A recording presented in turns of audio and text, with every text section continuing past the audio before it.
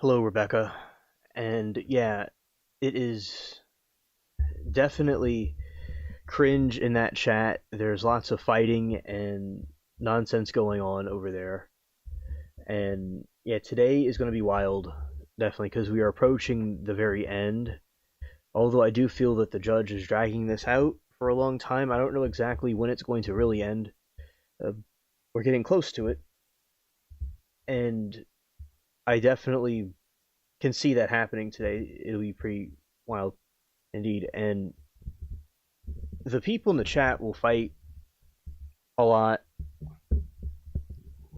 and it's really something else to see there's spammers. There's people that are just being there to be goofy and troll, and there's other people that are just fighting over it. And you could have discussions about it, but it really there's lots of strong emotions. Obviously, the trial is a very gruesome act, but it's still a lot of people are all over the place. So yeah, and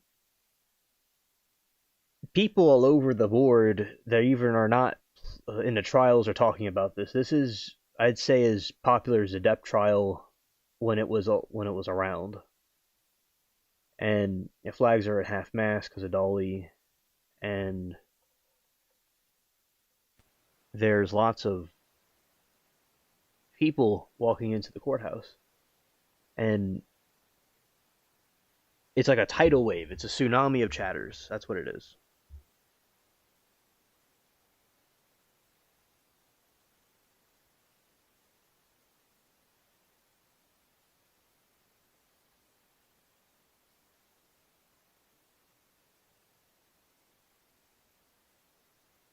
And I see there's a mailbox right there.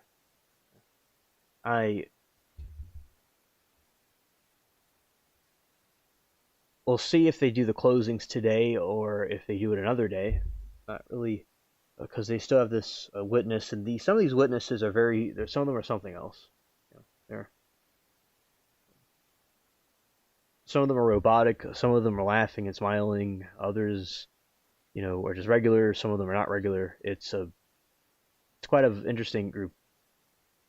Yesterday I was playing some of the new trial. Well, I'm also, watching the Tupac one, and there's another trial that the brand new one in Georgia of the disappeared woman.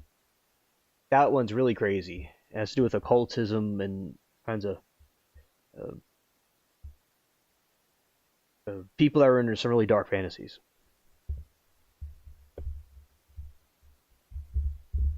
Right, yeah, exactly. Yes, indeed.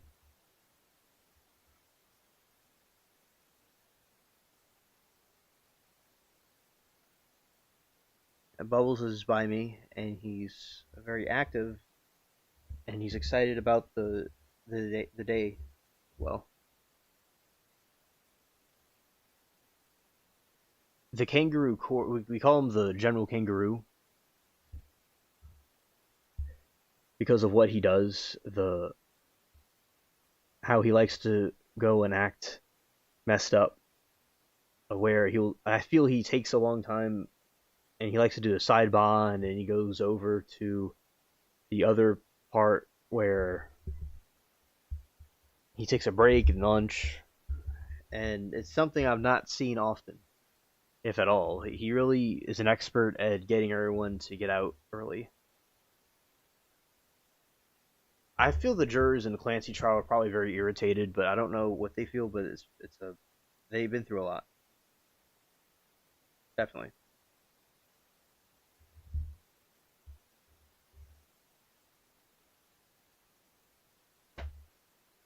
Right now, Bubbles is on me. They shot the Bubbles.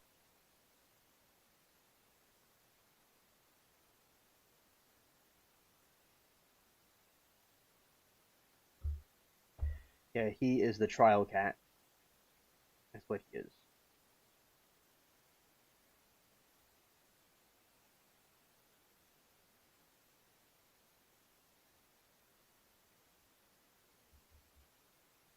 some people from the TMZ chat from I didn't even know TMZ had a live stream, but there are some people from TMZ uh, that watch a live stream over there that came to LC to see Tupac, and I, you know, like to see the. They invited me over to the TMZ stream, so that was pretty cool. And then they came over here, so shout out to them. Brandy is one of them, the new chat people we have here.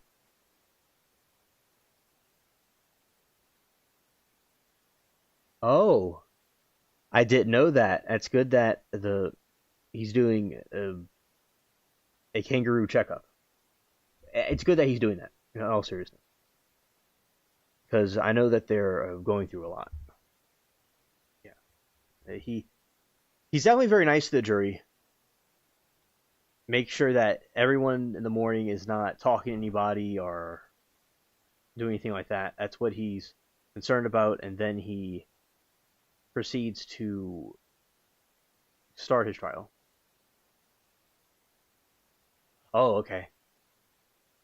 Yeah, I'm glad the I have not watched the news or really anything. I just kind of I'm living under a rock, so I'm glad to know some extra details that I wasn't aware of before.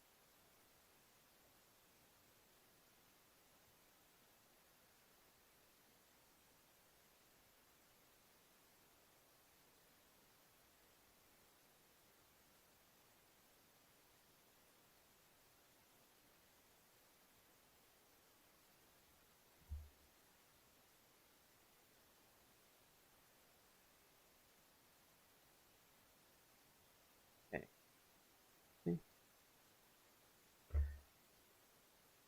There is a part of the trial from the other day where of Rebecca, you read my mind because I was just about to talk about that.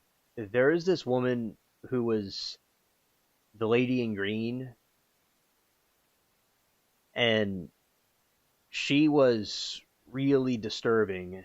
She had this. It was towards the end of the day before yesterday, and she had this very disturbing smile on her face, and she was waving at the camera.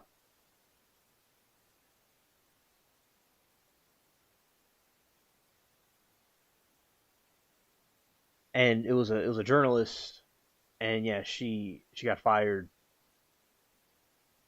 Yeah, that was some really messed up stuff.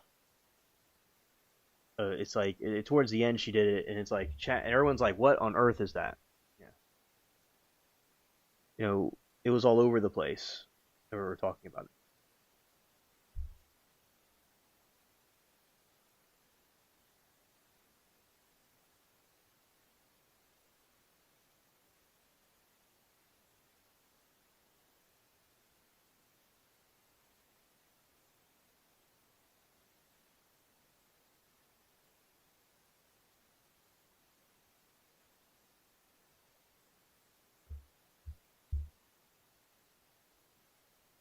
Yeah, that is true. Yeah, very crazy. Yeah, I remember it was over on IG. She was telling people to off themselves and jump off a bridge and things like that. It was, uh, she was definitely insane, and I'm glad she got out of there because she just was very unsettling and creepy, and there's a lot of disturbed people out there, and she was one of them, definitely. Yeah, it's oh, good morning, Saw. Welcome to the live stream.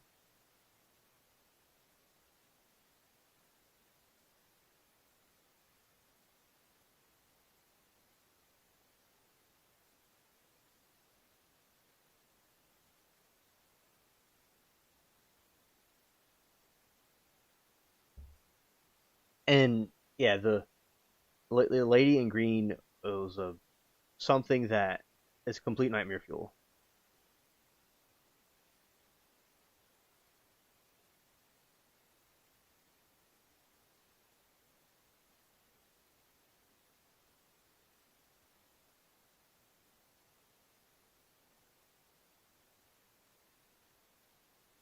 It's just people are disturbed and they're trying to seek attention. That's what I think she was trying to do. It was just completely just trying to mess up everything. Definitely.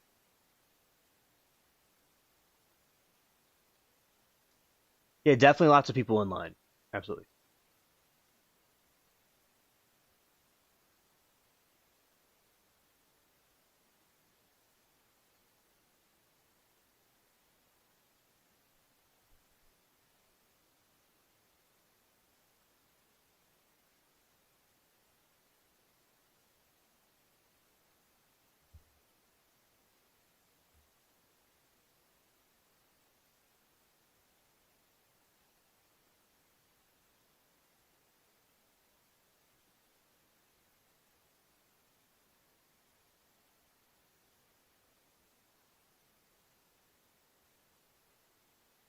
Bubbles is just so excited for this trial. Let's see if I can pull this up. I have to show this a couple of times, but we'll.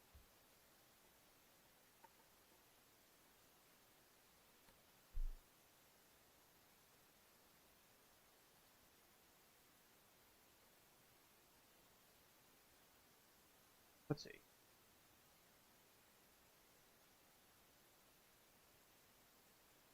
See about showing this. Oh, I'm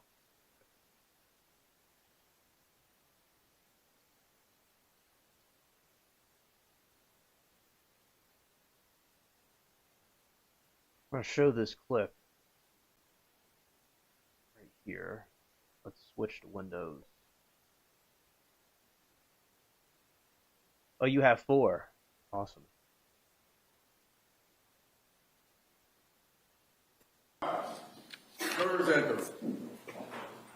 I'm gonna show a clip from the trial. In front of this creepy lady, and I'll show y'all like more of it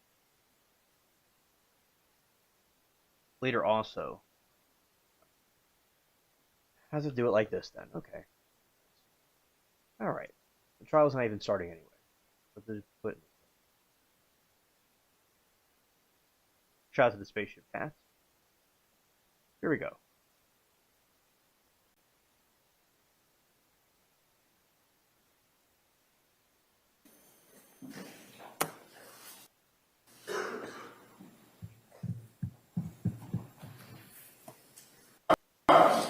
Jurors enter.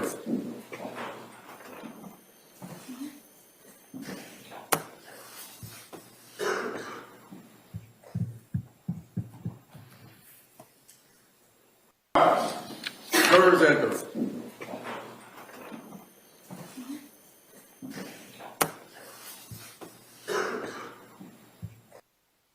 Right, so that is the creepy lady wearing the green outfit. And that happened right at the end of the day before yesterday. And so, we I don't know if everyone caught it, but it was something that we obviously would have seen the other day. And yeah, it's quite disturbing. I don't know why she had to be weird like that, and she was telling people to go delete themselves, jump off a bridge. So I don't know what her problem is. I'm glad she got out of it though, because people weird that are like that don't need to be there. Yeah, exactly. It almost looks like a nurse outfit too. Jurors enter.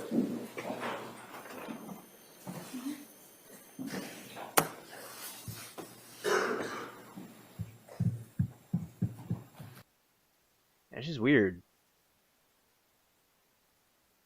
It's completely weird. Lots of cringe.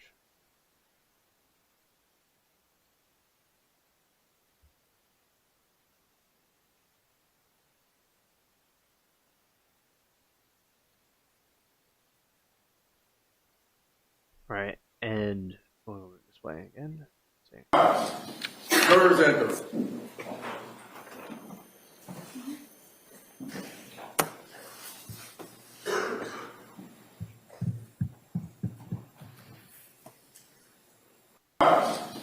Jurors enter. And Yeah, the chick behind her too.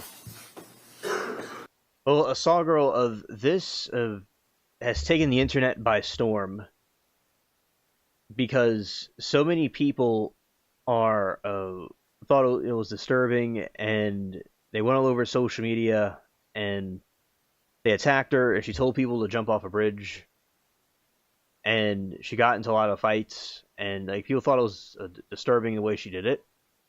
But yeah, I don't know. It's like it's up to the person to think if it's disturbing or not. But it caused a lot of backlash on the internet. Yeah, like they thought the reason they did that was to kind of troll or to get attention, but maybe they were just smiling, and she just smiles in a Timu Mariner, according to people that are watching, and that would explain that. Yeah, maybe. But as I said, if it could just be like a regular smile or just somebody that's just trying to smile for the camera, and it just didn't go right. But yeah, just a lot of people on social media were attacking over it. I could see it going either way, like it being unsettling, or do you agree? Saw that's creepy? Yeah,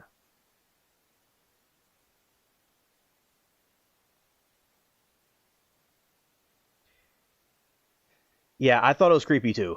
It's just and the woman behind her as well. They're just kind of either it's some real eccentric person or somebody that's like trying to troll, and they're telling people to delete themselves when they confront her about it. It's a very bizarre individual. This trial has its crazy moments.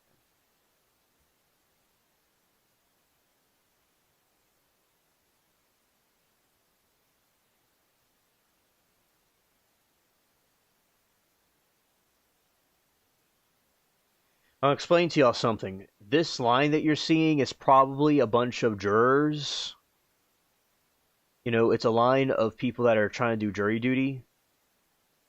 They have you wait in a line like this, and then they screen you and check you out to make sure you don't have weapons of mass destruction. That's basically what this is.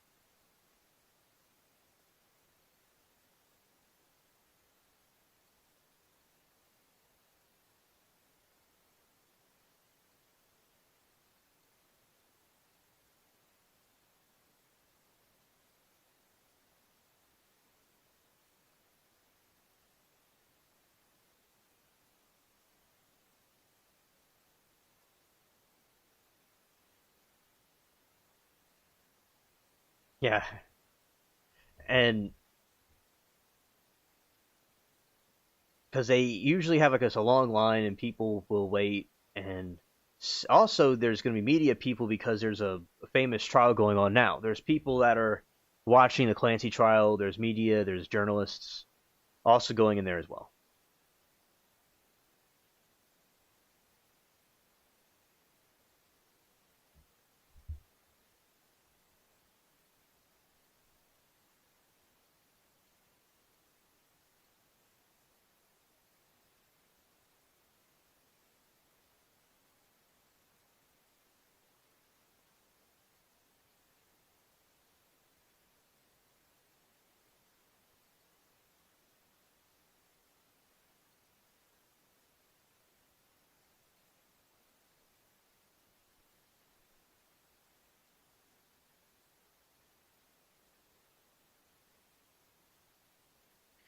Boles is very distracting.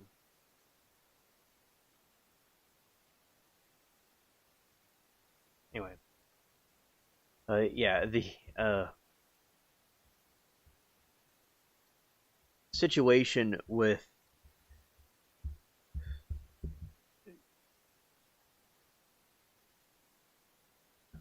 Saw. I think today we do cross.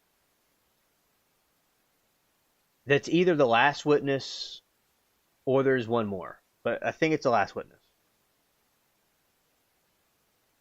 It's either second to last or the last, and there's going to certainly be closing arguments. There's going to be jury instructions and Timu instructions, etc., and Sheen instructions. So we'll see what they do. Yeah.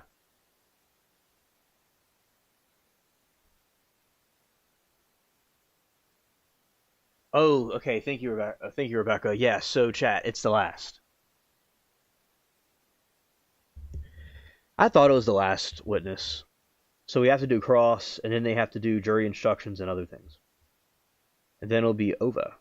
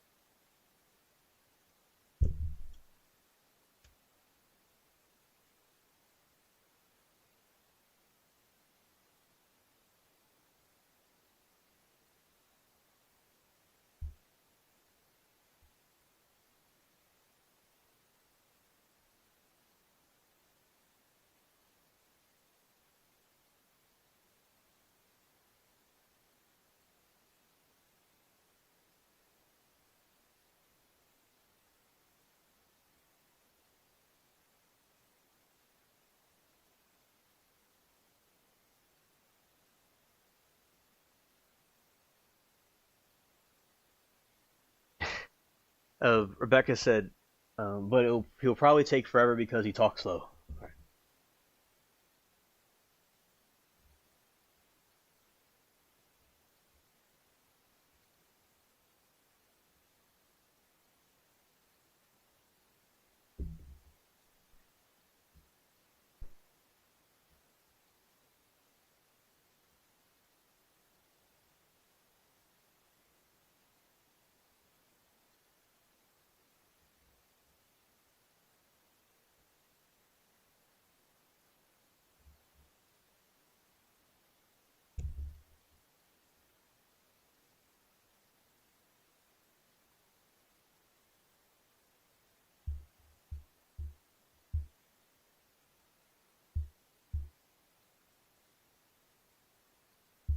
I'm okay.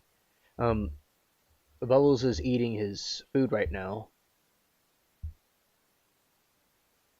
and that's that. And so, like I said, yeah. You see, the thing about him is that he does talk real slow, and the it'll probably take forever, definitely.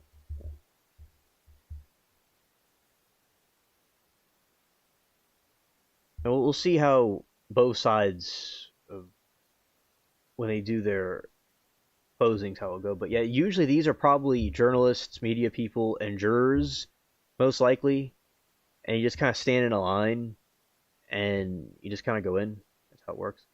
Remember, all those people are going in there, so it takes some time. Maybe that's why it takes so long for our uh, general to do his trial.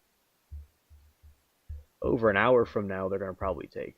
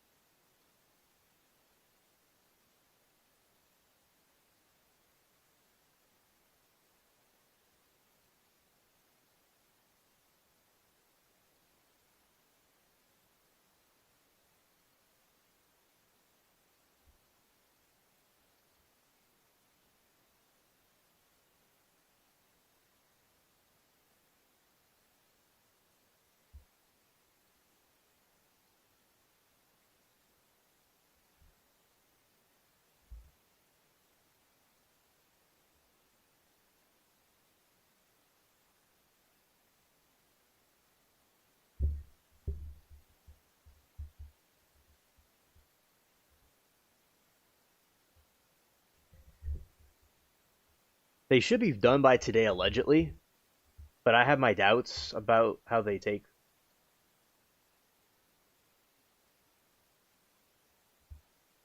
You remember the slow talking doc? Yeah. Oh, the dude's kind of robotic. Also,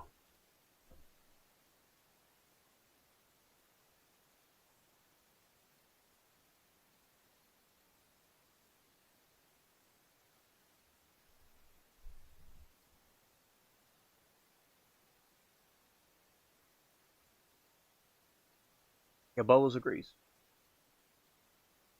Yeah, coffee time. Yeah, absolutely.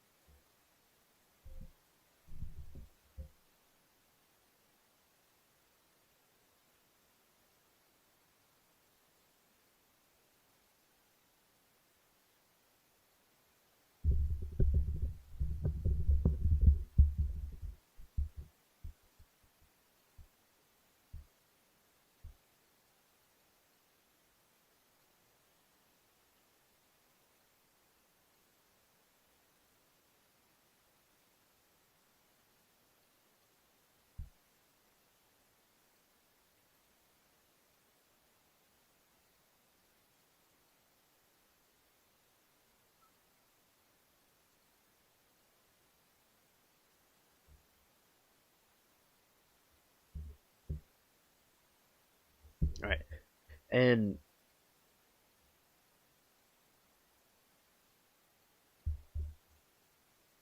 the mannerisms that some of these witnesses will tell a lot. Now, he seemed like a boring teacher yesterday, the doctor, and oh, he was saying and a lot.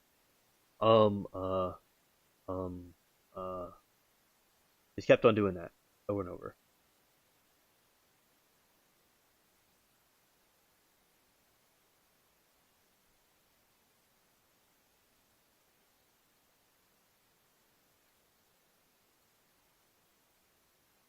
Sauce says the Gobble trial is really interesting.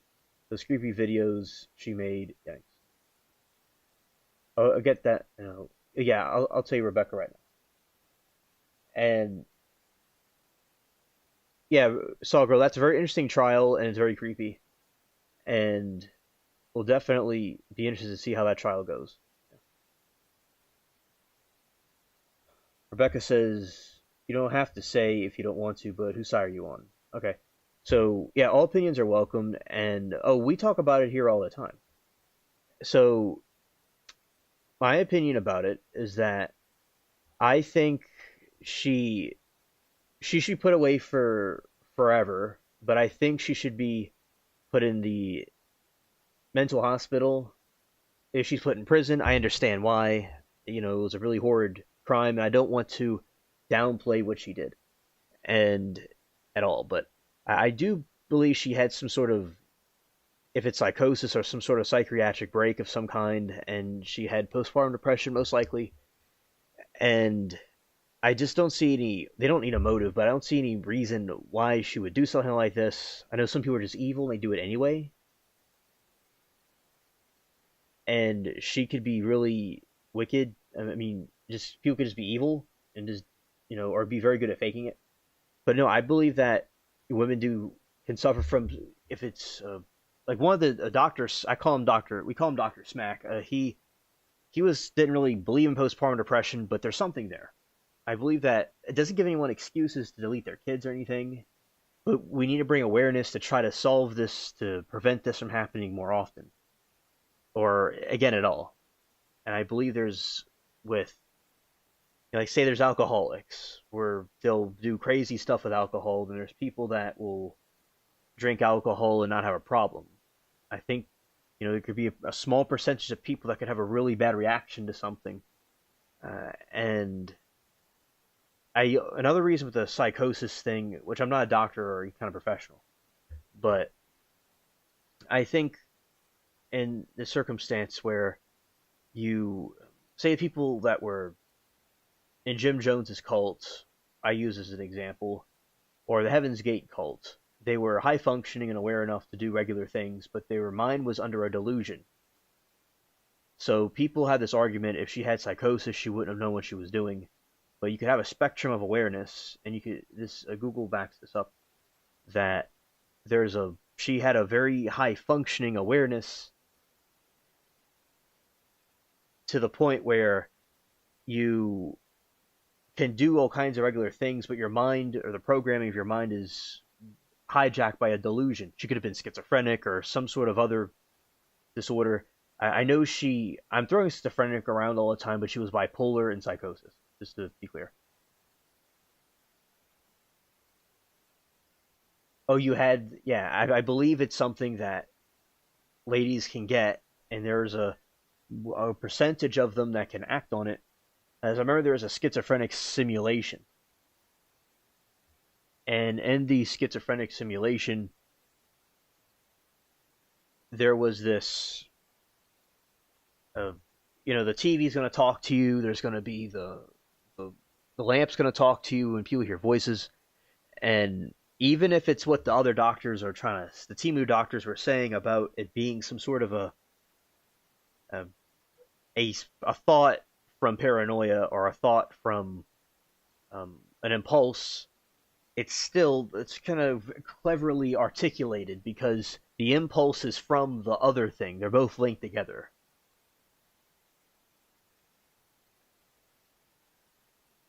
Oh, I understood, Rebecca.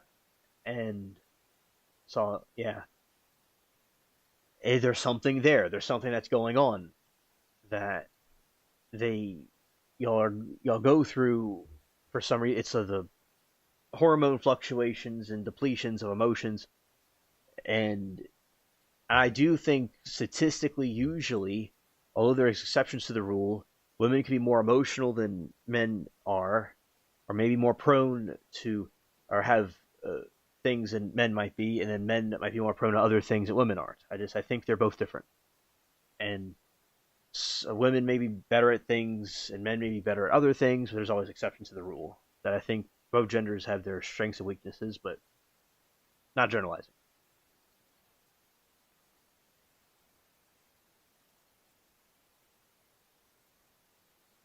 Yeah, but understood, Rebecca. It is a thing to.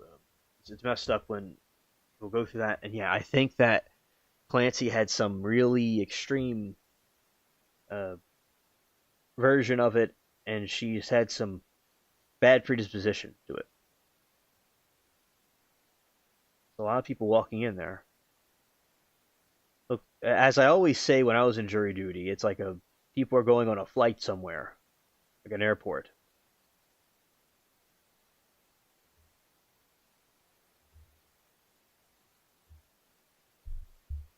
And as I said, all opinions are welcome, and it's okay if people are against her of being put in a mental hospital. Whatever people, because sometimes I think there's lots of disturbing things that happen, and yeah, it means it's understandable people would want her to be locked up, but I don't think she should be released. It's highly unlikely she would be released, and she'd be in a mental hospital the rest of her life.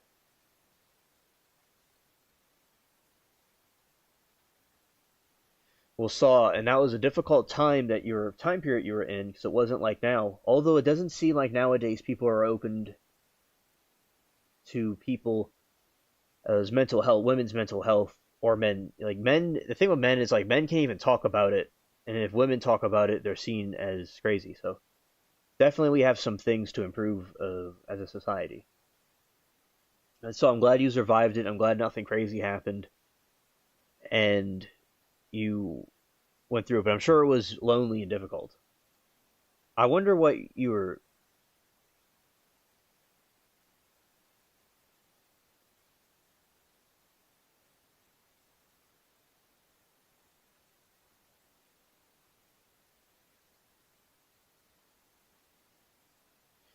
Understood, Rebecca. Thank you for your take on that. I do personally think that the doctors gave her a lot of medicines that weren't good.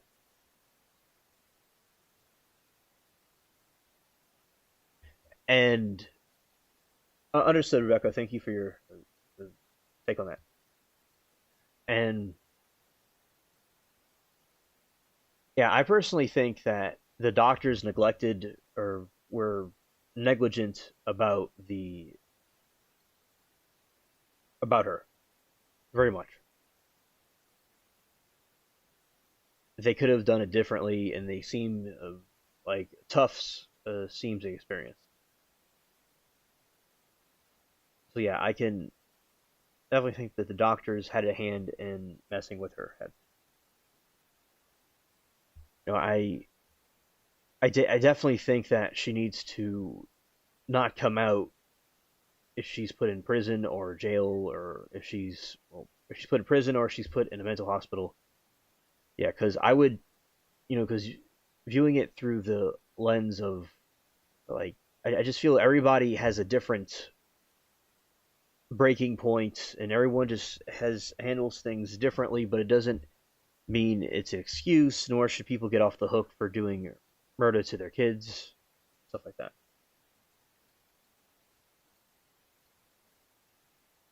Yeah, I don't think, I would never want her to walk free ever.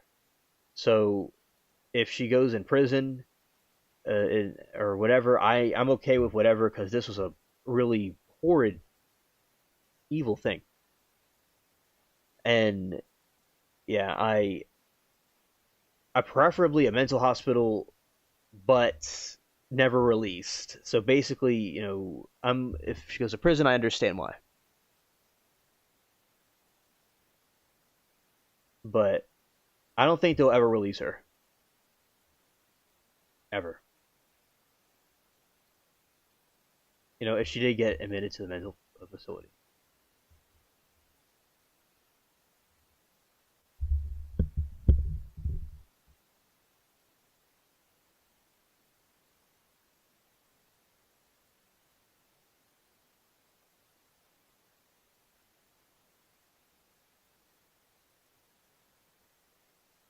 Right. And in my opinion, I don't think Patrick had anything to do with it because he seems to be blamed for it for some reason, and I don't think he was responsible for it. But it's interesting to see the theories about it, though, like what people are saying about it. But I don't think that he was responsible. But I've heard some interesting theories about it, but it's not something that I think happened. Oh, Saw, I believe she should be completely tube tied, definitely.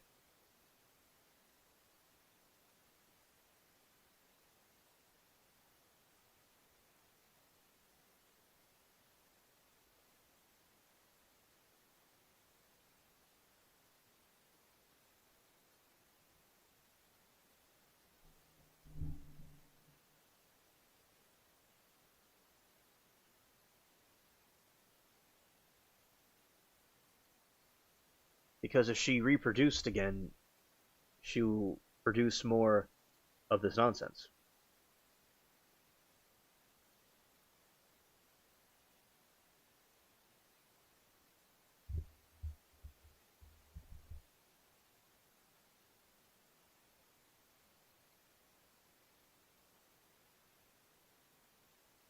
Yeah, so yeah, lock the door, throw away the key.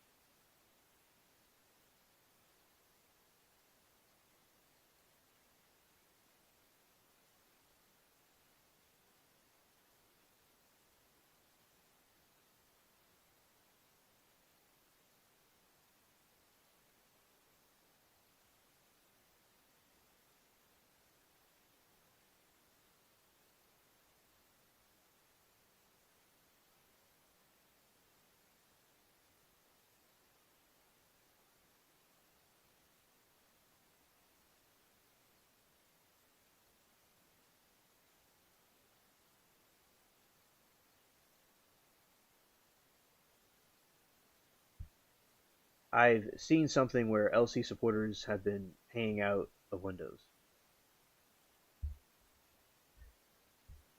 Oh, I've not heard. They have some wild ones to be doing that then. Well,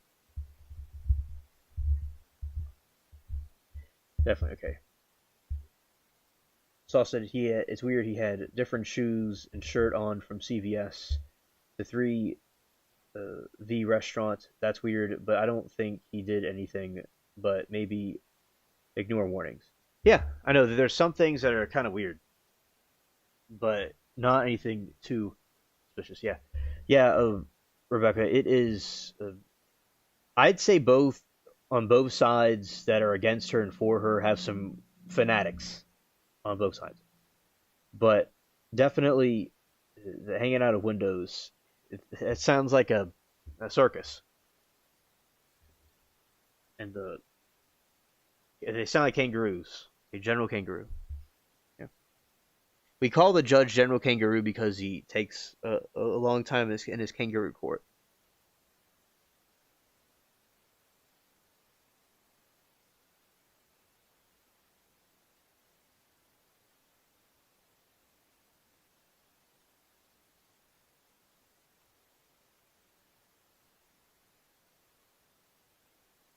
Like being negligent, kind of like missing warnings and stuff. Yeah, that is true. Kind of like misconstrue that completely, but it is what it is. Yeah, he was maybe a little bit negligent, but doesn't mean he's responsible for anything. People like that need to be under high watch.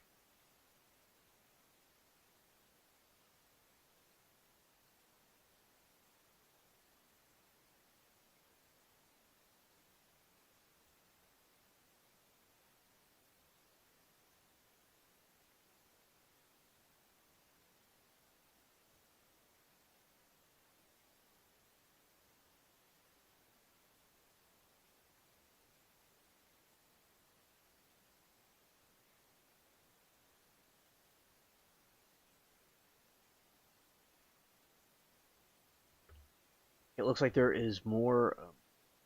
Most of the people are in the courthouse now.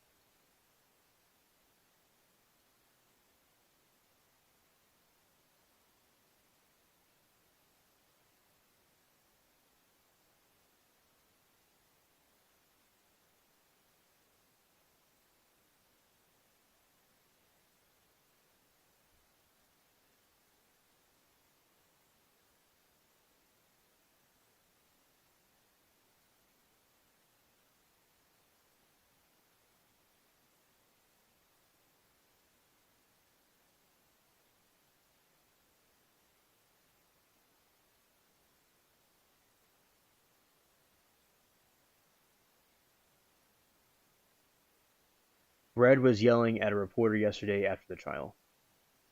Oh, okay, Rebecca. Yeah, I definitely would like to see that if it's on video. If you have any more information, go ahead and tell us the story.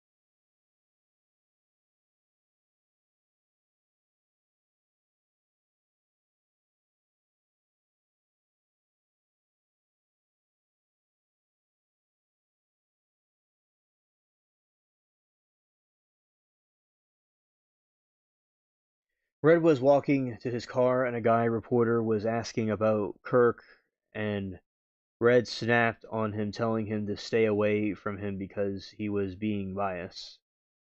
Okay, yeah, we gotta check that out.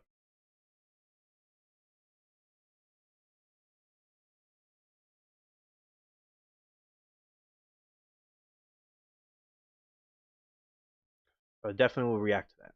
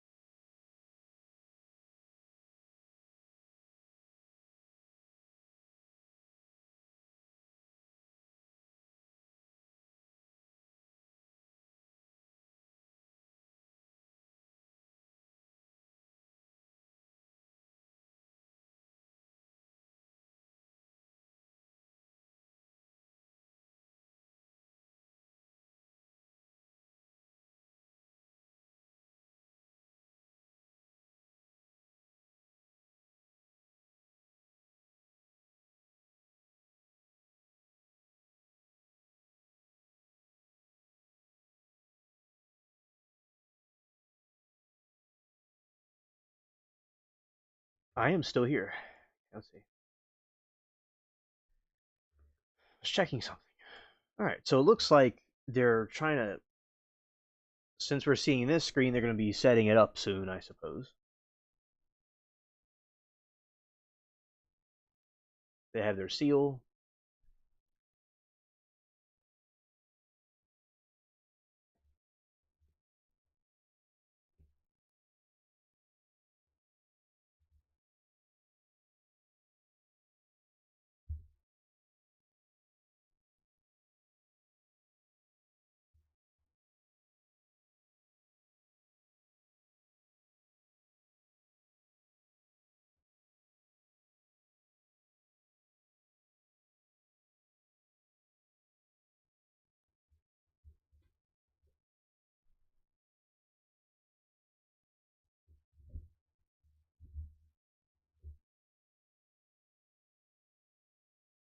Yeah, these moments outside a trial are really dramatic when they have these different fighting scenes or arguments.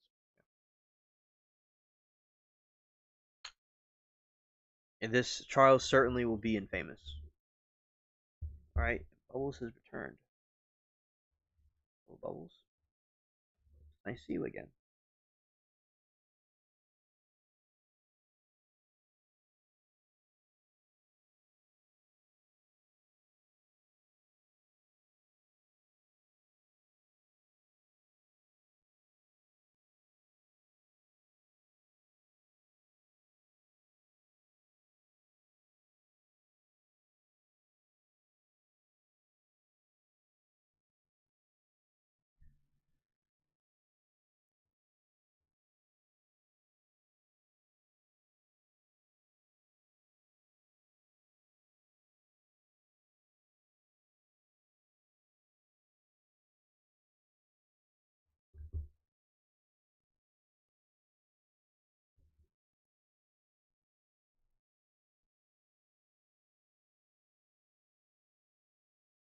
Oh, okay. Thank you, Rebecca. Let's see.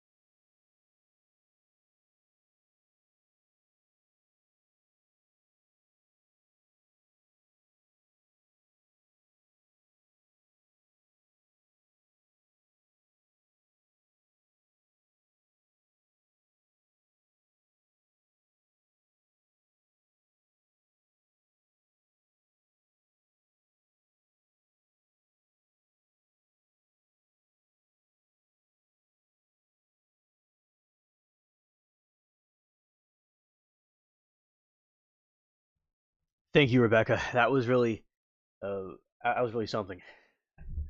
He called him a weasel. Definitely will also show chat as well, too. Even if it's not this very second, we'll definitely do it.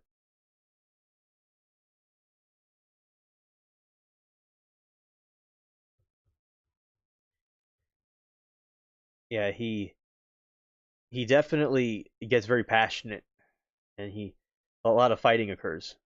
It seems, tensions are very heated. So glad to see that clip.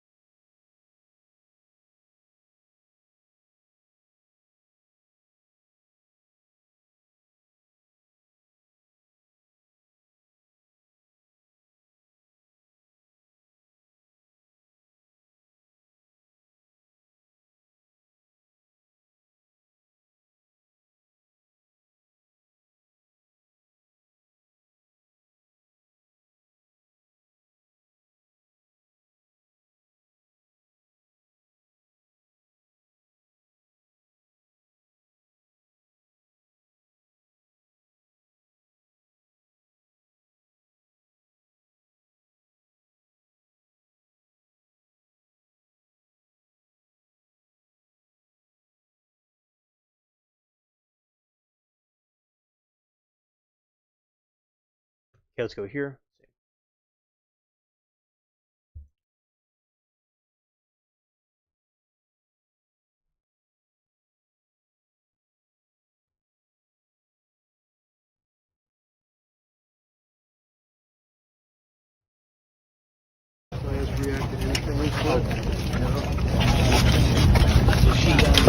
You, Yes. let me tell you something. Yes.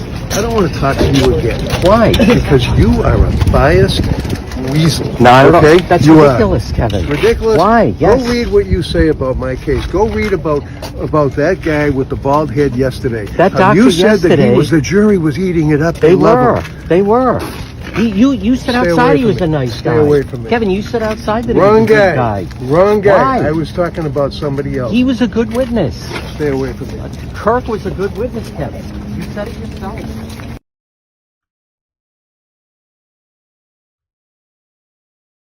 React to anything we put, You, Yes. let me tell you something. Yes. I don't want to talk to you again. Why? Because you are a biased weasel. No, I don't okay? know. That's you ridiculous, Kevin. Ridiculous? Why? Yes. Go read what you say about my case. Go read about that guy with the bald head yesterday. That doctor you said yesterday- that the jury was eating it up. They love were. him. They were. You said Stay outside away he from was me. a nice Stay guy. away from me. Kevin, you said outside that Wrong he was a guy. good guy. Wrong guy. Why? I was talking about somebody else. He was a good witness. Stay away from me. Kirk was a good witness, Kevin. You said it yourself.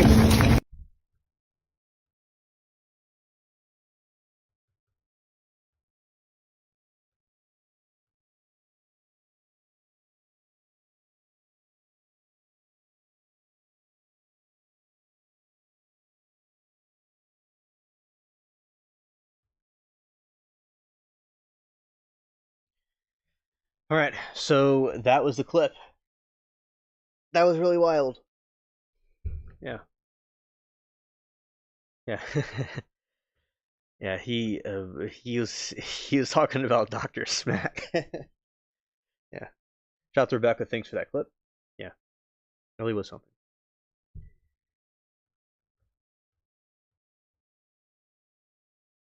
Our pleasure, Saw. Glad to help. And I'm gonna be uploading the I'll be uploading these things to the by the way, I have the in the jurisdiction room channel I'll upload the green lady and that one. Yeah. Yeah, he was not happy at all. No.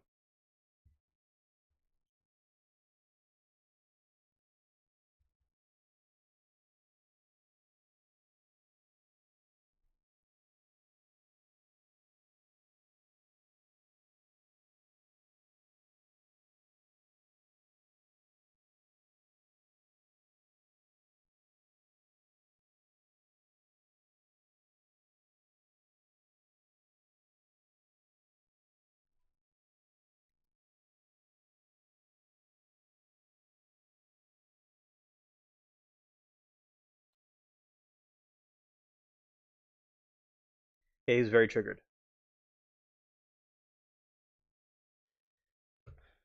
Okay.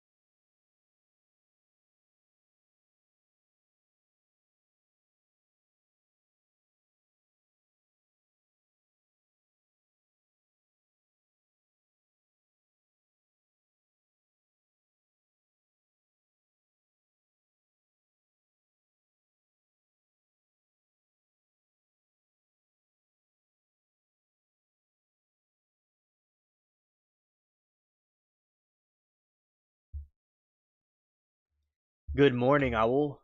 Good to see you.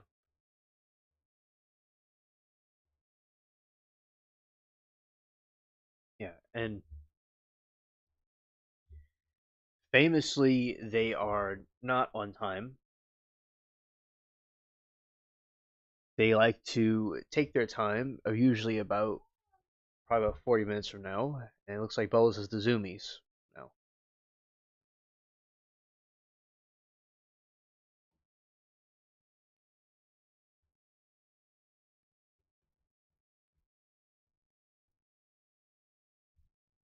we are gradually getting closer to the fall. Trees, etc., will change colors, and it'll be nice to see that happen.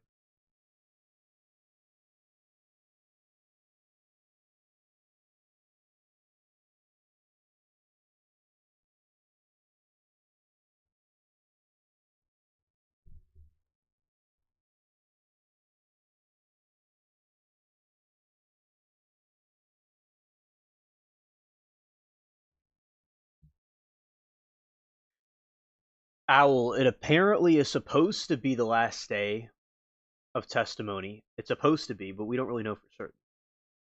Because they drag things out a long time. Allegedly, it's the last day. Yeah.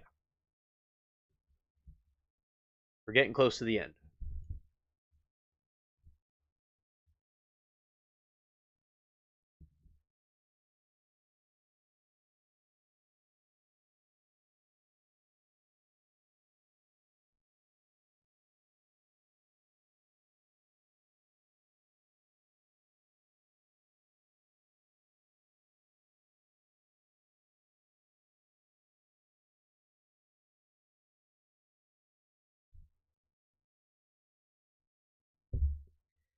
Yeah, any predictions? I'm not too certain what they are going to do, the jury, but yeah, I'd say probably the not guilty of reasons of insanity, most likely, but it could go the other way easily with being guilty, and she gets locked up. I'm a 50-50. Like, I don't really know what they're going to do because it seems hard to read, but yeah, it doesn't seem like there was much of a not guilty of insanity, but we'll see what they do.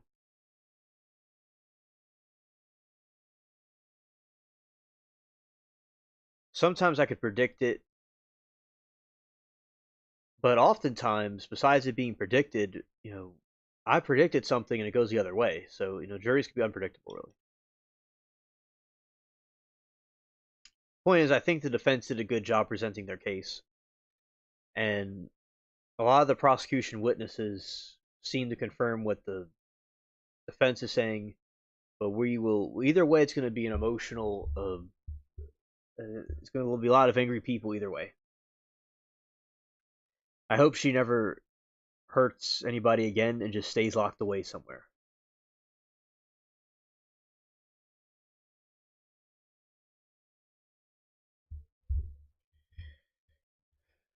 Yeah, so I hopefully we'll see that, but definitely is interesting to see whatever they will do, but not quite sure what exactly the jury's going to do, but it can be either way. It is Owl. It definitely is a case about that, and I agree, Saw. Yeah. So you have different psychological perspectives. Now you have psychological perspectives from the rebuttal witnesses and from the other witnesses for the defense. And I think that it's all different points of view. Like, everything's being viewed from different directions.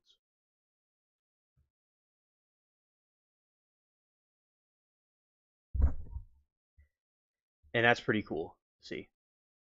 And people could decide what they think is.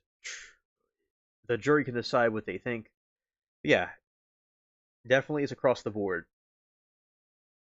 Not entirely certain what they're going to choose, but it's definitely a case about psychology. And was she hearing voices in her head? Were those voices herself? Just talking to herself, or was it some sort of delusion from psychosis? Or were the voices or impulses she was having from some other psychotic break?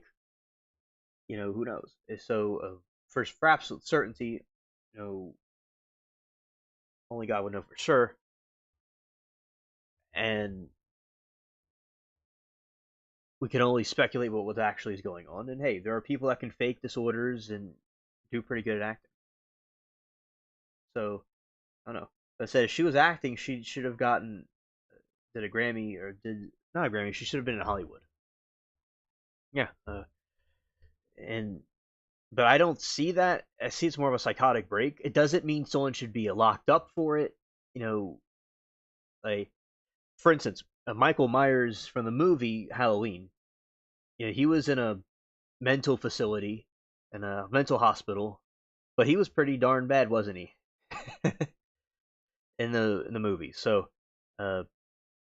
just because someone's has a psychotic break, it doesn't mean that they're like, it's obviously a horrid thing that people can do to be put in there. Certainly shouldn't be downplayed. And I think people that believe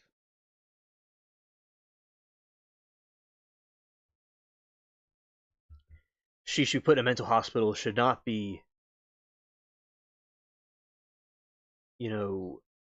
seen as downplaying the event. Because I believe a lot of people that are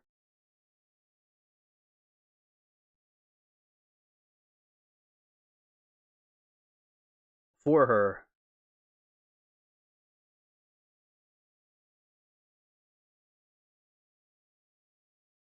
shouldn't be seen as an enemy.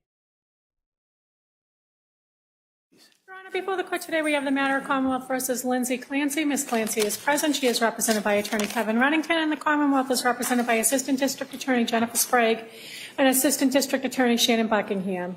Well, good morning, everyone. Good morning, counsel. Good morning. Good morning, Ms. Clancy.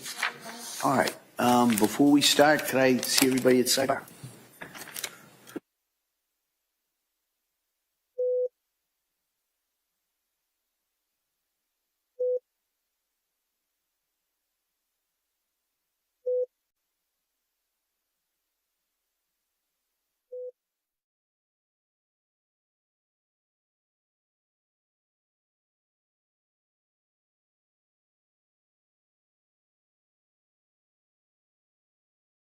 Yeah, here we go, starting off with our morning sidebar.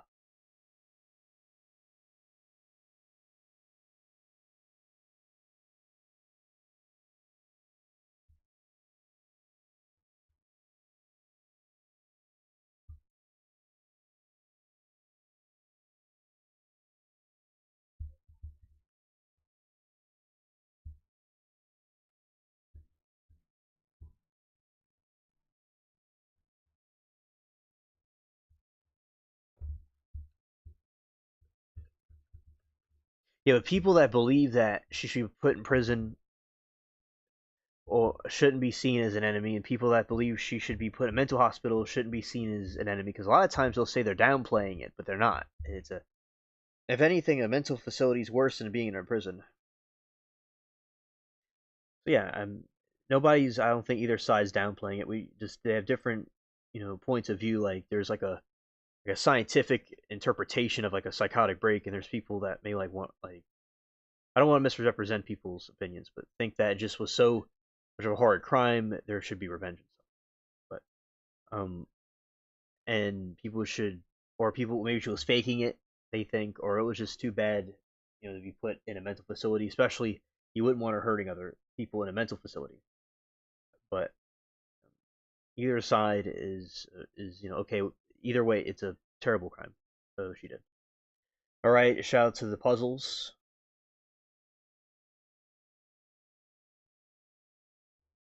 Yeah, absolutely, Rebecca. Definitely agree. All right, let's see. Sidebar is over.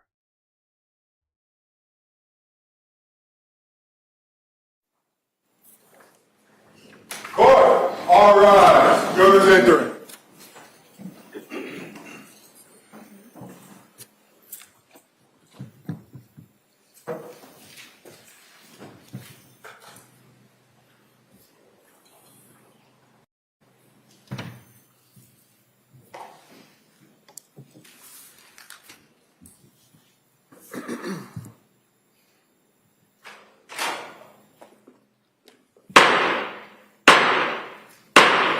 Hear ye, hear ye, hear ye, all persons having anything to do before the Honorable William Sullivan, Justice of the Superior Court now sitting in Plymouth, within and for the Commonwealth. Draw near, give your attendance, and you shall be heard.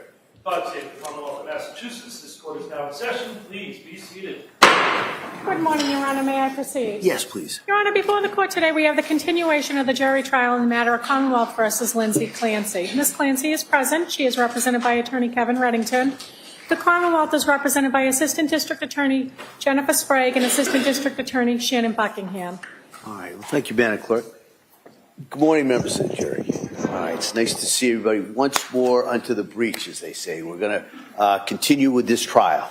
So I appreciate everybody being here. I'm going to ask those questions, and I'll go a little bit into today's schedule and kind of where we're going to go on this. So first question. Has any member of the jury read, seen, heard, or overheard anything from any source about any aspect about this case that would affect your ability to be fair and impartial? All right. Second, is there any other serious matter or concern bearing on your service as a juror in this case that anybody needs to address at this time? All right. Again, thank you so much for following those instructions. And so what we're going to do, as I said yesterday, we're going to continue with the testimony of the doctor who was on the stand yesterday, and it's anticipated that that is the last witness in the trial, and then we will then take a break, because before we go to the next portion of the trial, which is the closing arguments and the legal instructions, the court has to make some arrangements. They've got to speak to counsel, so it takes a little while. So I'm going to excuse you at that point and have you come back tomorrow. All right? So we're going to finish the evidence today. We're going to excuse you. I'm going to then deal with counsel, and then we will do, hopefully, arguments in charge tomorrow. All right? So again, I can't tell you how much I appreciate everybody's dedication and commitment in following those instructions and being here every day. So that's kind of where we are at this point. All right? And so with that, I'm going to ask the Commonwealth if you could have the doctor retake the stand, please. Yes, Your Honor.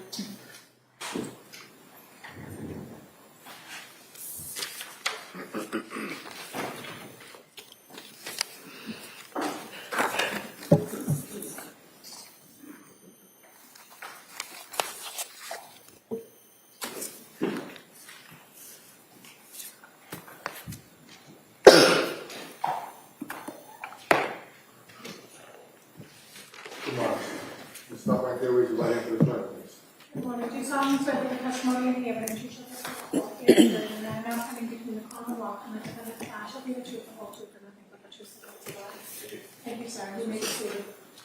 Start, please. All right. Good morning, doctor. Good morning. All right. Attorney Sprague. Thank you, Your Honor. Good morning. Good morning. Yesterday, when we left off, you were testifying about the decision-making process of the defendant and what she told you about that.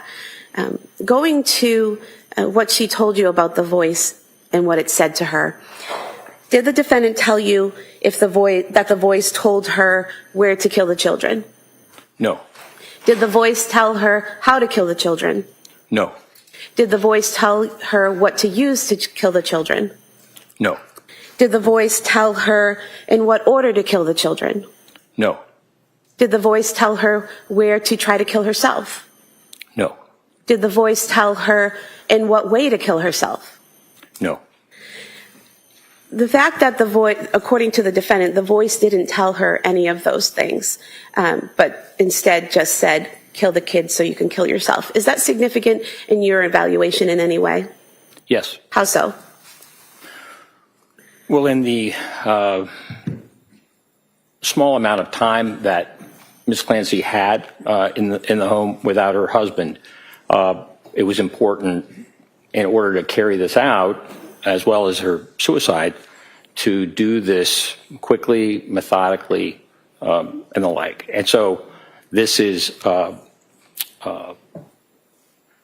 having no instructions as to how to do it, but being able to execute those decisions, including being able to get a phone call and and then return it to her husband in the process of all of this. Certainly the phone call was not expected. That is surprising that she was able to accomplish all of this without any other kind of direction or plan. Does that indicate to you that she was making decisions about those things, about where and how and when? Your Honor, this is, again, for the record, direct examination. It's leading. I object to it. Have a standing objection. Yeah, if you could just rephrase that. What does the fact that she was able to do all of that indicate to you, if anything? Well, it indicated that she had control of the sequence of what she was doing throughout. Doctor, you talk in your report about interpersonal psychological theory of suicide. What is that? Well, that has to do with the decision-making process or the capability for someone who attempts suicide. And are there 3 parts to that theory? Yes. And what are they? Well, one would be called aloneness, or the sense of isolation, people not understanding. So that is a real difficult challenge for people to face. They feel that they can't fully share with others. Another is burdensomeness. If someone feels that they are a burden to others, that is also something that we find is a component to those who make serious suicide attempts and completions. And the third is what I would call capability. So you can have that sense of aloneness. You can have that sense of burdensomeness. But if you don't have the capability of taking your life, you can be very suicidal but not ultimately accomplish the suicide. It does not mean that you're not suicidal. But that issue of capability is one that's very difficult because we have a natural will to live. And that is the most difficult thing for people to overcome. The thing that's the most difficult thing to overcome, that's the capability of actually committing suicide? Is that what you're saying? Correct. And this theory in the 3 parts, did you compare what Ms. Clancy told you and what you saw in the records to this theory and have any conclusions about that? Yes. And what were they? Well, certainly, the documentation from the medical and mental health records demonstrates that sense of isolation she felt, even in the company of others. That sense that she was just having a problem that was difficult for her to understand, difficult for others to understand, and of course the suicidal feelings that came about, and then ultimately those feelings about harming her children. This is not something that she could share. The sense of burdensomeness, she had planned to go back to work, as she had for her first 2 children, Cora and Dawson. And the time that she was expecting to go to work kept extending because she just did not feel mentally healthy enough to be able to return to work and to function. And so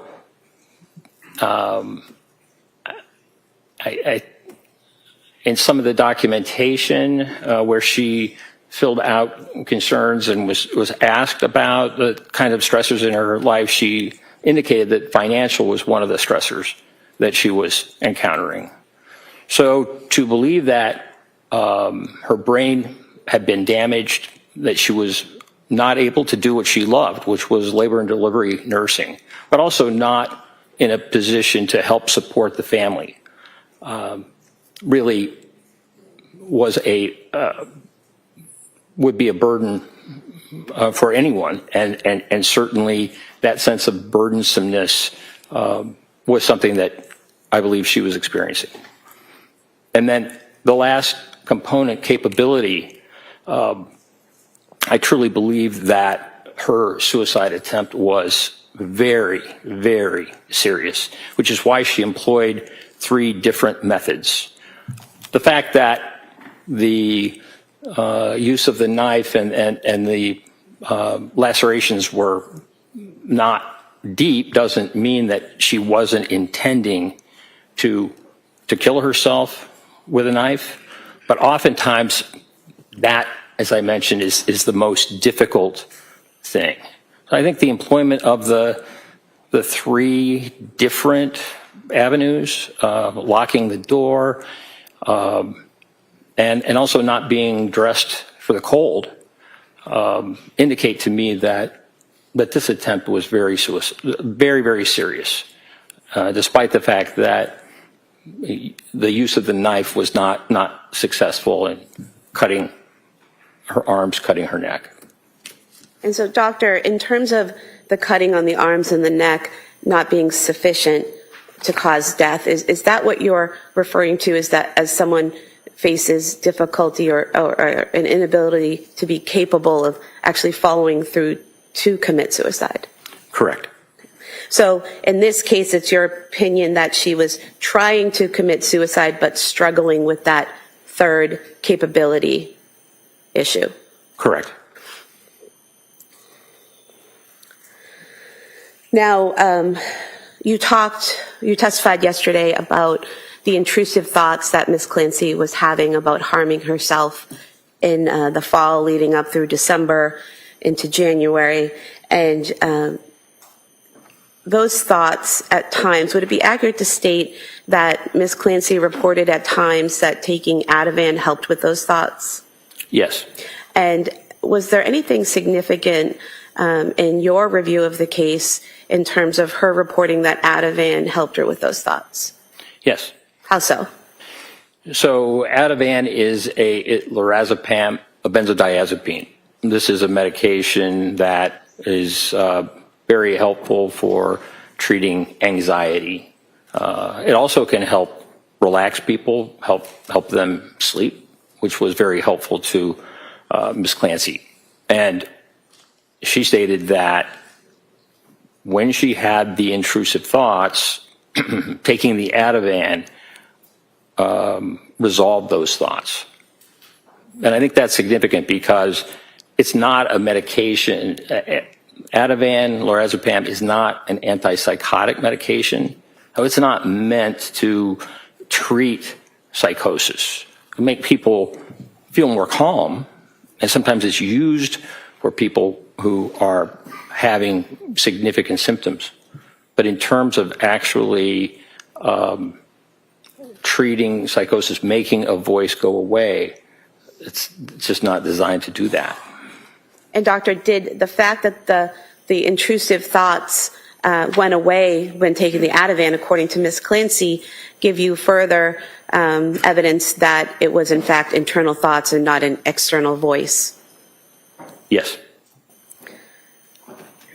Now, if someone is experiencing psychosis and is experiencing command hallucinations, can that person still know the difference between right and wrong? Yes. How so?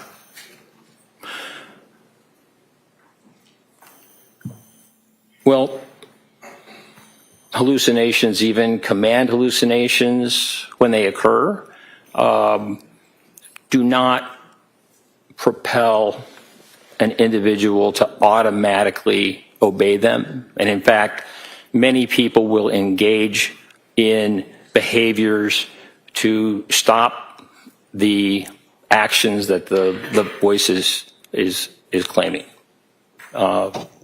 That's something that makes sense, particularly when the command is just so serious and so against someone's values. So it's possible, and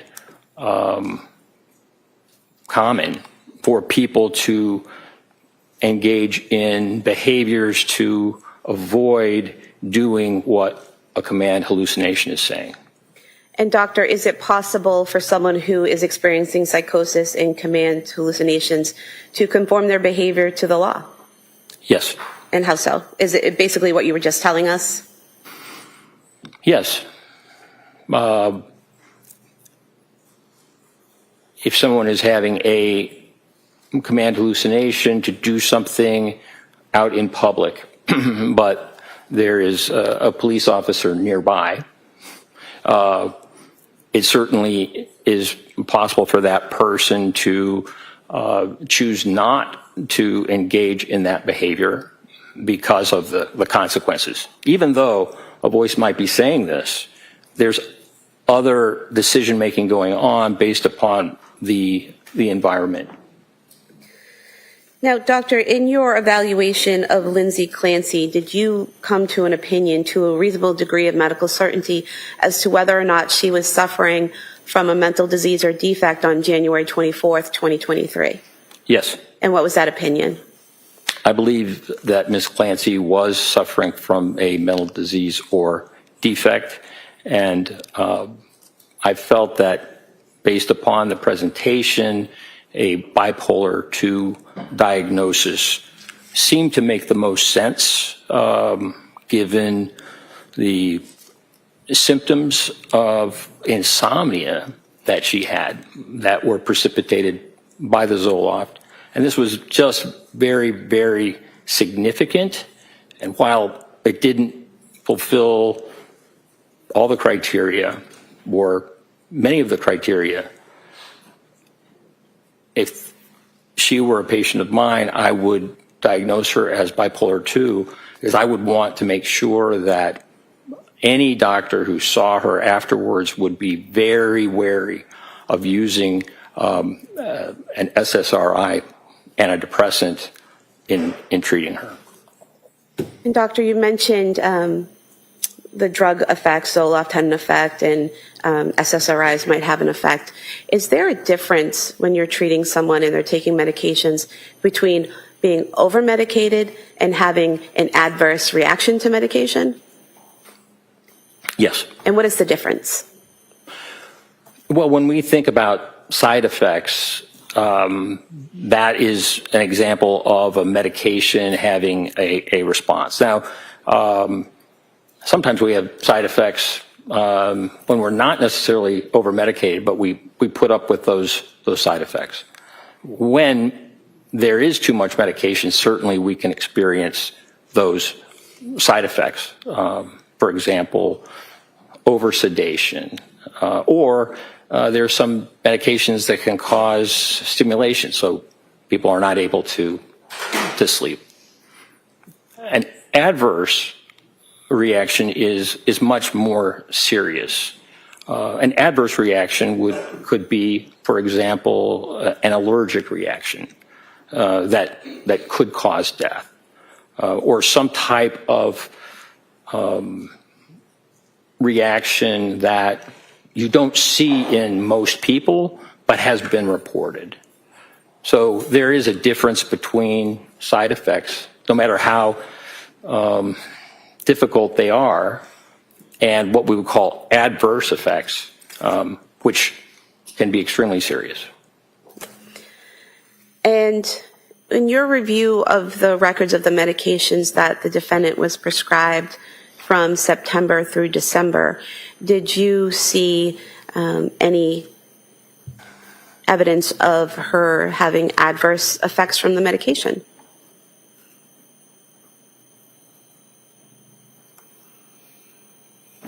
Well, the insomnia secondary to the Zoloft was very concerning to me, and it would mean not just cutting the Zoloft back, but stopping it.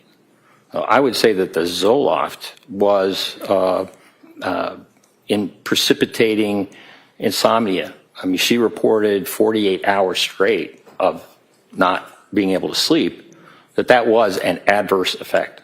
And an adverse effect really requires one to stop the medication. And that is what Dr. Jennifer Tufts did with Ms. Clancy, correct? She had her stop the medication? Correct. And in reviewing those records again from September through December of 2022, did you see any evidence that Ms. Clancy was over-medicated?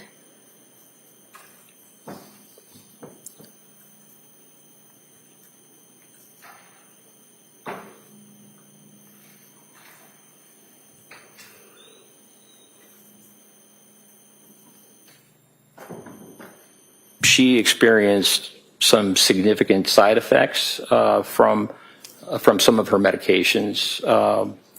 She was given, I think, nurse practitioner Paul gave her clonazepam, which is also a benzodiazepine, and she really had an uncomfortable reaction to that. Just woke up and felt quite confused. So she stopped that medication, understandably.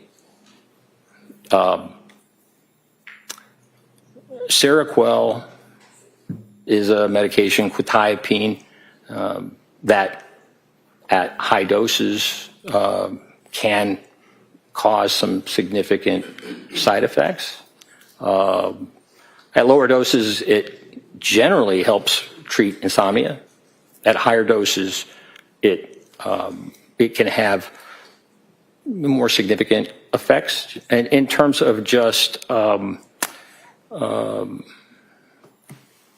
ability to think and organize one's thoughts.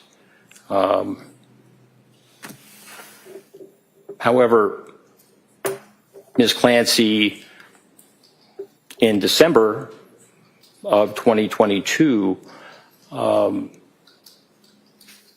chose at that time to continue on Seroquel, a combination of Seroquel and Valium.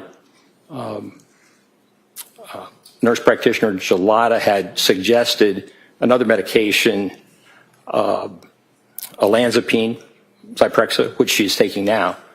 And Ms. Clancy asked that she continue on the Seroquel at that point and the Valium. So, it's a challenge. One has side effects, but one also sees benefit in the medication. And certainly that combination at that time, I think it was around December 7th, December 9th, that was really helping her sleep. And so she asked to continue on those two medications.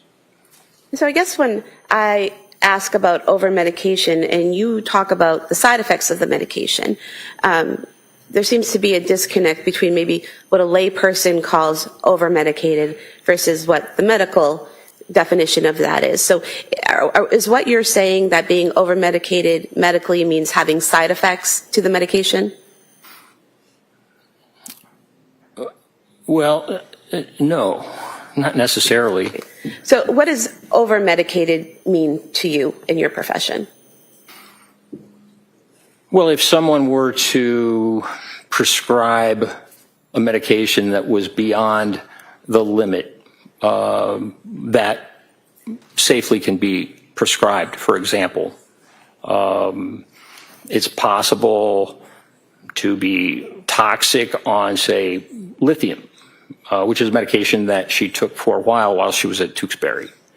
And if I were prescribing, say, 1,200 milligrams of lithium twice a day, and her lithium level was toxic, as it would likely be, that would clearly be an example of over-medication. And did you see any evidence of that scenario in the defendant's records, that she was prescribed too high a dose to make her be at a toxic level of any medication?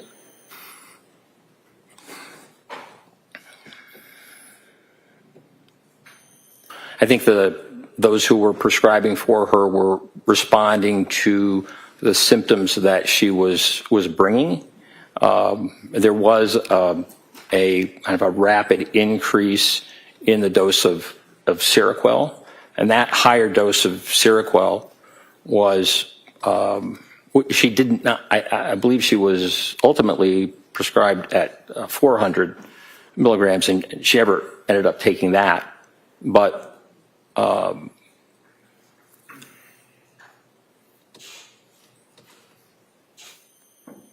as a clinician, we do our best to try and treat symptoms. So, Doctor, did you see, other than the Seroquel, any medications that the amount that was prescribed you would think would be over medication? No. And then the Seroquel itself, you said she was prescribed up to 400 milligrams, but she reported that she never took that amount, correct? Correct. And after her stay at McLean Hospital, she had been weaned off of the Seroquel, correct? That's right. And the only medications immediately after leaving McLean Hospital were trazodone and Valium, correct? Correct. Dr. Tufts added a medication as a result of her appointments with the defendant in January. Is that correct? That's right. And what was that medication? That was amitriptyline, also known as Elavil. And you saw that what the initial dose of that was, correct? Correct. What was that? The initial dose from Dr. Tufts was 10 milligrams. Is that a high dose for an adult? No, it's the very smallest dose possible. And then did Dr. Tufts increase that dose? Yes. And when was that? After a week, she increased the dose from 10 milligrams to 20 milligrams. And is that a significant increase in the dose? No. Is 20 milligrams a significant or large dose for an adult? Not at all. 10 milligrams or 20 milligrams of amitriptyline, is that something you could even prescribe to a child? Yes.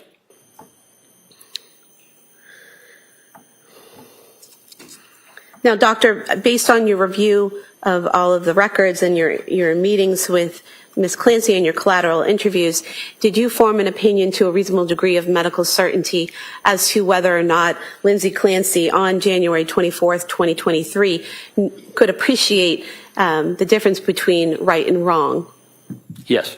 And what was that opinion?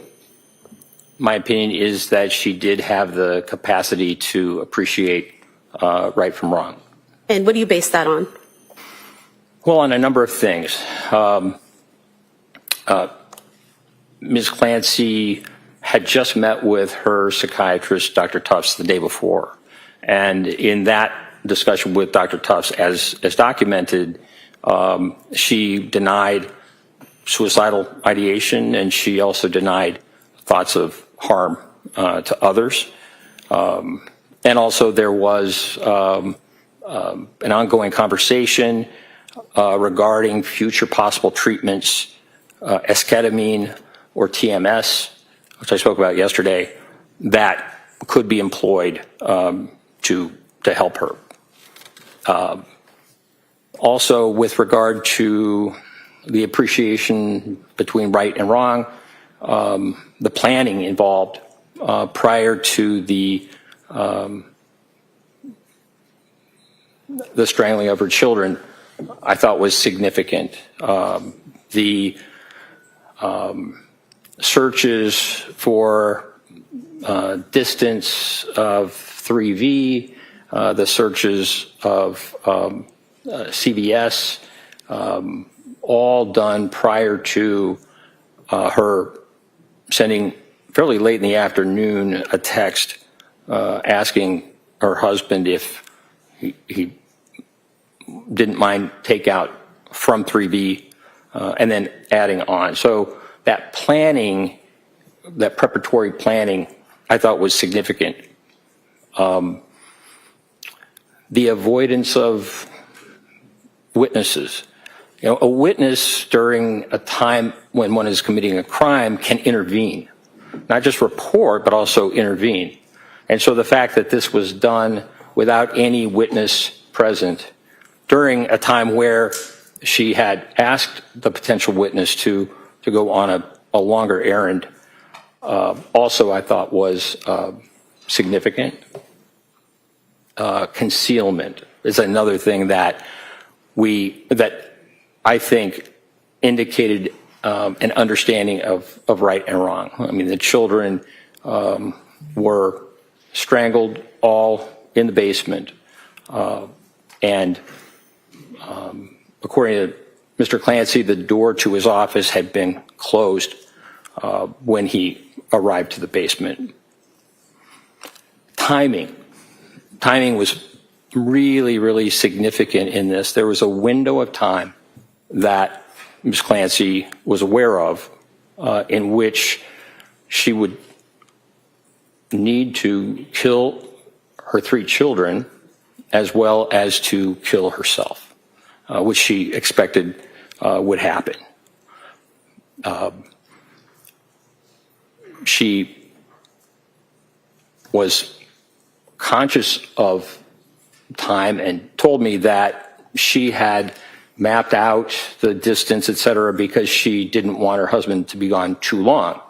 But in this case, I think the issue of time and her husband returning, rather than being a solution for her, was a problem.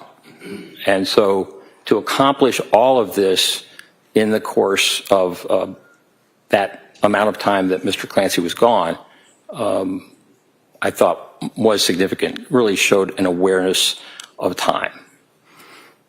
In terms of the weapons used, now these were exercise bands, but they were all near where the children were strangled. They were placed there. That's where they kept those exercise bands. And the exercise bands were nearly identical. I mean, very similar in terms of what they could do as ligatures. And so that use of weapons that were readily available and nearby also was significant to me in terms of her understanding of and planning. I did not see any evidence that she had delusions about her children, delusions as to something wrong with them or something that required them, because of a delusion, that they needed to die. I don't recall that she ever spoke about her children in a delusional way. Now, Look, we have a question. Sure. Next question. Were there other factors that influenced your opinion that she knew the difference between right and wrong? yes. And what were they? Well, the phone call at, 5:34 in the afternoon, I thought was significant. So Mr. Clancy was at CVS and he called his wife, and she did not pick up, she did not answer. But she called him back and had that ability to deviate from what she was doing to be able to respond, and so had the presence of mind to do that, but also to conceal from him what was going on.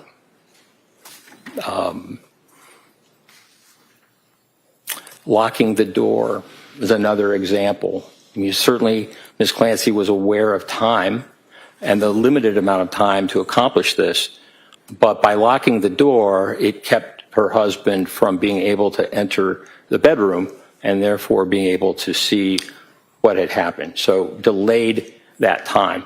On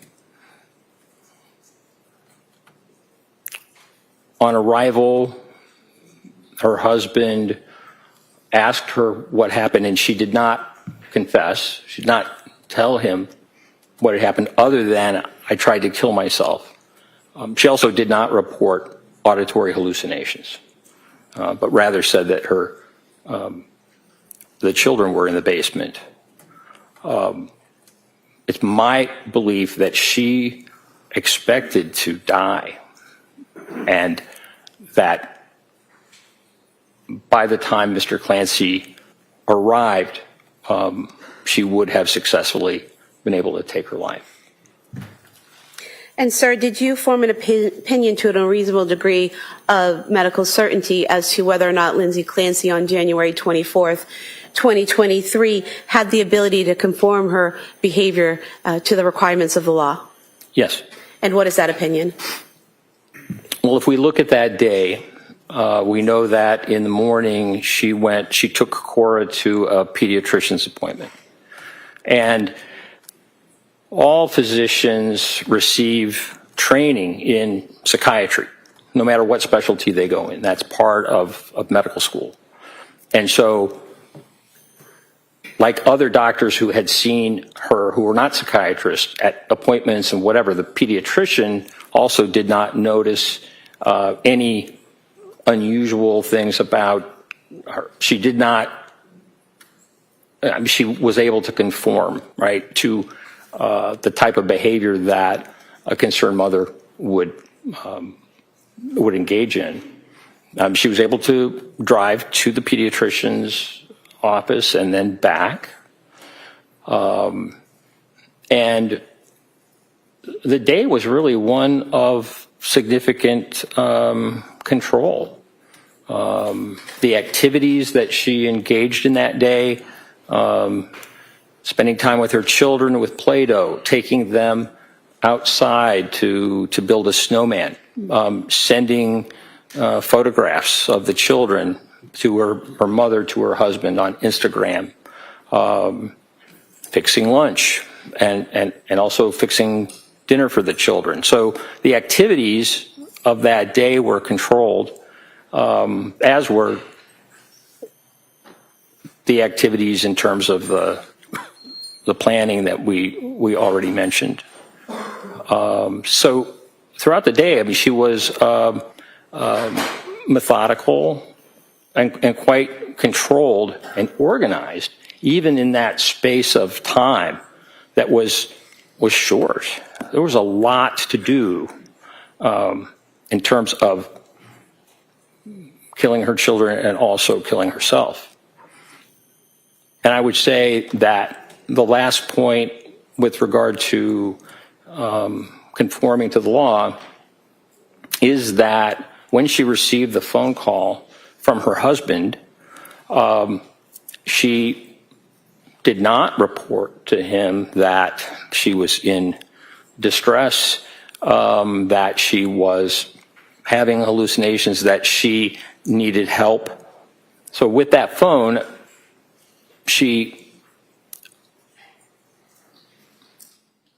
by calling her husband back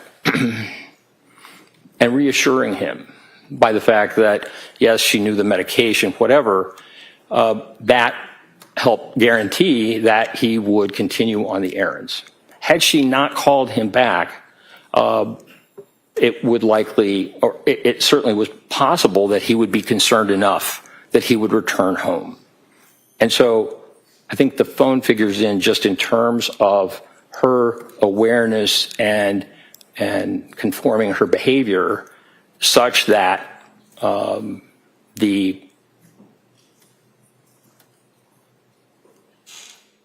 strangling of her children could be concealed. And doctor, did you form an opinion to a reasonable degree of medical certainty as to whether Lindsay Clancy on January 24th, 2023, when she strangled her children, was criminally responsible? Yes. And what is that opinion?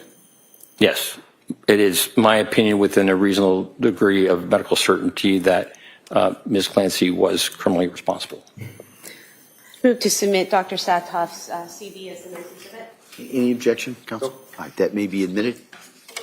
I have no further questions. Thank you. Okay. Hold on a second, Mr. Remington. Exhibit.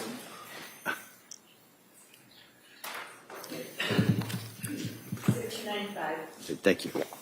All right, counsel.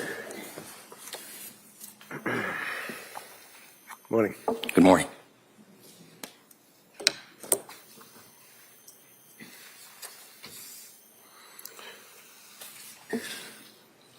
So, Dr. Satoff, as I understand it, you conducted your investigation or examination of Lindsay by Zoom. correct? Did you say by June? Sorry, Zoom. You know, By Zoom, okay. Television. I thought you said because it was the 4th of June. Yes, sir. Okay. And can you tell us when you were first engaged by the district attorney's office to assist them in this case? I first was informed about the case, I think, in January or early February of 2026 of this year. The final contract with the university was not completed, as I recall, until April. And is that a matter of significant import when you're engaged in evaluating a young woman that's charged with triple homicide and you're hired by the government? The fact that there's a contract that wasn't signed by your school? Well, sometimes it's a long process that I don't have any control over. Sure, I understand. I've seen those kinds of things take a while, take longer than one would necessarily want. So the contract with your school that you're talking about would be the contract for your compensation, for your opinion? Well, I would never be contracted for an opinion. Okay. But you're getting paid, right? No, I'm getting paid a salary. Yes. The university is getting paid. And the university is deriving a benefit monetarily from your testimony or working on this case for the DA, right? That's right. All right. And how much did the university get as a result of your involvement in this case? I don't know what the hourly rate is that they charge. So you don't know what the hourly rate for your time is, right? Correct. You don't know how much money was paid by the district attorney's office to the university, right? Correct. You don't know how much money will be paid for perhaps yesterday, today, whatever, balance billing. You don't know that either, right? That's right. You were retained or engaged in January of 26, right? Yes. This is an incident that occurred on January of 23, right? Yes. In January of 23 to January of 26, 3 years. That's right. To being engaged on the case, right? Correct. And when you were engaged on the case, at some point the university must have been out of the picture and you must have started to communicate with the DA's office, the police, or whoever. That's right. And you knew about this case. It had a significant amount of publicity, right? Yes. Did you know that other doctors on behalf of the district attorney's office were being hired to also evaluate Lindsay? I didn't specifically know that, but that's usually the case. Is it important to see someone, to evaluate them as close in time as the incident is alleged to have occurred to your evaluation, or does it matter? In other words, is it better to see someone like, within a month or two after an incident, or 3.5 years later? Well, what's most important is the collateral information that was gathered at the time to understand what was going on at the time. Ms. Clancy's behavior during her hospitalization and the like, there are records, but certainly there are benefits to an examination closer to the event. And you would agree with me, sir, that you actually saw and questioned or interrogated Lindsay, 2 months ago? May 29th and June 4th. Okay. And when you went to interview her in purposes of your evaluation, you had already accessed the collateral information, sir? Yes. Before I go there, let me just review a few things here on your CV, which the jurors will have to examine. You indicated to us your present employment. You have a private practice as a psychiatrist? No. Okay. So where do you see patients? I see patients in the prison system. They're your patients? Yes. What do you do for those people that are in jail? In prison, within the Virginia Department of Corrections, we have inmates within the prison system who suffer from mental illness and require assessment and treatment. I see. So you don't have, when you said to the jury a little while ago, if I'm treating my patient and I would prescribe a particular prescription for my patient and I wouldn't tell my patient to do whatever it is you said, it's not people that go to an office or see you or even on the television to be treated. These are people that are in jail, right? Prison, yes. So there's a difference between jail and prison, right? Yes. And this would be in Virginia, is it? Correct. So you're dealing with people that are serving hard time in the Iron Mansion, as they say. It's not a house of correction down the street, right?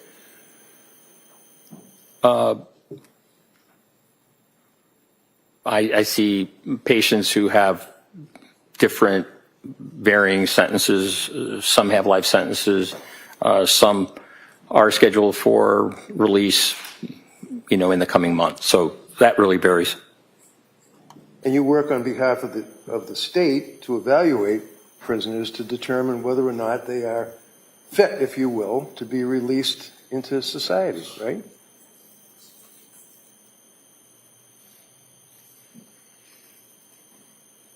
Once someone's sentence is over, the only way that they could be continued within a prison system would be to be committed to a psychiatric hospital. And I would say that in the 34 years that I've been treating inmates who are patients, I can only recall 2 times where when discharge came up, their condition was such that they required to be civilly committed because of mental illness. And when you are talking as a forensic psychiatrist evaluator, would that be on behalf of the BOP, Bureau of Prisons? I have consulted with the Bureau of Prisons on just a few occasions, but Okay. Bureau of Prisons is federal, and Yeah, I know that. most of my work has been with state. Okay, but on your resume, sir, you indicate from 2019 through the present, that's a number of years, that you have been employed or engaged as a forensic psychiatrist evaluator on behalf of the United States Bureau of Prisons as it relates to probation or parole. Is that in your resume? Yes. And that means, sir, that you evaluate inmates that are trying to get out of jail, and you would evaluate them to determine if they're appropriate for parole, right? No. Okay. So when you indicate on your resume from 2019 through the present, you're employed as a forensic psychiatrist evaluator for the United States Bureau of Prisons. How many of these evaluations did you do in the years from 2019 through 2026? 7 years.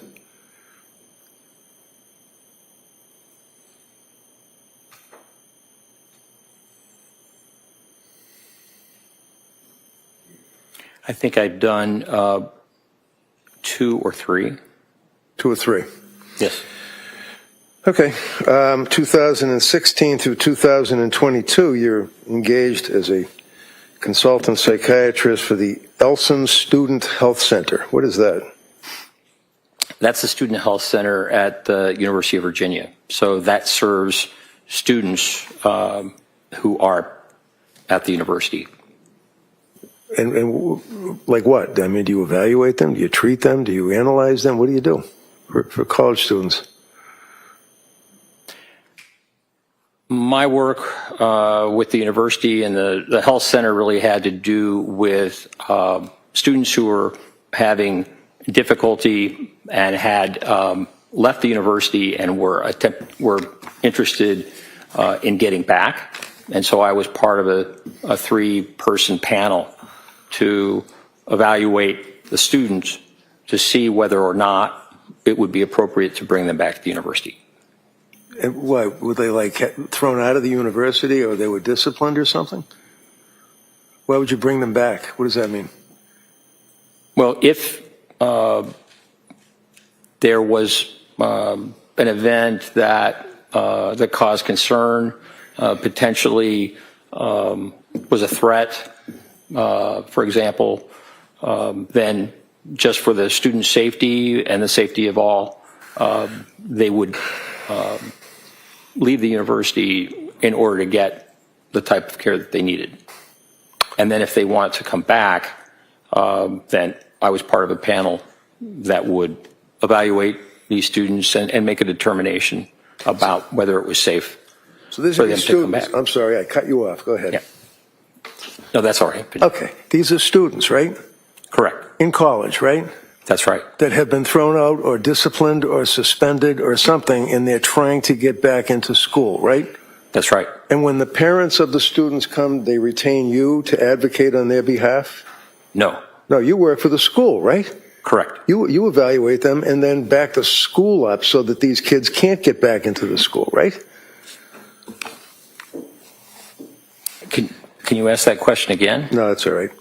1999 through the present, you work for the United States Department of Justice, and the United States Department of State, right? Yes. Okay. And that would be the United States Attorney's Office, the prosecutors. Like they're the state prosecutors, you got federal prosecutors, right? Well, federal prosecutors and defenders. I've worked with both. Well, the defenders certainly don't work for the United States Department of Justice or the United States Department of State, do they? I was under the impression that federal public defenders were under the umbrella of the Department of Justice. No, that's called the CJAC. That would be a totally different group of people. Those are people that defend people to try to have them not be abused by the system, if you will. Yeah, that question be stricken. 2015, you're a psychiatric consultant for the Virginia Office of the Attorney General. Another prosecuting arm, right? Yes. 2013, Virginia Department of the Virginia Department of Corrections, least restrictive measures for segregation. You evaluate people to determine if they should be in max or disciplinary unit as opposed to general population. Is that what you do? Yes, I've been asked to do that. Okay. And you certainly don't advocate on behalf of the prisoners that are being placed in seg or being placed in those closed units with higher security, right? No, that's not true at all. The National Security Expert 2007 to the present, Oak Ridge United Associated Universities. What is that?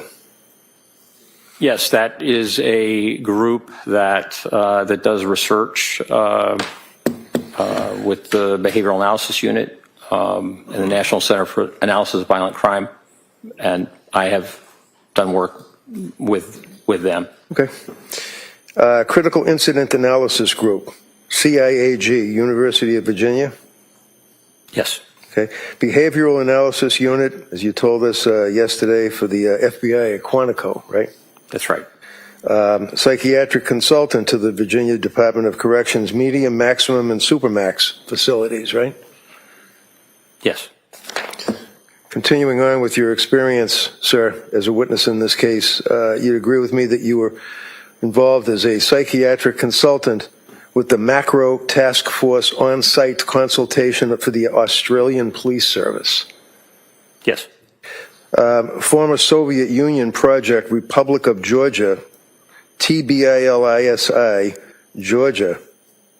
You're involved with that, sir? Lacy. Lacy, yeah. Critical Incident Response Group for the U.S. Air Force. You're in the assessment unit. Yes. Crisis Management Unit, investigative support for Operation Gray Sunset, Jordan. Correct. Crisis Management Unit, Investigative Support Unit, Critical Incident Response in Montreal, Quebec. Yes. FBI, National Center for Analysis of Violent Crime, Operation New Hope. Yes. Bureau of Criminal Investigation, that's BCI, for the Department of the State Police. Would that be Virginia? Yes. You also have an interest in and have studied or written about various topics in your career, correct? Yes. Okay. Hostage negotiations course, crisis management unit. You were involved with that, is that correct? Correct. That was a number of years ago, though. I guess that was like 1996. That's right. But you've been involved with the FBI for a long time, right? Yes. Fair to say that you're a government man? Objection. No, sustained.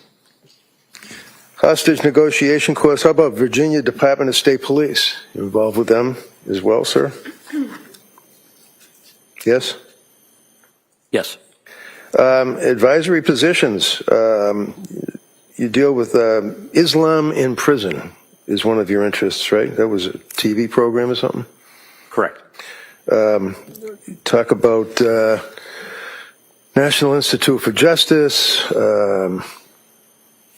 Standing Committee to advise the Department of State on unexplained health effects on U.S. government employees and their families overseas, right? Yes. Analysis of pre-attack behaviors of the Las Vegas shooter behavioral analysis unit for the FBI. Yes. Skipping ahead, papers published.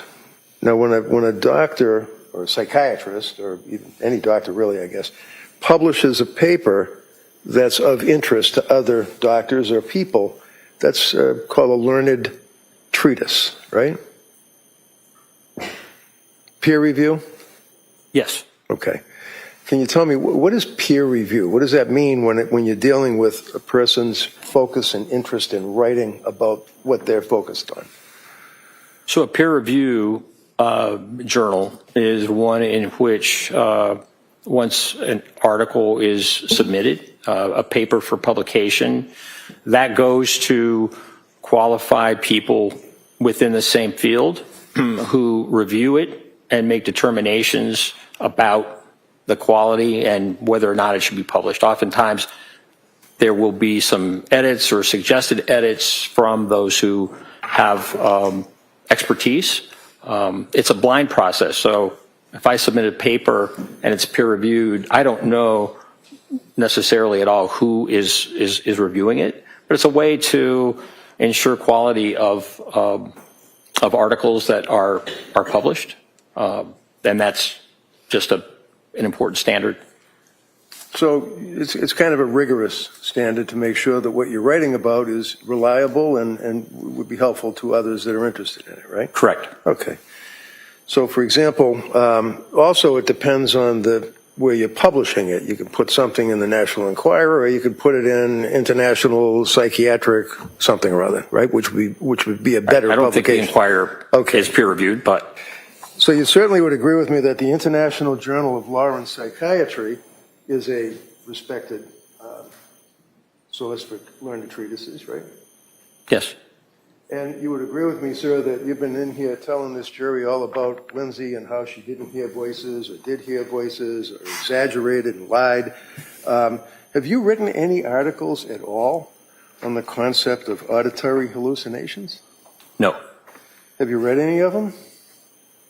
Read any articles? Yes. Yeah, okay. You certainly have heard of Dr. Philip Resnick, yes? Yes. And it's fair to say, tell me if I'm wrong, is he literally a world-known authority in your field for filicide or the killing of children by their parents? Yes, he's well known. And is he also well-written as far as auditory hallucinations, same stuff you've been testifying about? Yes. And he published an article in the International Journal of Law and Psychiatry, which is considered to be, if you know, a landmark article about, and I captioned, listening to voices, the use of phenomenology to differentiate malingered from genuine auditory verbal hallucinations. Now, did you read that article? Yes. So it is a peer-reviewed article published in a recognized journal, correct? Correct. Your Honor, I would offer this under Commonwealth versus Sneed for the jury, if they wish. Objection. Counsel Garcia, sidebar.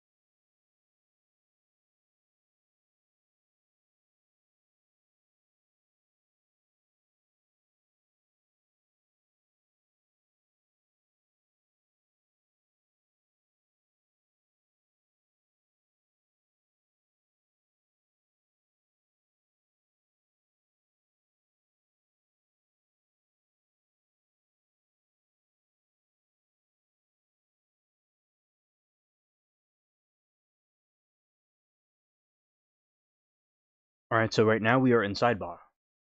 I believe it was sidebar. So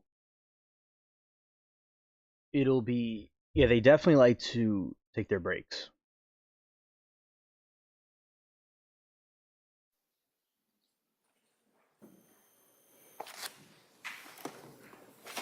Your Honor, well, that copy is being made for the district attorney. Could I continue? Sure. Thank you. Leaving aside the peer review article and the article written by Dr. Philip Resnick, sir, for a minute, papers that you published, and you have in your resume, it says peer reviewed, so that's just what we were talking about, right? That's right. All right. Using the moral situational action model of extremist violence to assess fluctuating levels of risk in women, the relevance of risk promotive and protective factors.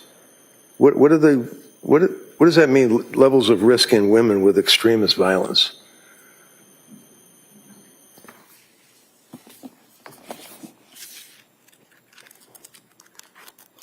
We're looking at risk assessment in terms of violence and what may be mitigating factors. In other words, decreasing the risk or the threat, or increasing, that would be enhancing factors.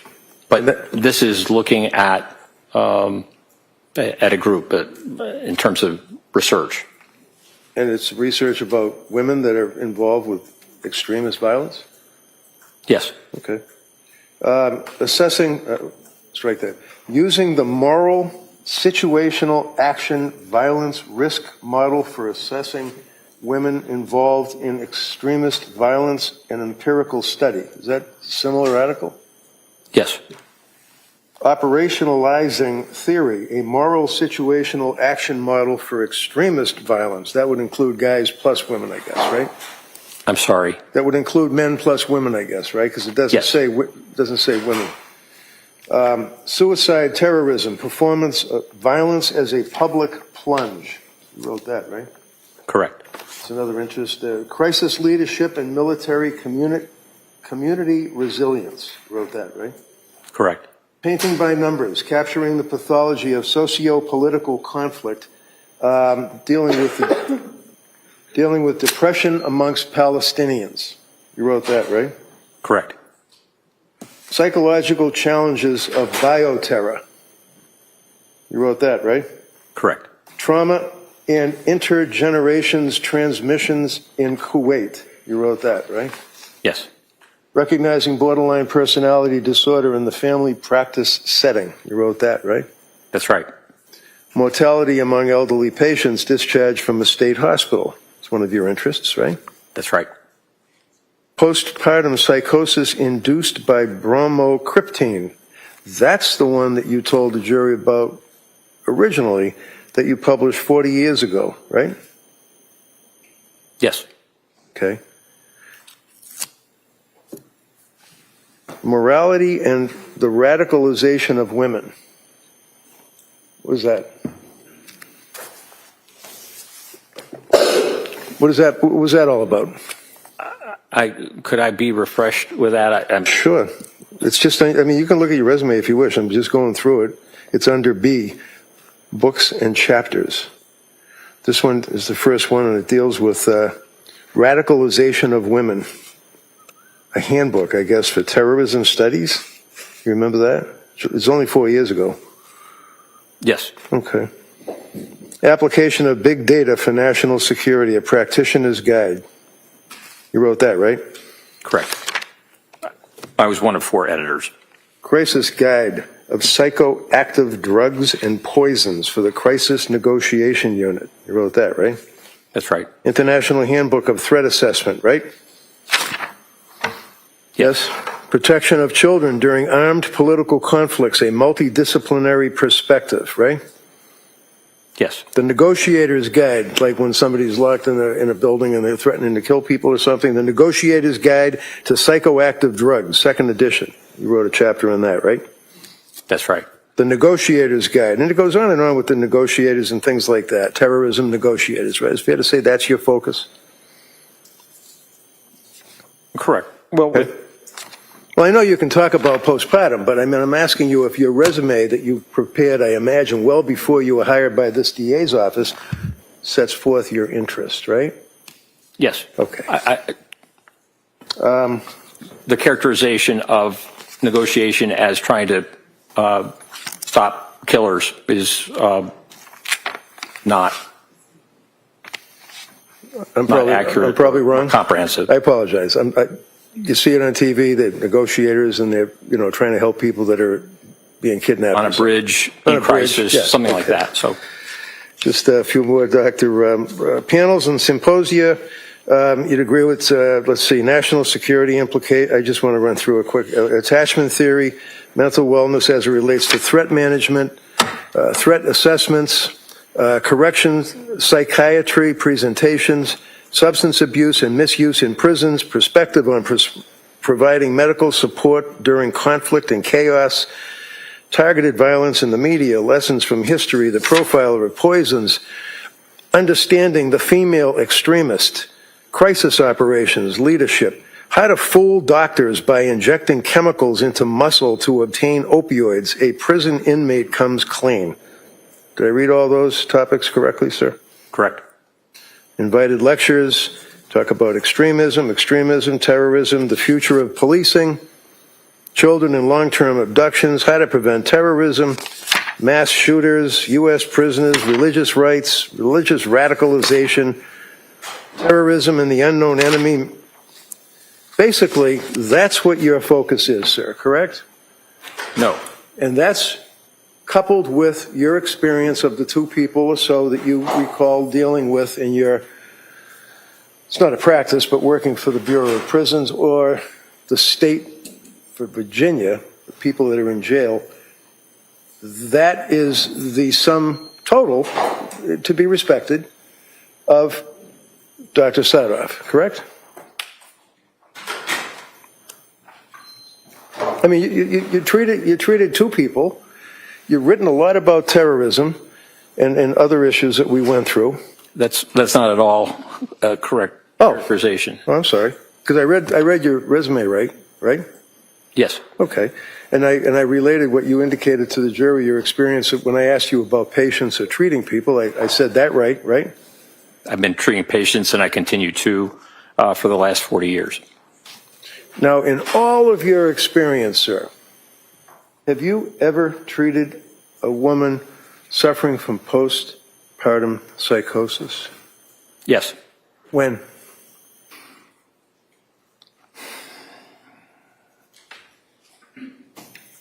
In the late 1980s and also during the 1990s when I ran a unit in a state hospital.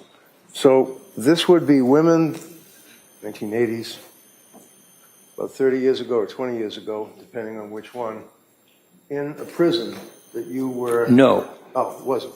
In a state hospital. State hospital. Were they Correct. committed? Were they there because they wanted to be there, or were they committed by order of the court? Yes. Yes, what? Usually committed. Okay. So other than that, sir, do you have any interest, writing, knowledge about postpartum depression, postpartum psychosis? Well, it really is a requirement when you assess and treat women to be aware of their histories and making determinations. So that has continued really throughout my career, men and women. What did you just say? Can you repeat that again? You're treating women with what? Treating women with psychiatric problems, serious illness, psychosis. So when you defined for the district attorney the concept of, let's say, psychosis yesterday, were you referring in any degree to a woman who has had a baby and is in a period of postpartum depression, shall we say? Yes. Okay. And when and how were you treating those people? That was during the period of 15 years when I ran a unit of men and women who came in with serious psychiatric symptoms. So what would you do? Would you analyze them? Would you talk to them, counsel them? What would you do while they're in the hospital? Well, do a full assessment with a multidisciplinary team and make determinations about proper treatment, proper therapy, medications, and the like to treat the symptoms. And generally, what would the symptoms be, sir, in your experience? Symptoms of postpartum depression? Yeah. Okay. Well, certainly within that period of time around birth or after birth, the DSM has a 4-week period. Others expand that to as much as a year. But certainly depressive symptoms postpartum are similar to the symptoms that you see in a regular depression. You can have suicidality, you can have guilt, changes in appetite, changes in weight, changes in concentration, changes in physical activity. You can also have significant problems with sleep, either sleeping too much or not enough. So these are depressive symptoms that come in the postpartum period and require assessment and treatment. Are you aware, sir, in your practice or studies of the number of women that commit suicide during the postpartum period? Are you aware of that? I can't quote you a figure. Do you have any clue at all? No. Would you agree with me, sir, that one of the unfortunate components of a woman who has had a baby and is suffering from postpartum depression and living with it, that can, on a dime, turn into postpartum psychosis very quick, right? It can be rapid. And you indicated, sir, that there, according to the DSM, is a 4-week cutoff for symptomology, and then you mentioned that there are others. Is it the World Health Organization that you said that talks about a year? Correct. There are some other psychiatric organizations that talk about different periods of time, 6 weeks, 8 weeks, right? Correct. So when a woman is dealing with these symptoms and goes to a doctor, or even you, when you're treating, as you indicated 15, 20 years ago, you were treating, is it important to take a blood test?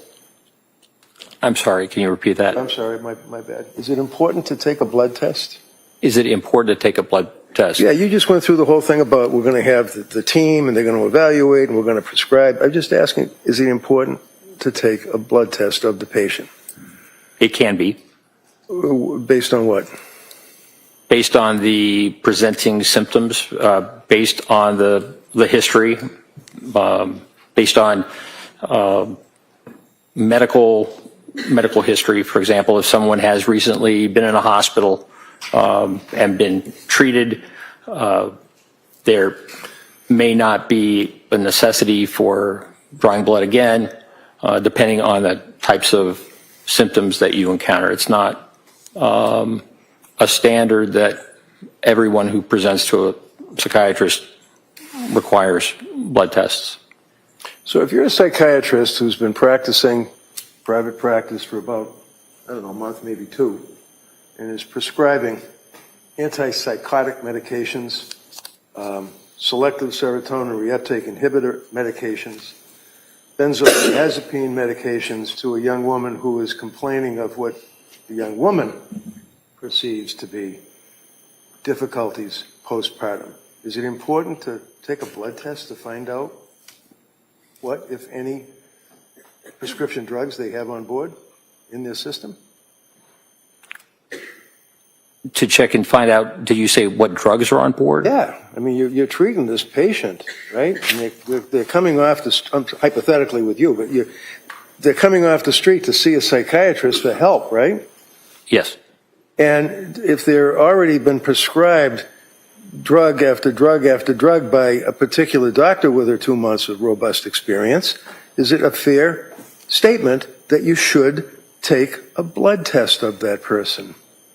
Well, it really depends on the medication. There are some medications that really require blood tests because of levels and the like.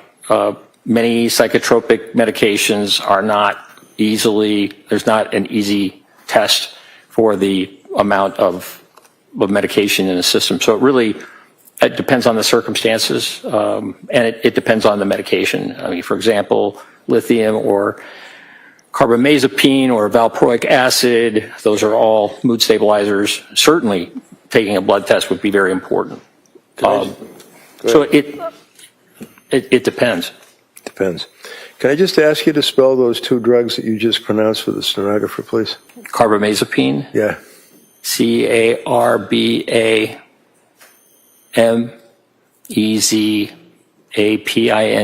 Okay. Valproic acid, Valproic acid, also known as valproate, Valproate. And did I mention lithium? That's not a hard one. The record has to be accurate, that's all. Understood. Okay. Now, doctor, are there other tests in your experience that are or can be or should be administered to a young woman or a woman who's had a baby and is coming to a doctor, like Dr. Tufts, for example? Are there other tests that can be administered to determine if, in fact, that person is suffering from postpartum depression? I'm not aware of any specific test that specifically diagnoses depression years and years ago. Oh, postpartum depression, sir. Pardon me? Postpartum depression is my question. Correct. Depression. I know you want to say it's the same thing, but postpartum depression is my question.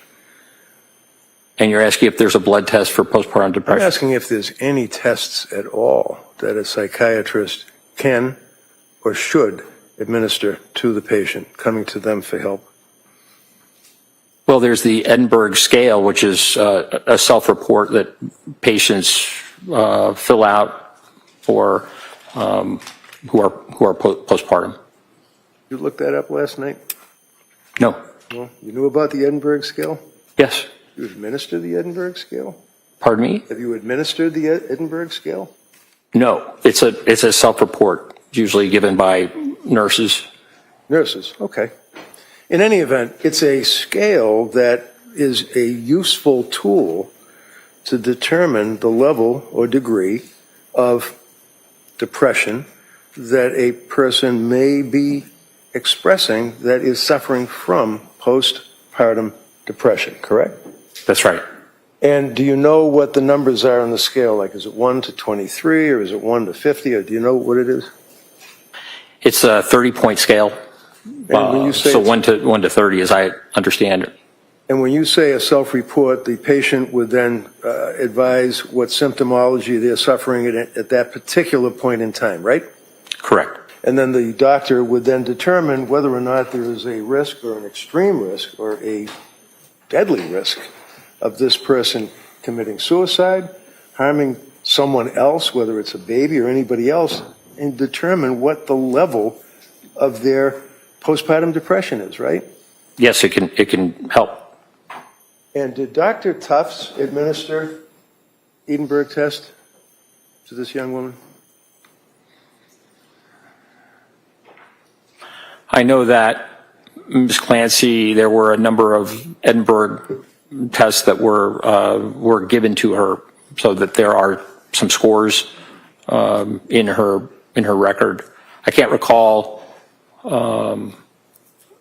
which practitioner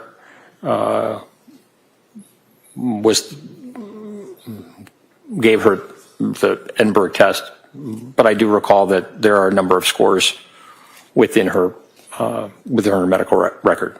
Right. And what was her highest score? The highest score that I recall was 23. 23 out of 30, right? Correct. And over 15, the patient is in pretty serious trouble, right? Over 15 is concerning, definitely. Right. And she was 23. Right? Yes, I believe so. I think they ranged from 19 to 23, just Right, from my they memory. increase as time went by, right? She was getting worse, Correct. right? Yeah. All right. And in addition to the regular blood test, which costs like, I don't know, about $100 to administer a blood test to see what somebody's got in their system. It's not a lot of money, right, for the insurance company. I just didn't hear you. Blood test. It's not a lot of money for an insurance company to pay, right? To cover. Correct. Okay. So do you feel that it is reasonable medical procedure for a psychiatrist dealing with a woman who is expressing under the Edinburgh scale off the charts or serious trouble, who is on medication, as we went through?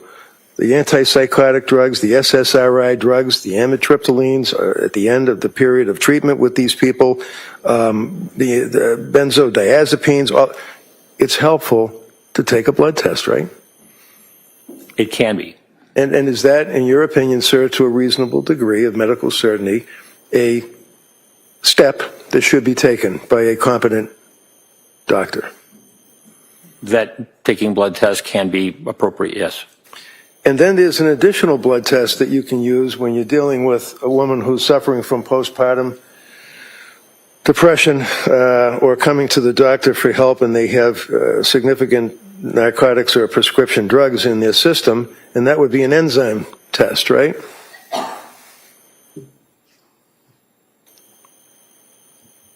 I'm not aware of an enzyme test being typically available or used. Well, it costs a lot of money, doesn't it? Like it costs a couple of grand? I don't know. All right. In any event, sir, are there any other concerns that one would have if they're competent and they're treating somebody that's come to them for help in addition to a blood test and perhaps enzyme test to determine the metabolizing aspect of the person's system, metabolizing or processing these drugs that are in their system, the enzyme test? Are there any other tests or concerns that you have with a woman whose postpartum depression complaints come to your doorstep? Well, depending on the presentation, sometimes it's helpful to check thyroid function. That can certainly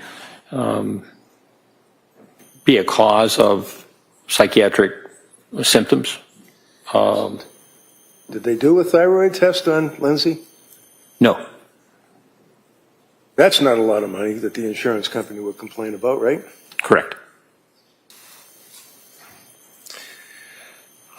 One of the things that I just don't want to forget, sir, is that the district attorney asked you, while we're talking about the drugs, about the Lamictal, otherwise known as lamotrigine. Did I pronounce that right? Lamotrigine, yes. Lamotrigine. And she said that Lamictal, it has a side effect of a rash, right? You recall that, sir?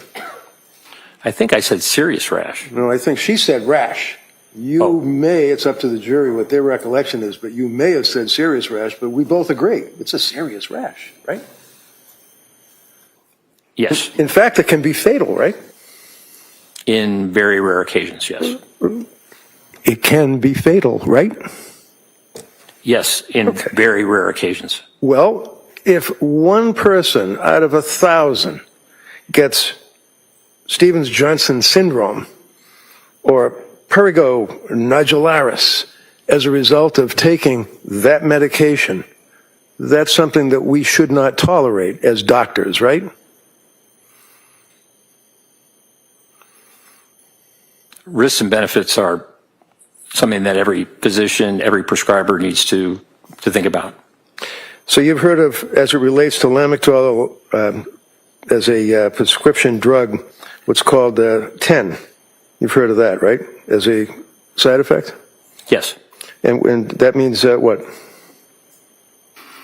It is a pretty severe reaction of the skin, as I recall, causing blistering. I mean, it's very significant.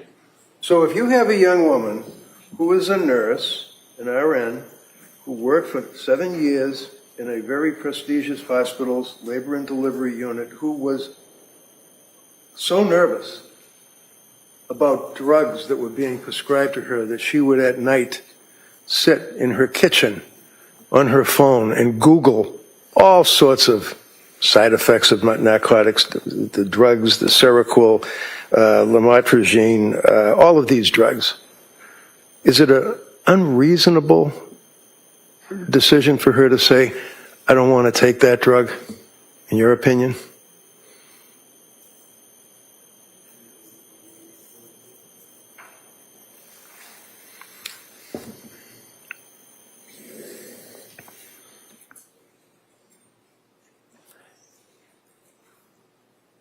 It seems like you're asking, is it reasonable to decide not to take the drug? Yeah, that's what she did. That's what you told us yesterday. That's what the DA asked you yesterday, right? It was a decision that she made.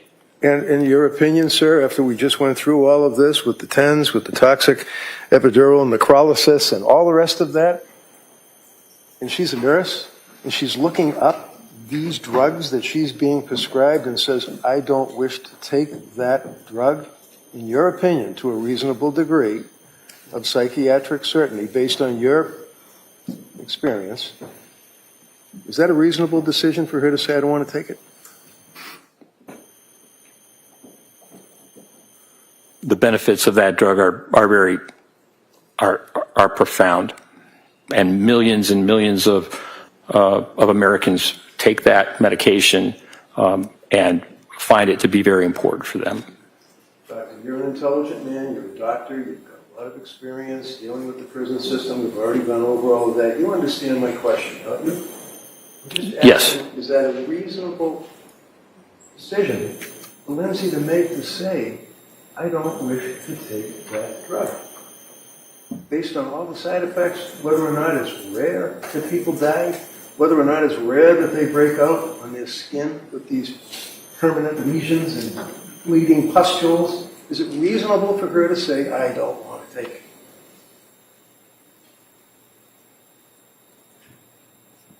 it? In her mind, it was. Yeah. And certainly, we don't want to leave it with the jury that she's so vain that she just didn't want to take something that she might get a little rash with, right?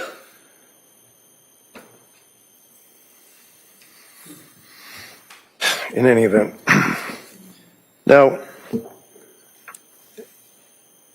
have in mind, there's no blood test, there's no enzyme test, for metabolite test, there's no thyroid test, but we still have the pill factory through Dr. Tufts and then into Dr. Gelada for that period of time. You're telling this jury that that is, in your opinion, reasonable little drug doses that she was prescribed? Is that what you're telling this jury, sir?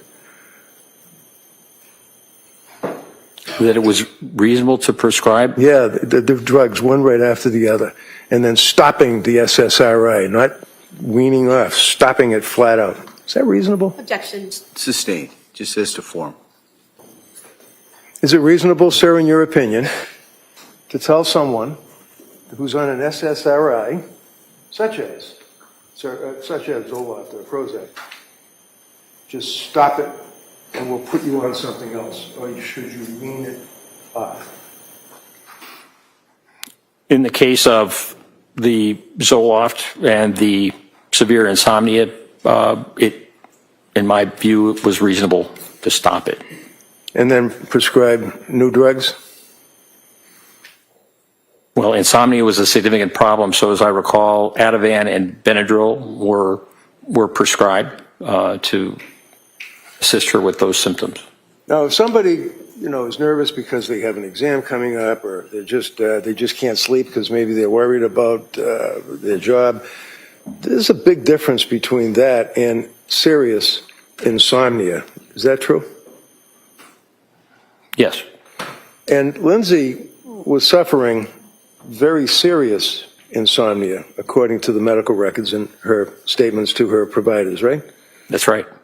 And in fact, when Tufts increased the SSRI 25 to 50, she went 48 hours straight without being able to sleep, right? That's in the record, yes. And she went pretty much immediately to Tufts and complained about that and said, I can't sleep. It's 48 hours. I just can't sleep, right? Yes, I think that was around the 21st of October.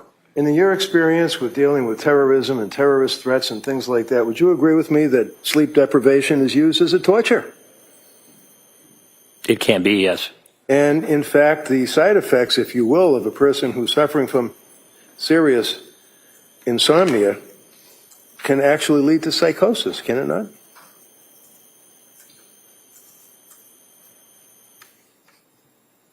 Yes, it's possible.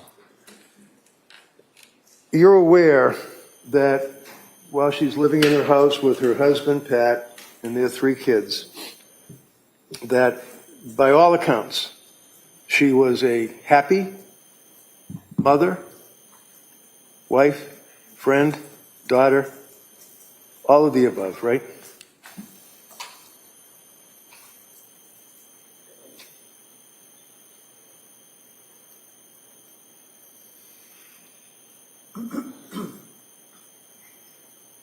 No. So as the summer progressed, is it your understanding from Dr. Sadoff's investigation in this case that Lindsay Clancy and her husband, Pat, and their kids during the summer of 22 were not living their best life, enjoying life? The summer was very good, from Callan's birth really through much of August, through the time that Patrick Clancy was at home. That first 12 weeks was really quite good. And then it went sideways, right? She started having some concern about anxiety, right? She did. That brought her to Dr. Tufts' office. Brought her to talk to Dr. Tufts on the telemedicine, right? Correct. And then she started getting her prescriptions, such as the SSRI at 25, SSRI increased to 50, 48 hours without sleep, went back to Dr. Tufts, more medications prescribed, right? Yes. Was she in rough shape in October of 2022 after dealing with Tufts for about 3 weeks?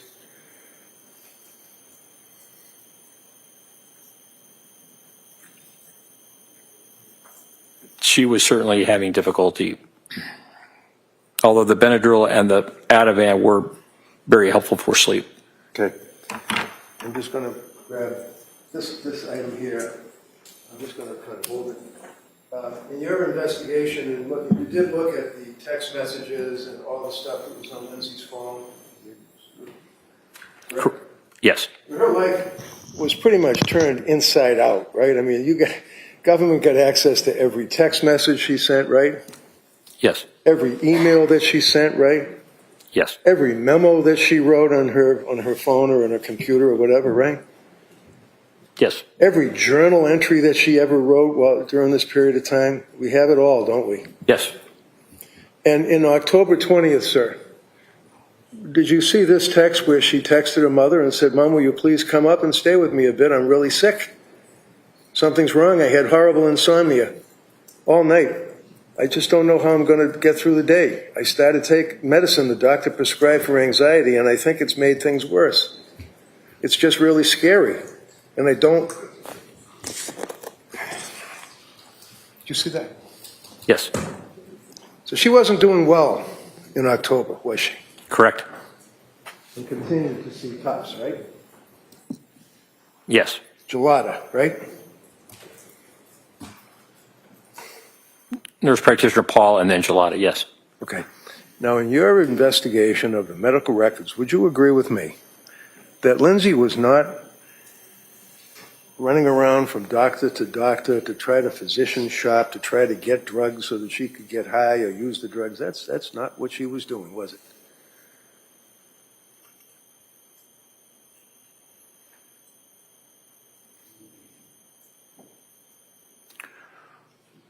Ms. Clancy expressed concerns that she was not following a plan and that it would have been better for her had she tried to stick with a plan.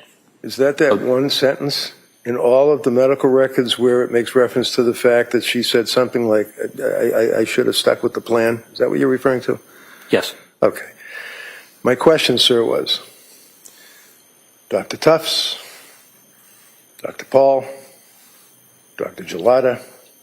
Nurse practitioner Paul and Gelada. I apologize again. That's right. My bad. Nurse practitioner Gelada. Up to that point, bringing us into November, these people and other emergency room visits that she had, she was not going out looking to score drugs off of drug prescriptions. Is that fair? Correct. And she, in fact, looked up Tufts, but she didn't even know who Tufts was. She went online and Googled postpartum depression and found an expert. Isn't that right? That's my understanding. But she was only practicing for like a month or two. Was she, in your opinion, to a reasonable degree, a psychiatric certainty, an expert? Objection.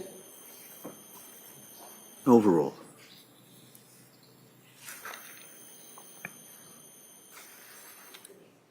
It depends on the amount of training that she received, not just as a physician and a resident, but also in the area of women's health. So the young lady goes online, Googles, trying to get help, goes to see the expert, Dr. Tufts, ultimately deals with nurse practitioner Gelada, and counselor that worked in that medical field business. Letitia Dukes, I believe is her name. Right. And then she had the need to go to an emergency room and went to Mass General Hospital, right? That's right. And she was with her husband, Pat, right? Correct. And she had been complaining about lack of sleep, insomnia, right?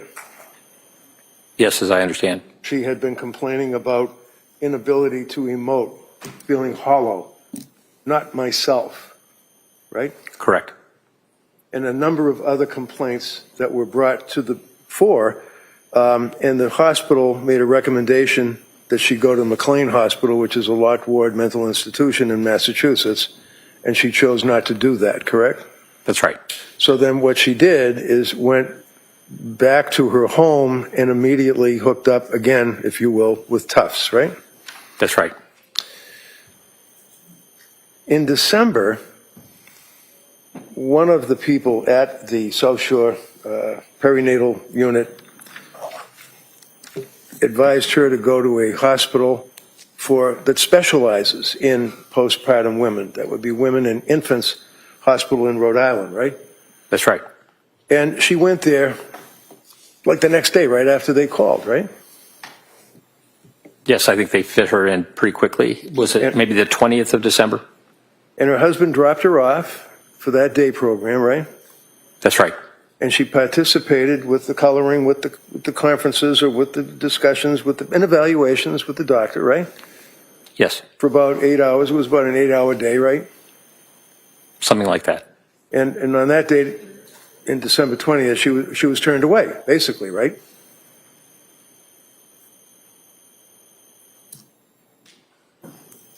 I don't know that I would term it turned away. Did they help her? By Dr. Diaz's notes, but. Did they help her? Pardon me? Did they help her? They felt that another program might be more appropriate, either inpatient or partial hospitalization or outpatient, just based upon her concerns about medication. And her concerns about the symptomology of postpartum depression, right? That's why she was there. She was having depressive symptoms, yes. Right, and that's in addition to, everybody wants to say GAD, GAD, GAD, general anxiety, depression. This woman was there for treatment of postpartum depression, right?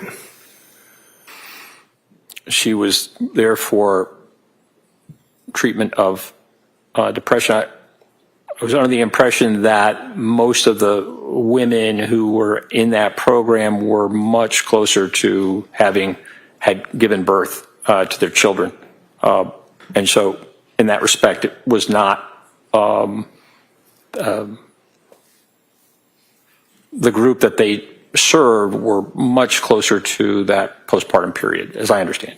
You're not going to say to this jury that because Lindsay was outside of the, let's say, 4-month cutoff, that she was not a good candidate for postpartum depression treatment? Is that what you told us, Jay? No. Oh, okay. I'm sorry. I thought you said because of the time frame from giving birth to the time that she went to see them. I was just speaking about my understanding from the note from Women and Infants in terms of their decision making. Okay. And Women and Infants basically discharged her after about 8 hours, right? Yes. And her husband was up skiing, and then she contacted him, and he had to come down and pick her up and bring her home, right? That's right.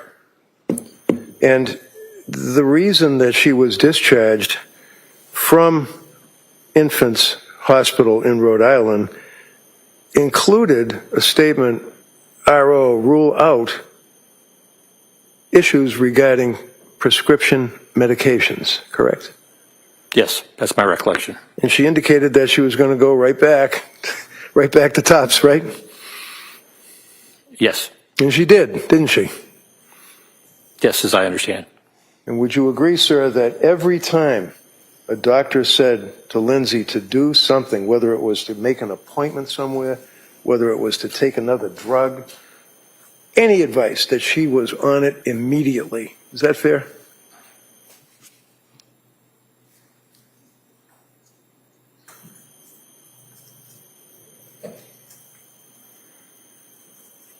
She attended her appointments, yes. Well, not just that, she attended them right away. She was told, for example, at McLean, you read those records, that she should hook up with her provider, and she did the very next day, right? Yes. Okay. So she wasn't avoiding seeing healthcare professionals, was she? No. And she was continuing to express concern about her state of mind. She felt that her mind, her brain was being damaged. Isn't that right? That's right. Those are in the records, right? Correct. And she felt that her brain being damaged was permanent and she was never going to get better, right? Yes. She was complaining not just to her physicians, but she was complaining to people in her community that she was having intrusive thoughts, dark thoughts, suicidal thoughts, and homicidal ideation. She said that, correct? The homicidal ideation, as I understand, was just voiced to her husband and her mother. Just voiced? Is that what you just said? Just voiced? Is that like talking about the Red Sox? She's talking about homicidal ideation of her children. Sustained. Next question. I asked you about her complaints of intrusive thoughts, complaining to doctors, complaining to friends, complaining to neighbors, family about dark, intrusive thoughts of suicide and homicidal ideation. Didn't she? I just don't recall that she complained of homicidal ideation to healthcare providers. Finish answering. I think, Doc, you finished? Did you finish the answer? Doctor, did you finish that last answer? Sure. Okay. All right. Next question. So we'll put homicidal ideation aside for a minute. Would you agree that for that period of time, short as it may have been in her life, November into December, that she was reaching out to people that would listen to her for help? Yes. Would you agree, sir, that she would tell, for example, neighbors or friends with the Learning Sprout School, her family, her doctors, that she was having these dark, intrusive thoughts of suicide? Yes or no? Did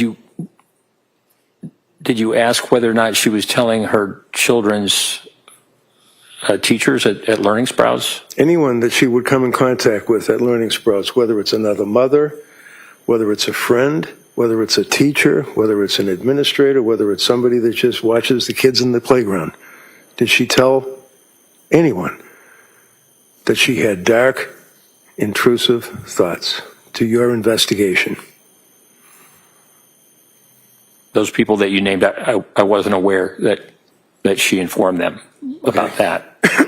When someone says, with her history up to this point in December, that they're having dark, intrusive thoughts to a professional, in your opinion, sir, to a reasonable degree of medical certainty, does it make sense that the professional should ask the person whether or not these are voices that they're hearing in their head, or whether or not they are just thoughts that they're having?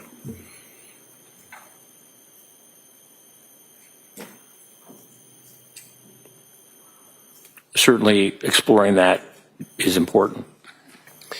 And would you agree with me, sir, that when you have a young woman that, again, by all accounts, done nothing wrong in her life, exemplary citizen, has these issues and sees the doctors that, to a reasonable degree of medical certainty, a physician should do a little bit more than asking, do you have a plan?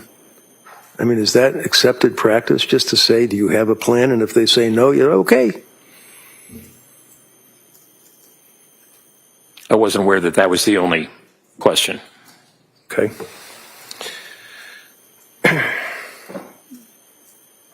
She was also told that counsel had asked you yesterday about other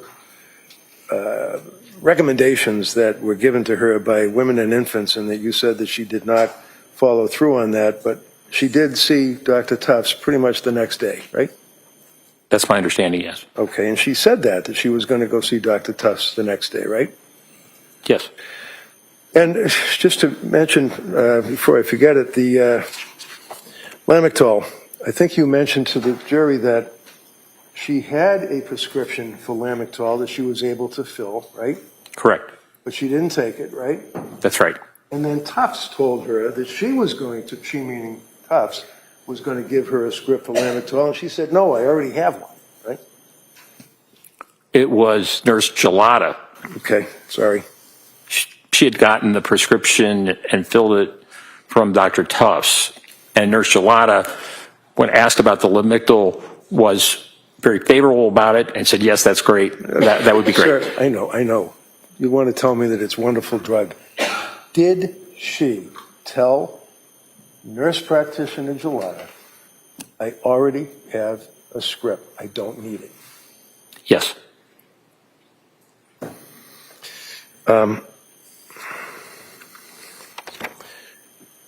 Among other things, when people are in trouble and they're having dark suicidal thoughts, whether or not it's voices in their head, whether or not it's thoughts that they can't go on anymore, they can't live life, they have to kill themselves, many times they're told to call suicide hotlines, right? Yes, Aspire. Aspire. What is Aspire? I don't know what it stands for, but it is a hotline that Ms. Clancy called twice because of her suicidal ideation. When did she call Aspire, saying that she had thoughts of killing herself?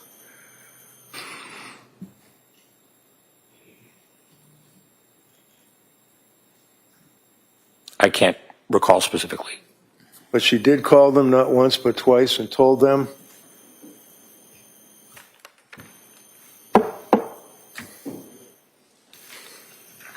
So she complained and told them that she was going to kill herself, right? Twice.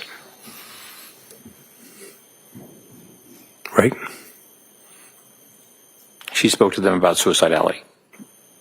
So here's a young woman with all of what she's been through who now is to the verge of killing herself and reaches out to people that her health care providers told her to call for help, said that she was going to kill herself, and what did Aspire do?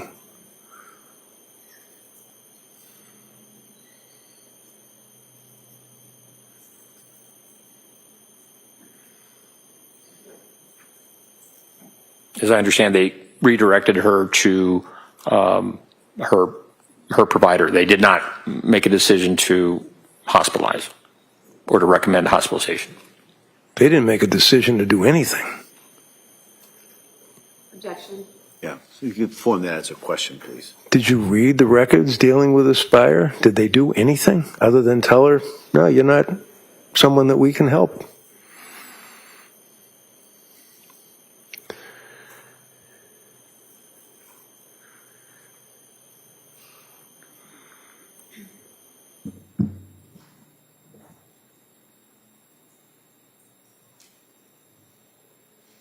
I know that they were not responsive to her suicidality because she did not indicate that she had a plan. And did you read a transcript or listen to a tape, or how do you know that?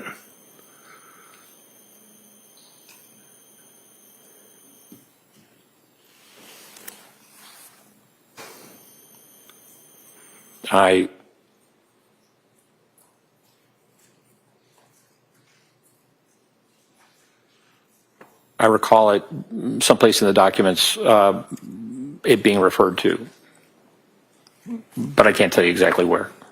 So this, sir, obviously is a murder trial, and you are a witness for the government, and you've indicated that you've read the records.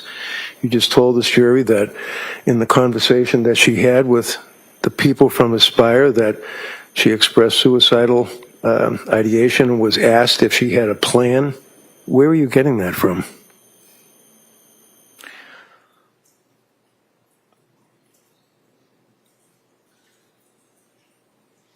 I can't tell you exactly within the records.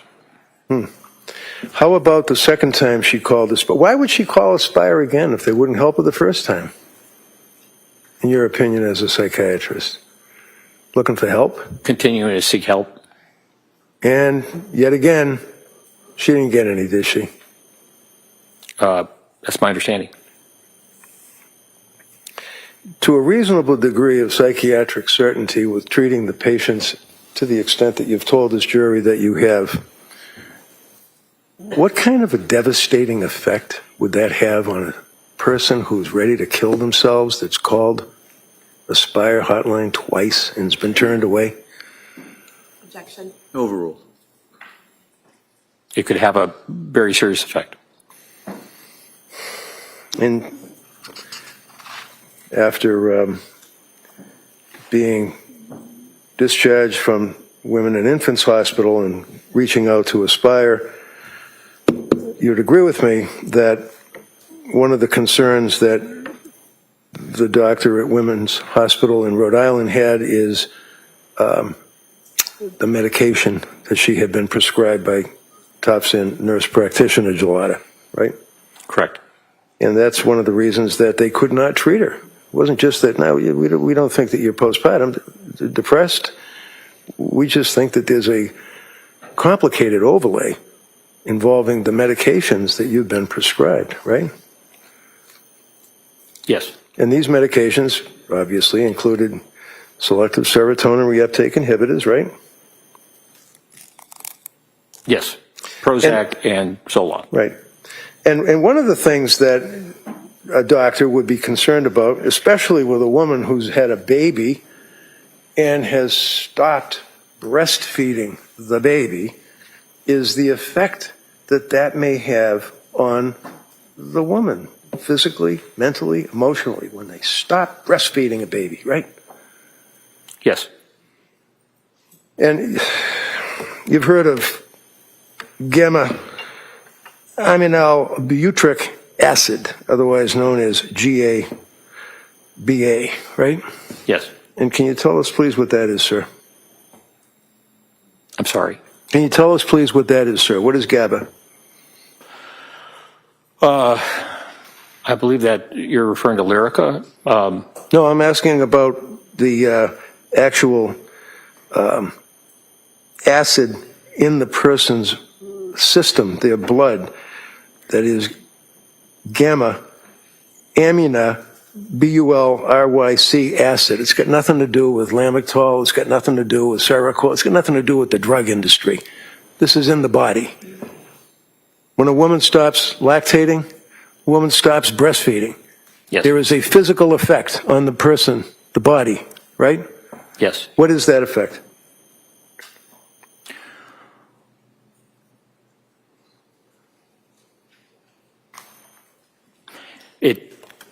It depends on the individual. There's variable responses, postpartum, and as I understand, she stopped breastfeeding around October, by October 21st or so, when the Ativan was started. Would you agree with me, sir, that the GABA, make it easy to type, is basically affects, its primary effect is on the neurotransmitters in the brain, right? Yes. Okay. That sounds pretty complicated. Neurotransmitters, I mean, is that like where you have a spark plug on a motorcycle and you can actually gap it and get it to kick over? It's a neurotransmitter in the brain? That sounds like it. Well, yeah, it's more complicated than that. I figured. Obviously. But nevertheless, it's still basically, you're talking about the actual organic matter of the brain, right? Yes. And would you agree, sir, that when a woman is pregnant, that there are progesterone hormone surges during that pregnancy? Yes, there are hormonal changes. Their hormone doesn't just change, it can actually surge, and it can be quite impactful to the person, right? Yes. And would you agree with me, sir, that one of the metabolites of progesterone, which has been unleashed when a woman is pregnant, with the progesterone hormone surging through their body, that you have a metabolite that actually enhances or increases the GABA activity of the neurons in the brain, right? It can, yes. And what is that metabolite, sir, that increases that activity in the very organ of the brain? I can't tell you. Is it a allopregnanolone? If you know? No. No, it's not, or no, you don't know? I don't know. Immediately after a woman has a baby, would you agree, sir, that the progesterone that we just talked about and the allopregnanolone that you don't know about drops precipitously according to the medical treatises, right? Objection. If he knows, he can answer that. Yes.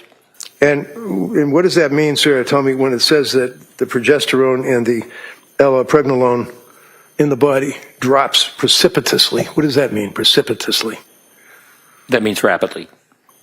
And a sudden drop, sir, you would agree has a significant potential of causing serious GABA dysfunction, right? That certainly would be possible. Do you know that, or are you just agreeing with me? I'm agreeing with you. Okay. Do you want me to keep going? Want to take a short break? I don't care. I'm just saying that. Yeah, why don't we take the morning recess at this point? All right. Court, all rise, please. Jurors, kindly close your notebooks. Please go to chairs. This way, please.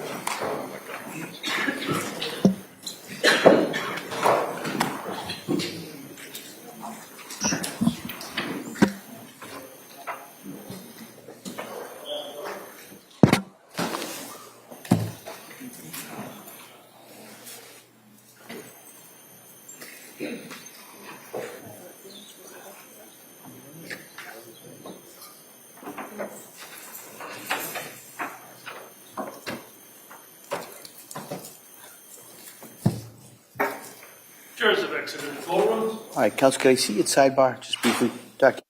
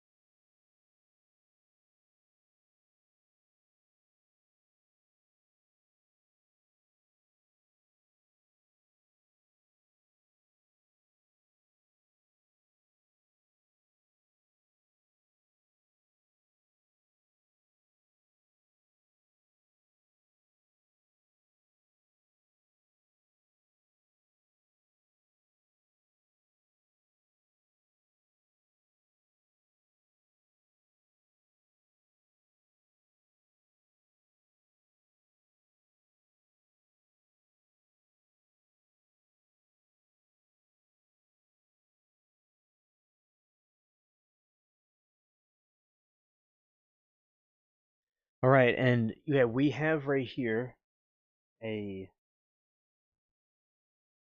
Oh, she took that on cam. Yeah, yeah, something like that happened. Yeah, just now on the camera. Yeah, definitely this expert is not really much of an expert, and he's really not much of an expert at all, and he seems to just make himself look more and more foolish, and he stops and he pauses.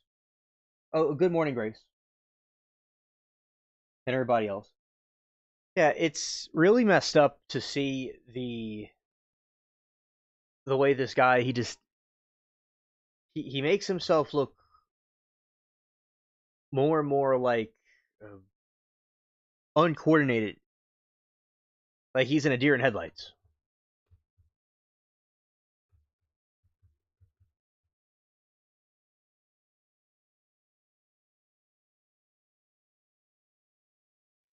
Yes, in Wiseman, you made a very good point earlier.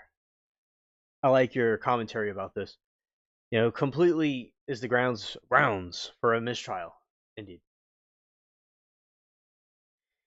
it's this expert doesn't know anything about female psychology, and he's being schooled by Red about it over and over. And this dude, like even people that may be against her, it's like this witness he stops, and or they're like, does he even know who the if he's agreeing with him or not, or he's just saying what he wants him to say. And he just stopped. He didn't say anything. He didn't really know what to say about that.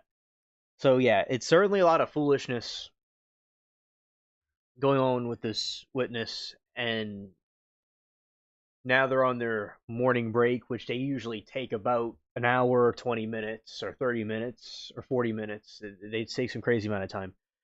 Yeah, so chat. Of course, people that disagree about it, it's okay, but uh, about with each other. But I think that this chat has said lots of very good points about this case in general.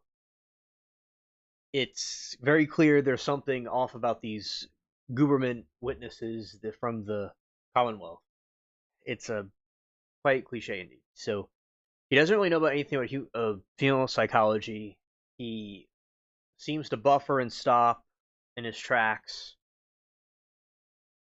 He seems sort of like a deer in headlights. So yeah, it's pretty much a no-brainer here with the way this is going.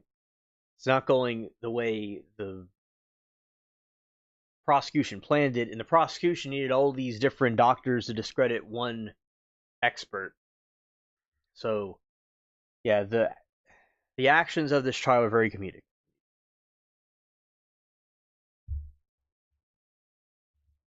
We'll probably see some scenes of see what's going on with the other ones. Let's see.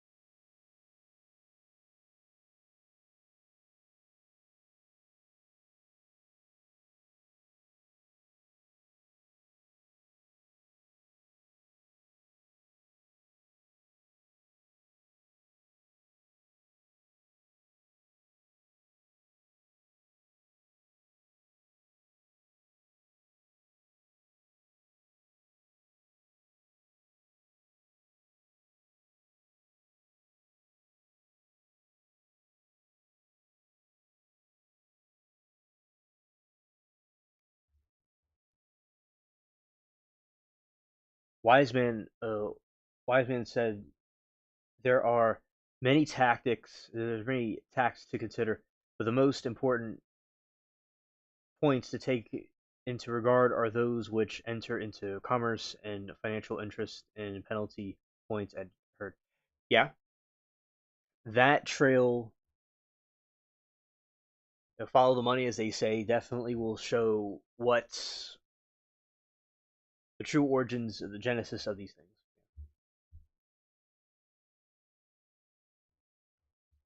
Definitely, there needs to be lots of improvements with these different systems because they don't really seem like they're up to date.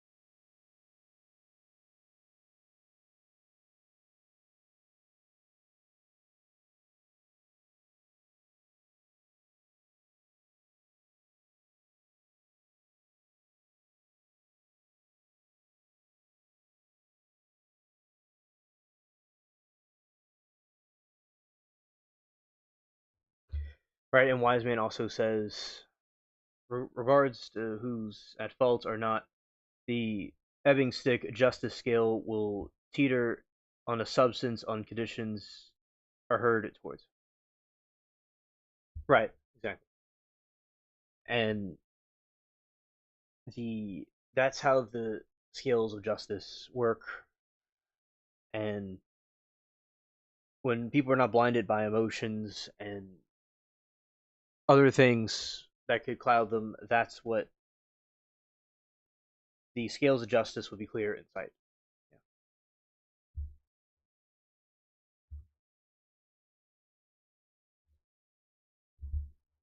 I'm going to play something from yesterday, a part of the.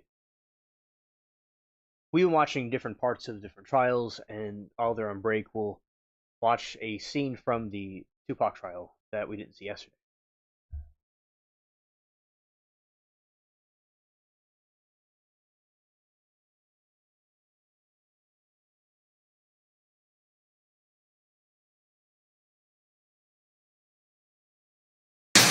You do solemnly swear the testimony you're about to give in this action shall be the truth, the whole truth, and nothing but the truth, so help you God? Absolutely.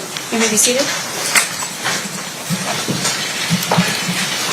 May I please have you state and spell your first and last name for the record? First name Malcolm, MALCOLM, GREENIDGE. It's my last name. Okay, thank you, Mr. Greenidge. Whenever you're ready, Mr. Paul, you may proceed. Thank you. Good morning, Mr. Greenidge. Good morning. Sir, is it fair to say that you were initially resistant to attending court?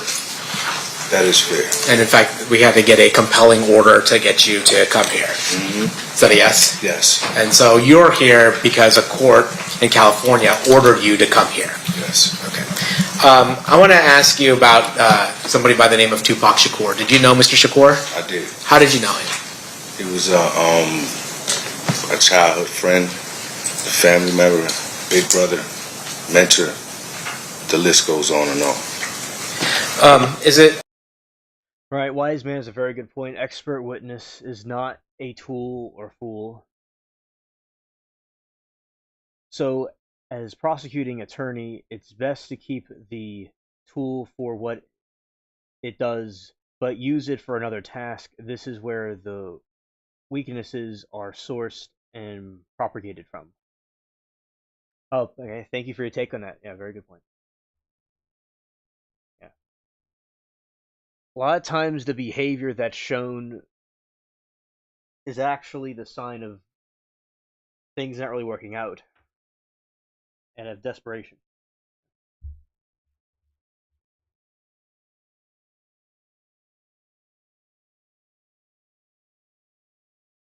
Also fair to say that you guys work professionally together. We did. Can you tell us about that? I had a dream to be a rapper. Mr. Shakur saw something in me, and he agreed to, help me make that dream come true. So I was in a group called Outlaws. And is it fair to say that the Outlaws produced a number of CDs with Mr. Shakur and outside of Mr. Shakur as well? We did release an album with Mr. Shakur. I'm going to direct your attention to the weekend of September 1996, specifically September 7th of 1996. Did you come out here to Las Vegas? Yes, we did. Why? It was a Mike Tyson fight out here that we were supposed to attend, and then there was a party performance afterwards. What vehicle did you come here in? We came here in the Lexus. It was Kadada Jones's car. And who was Kadada Jones to Tupac Shakur at that time? Tupac's fiance at the time. Did Tupac drive in with you, or did he drive separately? He did. He drove with us. In the same vehicle? Yes. Where were you staying? Where did we stay? Yeah. In Las Vegas? Yeah. We stayed at the Luxor. And did any other members of your rap group, the Outlaws, come as well? Absolutely, yes. Who came? Two more of my childhood friends, Raphael Fuller and Katari Cox. Did you end up going to the fight? No. Why? Well, during that day, Tupac was gambling, enjoying Vegas. He made some money when we got back to the hotel. He said, we're going to go change. I'm going to call y'all when I'm ready. And we're going to go to the fight. And we never got that phone call. So you ended up staying at the Luxor? No. What did you end up doing? We ended up trying to meet up with Mr. Cora. We knew where the fight was at, obviously. So when we didn't get the phone call, we just left to go, get with him. Now, there's a video, which I'm sure you're familiar with, of the incident between Mr. Shakur and other members of his group that were at the fight and somebody by the name of Orlando Anderson. Were you there? Have a good one, Wiseman. It has been great talking to you, and look forward to more. Very great commentary.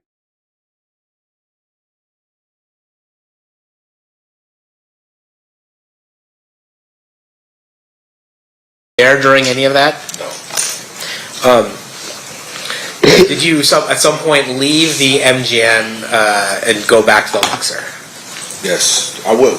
We never really made it into the MGM. As we were approaching the MGM, Tupac and Suge was coming out. Okay. So, and then what did you leave with Tupac and Suge and everybody that was leaving the MGM? Correct. Now, you had mentioned a concert or performance that was supposed to happen later that night. Was that at Club 662? Yes. At some point, do you leave to go to Club 662? We do. What vehicle did you go to Club 662 in?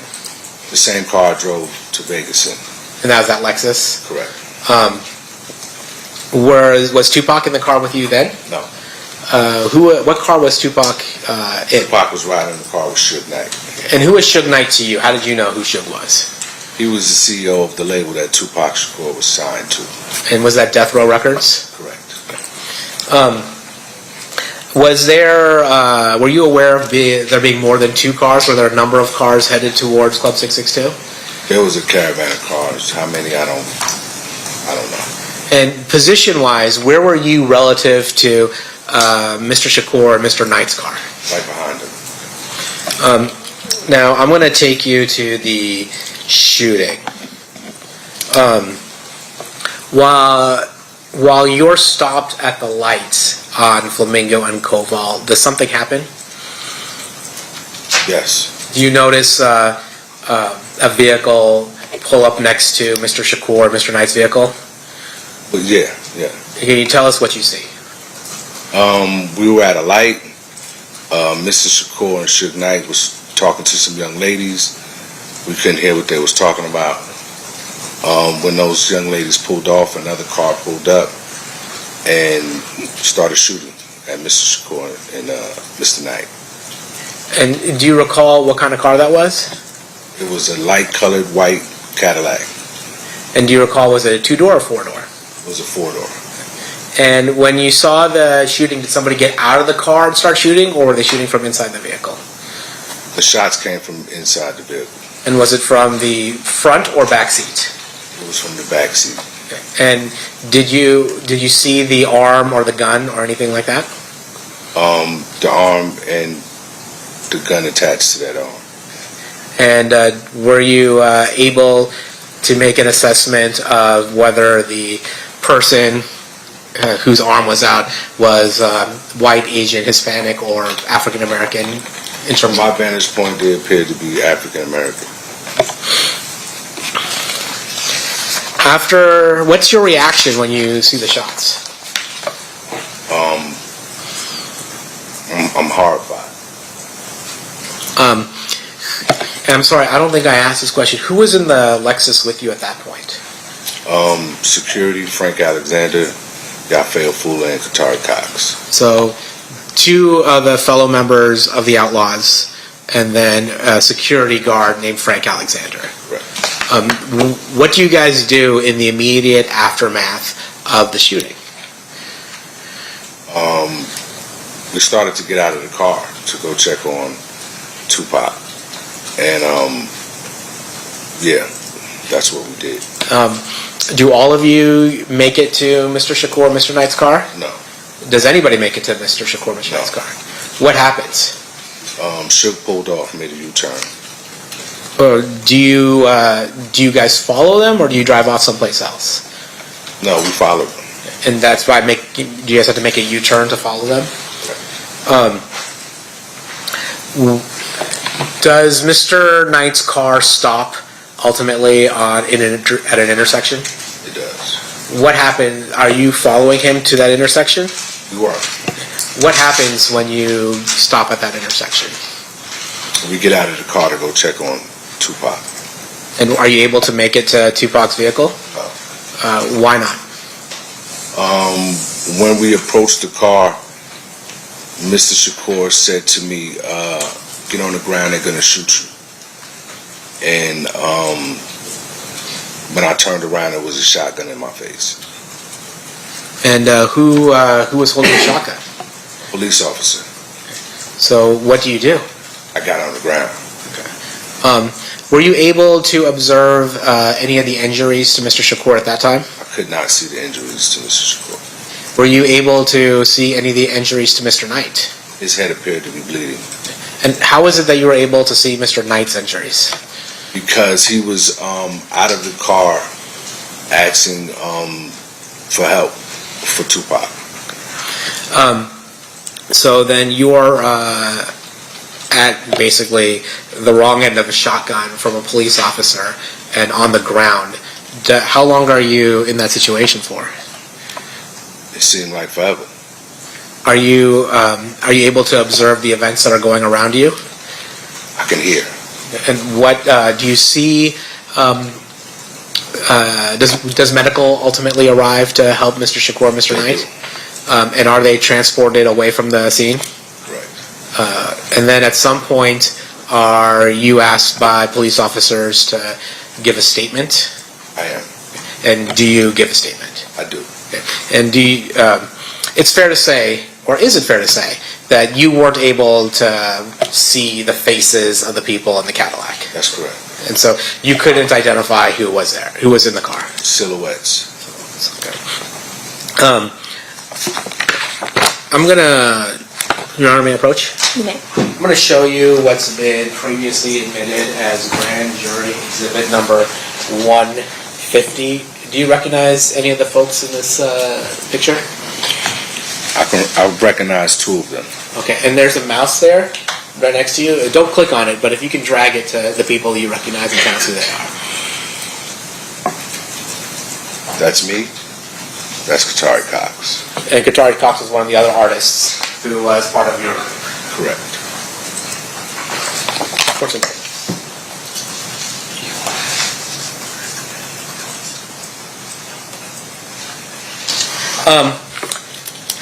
One thing that's come up, you've obviously, in the 30 years of losing your friend and family member, Mr. Shakur, I'm sure you've been exposed to a lot of the rumors or innuendo associated with his passing. Is that fair to say?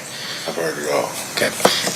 One of the things is that Mr. Shakur was upset with the situation at death row. Have you heard that? I have. And was Mr. Shakur somebody that you had spent a lot of time with professionally and personally? Correct. Was he somebody that would tell you what his plans were and whether or not he was upset with his current situation? He shared a lot. Okay. Did he share with you what his plans were, professional plans were, proceeding from the release of the Machiavelli album? He wanted to get his label started, Machiavelli Records.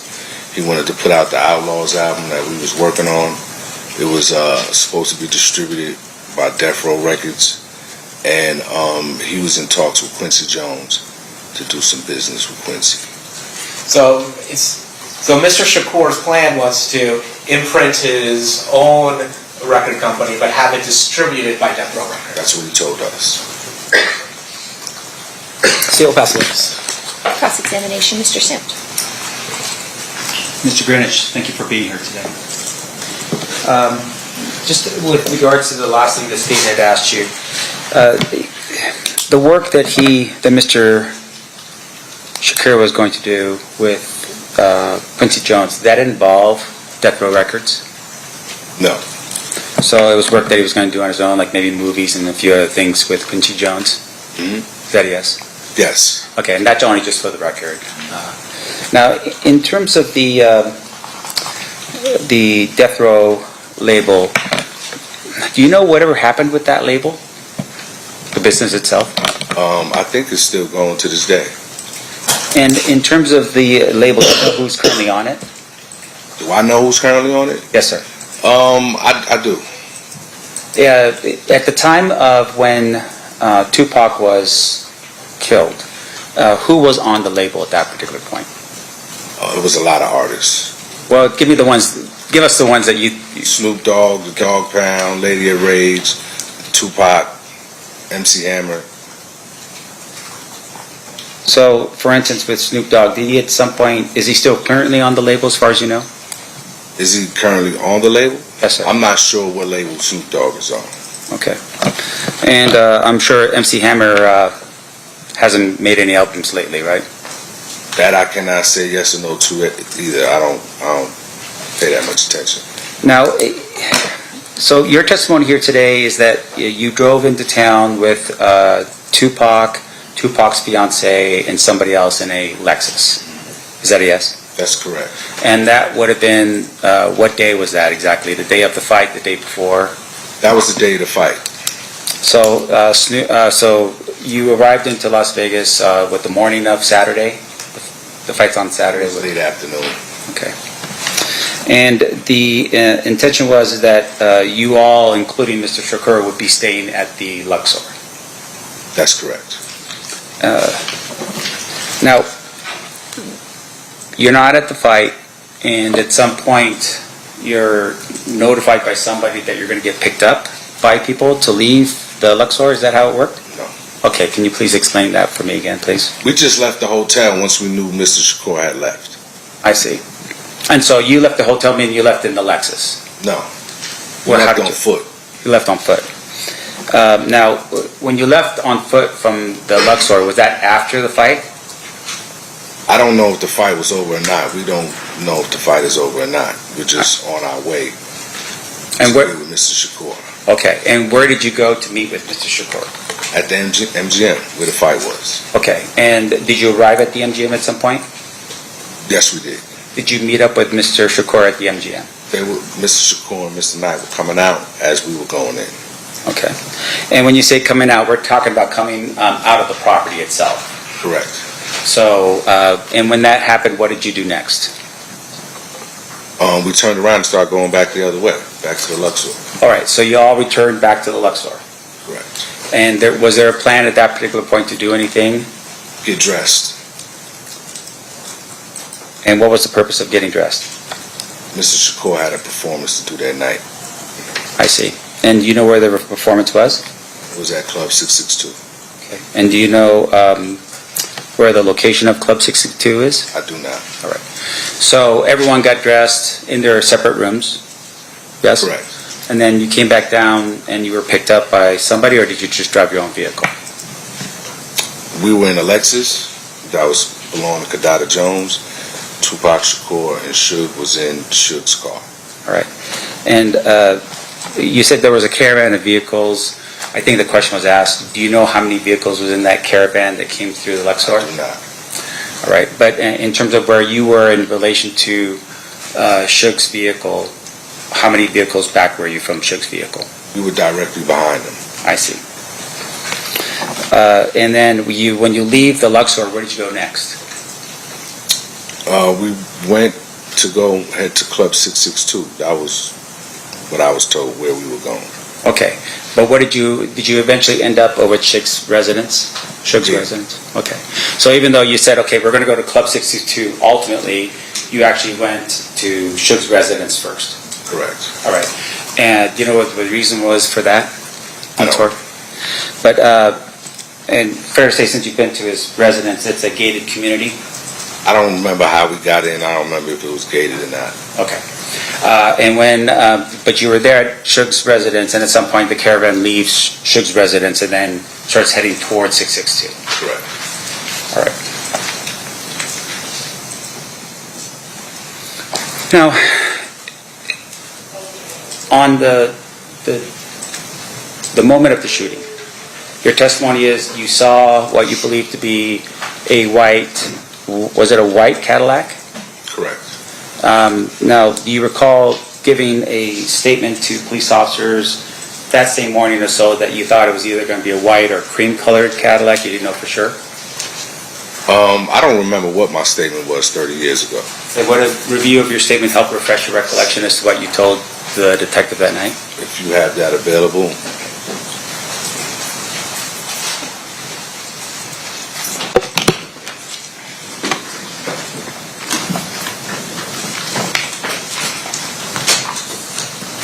No, just one moment, please. Of course.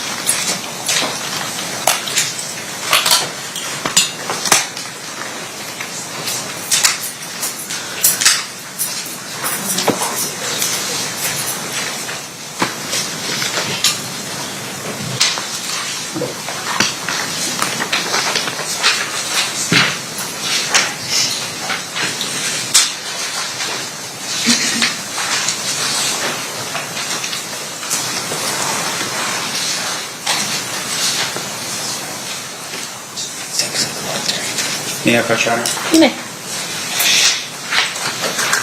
May I have leave to wander the courtroom freely? Sure. Thank you. Sir, I'm going to show you this statement here. Just read it to yourself, just in that page right there. I'm just telling you you're done.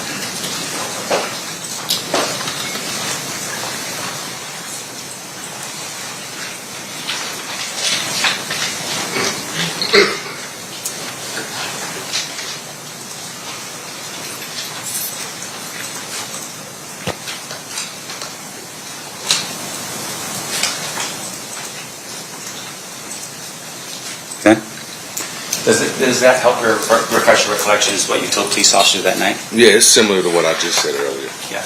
And that is, you said it was a light colored, when the question was asked, what color was it? White, I would say light. I'm not even going to say white. I'm going to say a light colored Cadillac. Correct. But once again, it's something that obviously in that sort of scenario would come off as either white or light colored, right? It's at night. Yeah. In addition to that, when you observed the driving conduct of Suge in the BMW, he made a U-turn and went back onto Las Vegas Boulevard. I don't know where he was going. That's where he ended up. Okay. And so at some point you all stopped because he stops. Right. And you get out of your vehicle to render aid to Tupac. No, it wasn't to render aid. It was to see how he was doing. Okay. And so when you approach Tupac, at that particular point, he warns you and says, and I'm sorry, I just want to make sure we're down, get on the ground, they're going to shoot you. Mm-hmm. Is that a yes? Correct. And that would have been because right behind you were police officers with a shotgun. Correct. Now, you're kept at the scene for some time, and we see a picture of you sitting on the ground, right? Correct. Do you know how many other of the caravan vehicles were present at the time that you had stopped at the final location where Tupac was at? I do not. Was it the same amount as what you had in the beginning when everyone was going to Suge's residence? I could not tell you. I have no further questions, John. Okay, and Thank you you. redirect Mr. Palal. Nothing for the state, Your Honor. Ladies and gentlemen of the jury, are there any questions for this witness? Please raise your hand if you have any. All right, seeing none, thank you so much. Oh, we do have one, sorry. Jumped the gun on that.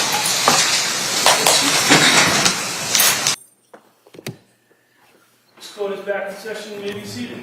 Your Honor, for the purpose of the record, we return back to the trial of Commonwealth versus Lindsay Clancy. All parties are present, so we can adjourn. All right. Counsel, we ready for the jury? Yes, Your Honor. Yes. All right.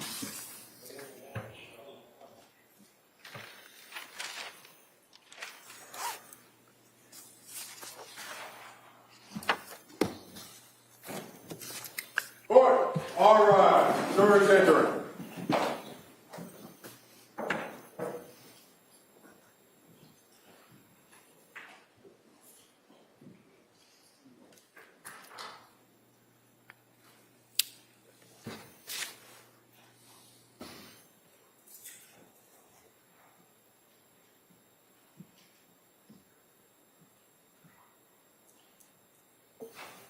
This court's now in session. Please be seated. Your Honor, for the purpose of the record, we return back to the trial of Commonwealth versus versus Lindsay Clancy. All parties are present, including the defendant and including the 18 jurors. All right, counsel. Thank you, Judge.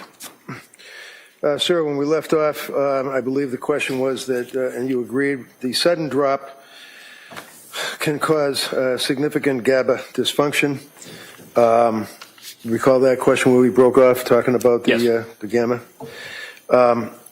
And you're familiar with the concept of, in that regard, talking about the gamma-aminal butyric acid and its effect on the progesterone and its effect on the brain synapses, is referred to as breaks, B-R-E-A-K-S. You've heard of that term, right? No.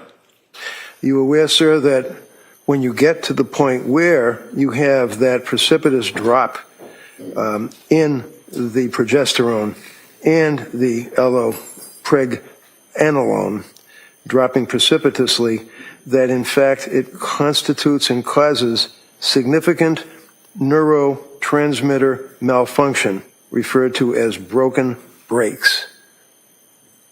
I'm not familiar with that term.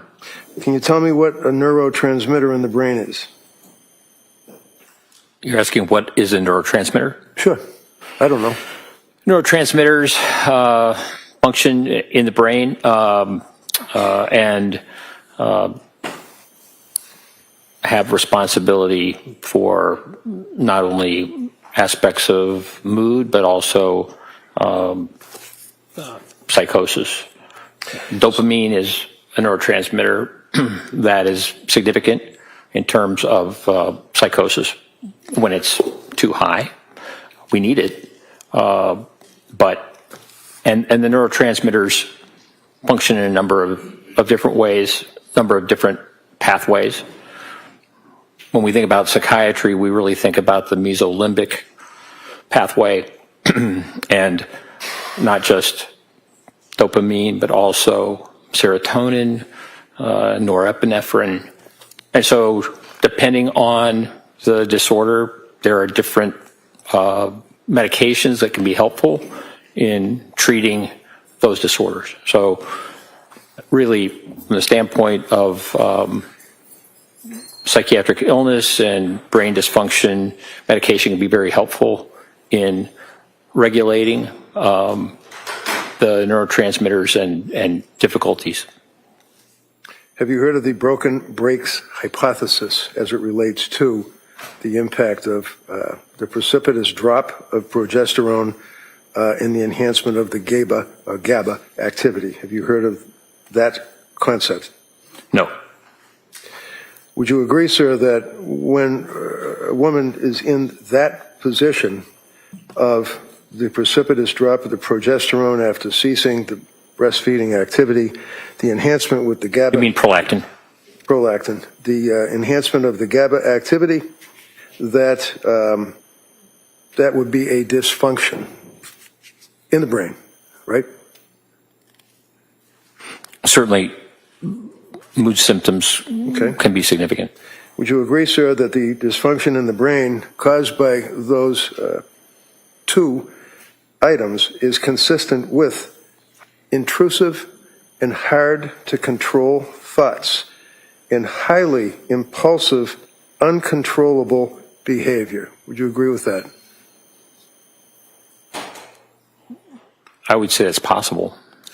And that would relate to the capacity of a person to conform their conduct. If, in fact, because of the GABA and the progesterone and all that we just talked about, the intrusive, hard-to-control thoughts and highly impulsive, uncontrollable behavior would address itself to the issue of capacity to conform one's conduct, right?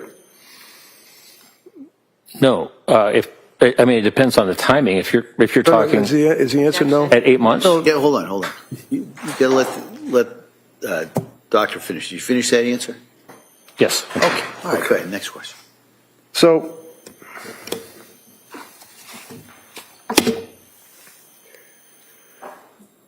did I hear you say that Patrick is the source, the third-party collateral source of Lindsay saying, I tried to kill myself? Is that what you said?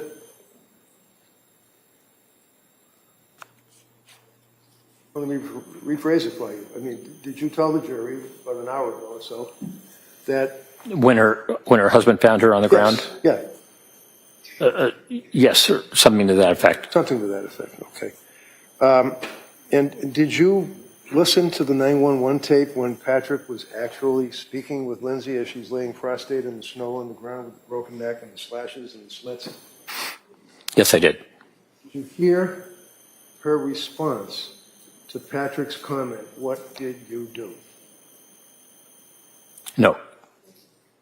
Did you hear her respond to anything other than what would be described as guttural grunts? Not on that call. So when this conversation occurred, and this is the conversation that you're talking about, where she said, "I tried to kill myself, kids are in the basement," he then goes into the house, right? Correct. All right. So now we have the EMTs and people are helping her out. You've seen the medical records. You know what the injuries were. You know the damage to her throat. You know the damage to her thyroid, right? Yes. And is it your testimony to a reasonable degree of doctor certainty that a person with those injuries, with the prescription drugs that were crushed up, that she consumed, with a broken neck, would be able to have a conversation? Based on the witness testimony from her husband, yes. Okay. So let's put the witness testimony from Patrick aside for a minute. And you listen to the 911 call. Are you telling this jury that she had a conversation that you could discern what she was saying? Not on the 911 call. No. Would you agree that they were all grunts? Yes, from what I heard. So Patrick goes in the house, relates the fact that he found the children, and you told the jury that his office door was closed, is what he said. Is that right? Yes. Where did you get that from? I believe Patrick told me that. Is that in your report? Yes. And when he told you that, when was that conversation that you had with Patrick? When I interviewed Patrick Clancy. Okay. So you read the grand jury minutes, right? Yes. You read the police report, right? Yes. You know that Patrick went up the stairs, and when he went up the stairs, the door was locked, right? Meaning the bedroom door, not the office door. Correct. And then he was able to open the door, right? Yes, with a key. And there was blood on the doorknob, right?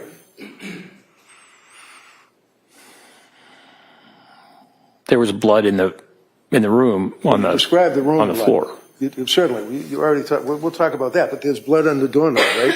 Was there blood on the doorknob? If you know, I don't recall. Do you recall there being blood drops in the area of the door itself, like where you have the threshold?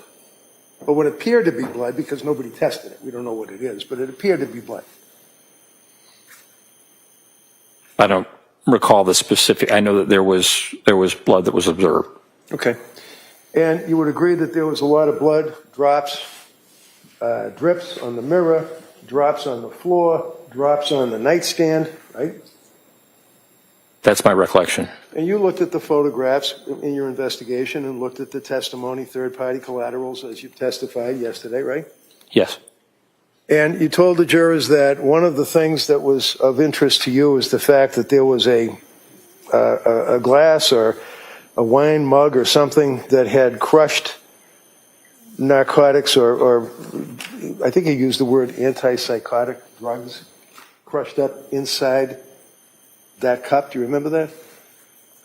Yes. Okay. Wine tumbler. Thank you. How do you know they were antipsychotic drugs?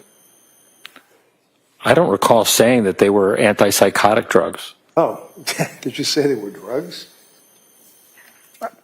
I thought I said medications. Medications. All right, so drugs, medications, and they were crushed up? There was evidence of powder on the tumbler that Patrick told me about, and I went back and looked more closely at the photographs and saw that. Did you look more closely at the NMS laboratory or the state police crime laboratory or any testing that was done on the powder? Yes. And was there a report that said that indeed it was crushed up medication? They wouldn't. I mean, there is. They didn't indicate whether or not they were pills or. Did they ever? I'm not asking about pills or powder. Did they ever test the residue? Not that I'm aware of. So how do we know that that's even drugs or medications or whatever word you want to use?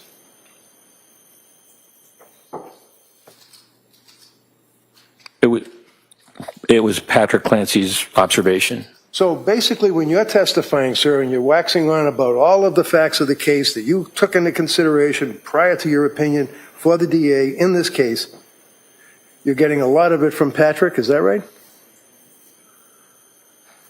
That aspect he brought up to me, yes. Okay.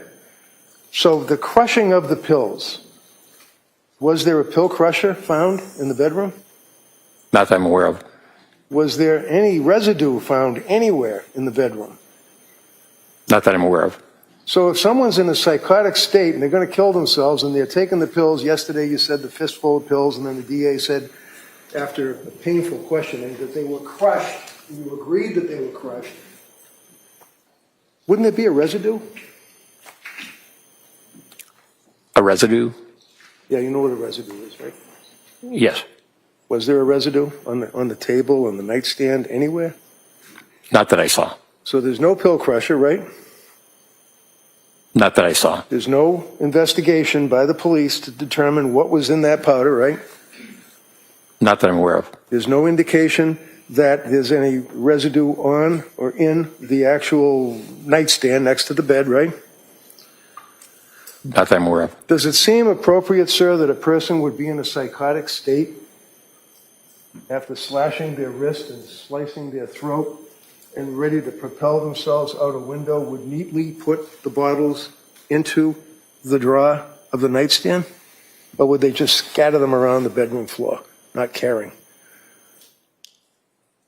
I'm not aware of the exact sequence of the events in terms Well, if I of. tell you, sir, that a couple of days after this incident, I went into the home with Patrick, and I was able to locate in the bedroom, right next to the bed, with all the blood all over the place, this drawer, and inside this drawer would be a lot of medication bottles.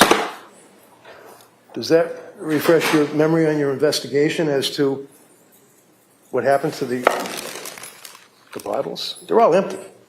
Yes. Okay, so how'd they get in the drawer? How did they get in the drawer? I don't know. You can fingerprint them, right? Did anybody do any testing at all in this investigation? If you know. You told the jury yesterday you read all the stuff, grand jury minutes, police reports, lots of witnesses. I did not read that.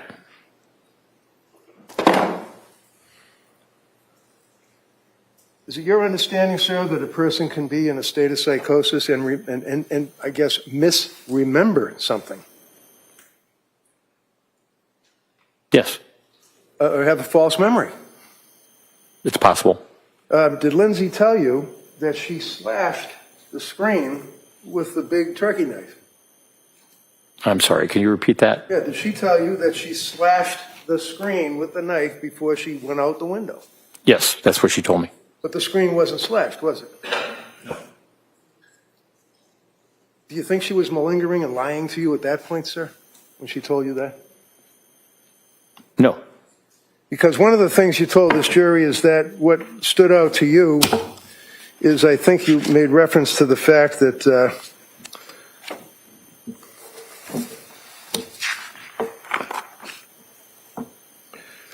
Lindsay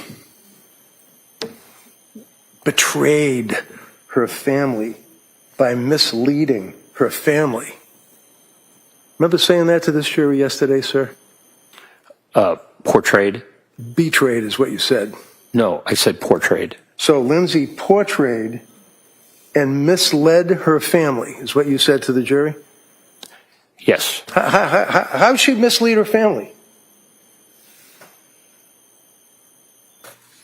Well, in text messages, for example, in the days prior to the event, her parents had visited over that weekend, and the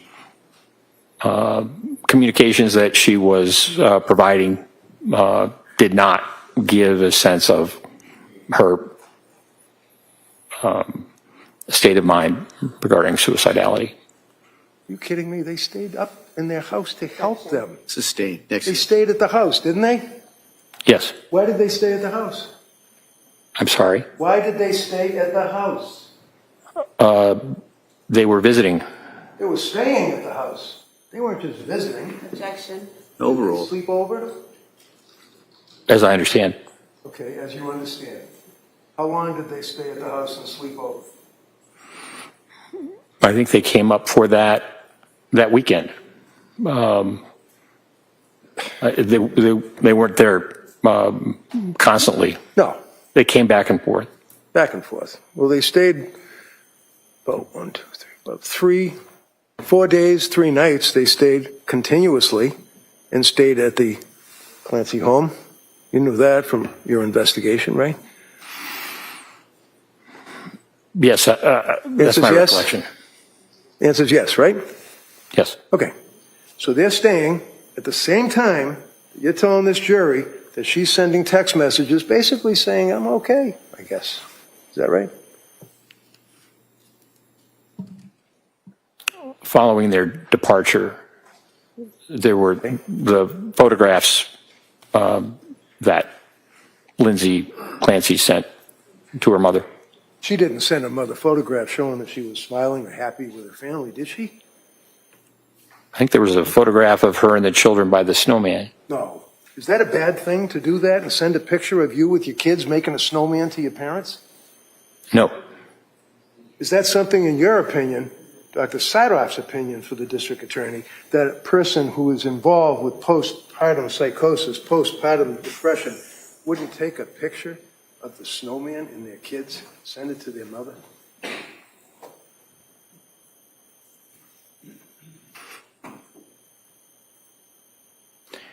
Given the prior text that you showed to her mother in terms of being in terrible distress, that she was able to do that, that was not what happened when she sent the picture with her children and the snowman, and so did not raise concerns from the mother, as I understand.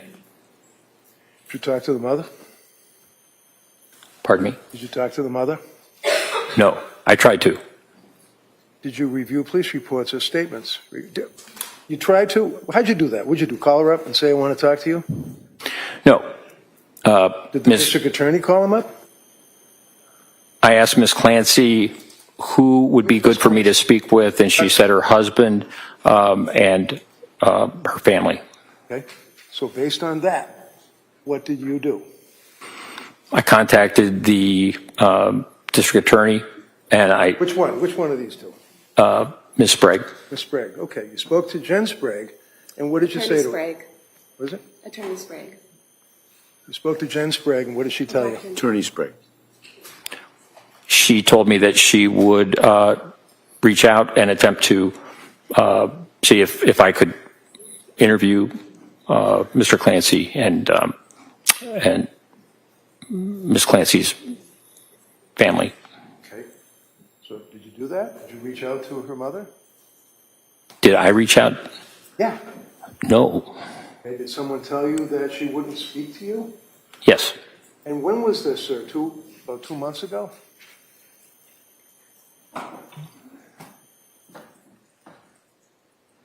It would have been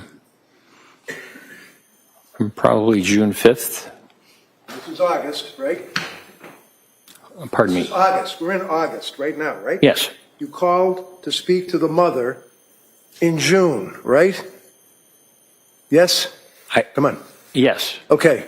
And when you called the mother, did she say, I did not call the mother. Okay, so I did not call the mother. call the mother. Who told you that you couldn't talk to the mother? Ms. Sprague. Attorney Sprague, please. Right. Attorney Sprague.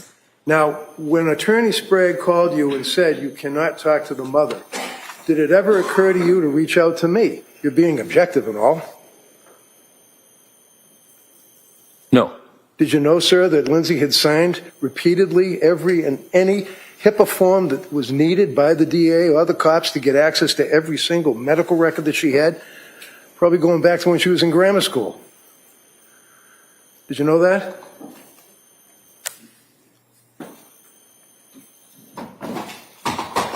I know she's been open to it, and she told me that she would like for me to speak with them. Right. And she's been open to pretty much anything and everything that was asked of her, as far as signing documents, getting medical records, doing interviews, videotaping, making appointments to talk to guys like Mac and Helbrun and you in Tewksbury Hospital, right?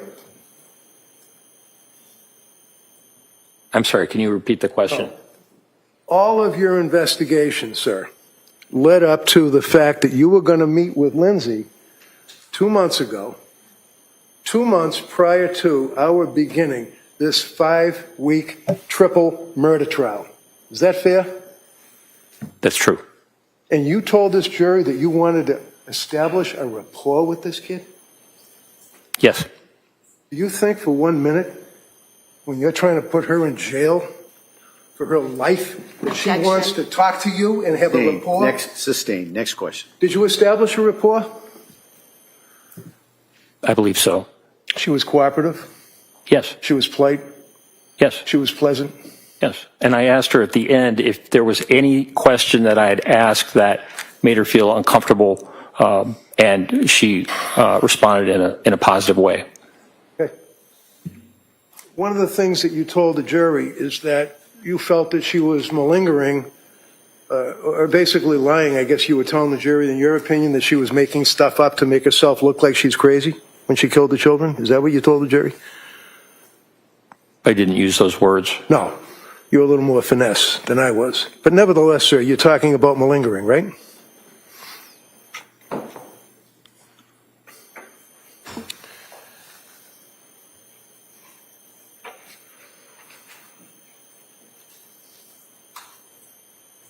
Yes, the statements about the auditory hallucination. Yes. Excuse me. Yes. The answer is yes. You were talking about malingering is my question. Yes or no, right? That's all? Yes. Okay. And when you're talking about malingering, sir, basically that would be when a person finds it in their interest to basically exaggerate or lie to an investigating psychiatrist, right? Correct. And that would be because it's in their interest, like I want to pretend that I'm crazy so a jury thinks I'm crazy and I don't have to pay for a crime. That would be in a criminal sense, right? Yes. Workman's comp cases, you know, a guy gets hurt in the truck and then they end up having interviews by guys like you to make sure to see if, in fact, they're legitimately hurt for a workman's comp claim, right? Yes. Or a civil case, like an auto accident, right? Yes. And there are tests that can be administered to people to see, from a psychiatrist standpoint, whether or not there is objective indicia of the fact that the person is indeed malingering. Yes. And what are those tests? Well, I'm not a neuropsychologist, but there's a test called the SIRS, also the TOMS test of memory. So there are certain tests that can be given by neuropsychologists to assess malingering about certain aspects, certain issues. You've also heard, I imagine, of the MMPI, which is the Minnesota Multiphasic Personality Inventory Test, right? Yes. And that's one that has different scales that you can examine to determine if somebody is lying or malingering or exaggerating or anything like that, right? Correct. And you know that Dr. Helbrun administered that very test to Lindsay about, I don't know, 2 months before you got there, right? Yes. Which would be about 4 months from now, where we stand now, right?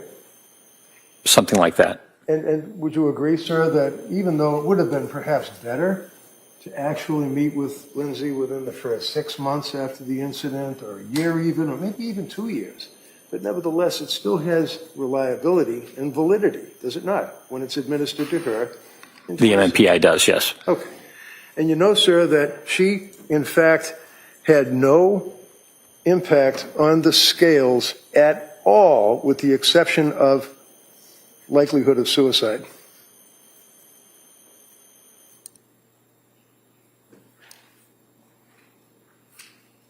Yes, that's my understanding. Indicating that as far as that test that was administered to her by Dr. Helbron did not have any evidence at all. This kid was lying, exaggerating, suppressing anything. She was being truthful, right? Objection. Overruled. About the questions that were on the MMPI, yes.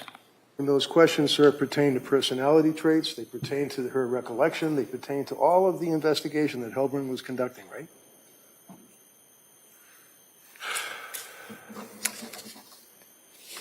No. Okay. So,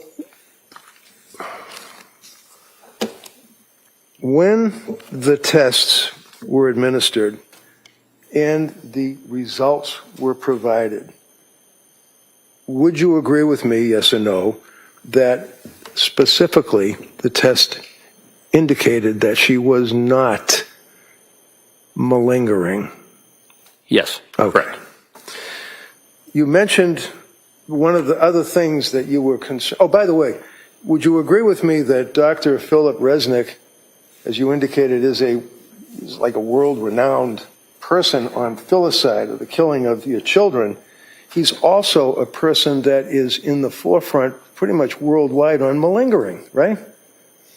Yes, he has written about that.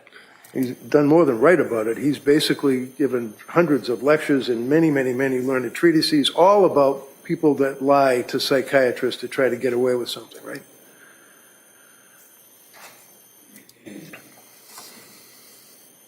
Right? Yes. Okay. And you know, sir, that Dr. Resnick examined Lindsay, and one of the first things that he did was determine whether or not, in his opinion, she was malingering, lying, suppressing, exaggerating, or doing anything like that, right? Yes. In his opinion, sir, when you read his report after all the testing of his examination, is that she was not lying to him at all. Isn't that right? Yes. One of the things that you referenced, sir, was you felt that Lindsay was lying about standing at the refrigerator and making chicken McNuggets or whatever and carrots or peas or something. And you felt that that wasn't right because the child had already had a bowl and was eating, I think you told the jury, chicken nuggets and vegetables or something like that, right? Green beans. Green beans. Have you looked at the photograph, sir, that's in evidence in this case about that bowl? Quite some time ago. Does that show any residue of chicken nuggets or green beans in the bowl? Not that I recall. No, it shows like sliced up residue of a cucumber, possibly a carrot, like vegetables, right? Not that I recall. So there are 3 kids, one of which is an infant who obviously pretty recently got finished breastfeeding, is on the bottle, so he's not going to eat chicken McNuggets, right? Right. So we have 2 young children that have to be fed, correct? Yes. You have 2 young children that Lindsay indicated that she was at the refrigerator getting the chicken and the vegetables so that she could feed the kids, correct? Yes. Told you that she would not give the kids chicken McNuggets and vegetables in a bowl, that she would have a plate, right? Not necessarily. So when she was at the refrigerator, sir, it's your understanding that she was not being truthful? Telling you that? Is that what you're telling the jury? I think what I said was very inconsistent with what she had told Dr. Spinelli. So when she's at the refrigerator and telling you, your interview, I know you imported Dr. Spinelli's report, you imported Dr. Resnick's report, you imported Dr. Zeisel's report. When you were talking to Lindsay, did she tell you she was getting food for the kids out of the fridge? That's my recollection. Now, with all of the understanding in your testimony, sir, about the voices, correct me if I'm wrong, you're telling this jury and Dr. Satop's opinion, based on your experience and all of your writings and everything, that when one hears voices, they would be internal or external? To be legit. They can be either. Really? I'm sorry, I thought you said that they had to be a particular type, like not internal. If they're internal, they're probably lying. But that's not true, I'm wrong? The voice that Ms. Clancy told me about during the time of this event, she said was external. Okay. And is that consistent with your understanding, sir, of the research on auditory hallucinations? Well, some auditory hallucinations can be internal. So, for people who are psychotic. and you were aware, sir, that Philip Resnick, Dr. Resnick, did publish the article in the International Journal of Law and Psychiatry in 2014 in conjunction with Simon McCarthy-Jones. You're aware of that? Yes. Treatise, yes. And would you agree with me, sir, that in fact, just that some doctors might feel that hallucinations auditory must originate from the exterior as opposed to interior? Would you agree, sir, that in this article, claim number 1, doctors may say, voices are typically heard as coming from inside the head, with the corollary that voices heard as coming from outside the head are atypical? Would you agree with that? That was not my recollection of the research. That okay. I understood that it was a minority of. No. Excuse me. It doesn't matter what you. Oh, hold on. Good. Next question. I'm going to approach you with the article. We've already established. Know who authored it. Read it. All that. Okay. It was quite some time ago. Sure. Let me put your papers over here just so I don't knock them over. So, if we can share that. You want me to say it? No, I want you to share it. Put it right here so I can look at it. Okay. All right. Would you agree, sir, that it says voices are typically heard? This is a claim number 1. In other words, doctors feel voices are typically heard as coming from inside the head, with the corollary that voices heard as coming from outside the head are atypical. Did I read that right? Yes. Okay. And what does atypical mean? Atypical means unusual. All right. And this article is saying that there are psychiatrists that feel that voices heard outside of the head, auditory hallucinations, are indeed not legitimate. Is that fair? That was the old original way of thinking. That was the way it was taught at one time. That they had to be external for someone to actually be experiencing psychosis. Okay. So we agree then, as Dr. Resnick indicates, that the research evidence does not support the claim that internally located voices are emblematic of genuine AVH, Auditory verbal hallucinations. and externally located voices are atypical. We cite a particular word, correct? Yes. For example, that says, the largest study on this question, Matthew Jones, was in 2012. That's what you're referring to as the old research, right? Oh, whenever you were in med school, we talked about that too. That would have been. Yeah, I was speaking about very old. Okay. Basically found that of 199 psychiatric patients, 81% who had been diagnosed with schizophrenia, 38% heard both voices coming from inside and outside their head. Did I read that right? You did? So when Lindsay indicated to you that she indeed heard a loud auditory hallucination, voice, deep, male, commanding her to do what she told you, that was external, correct? Yes. And you don't have any issues with that. In other words, that is very likely could be legitimate. Yes. Okay. Now, if you take a young woman who, as the evidence has shown, is suffering with her medical condition or psychiatric condition and seeing doctors and being prescribed medications and reaching out to people for help and suicide hotlines and people down in Rhode Island and McLean Locked Wards Institute.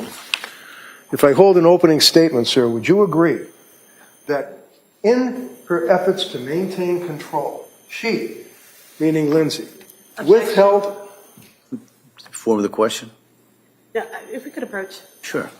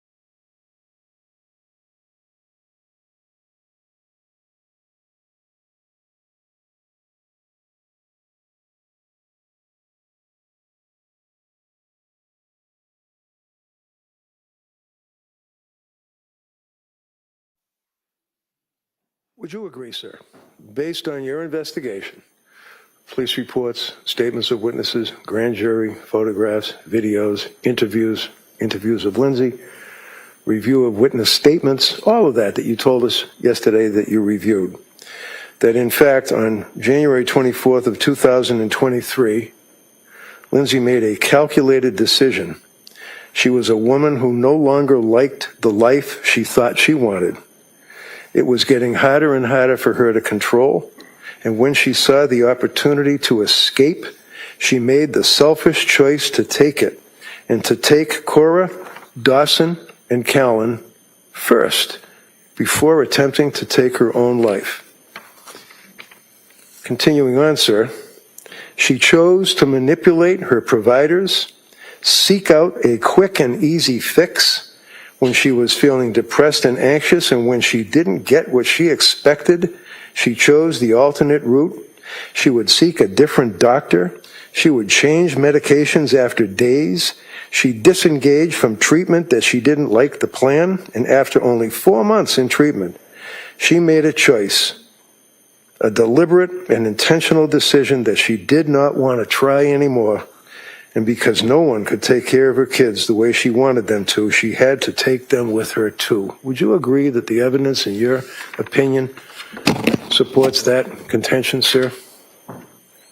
Well, there's a lot in that. Yeah, it is. Do you agree that it would support your contention, sir, or it would not? I think that statement that you read really minimizes what she was going through. Okay. All right, thank you. Attorney Sprague. Thank you, Your Honor.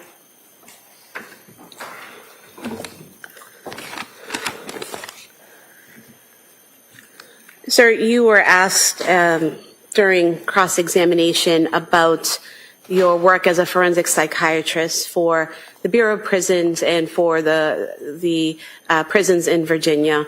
And about that work and kind of minimizing what your experience was there. What was your work there? What did that entail? Well, I continued to work there, and I continued to teach students in that system. Seeing patients who are inmates in a number of different facilities, men's and women's facilities over the years, and doing assessments, evaluations, making determinations about treatment, and the like, gathering information. So really, treating these inmate patients as patients who have significant mental illness and really require the best treatment that we can provide in the system. And during the course of your many, many years working in that system and treating these patients, have you treated patients with psychosis? Yes. And does that include treating women with psychosis? Yes. And how often have you done that? I don't know, Jack. I didn't ask about it. He said two already. He's already said twice. Overall, she may have that. Go ahead. Since 1992, Yes. so 34 years. How many patients have you treated in the prison system, women patients dealing with psychosis, approximately?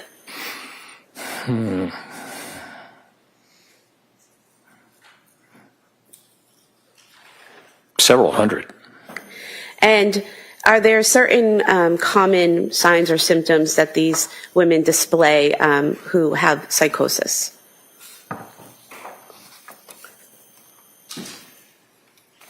Yes. And what are those? Well, some have delusions, fixed false beliefs about certain things, though they can present as being psychotic that way. Also, they can present with hallucinations, what we call perceptual disturbances, and generally they are, in most cases, auditory hallucinations, auditory verbal hallucinations. And they also can present with disorganized thinking, having words, making up words that have special meaning, really having a great difficulty communicating. And you also mentioned that you all worked for a state hospital for, I think you said 15 years, is that correct? Correct. And did you treat patients with psychosis during those 15 years? Yes. And did those include women with psychosis? Yes. And in terms of your treatment of women with psychosis, were you responsible for diagnosing them with their underlying mental condition? Yes. Diagnosing psychosis as being one of their symptoms? Correct. And then treating the underlying condition and the symptom of psychosis for those women? Yes. And you did that for approximately 15 years, correct? Yes.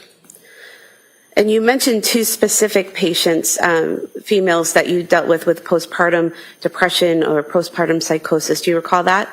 Yes. And what did you learn from treating those two patients? So those are the two patients that are mentioned in the case reports. Which case reports? The case report about postpartum psychosis that was written. On the medication interaction? Yes. Are you asking how those patients presented? Yes. Okay.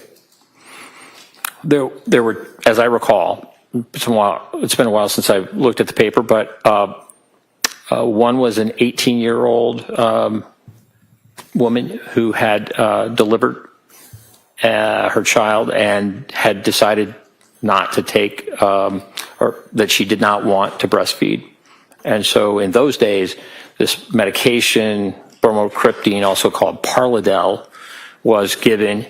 And we found that within, I think, just a couple of days of the time that she was given this medication, she became convinced that she had to kill her child. And I believe that she was experiencing auditory hallucinations. And she was so distressed about that she wanted to kill herself and was suicidal. And that was how she was brought to our attention. In evaluating her, we removed the Parladel, the bromocriptine, and she responded and resolved her symptoms, her psychotic symptoms, and we were able to discharge her back to her family.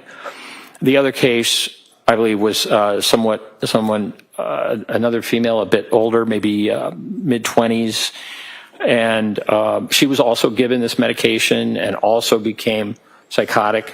For her, it was more a manifestation of mania. She was hypersexual with her husband. She, I think, was quite hyper-religious, and she was... Doctor, sorry. in terms of her delusions, those were more of religious delusions? Pardon me? Her delusions regarding her child were religious delusions? Yes, I believe so. Okay. And once that medication was removed from that woman, did her symptoms subside? Yes. I think in that case, she was also given, she was so disruptive on the ward, taking her clothes off, et cetera, that she was also given antipsychotic medication for a period of time, and her symptoms resolved. And going back to the first patient that you described, you said that she had voices instructing her to harm her child. And was it as a result of her feelings of guilt for about those thoughts and voices that she was suicidal? Yes. Okay. So she wanted to kill herself instead of killing her children, correct? Yes. Now, you were asked by Attorney Reddington about your curriculum vitae and focusing in on terrorism, and is that your sole focus? And you said no. What has been your focus over your career? Well, from the time that I finished my residency, I've been very interested in public psychiatry. And so upon realizing the seriousness of mental illness within the prison system and the value of teaching psychiatry to students within the system, I began doing that while I was also doing work with the state hospitals, seeing patients, whatever. So I would say that of all the things that I do and consider myself, what is most important to me is working with patients. And it's the value of also being with students and having them learn from these patients is going to make them better doctors, even if they don't choose to go into psychiatry. So I see my identity actually as a clinician, and I have patients I'm scheduled to see. I was supposed to see some yesterday, and also I'm going to see patients on Friday. And Doctor, defense counsel asked you about the onset of postpartum depression and postpartum psychosis, and you had said that the DSM-5 lists postpartum onset within 4 weeks, correct? Correct. And he asked you about other organizations going up to approximately a year, correct? That's right. Are you aware that the World Health Organization has a clinical descriptions and diagnostic requirements for behavioral and neurodevelopmental disorders that has a section on mental and behavioral disorders associated with pregnancy, childbirth, or the puerium, P-U-E-R-P-E-R-I-M, which does that mean during or after birth? Yes. And that in that section by the World Health Organization, they state that mental and... Objection. She's not going to read that to him, and then he's going to agree with it. She can ask him if he's read Well, it. let's hear the question first, and then I'll assume there'll be an objection. Are you aware that in that section it states that mental and behavioral disorders associated with pregnancy, childbirth, or the puerperium are syndromes associated with pregnancy or the puerperium commencing within about 6 weeks after delivery? Objection. Overruled. I'll allow that. If you know that, Doctor. Yes. Okay. And are you also aware that there's a section talking about mental and behavioral disorders associated with pregnancy, childbirth, or the puerperium with psychotic symptoms that says onset of a syndrome involving significant mental and behavioral features occurring during pregnancy or the puerperium, i.e. up to about 6 weeks following delivery, is required for diagnosis? That's my understanding. And that's from the World Health Organization, correct? Yes. Now, you were asked about whether blood testing would be appropriate for a patient, and you said that it would depend on the history of the patient, the symptoms, the medication. Do you recall that? Yes. Okay. Did you see anything in the records about Lindsay Clancy that would have required blood testing? No. You were also asked about thyroid function and how sometimes you might want to test thyroid function in a postpartum woman. Do you recall that? Yes. Do you, are you aware that, reading from Exhibit 222, I believe, that Ms. Clancy's thyroid levels were checked when she visited the South Shore Hospital emergency room on November 16th, 2022, and her levels were within normal limits? Yes. I just moved to submit this page from Exhibit 222, showing the thyroid levels. All right, so that's in. It's just a follow-up of a sheet that's in. I'll allow that. And doctor, just for the jury to know, in that page that's just been marked in as exhibit, the thyroid levels would be marked by TSH, correct? Correct. You were asked about Lamictal and the serious rash that could occur. You said that the serious rash is rare. How rare is it? Approximately 1 in 1,000. And you mentioned that millions of people take Lamictal with no problem at all, correct? That's right. And is there anything that providers do to be aware of the potential for the rash and to explain that to patients and to try to just basically keep an eye out to see if the patient's developing that symptom? Yes. And what is that? It's a medication that needs to be started at a low dose, 25 milligrams, and only gradually moving up. Finally, after a number of weeks, to a dose as much as 200 milligrams, perhaps even more. When the medication is given in a what we call titrated, slow process, the potential for this serious rash is greatly decreased. So it really is a medication that requires a slow titration. So the patient needs to be patient with that process. But it's now one of the most used mood stabilizers for bipolar disorder. That it really is a very important, valuable medicine for bipolar disorder. And you said that it's important to start at a low dose. Did you say 25 milligrams? Correct. And do you recall what dose Dr. Tufts wrote the prescription for Ms. Clancy? Yes. And what was that? 25 milligrams. And do you recall from the records whether the plan was, if she were to take it, to titrate in the manner you described? Correct. And putting aside whether or not someone chooses to take the medication because of a rash, is there any significance to the person, to a patient, being prescribed a medication and then not telling that provider that they chose not to take it? Yes. And what is that?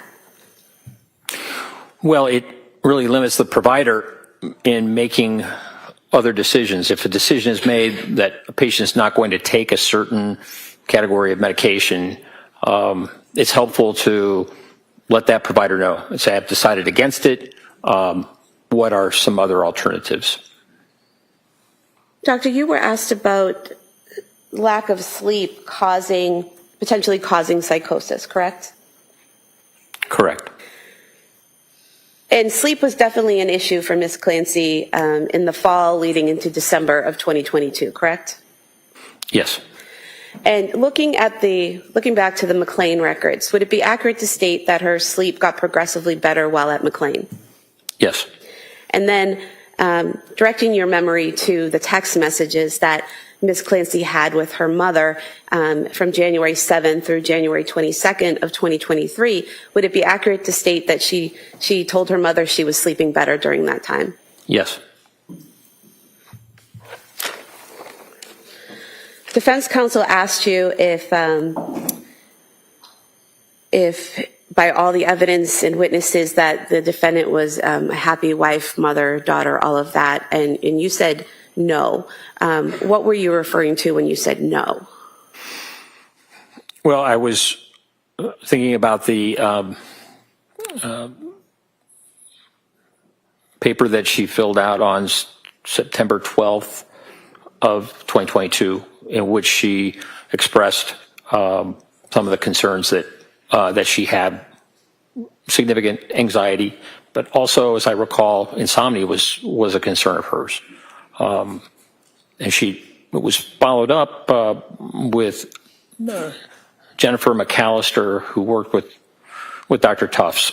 And I think in Ms. McAllister's note, Ms. Clancy mentioned that she had waning confidence in being able to take care of her children as they were growing up.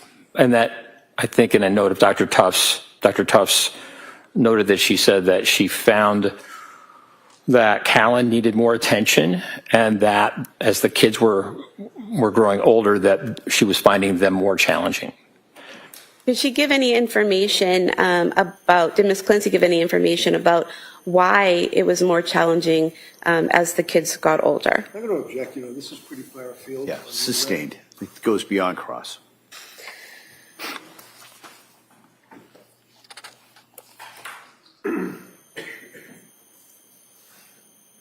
So, Doctor, defense counsel asked you about Dr. Tufts and her treatment of the defendant, and mentioned repeatedly how she had only been in the practice on her own for a few months. Do you remember that?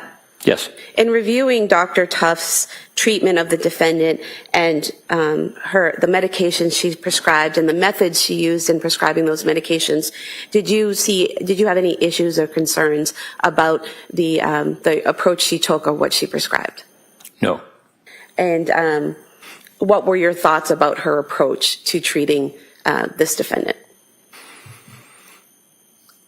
Well, possibly because Dr. Tufts was new and had just come into practice, she was more available. And so I think she was able to see Ms. Clancy over video 14 times. And, for example, when Ms. Clancy was discharged from McLean, the request from McLean was that she needed immediate outpatient follow-up, and so Dr. Tufts arranged it the following day. And so there were some weeks where Dr. Tufts saw Ms. Clancy more than once a week. And I will also say that when Ms. Clancy decided to go to nurse practitioner Paul and then saw Nurse Gelada, I think early December, it might have been December 1st, she then went to Dr. Tufts, and Dr. Tufts wrote a note saying that she felt uncomfortable making prescriptions while Ms. Clancy was going to another provider. But in that note, suggested that Lamictal could be helpful. So Dr. Tufts was very responsive to concerns of Ms. Clancy in terms of seeing her.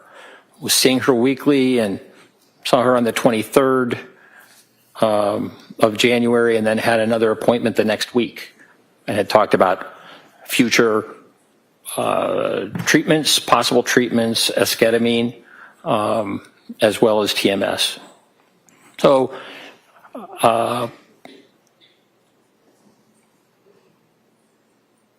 perhaps the fact that she had just left her residency meant that she could be more responsive to seeing patients quickly, and she did that. And speaking specifically to the prescribing, prescribing which medications she's prescribed, which doses, what different options she tried, did you have an opinion based on your training and experience of Dr. Tufts' method with prescriptions? Yes. And what was that? I felt that the prescribing was very reasonable. How so? Well, back in 2013, 2014, Ms. Clancy had taken Prozac and SSRI, and it was helpful. She also took Wellbutrin and propranolol. After Dawson was born, Ms. Clancy had some significant anxiety and actually went to a doctor and was prescribed Zoloft. So this would have been in 2019. But then decided, 2019, early 2020, but then decided not to take the Zoloft. Her anxiety symptoms resolved. It was a difficult time, particularly as she got older because of COVID, but she decided that even though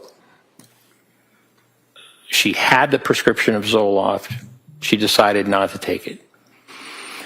The anxiety that she experienced after Callan's birth was more significant and lasted longer. And so she went to Dr. Tufts, who got a history of Ms. Clancy having taken the Prozac and done well on it, having seriously considered Zoloft to the extent that she got a prescription for it, decided not to take it. That Zoloft at 25 milligrams, which is the lowest dose, starting that, would be a reasonable choice. Really, perhaps the most reasonable choice of an antidepressant, given Ms. Clancy's history up to that point. I believe that there were only 7 pills taken. Ms. Clancy was directed to take 25 milligrams for a week and then increased to 50 milligrams, two tablets, but had, I think maybe after 5 days, taken that increase and increased from 25 to 50 milligrams, and then had the adverse reaction of insomnia, very significant insomnia. And in terms of after seeing the effects from the Zoloft and stopping that prescription, the various prescriptions that Dr. Tufts tried with the defendant, did you have an opinion based on your training experience about whether that trial and error process and what she prescribed and what she tried with the defendant, whether that was reasonable? Objection. Overruled. Yes. And was it reasonable? Was it reasonable? Yes. Yes. And how so? Well, Ms. Clancy, after having the insomnia, was very upset and concerned, as anyone would be. I think that was around October 21st. And so Dr. Tufts assessed her and told her to stop the Zoloft and started her on Ativan, I understand, and Benadryl. And that medication was helpful for a while. But Ms. Clancy was concerned about Ativan, benzodiazepines being addictive, and concerned about getting hooked on these types of medications. And that is a concern over the long term. And so part of the process was to see if she could be treated effectively by decreasing the benzodiazepines or maybe giving her a longer acting benzodiazepine. The medication buspirone, was prescribed by Dr. Tufts, but Ms. Clancy, in a note. Excuse me, doctor, I apologize. Can I have a standing objection to the rambling answers? This is redirect. I object. All right. We can see counsel. I just want to put something on the record. Counsel.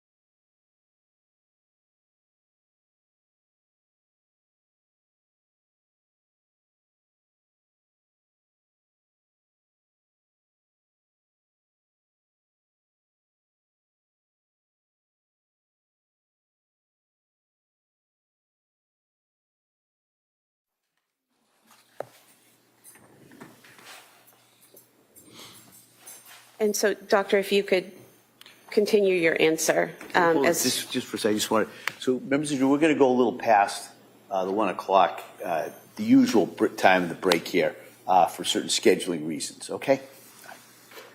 So if you could just summarize briefly what you said that you thought that Dr. Tuft's approach was reasonable. If you could just summarize briefly why you thought her approach was reasonable. According to the notes and also the emails, communications with between Dr. Tufts and Ms. Clancy, I found Dr. Tufts to be very responsive to Ms. Clancy's symptoms and concerns in really trying to make adjustments according to how Ms. Clancy was doing. Thank you. And you were asked by defense counsel about her visit to Women and Infants Hospital and about the defendant. I believe what defense counsel asked you was that every time a doctor told the defendant to do something, she was on it immediately. Do you remember being asked that? Yes. And do you recall that in the Women and Infants records that they offered her 3 programs, an inpatient hospitalization, a partial hospitalization program, and an outpatient program, and the defendant said that she would talk to her provider for guidance about those programs? Yes. And do you recall reading in the notes and records of Dr. Tufts, nurse practitioner Jolee, that she never discussed those 3 programs with her doctor or her nurse practitioner, correct? That's my recollection.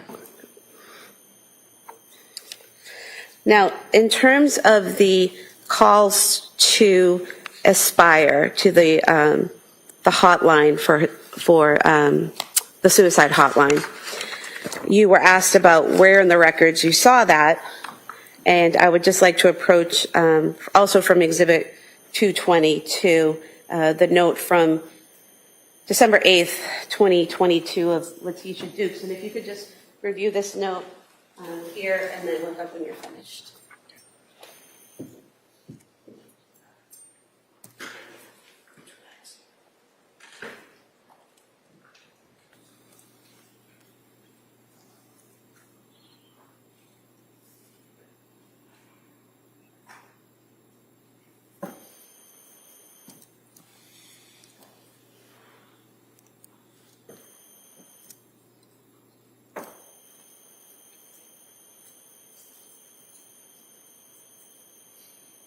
Yes. Doctor, is this the record that you were referring to that gave you the information about the defendant's call to the suicide hotline? Yes. And reading from this page from the exhibit, page 45, it states that patient contacted Aspire Crisis Support. She met with an Aspire clinician virtually and was told that she did not meet the criteria for inpatient treatment due to not having an SI plan. That's a suicidal ideation plan, correct? Correct. And then reading again, Aspire clinician recommended that the patient attend a day program. The clinician said he would be sending the patient resources. Clinician informed the patient that it would be beneficial to attend an IOP or a PHP to help the patient build coping skills and build community. What's an IOP and a PHP? Do you know? PHP is partial hospitalization program, and IOP is, I believe, an inpatient program. And so when the defendant called the suicide hotline, she told them she was having suicidal thoughts, correct? Correct. But she told them she did not have a plan, correct? Correct. And they didn't just hang up on her. They sent her resources and recommended a day program and a partial hospitalization program or an inpatient program, correct? Correct.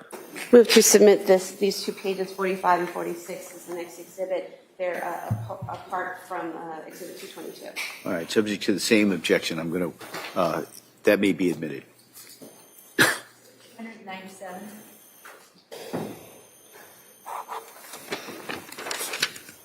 You were asked a lot of questions about hormone changes after pregnancy and if that can affect, and stopping breastfeeding, and if that could affect someone's mental health. Do you remember that? Yes. And you said something about the timing matters. Why does the timing matter? Well, after lactation and a postpartum period, and it may be the decision for a woman to stop lactation can occur at various times, not just during a circumscribed 1 month period. But stopping lactation causes a decrease in prolactin levels and an increase in estrogen and progesterone. And it really depends on when someone decides to stop breastfeeding. Those significant hormonal changes that are tied to breastfeeding or lactation. And so that's why timing and the time is important to see at what point did breastfeeding stop and at what point are we seeing symptoms. And doctor, with the defendant, the breastfeeding stopped sometime in October, is that correct? Yes. And then looking ahead to January 24th, 2023, would you still be expecting to see hormonal problems from stopping breastfeeding in October in January, that many months later? No. Now, you were asked about the statements Patrick made regarding his interaction with the defendant when he found her outside in the snow. And is it correct that he told you he found her and said, "What did you do?" And she said, "I tried to kill myself"? Yes. And did he then say, "Where are the kids?" And she said, "They are in the basement"? Yes. Did he then tell you that he then called 911?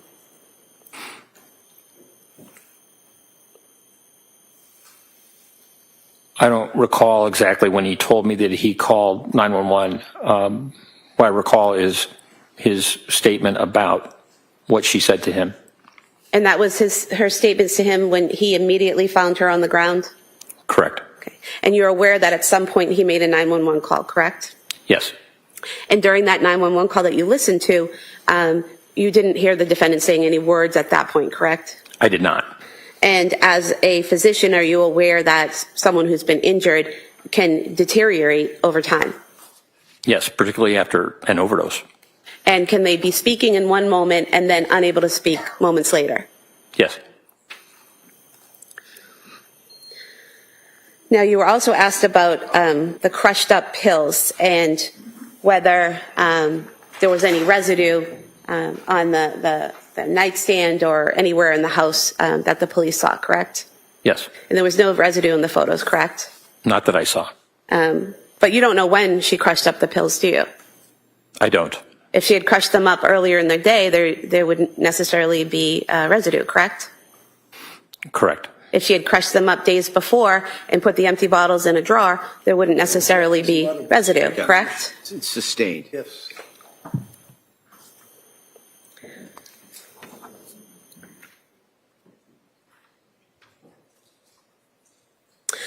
There were many texts between the defendant and her mother in January, correct? Yes. And from January 7th until January 22nd,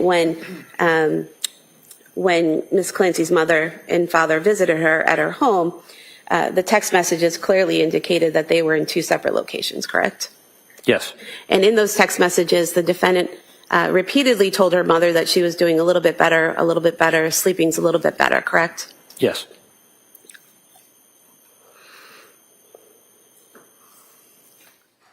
You were asked about Dr. Resnick and how many articles and how many books he's written and how he's well known in this area, correct? Yes. And are you familiar with Dr. Resnick's teachings about malingering and about psychosis? Yes. And is it fair to say that Dr. Resnick teaches others that one of the red flags to look for in malingering? You can ask him what he's read, not tell him what she wants him to say. No, hold on. Let me hear the question first. Are you aware that one of the red flags that Dr. Resnick teaches to look for in malingering and faking hearing voices is that someone automatically obeys a command. Yes. That's stricken at this time. Can I see counsel?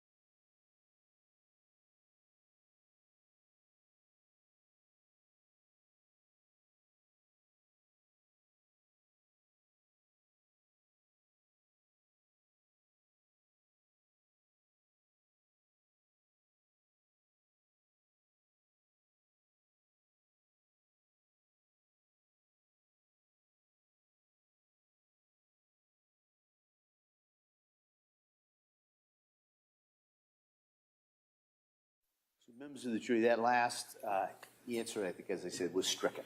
Okay? Yeah, come on. Thank you, Your Honor. Now, you were asked about trying to do collateral interviews with the defendant's family, correct? Yes. And you had requested of our office to make arrangements to interview the defendant's parents and her sister, correct? Yes. Were you aware that an email was sent to, were you aware that a phone message was left for Paula Musgrove asking if she and her husband would be willing to meet with you on June 11th, 2026, and that they did not return the call? That's my understanding. And are you aware that an email was sent to Allison Ozga, the defendant's sister, requesting that she meet with you, and her response to that email was, I am awaiting a response from Kevin advising me on participating in Dr. Saftoff's assessment. I will respond once I speak to him. Were you aware of that? That was my understanding. And were you aware that she did not respond after that? Correct. I have nothing further. Thank you. You weren't aware that Kevin was on a month-long federal trial during that period of time either, were you? That'd be me. Is that a question? Yeah.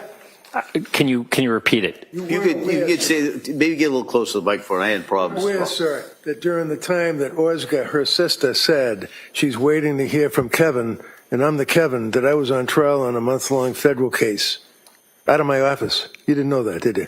I did not know that. Did you ever think to call me directly or at my secretary, my office manager, to ask about me reaching out to these people? No. That's all I have, Judge. Thank you. Anything else? No. All right, thank you, Doctor. Thank you. Thank you.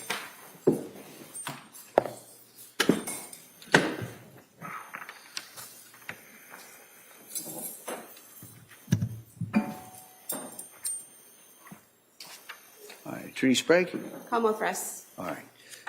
So members of the jury, the Commonwealth has now rested their rebuttal case, so you have the evidence.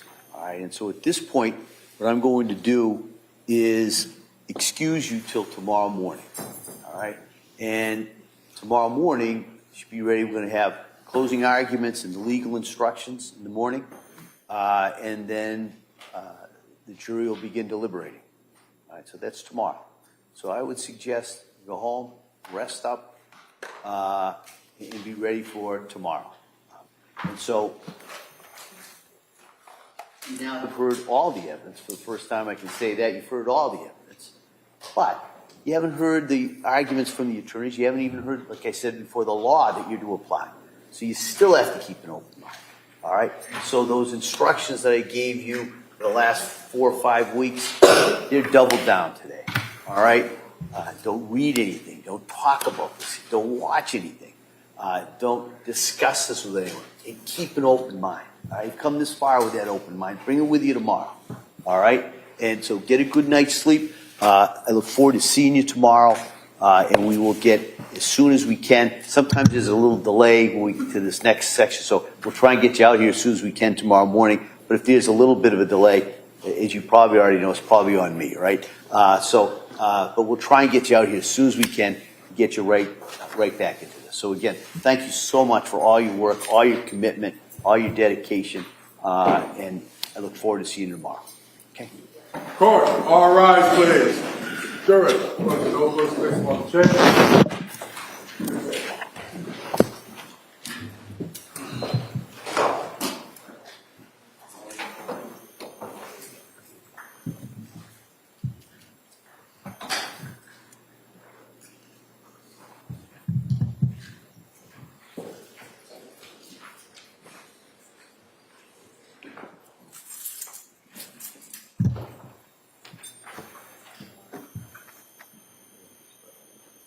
Jurors, back to the floor of this closing session.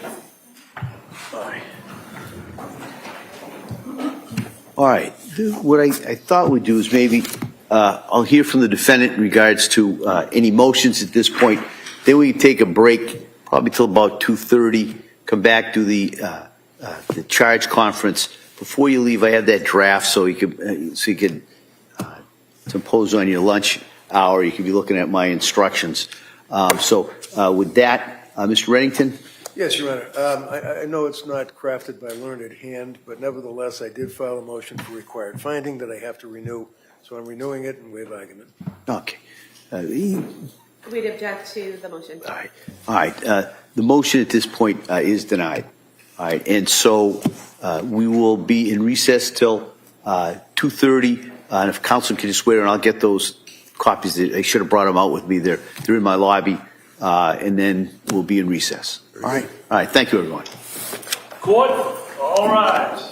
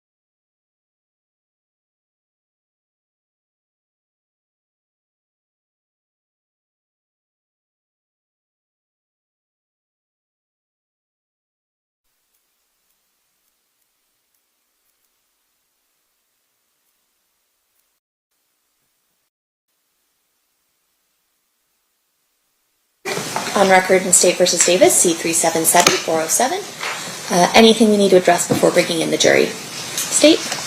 Not from the state. No, Your Honor. Defense? Okay, perfect. I think he's lining up the jury, so we'll bring them in as soon as they're ready.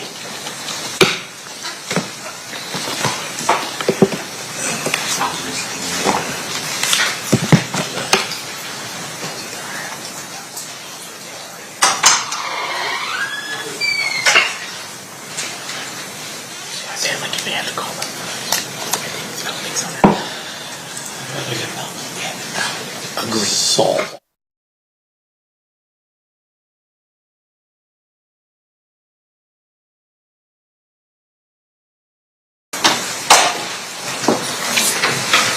Welcome back, ladies and gentlemen. Always good to see you. We are still in the state's case in chief. State, who is your next witness going to be? Your Honor, it's going to be Malcolm Greenidge. I believe he's just cleared due. Okay. We'll bring Mr. Greenidge in as soon as he makes it up the elevator.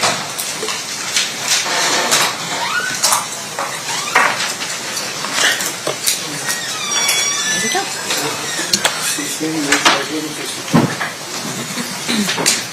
You do solemnly swear the testimony you're about to give in this action shall be the truth, the whole truth, and nothing but the truth, so help you God? Absolutely. You may be seated. May I please have you state and spell your first and last name for the record? First name Malcolm, M-A-L-C-O-L-M-G-R-E-E-N-I-D-G-E. It's my last name. Okay. Thank you, Mr. Greenidge. Whenever you're ready, Mr. Paul, you may proceed. Thank you. Good morning, Mr. Greenidge. Good morning. Sir, is it fair to say that you were initially resistant to attending court? That is fair. And in fact, we had to get a compelling order to get you to come here. Mm-hmm. Is that a yes? Yes. And so you're here because a court in California ordered you to come here. Yes. Okay. I want to ask you about somebody by the name of Tupac Shakur. Did you know Mr. Shakur? I did. How did you know him? He was a childhood friend, a family member, big brother, mentor. The list goes on and on. Is it also fair to say that you guys work professionally together? We did. Can you tell us about that? I had a dream to be a rapper. Mr. Shakur saw something in me, and he agreed to, help me make that dream come true. So I was in a group called Outlaws. And is it fair to say that the Outlaws produced a number of CDs with Mr. Shakur and outside of Mr. Shakur as well? We did release an album with Mr. Shakur. I'm going to direct your attention to the weekend of September 1996, specifically September 7th of 1996. Did you come out here to Las Vegas? Yes, we did. Why? It was a Mike Tyson fight out here that we were supposed to attend, and then there was a party performance afterwards. What vehicle did you come here in? We came here in the Lexus. It was Kadada Jones's car. And who was Kadada Jones to Tupac Shakur at that time? Tupac's fiance at the time. Did Tupac drive in with you, or did he drive separately? He did. He drove with us. In the same vehicle? Yes. Where were you staying? Where did we stay? Yeah. In Las Vegas? Yeah. We stayed at the Luxor. And did any other members of your rap group, the Outlaws, come as well? Absolutely, yes. Who came? Two more of my childhood friends, Raphael Fuller and Katari Cox. Did you end up going to the fight? No. Why? Well, during that day, Tupac was gambling, enjoying Vegas. He made some money when we got back to the hotel. He said, we're going to go change. I'm going to call y'all when I'm ready. And we're going to go to the fight. And we never got that phone call. So you ended up staying at the Luxor? No. What did you end up doing? We ended up trying to meet up with Mr. Shakur. We knew where the fight was at, obviously. So when we didn't get the phone call, we just left to go, get with him. Now, there's a video, which I'm sure you're familiar with, of the incident between Mr. Shakur and other members of his group. that were at the fight and somebody by the name of Orlando Anderson. Were you there during any of that? No. Did you at some point leave the MGM and go back to the Luxor? Yes, I would. We never really made it into the MGM. As we were approaching the MGM, Tupac and Suge was coming out. Okay. So, and then what did you leave with Tupac and Suge and everybody that was leaving the MGM? Correct. Now you had mentioned a concert or performance that was supposed to happen later that night. Was that at Club 662? Yes. At some point, do you leave to go to Club 662? We do. What vehicle did you go to Club 662 in? The same car I drove to Vegas in. And that was that Lexus? Correct. Was Tupac in the car with you then? No. What car was Tupac in? Tupac was riding in the car with Suge Knight. And who was Suge Knight to you? How did you know who Suge was? He was the CEO of the label that Tupac Shakur was signed to. And was that Death Row Records? Correct. Was there?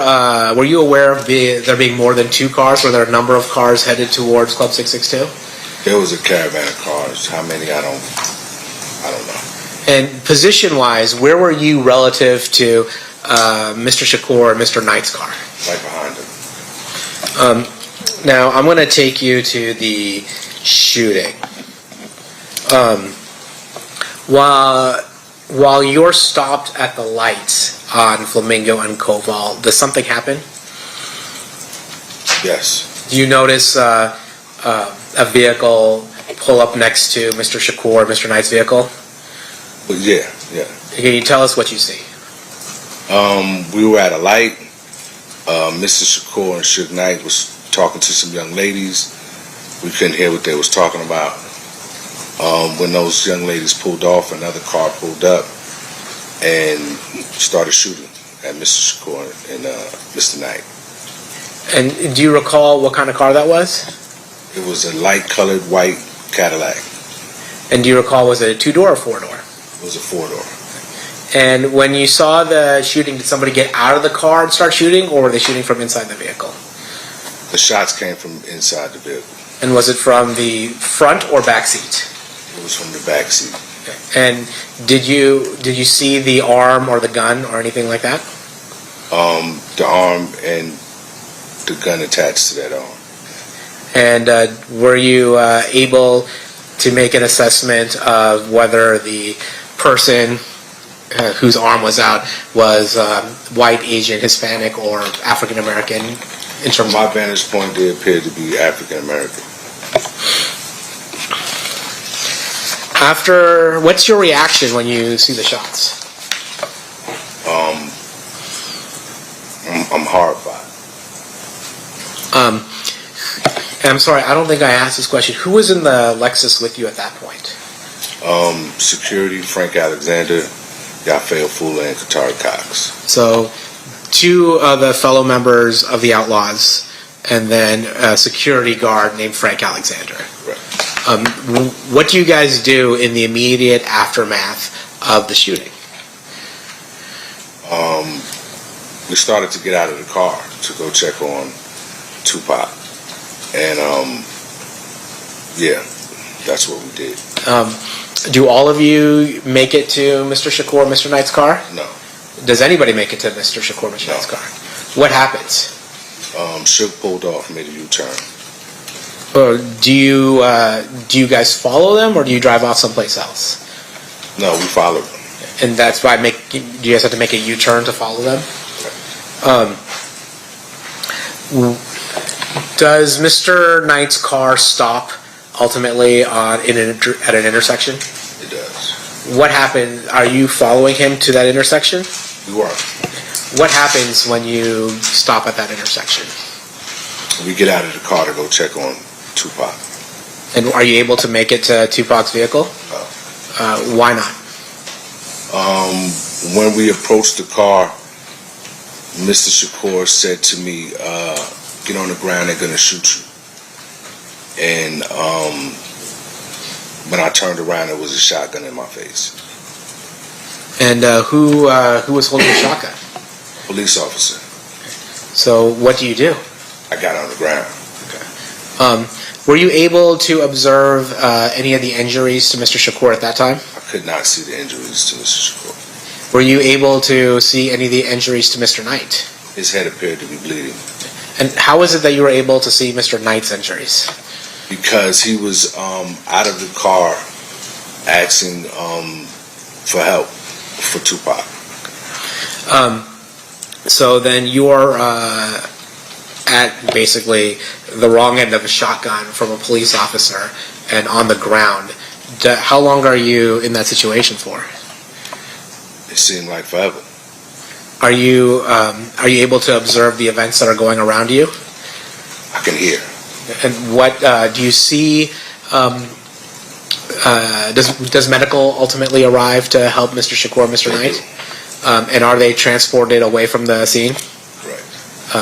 And then at some point, are you asked by police officers to give a statement? I am. And do you give a statement? I do. Okay. And do you, it's fair to say, or is it fair to say, that you weren't able to see the faces of the people in the Cadillac? That's correct. And so you couldn't identify who was there, who was in the car? Silhouettes. Okay. I'm gonna, Your Honor, may I approach? You may. I'm gonna show you what's been previously admitted as grand jury exhibit number 150. Do you recognize any of the folks in this picture?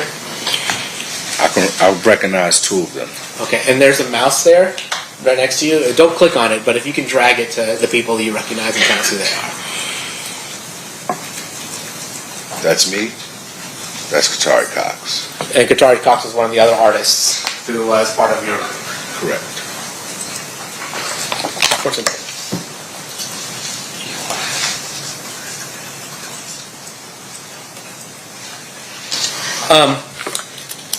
One thing that's come up, you've obviously, in the 30 years of losing your friend and family member, Mr. Shakur, I'm sure you've been exposed to a lot of the rumors or innuendo associated with his passing. Is that fair to say?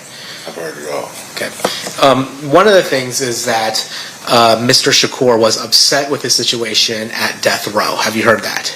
I have. And was Mr. Shakur somebody that you had spent a lot of time with professionally and personally? Correct. Was he somebody that would tell you what his plans were and whether or not he was upset with his current situation or not? He shared a lot. Okay. Did he share with you what his plans were, professional plans were, proceeding from the release of the Machiavelli album? He wanted to get his label started, Machiavelli Records. He wanted to put out the Outlaws album that we was working on. It was supposed to be distributed by Death Row Records. And he was in talks with Quincy Jones to do some business with Quincy. So Mr. Shakur's plan was to imprint his own record company, but have it distributed by Death Row Records. That's what he told us. Seal pass witness. Cross-examination, Mr. Simt. Mr. Greenwich, thank you for being here today. Just with regards to the last thing the state had asked you, the work that Mr. Shakur was going to do with Quincy Jones, that involve Death Row Records? No. So it was work that he was going to do on his own, like maybe movies and a few other things with Quincy Jones? Mm-hmm. Is that a yes? Yes. Okay, and that's only just for the record. Now, in terms of the Death Row label, do you know whatever happened with that label?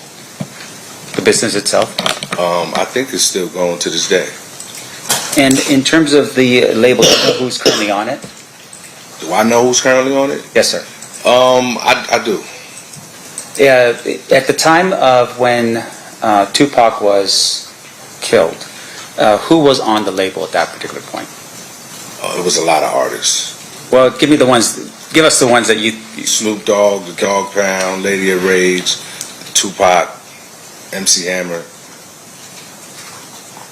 So, for instance, with Snoop Dogg, did he at some point, is he still currently on the label as far as you know?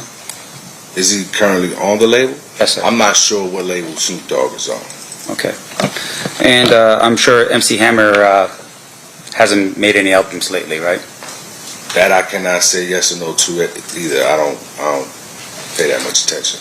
Now, so your testimony here today is that you drove into town with Tupac, Tupac's fiance, and somebody else in a Lexus. Is that a yes? That's correct. And that would have been, what day was that exactly? The day of the fight, the day before? That was the day of the fight. So, so you arrived into Las Vegas with the morning of Saturday? The fight's on Saturday? It was late afternoon. Okay. And the intention was that you all, including Mr. Shakur, would be staying at the Luxor? That's correct. Now, you're not at the fight, and at some point you're notified by somebody that you're going to get picked up by people to leave the Luxor. Is that how it worked? No. Okay, can you please explain that for me again, please? We just left the hotel once we knew Mr. Shakur had left. I see. And so you left the hotel, meaning you left in the Lexus? No. We left on foot. You left on foot. Now, when you left on foot from the Luxor, was that after the fight? I don't know if the fight was over or not. We don't know if the fight is over or not. We're just on our way and to meet with Mr. Shakur. Okay, and where did you go to meet with Mr. Shakur? At the MGM, where the fight was. Okay, and did you arrive at the MGM at some point? Yes, we did. Did you meet up with Mr. Shakur at the MGM? Mr. Shakur and Mr. Knight were coming out as we were going in. Okay. And when you say coming out, we're talking about coming out of the property itself? Correct. So, and when that happened, what did you do next? We turned around and started going back the other way, back to the Luxor. All right, so you all returned back to the Luxor? Correct. And was there a plan at that particular point to do anything? Get dressed. And what was the purpose of getting dressed? Mr. Shakur had a performance to do that night. I see. And you know where the performance was? It was at Club 662. Okay. And you for your time and your consideration of this case. And I also wish to advise you of some very special privileges enjoyed by jurors. No juror can ever be required to talk about the discussions that occurred in the jury room except by court order. For many centuries, our society has relied upon juries for consideration of difficult cases, and we've recognized for hundreds of years that a jury's deliberations, discussions, and votes should remain their private affair as long as they wish it. Therefore, the law gives you a unique privilege not to speak about the jury's work. Although you are at liberty to speak with anyone about your deliberations, you're also at liberty to refuse to speak to anyone. A request to discuss either your verdict or your deliberations may come from those who are simply curious, from those who might seek to find fault with you, from the media, from the attorneys, or elsewhere. And it will be up to you to decide whether you preserve your privacy as a juror. Members of the jury, I'm going to let you know that prior to your service as a juror, this court entered an order to protect your privacy, meaning, as you know, you've only been referred to by number throughout these entire proceedings, and that protection will remain with you for 60 days post-verdict, post-trial proceedings. So I did let the alternate jurors know that, and so I'm letting you know that. And so this instruction is also meant to tell you, and I'll just tell you in just common terms, it lifts all the prior restrictions that I put on you, those communication rules that you've been abiding by from the very beginning of this case. Those are all now lifted, okay? So you can choose to do exactly what this instruction says. Preserve your privacy, but it's going to be left up to you whether you want to talk about your service or not. But regardless, let me say on both sides of the aisle, in this court, and the staff, in the clerk's office, and the court reporter, and everyone that you've interacted with, we thank you sincerely. We can't say it enough. Thank you for your time, your sacrifice, and your service. And with this court's sincere thanks, you're now excused from your service. It's enjoyed by jurors. So say we all, done at Jacksonville, Duval County, Florida, signed foreperson, dated 8/26. Right. Welcome back, members of the jury. Everyone may be seated. Juror 23, are you the foreperson? Has the jury reached a unanimous verdict? Yes. All right, thank you. If you could please hand the paperwork to the bailiff.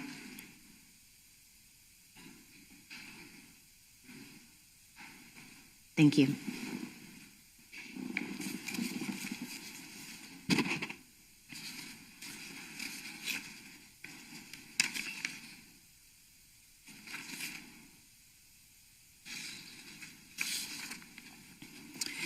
The court is going to hand over the documents to the clerk, Mr. Hathaway. If you please publish the verdicts. Yes, Your Honor. And the defense, please rise and hearken to the jury's verdict. In the Circuit Court of the 4th Judicial Circuit and for Duval County, Florida, case number 16, 2023, CF 2862A, Division CRB, State of Florida versus Mario Enrique Fernandez Saldana. Verdict, count 1. We, the jury, find the defendant guilty of first-degree murder as charged in the indictment. So say we all, done at Jacksonville, Duval County, Florida, signed foreperson, dated 8/26/26. Verdict is to count 2. We, the jury, find the defendant guilty of solicitation to commit a capital felony as charged in the indictment. So say we all, done at Jacksonville, Duval County, Florida, signed foreperson, dated 8/26/26. Thank you for publishing. The defense may be seated. Please pull the jurors. Yes, Your Honor. Juror number 4, are these your true and correct verdicts? Juror number 9, are these your true and correct verdicts? Juror number 23, are these your true and correct verdicts? Yes. Juror number 29, are these your true and correct verdicts? Yes. Juror number 37, are these your true and correct verdicts? Juror number 39, are these your true and correct verdicts? Juror number 40, are these your true and correct verdicts? Juror number 50, are these your true and correct verdicts? Yes. Juror number 51, are these your true and correct verdicts? Yes. Juror number 62, are these your true and correct verdicts? Juror number 63, are these your true and correct verdicts? Juror number 68, are these your true and correct verdicts? All right, thank you, Mr. Hathaway. Members of the jury, it's not lost in this court, nor the parties, that you all have worked hard, labored, and sacrificed a great deal in order to serve your community in this way. However, I do have one final instruction to give you. I want to thank you for your time and your consideration of this case. And I also wish to advise you of some very special privileges enjoyed by jurors. No juror can ever be required to talk about the discussions that occurred in the jury room except by court order. For many centuries, our societies relied upon juries for consideration of difficult cases, and we've recognized for hundreds of years that a jury's deliberations, discussions, and votes should remain their private affair as long as they wish it. Therefore, the law gives you a unique privilege not to speak about the jury's work. Although you are at liberty to speak with anyone about your deliberations, you're also at liberty to refuse to speak to anyone. A request to discuss either your verdict or your deliberations may come from those who are simply curious, from those who might seek to find fault with you, from the media, from the attorneys, or elsewhere. And it will be up to you to decide whether you preserve your privacy as a juror. Members of the jury, I'm going to let you know that prior to your service as a juror, this court entered an order to protect your privacy, meaning, as you know, you've only been referred to by number throughout these entire proceedings, and that protection will remain with you for 60 days post-verdict, post-trial proceedings. So I did let the alternate jurors know that, and so I'm letting you know that. And so this instruction is also meant to tell you, and I'll just tell you in just common terms, it lifts all the prior restrictions that I put on you, those communication rules that you've been abiding by from the very beginning of this case. Those are all now lifted, okay? So you can choose to do exactly what this instruction says. Preserve your privacy, but it's going to be left up to you whether you want to talk about your service or not. But regardless, let me say on both sides of the aisle, in this court, and the staff, in the clerk's office, and the court reporter, and everyone that you've interacted with, we thank you sincerely. We can't say it enough. Thank you for your time, your sacrifice, and your service. And with this court's sincere thanks, you're now excused from your service.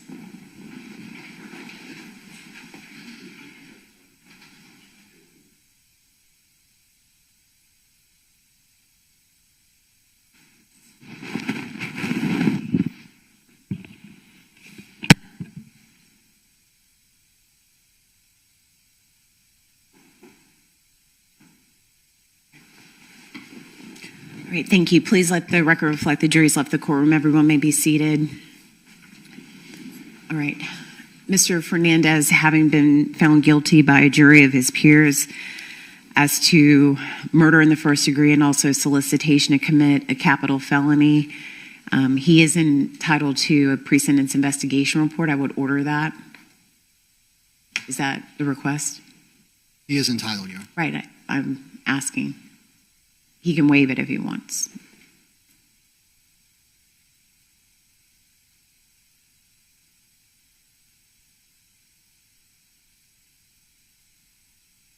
All right.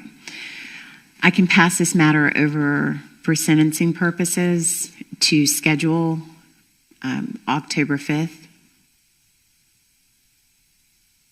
It's just for scheduling. It wouldn't have to occur that week. This case is passed to October 5th, and that's at 9 a.m. for sentencing to be set in courtroom 308. Thank you all very much. Court's adjourned.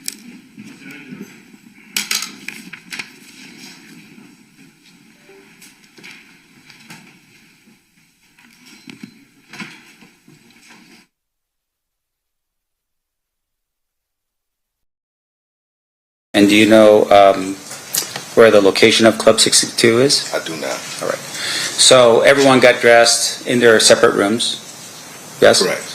And then you came back down and you were picked up by somebody, or did you just drive your own vehicle? We were in a Lexus that was belonging to Kadada Jones. Tupac Shakur and Suge was in Suge's car. All right.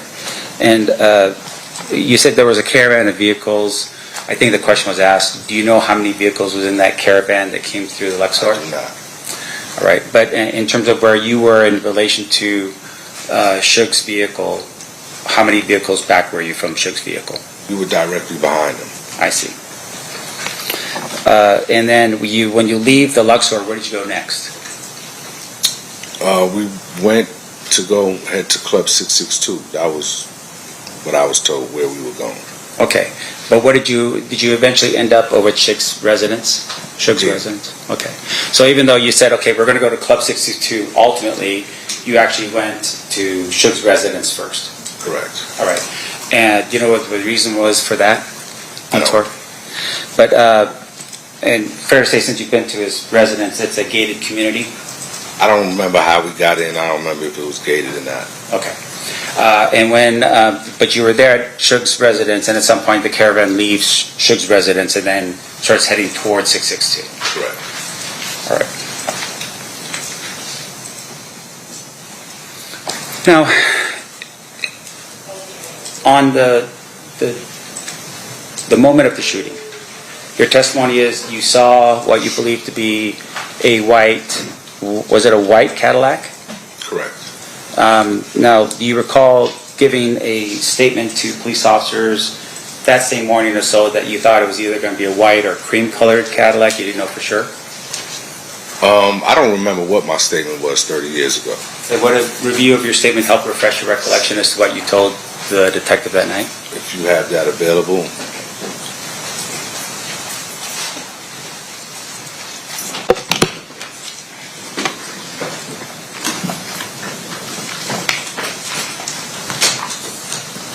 No, just one moment, please. Of course.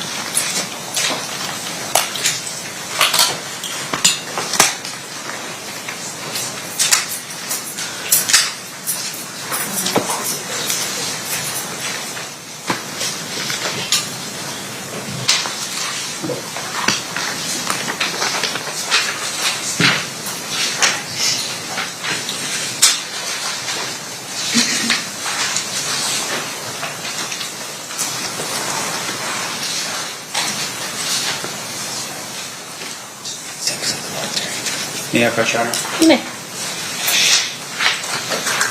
May I have leave to wander the courtroom freely? Sure. Thank you. Sir, I'm going to show you this statement here. Just read it to yourself, just in that page right there. I'm just telling you you're done.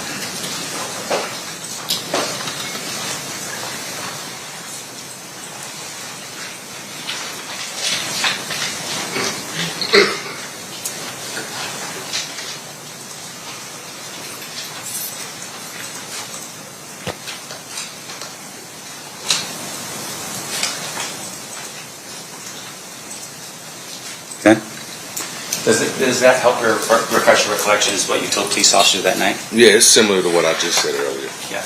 And that is, you said it was a light-colored, when the question was asked, what color was it? White, I would say light. I'm not even going to say white. I'm going to say a light-colored Cadillac. Correct. But once again, it's something that obviously in that sort of scenario would come off as either white or light-colored, right? It's at night. Yeah. In addition to that, when you observed the driving conduct of Suge in the BMW, he made a U-turn and went back onto Las Vegas Boulevard. I don't know where he was going. That's where he ended up. Okay.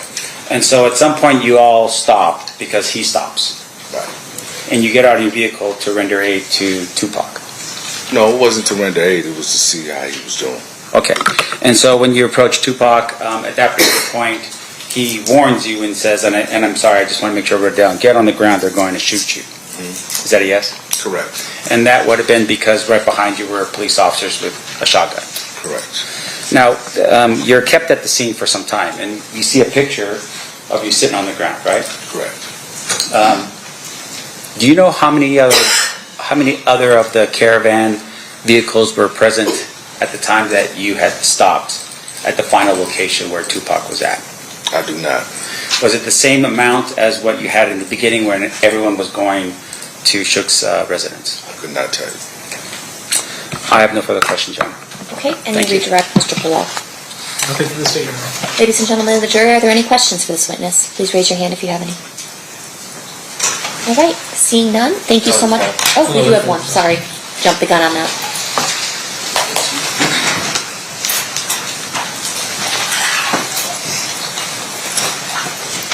May I have the parties approach?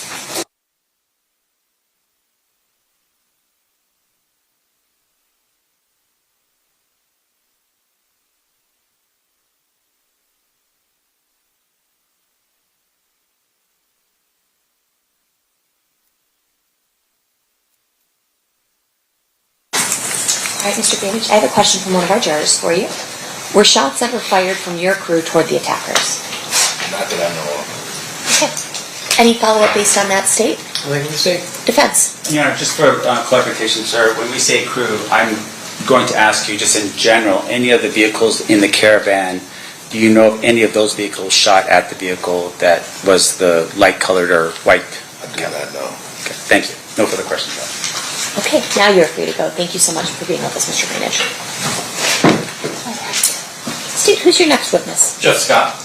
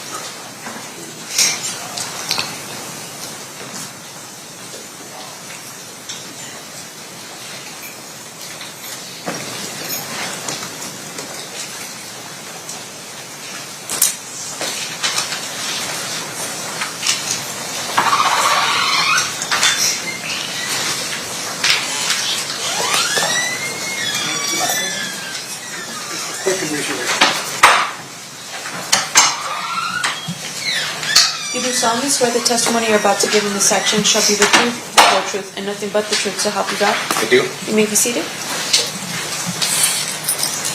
May I please have you state and spell your first and last name for the record? Jeffrey Scott, Jeffrey Scott. Thank you, Mr. Scott. Mr. DiGiacomo, whenever you're ready, you may proceed. Sir, how are you employed?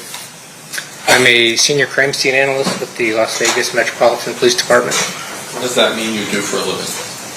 I respond to crime scenes and I document them using notes and photography, recover and impound evidence, and write reports based on the notes and the photographs. I direct your attention to July 17th of 2023. Did you respond to an address at 2204 Mapleshade Street in Henderson, Nevada? Yes, I did. What was the purpose of you responding there? I was responding there to document a search warrant. What shift were you working? Swing shift. And so, were you the only CSA that worked that scene that night? I was the only one there when I arrived, but then I was relieved later on by members of the grave shift. You've since looked at, have you since looked at all the photographs that were taken that night? Yes, I have. And some of them are yours and some of them are theirs, correct? Yes. I'm going to approach.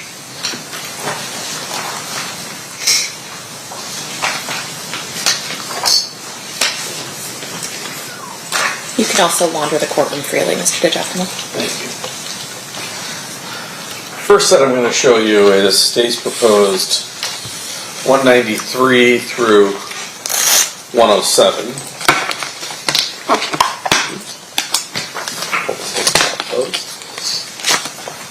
Just flip through those and see if you can determine are any of those your photographs, or at least do they fairly and accurately depict the location of the search warrant.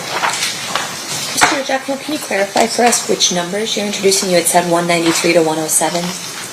I'm having them just look at 193 to 107. So 107 to 193. No, oh, sorry, 93 to 107. Okay, thank you. Sorry, I didn't realize My that. clerk was very confused.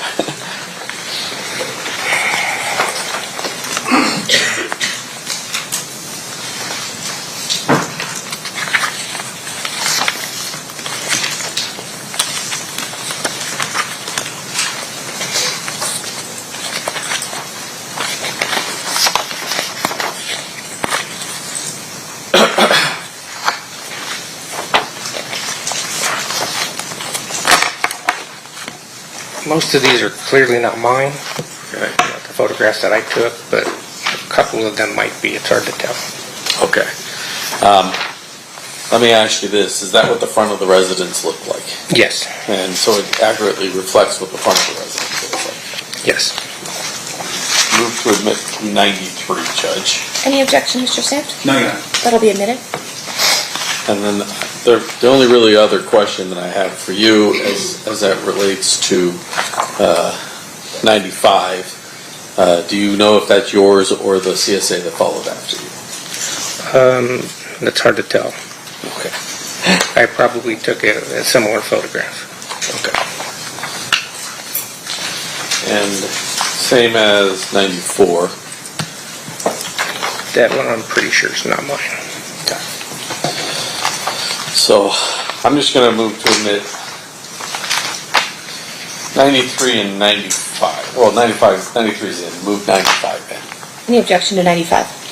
No, Your Honor, and just for the record, I won't object to the admission of the photographs that were taken at that particular scene by either crime scene analyst, just to move the process along. So then the others will be admitted via stipulation. So that would be 94 and then 96 through 107? Correct. Okay, those will be admitted via stipulation. Thank you. No problem, thank you. Now within that garage, showing you 155, there was a Dodge Caravan, Dodge Charger. Challenger. Challenger. Yes. And does that accurately reflect that Dodge Challenger? Yes. Showing you 156, does that accurately reflect an item of evidence that you collected out of that? Yes, it does. And then 157 through 159, take a look at those. Is that the 3 sheets of paper that you collected out of that? Yes, they are. Okay. I'll move to admit, I know he doesn't object, but 155 through 159. Any objection to those? No objection. Okay, those will be admitted. I'm going to go through the photographs with someone else, but you did collect a single piece of evidence before you were relieved, is that correct? Yes, I did. I'm showing you what's been previously marked as State's Proposed Exhibit number 138. Take a look at that.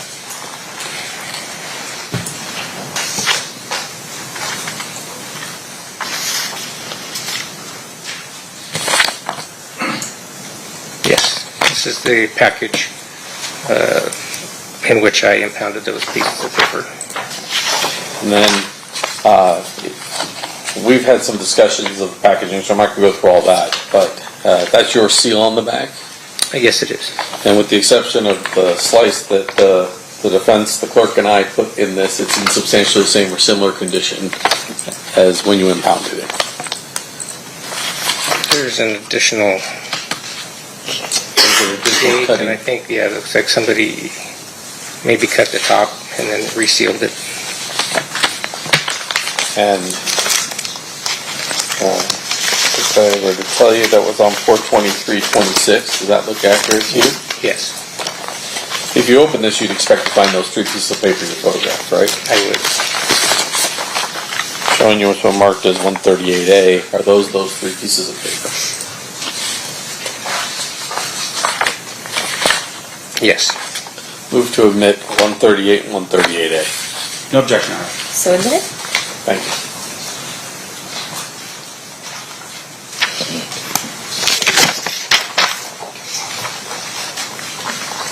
For the ladies and gentlemen of the jury, I'm going to show just those last set of pictures of the Dodge Charger in the garage. So let's start with 155. Can you tell me what we're looking at here? That's a photograph from the right rear section of the Dodge Challenger. Challenger, sorry, I keep calling it a Charger. Dodge Challenger. And that's parked in the garage area of the residence on Maple Shade. Yes, it is. 156. That's the location of those 3 pieces of paper you collected? Yes. And then 157. And I'll zoom in here. Is that the front page? Yes, it is. Without going too much into it, this appears to be a description of an episodic series. Yes. 158.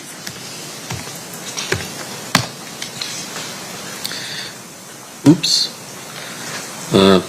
Well, generally speaking, page 2 is a ledger that has costs and those type of things. Yes, page 2 and 3 were looks like a budget for the series. And that's going to lead me just to 159.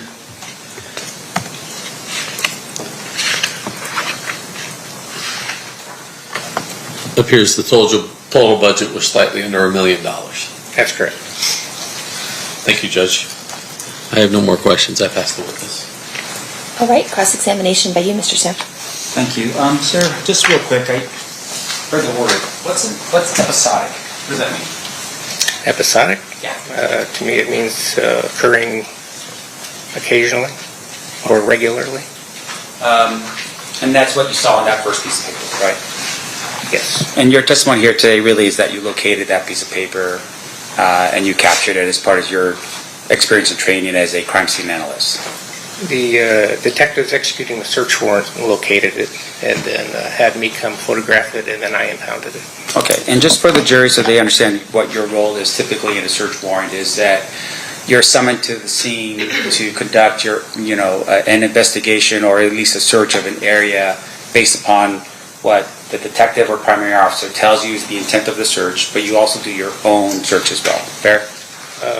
It depends on the type of call, how much direction that I'll be given, or I'll be doing it myself. And with regard to this particular situation and this specific search, you were apprised prior to the search warrant being executed that this was going to happen on this particular day? Yes. And so the meeting that typically takes place where you arrive on a scene where a crime had just been committed, where everyone sort of gathers around, they have a conversation of what they're trying to look for. That meeting took place before the knock on the door and the execution of the search warrant. Yes. Now, in this regard, you understood that what you were going to do was walk in to look for certain things of evidentiary value, right? Yes. Can you tell the jury what things you were looking for on evidentiary value? I didn't have a list of items that we were looking for. I just knew that I was there to document whatever was recovered. And the document that we just saw here, that was something that you did not locate one of the detectives did in this case? That's correct. Now, do you recall who the primary detective was that was responsible for that search warrant? Detective Mogg. Cliff Mark? Yes. Yes. Okay. Were there any other detectives on scene besides Cliff Mark? There were several, but I don't remember their names. Right. Now, with regards to what you do as a crime scene analyst, fair to say that you are operating under a search warrant? Yes. And a search warrant is a document that allows for law enforcement to go into someone's residence to look around. That's correct. And in this particular regard, though, as a crime scene analyst, you're not the one who actually applies for a search warrant, right? I did not. That would be something that would go through, in this case, the primary detective for this particular search. Yes. That would have been Detective Mogg. Yes. Now, in regards to what you were doing in this case, you searched what parts of the house, if you can recall? I photographed the entire house. I did not search. Again, I was there to document what the detectives found in their search. Okay, and in your training and experience, do you have a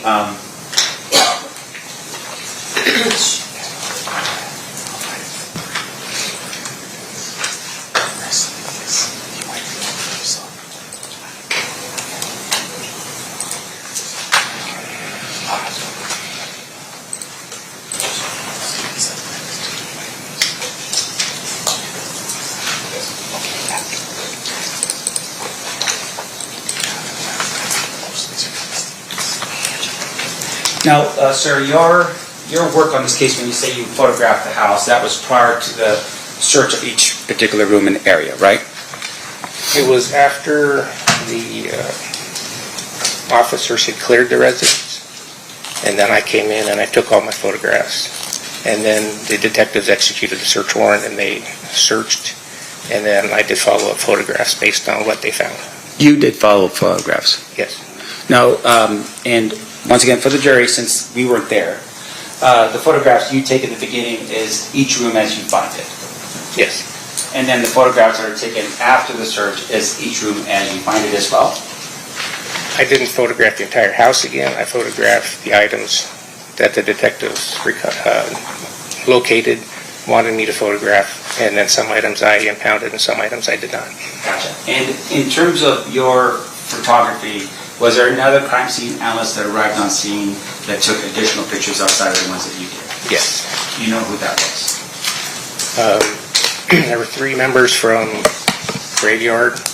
It was King, Fellabom, and she was Finn at the time, but she's West now. Okay. And those are the crime scene analysts that would have taken pictures of how each room looked like after the search? I'm not sure what they did. Did you take any photographs of any bins of photographs found at the scene? I don't recall taking photographs of the contents of bins. Let me just show you here. Your Honor, may I approach? You may.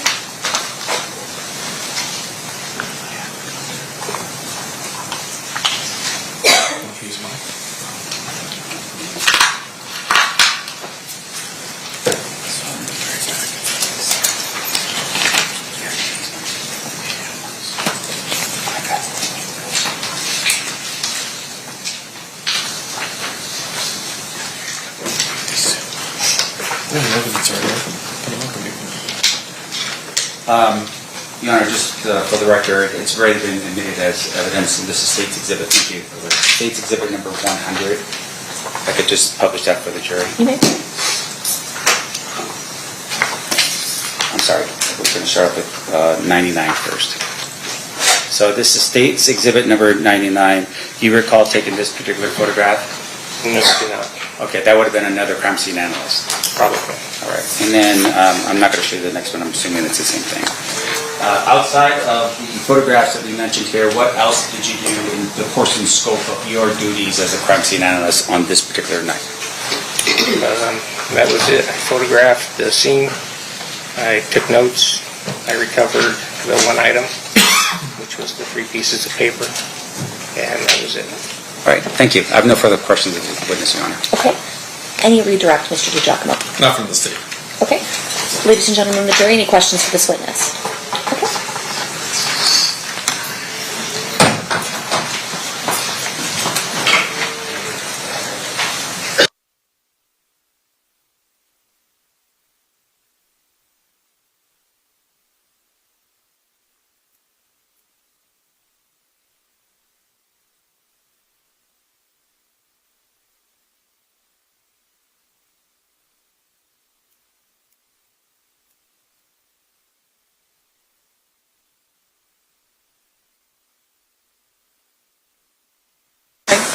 All right, Mr. Scott, question from one of our jurors.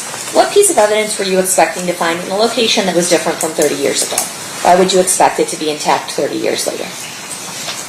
Could you repeat that? I can. What piece of evidence were you expecting to find in a location that was different from 30 years ago? Why would you expect it to be intact 30 years later? Not sure I fully understand the question. I wasn't expecting to find anything. I was just there to respond and document and photograph what the detectives were interested in. Okay. And I don't really understand the second part of the question. Mr. DiGiacomo, any follow-up? No. Mr. Sampt, any follow-up? No, Your Honor. Okay, thank you, Mr. Scott. You are free to go. Thank you. State who's your next witness. Stevie Phillip. Stevie.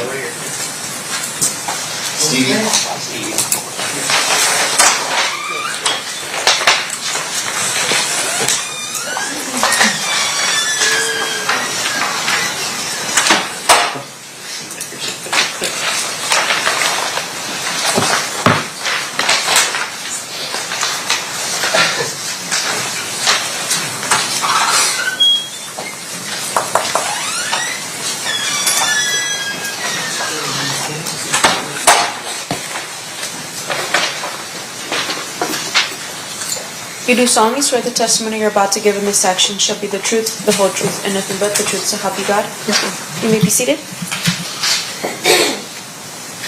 May I please have you state and spell your first and last name for the record?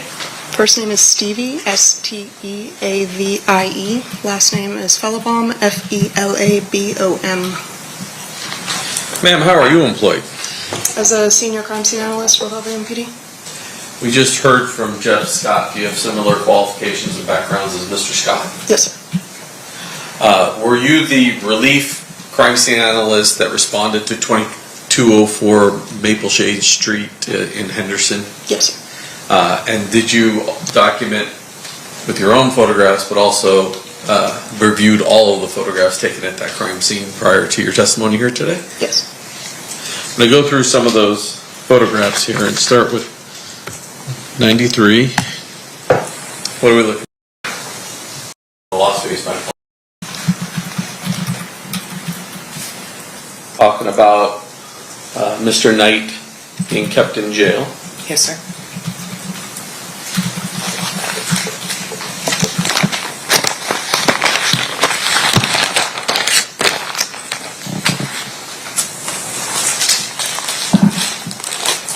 $137 appears to be in a newspaper article about a bad rap for new artists. That's correct.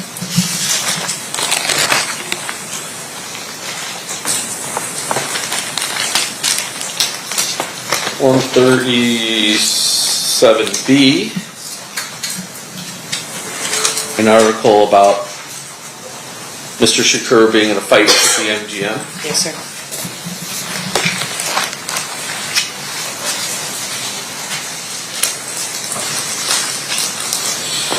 $137C,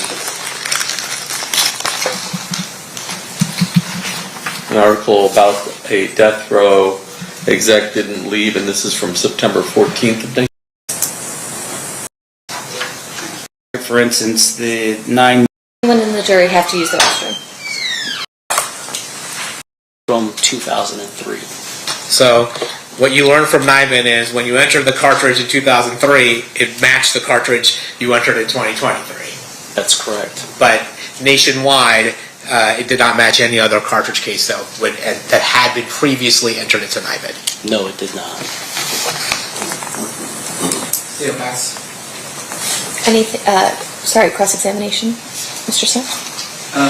Sir, you're the things that, did you actually look at the actual cartridge casings themselves?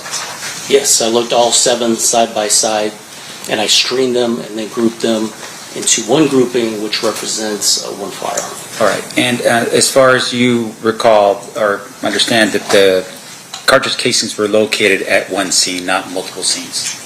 I didn't look into the case notes. That's to try to keep our distance. We don't do any investigative work at the lab, so we don't want to bias our mind to what was. So I did not review any of the crime scene photos, any of the diagrams. I do not know. All I know is I have 7 cartridge cases. How do they group, and which ones to enter? Okay, and so out of the 7, all of them look like they were fired from the same firearm. Yes, they had similar visual characteristics, and I entered one, which I assigned as lab item 1. I see. So no one of them was different, like indicating maybe another gun was used. All of them were from the same gun. That's correct. Right. No further questions. Thank you. Thank you. Anything further, State? No, Your Honor. Any questions from our jurors? Seeing none, thank you, Mr. Hatton. You are free to go. Thank you, Your Honor. Excuse me. That was our short witness before the lunch break? Yes, Your Honor. Okay, sounds good. So at this time, we are going to take our lunch break. During this recess, you are admonished not to talk or converse amongst yourselves or with anyone else on any subject connected to the trial. Read, watch, or listen to any report of a crime. Anyone in the jury have to use the restroom.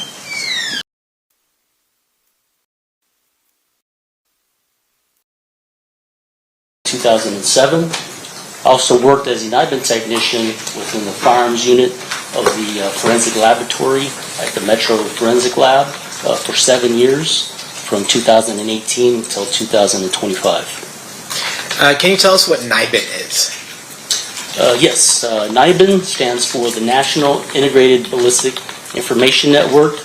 It's a program that's overseen by the federal agency, the Bureau of Alcohol, Tobacco, Firearms, and Explosives, otherwise known as the ATF. And this is a technology that contains hardware and software that takes high-resolution 2D and 3D images of a cartridge case that has been fired, or a cartridge, excuse me, that has been fired out of the firearm.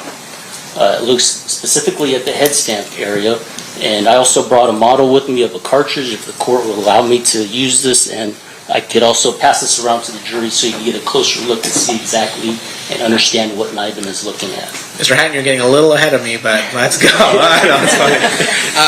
I was going to ask you, what is a cartridge case? Cartridge case, it's what this is called is a cartridge, and once it's fired, the bullet gets projected out of the barrel, and the cartridge case gets ejected from the firearm, and basically it contains all the components of a cartridge, including the bullet, the cartridge case. Can I use Yes, and so it appears you brought a demonstrative. Your Honor, made the witness use the demonstrative for the purposes of explaining it to the jury. Is it the tube? Yeah. Okay. Yes, you may. Okay, thank you. Yeah, so during the firing process, when somebody pulls the trigger, this bullet will project out of the barrel, and this is the cartridge case. This is the head stamp area. It can be stamped with the manufacturer of the ammunition as well as the caliber, and this is the what NIBIN looks at, specifically the primer area, which contains a small explosive that ignites the gunpowder within the cartridge case. And then on the back of the cartridge, you had mentioned that, or the cartridge case, you had mentioned that the strike that causes the explosion to expunge the bullet, is that strike unique or something that you look at in determining whether or not a cartridge has been fired from the same gun? Yes, it's unique because during the manufacturing process of the firearm, it has tooling marks and it's hardened steel. This metal is soft, so this comes out at very high velocity. So when that slams into the firearm, it imparts its unique markings from that tooling process directly onto the cartridge case. Now, I'm going to direct your attention to case number 960907-2063, where you asked to do some work on that case. Yes, I was. And is it fair to say that, and the jury's already heard this and they've been received in evidence, that 7 cartridge cases with a head stamp of 140 SNW were recovered from that scene? That's correct. And then initially, when this case first occurred in 1996, they were run through the database that existed in 1996. Is that fair to say? Not in 1996, it was in 2003, because NIBIN was not created. It was a program called DrugFire, and NIBIN actually was implemented in 1997, but of course it takes time to build up the database, so it really wasn't the database wasn't built up until about the early 2000s. So that's when they actually initially entered this cartridge case into the NIBIN system. So in 1996, it was DrugFire, and then in 2003, it was re-entered into NIBIN. Is that fair to say? I don't have any knowledge if this was entered into DrugFire. So we'll focus on 2003, the NIBIN entry. Did the cartridges used in this particular cartridge cases collected in this case match any other cartridge cases that were entered into NIBIN back in 2003? They did not. Did they match any other firearm that was recovered by 2003? They did not. Now, in 2023, were you asked to re-enter these cartridge cases or re-examine them within the NIBIN system? Yes, I was. And that request, I think, was made by Mark DeJacopo. Yes, it was. And had technology changed between 2003 and 2023? Yes, so that 20-year period, yes, the cameras and the resolution has definitely improved over the 20-year time frame. And is it also fair to say that probably in the intervening 20 years, more cartridge cases and more firearms have been entered into the NIBIN system? Yes, it's the gold standard of that type of ballistics. So everybody uses it now, and yes, there's millions of images in the database. And did you actually conduct that? Did you actually look into NIBIN to see whether or not this cartridge case matched any other cartridge case that was entered into NIBIN? Yes, I entered it into NIBIN myself. And we did a nationwide search, and it looked throughout the entire country. And then the NIBIN results had no associations other to the original entry from 2003. So what you learned from NIBIN is when you entered the cartridge in 2003, it matched the cartridge you entered in 2023. That's correct. But nationwide, it did not match any other cartridge case that had been previously entered into NIBIN. No, it did not. Anything? Sorry, cross-examination, Mr. Smith. Sir, did you actually look at the actual cartridge casings themselves? Yes, I looked all 7 side by side, and I screened them and then grouped them into one grouping, which represents one firearm. All right. And as far as you recall or understand, that the cartridge casings were located at one scene, not multiple scenes. I didn't look into the case notes. That's to try to keep our distance. We don't do any investigative work at the lab, so we don't want to bias our mind to what was. So I did not review any of the crime scene photos, any of the diagrams. I do not know. All I know is I have 7 cartridge cases. How do they group, and which ones to enter? Okay, and so out of the 7, all of them look like they were fired from the same firearm? Yes, they had similar visual characteristics, and I entered one, which I assigned as lab item 1. I see. So no one of them was different, like indicating maybe another gun was used. All of them were from the same gun. That's correct. Right. No further questions. Thank you. Thank you. Anything further, State? No, Your Honor. Any questions from our jurors? Seeing none, thank you, Mr. Hatton. You're free to go. Thank you, Your Honor. Excuse me.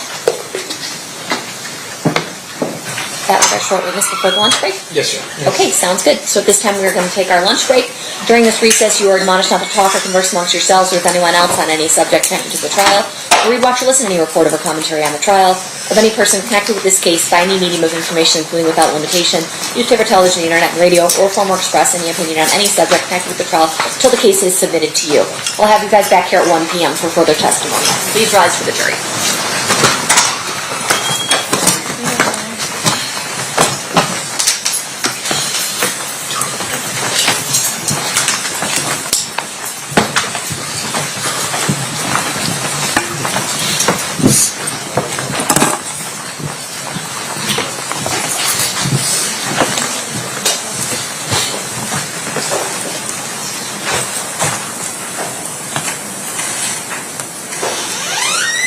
For the record, the jury has exited the room. Anything we need to address outside the presence? Yes, Your Honor. So we're going to have Robert Ladd testify at whenever we come back.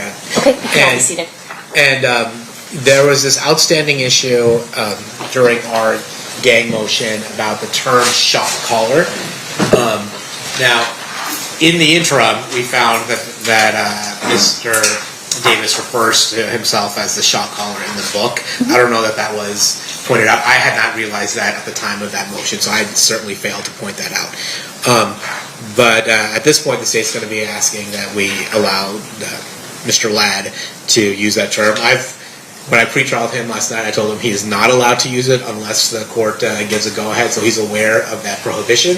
But I think was the idea that he was going to be the one to lay the foundation, that he was the shot caller, that allegedly QPD was the shot caller. Yes. So we can use that term and attempt to lay the foundation, and then I guess we can just, at some point, you can approach and say, has that been conclusively established or something? Okay, so I just want to know the mechanism. So I'm not going to have him say it at all, and then I will try and lay the general gang foundation, and then I'll lie the foundation for Mr. Davis's role within the gang, and at that point I'll probably just ask to approach out of an abundance of caution, and then see if the foundation's been done. Does that work for you, Mr. Samft?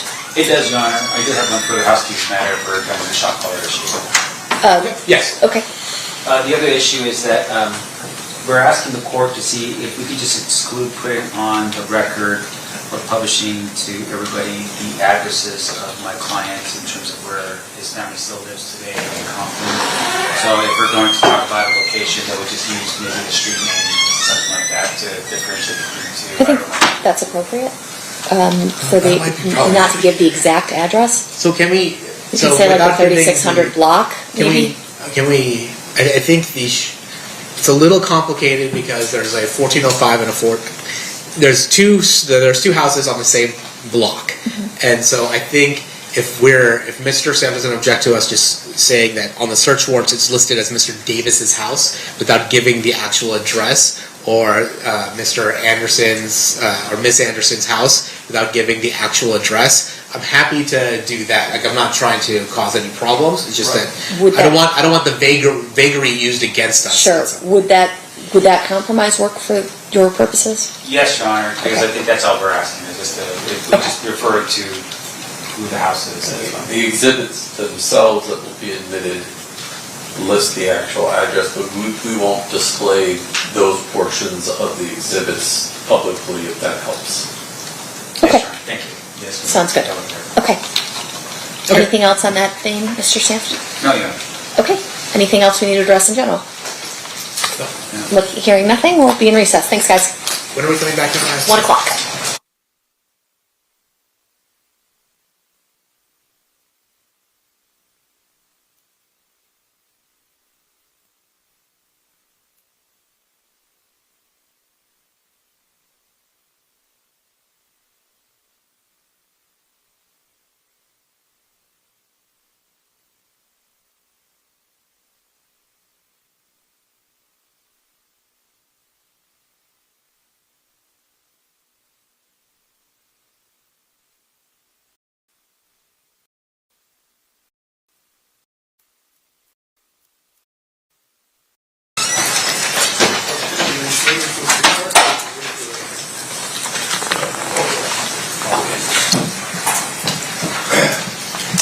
Swear the testimony you're about to give in this action shall be the truth, the whole truth, and nothing but the truth, so help you God. I did.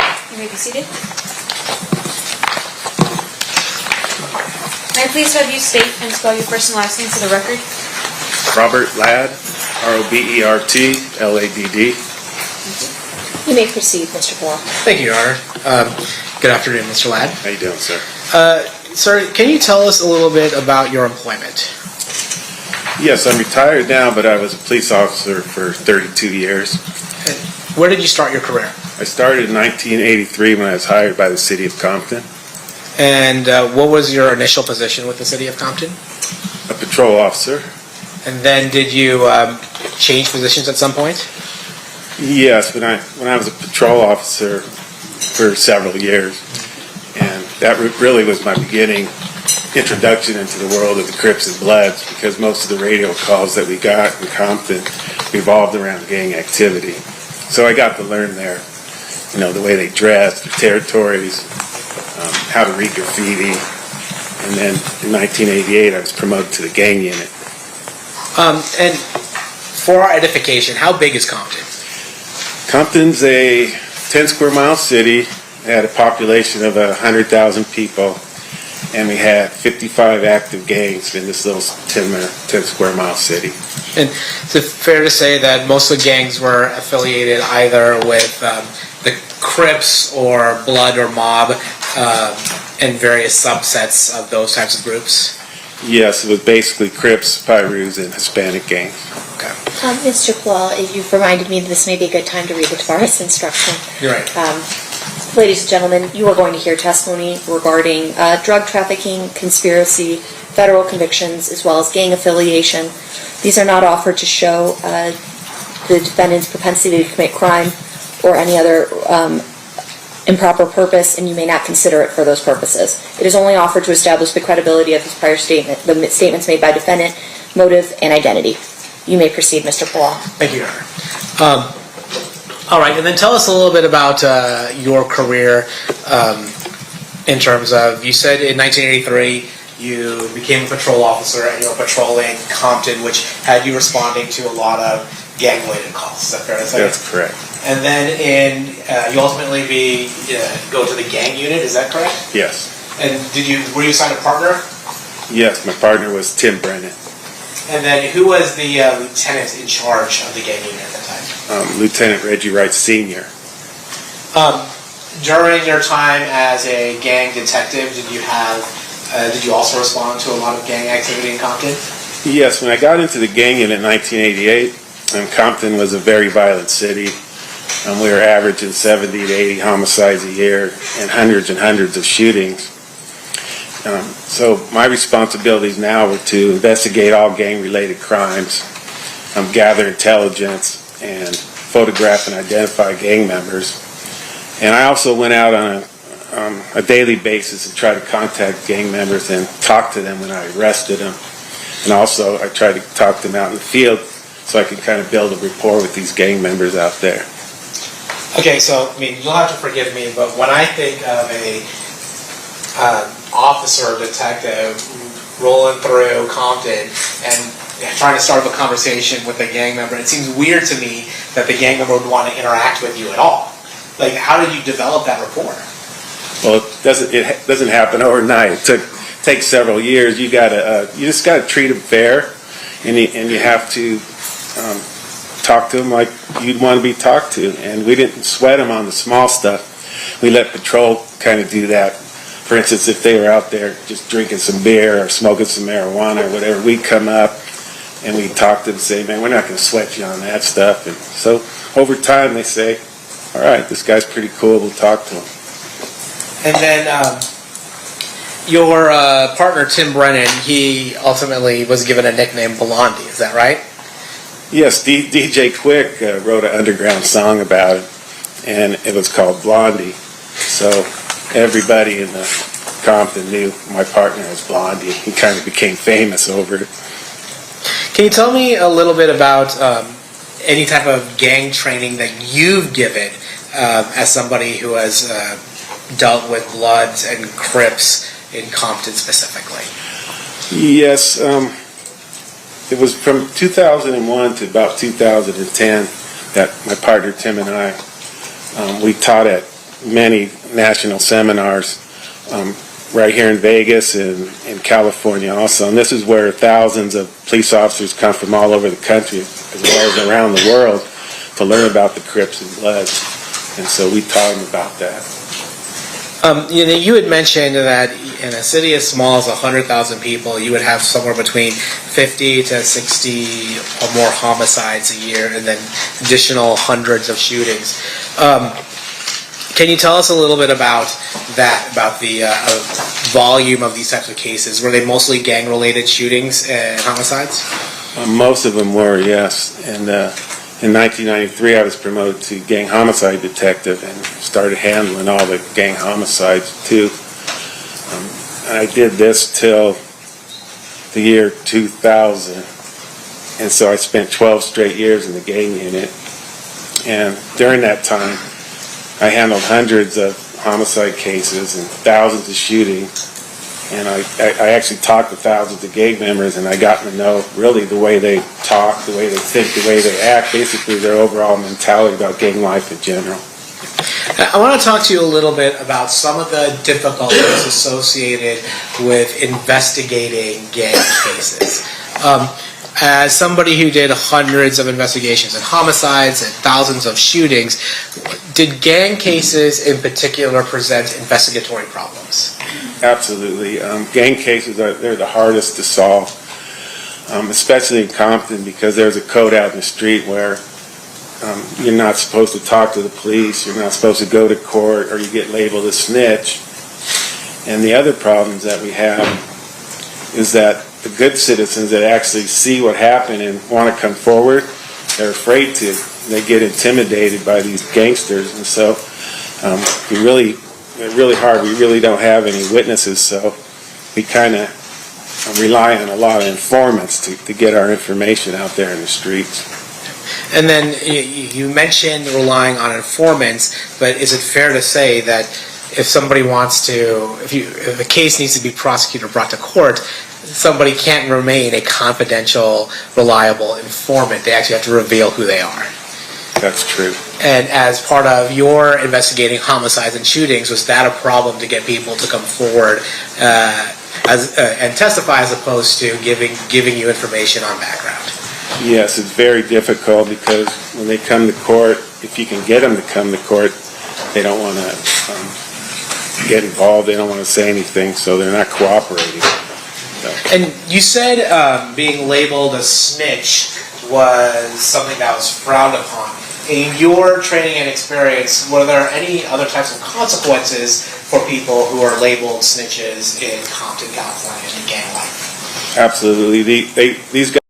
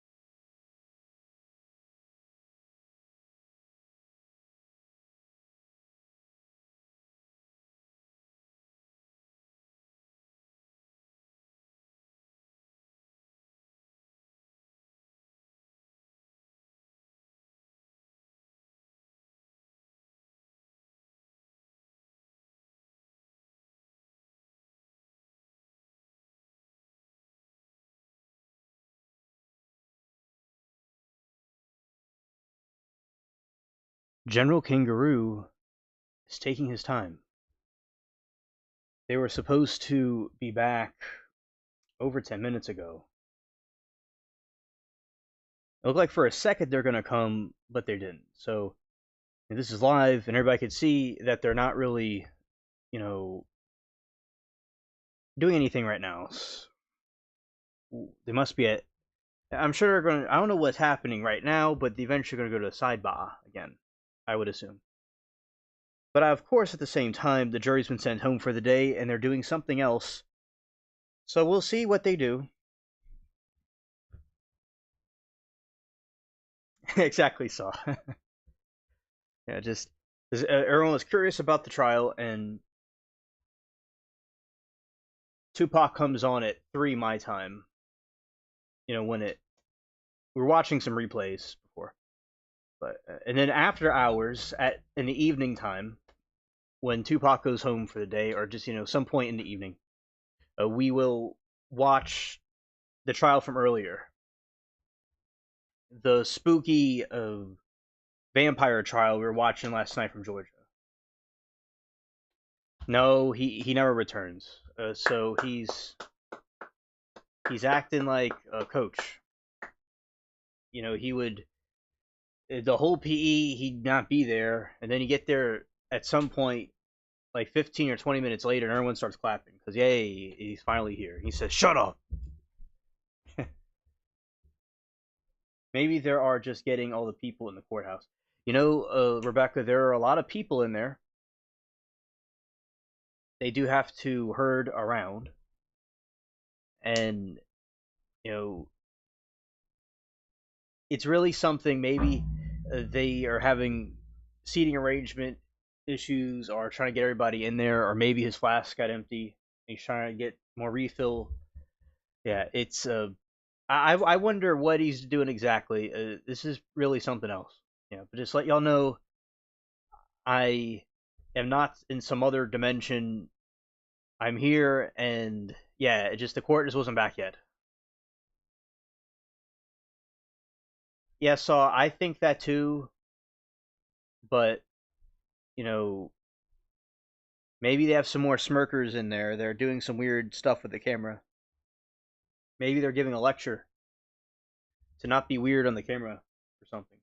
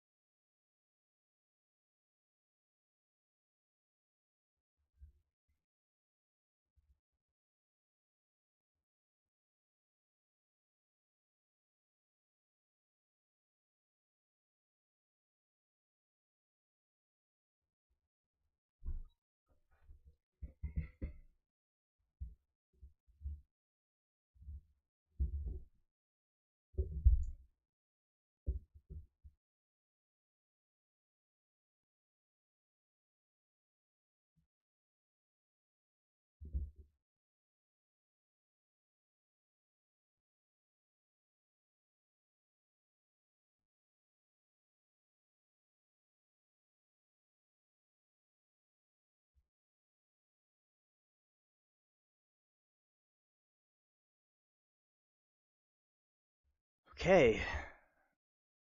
It moved for a second, but they didn't really get quite back there yet. General Kangaroo must be hopping around the room. Scared.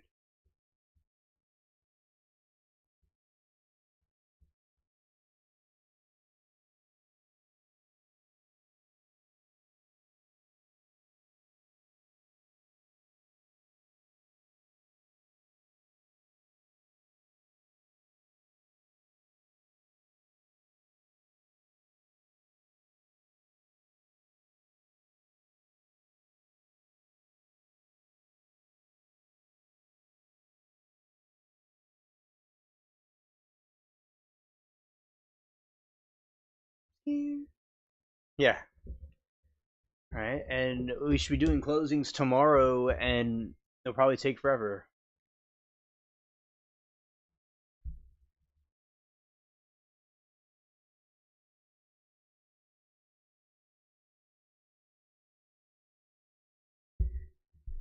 Okay, so let's see what happens.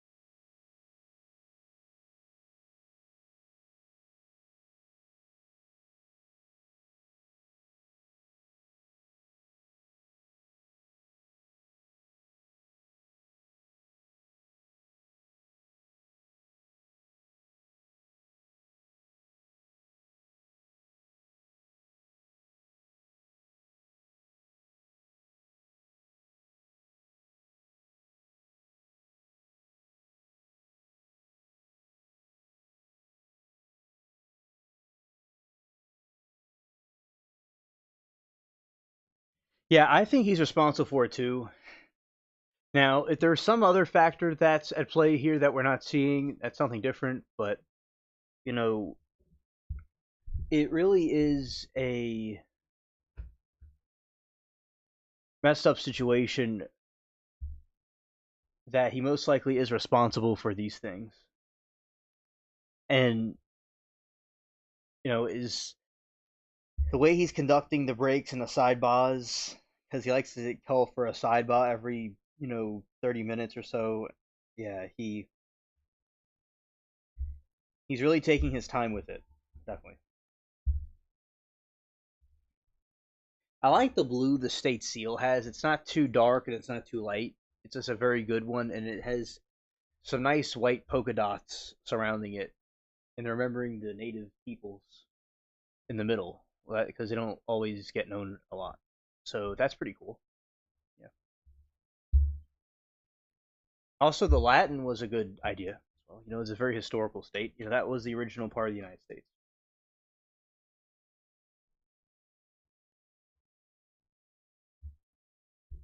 All right, it's they're supposed to start at 2:30. Now it's 2:58.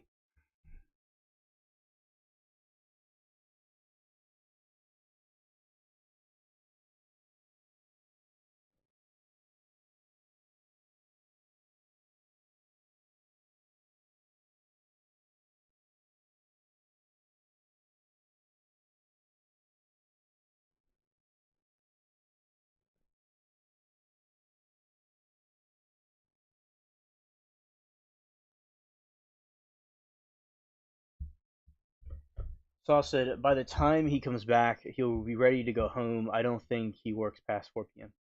No, he doesn't. He has never done that so far in this entire trial.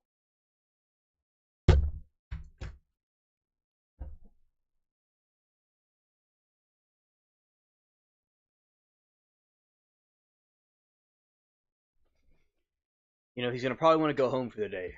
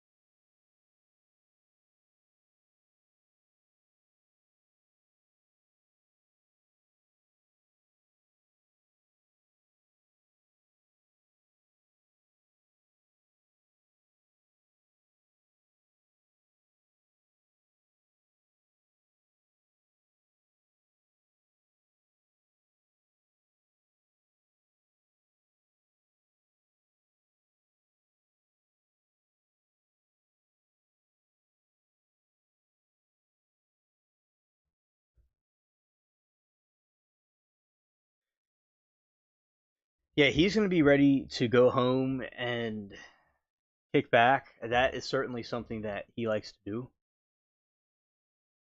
rather than doing the trial stuff.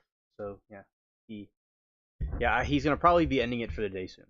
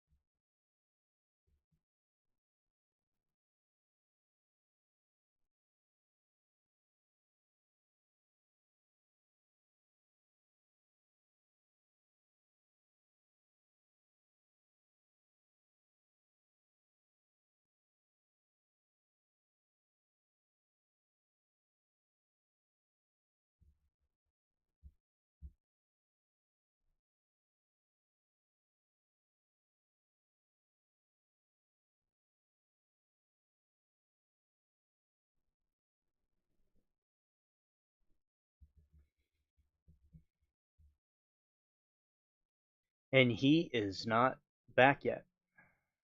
We are awaiting the judge, and he has not returned.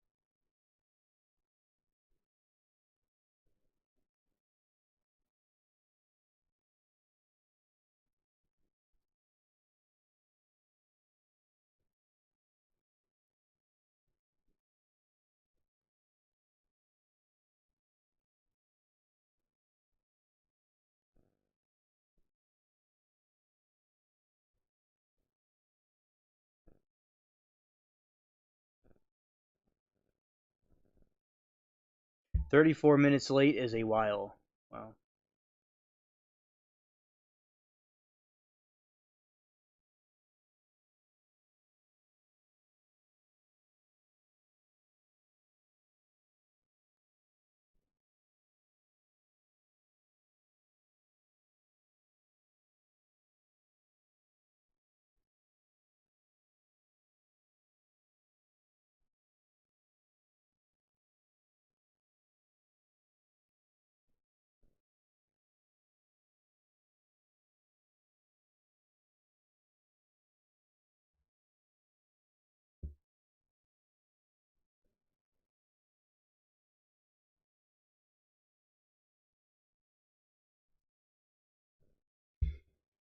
Right. 34 minutes late. We know that the kangaroo judge did not disappoint. Facts.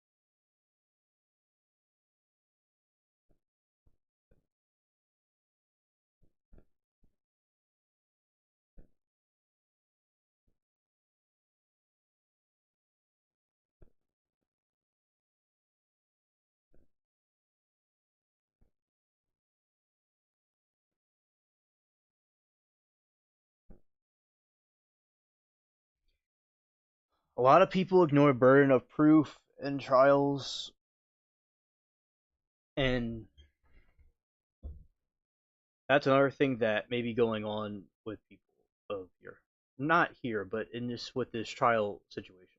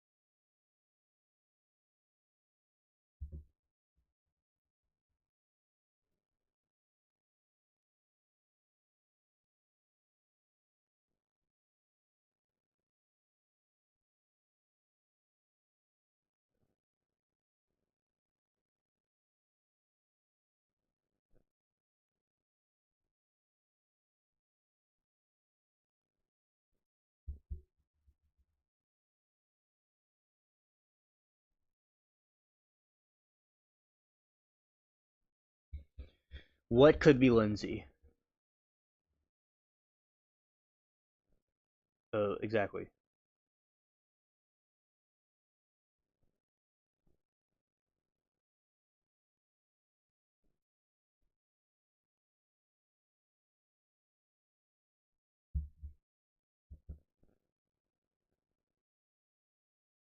She might be a reason why they're taking so long. It's possible.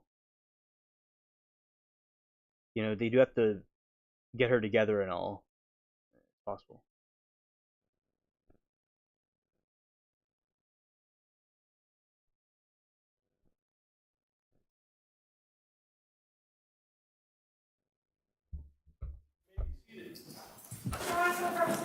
Return back to the trial of Commonwealth versus Lindsay Clancy. All parties are present excluding the 18 jurors. All right. All right.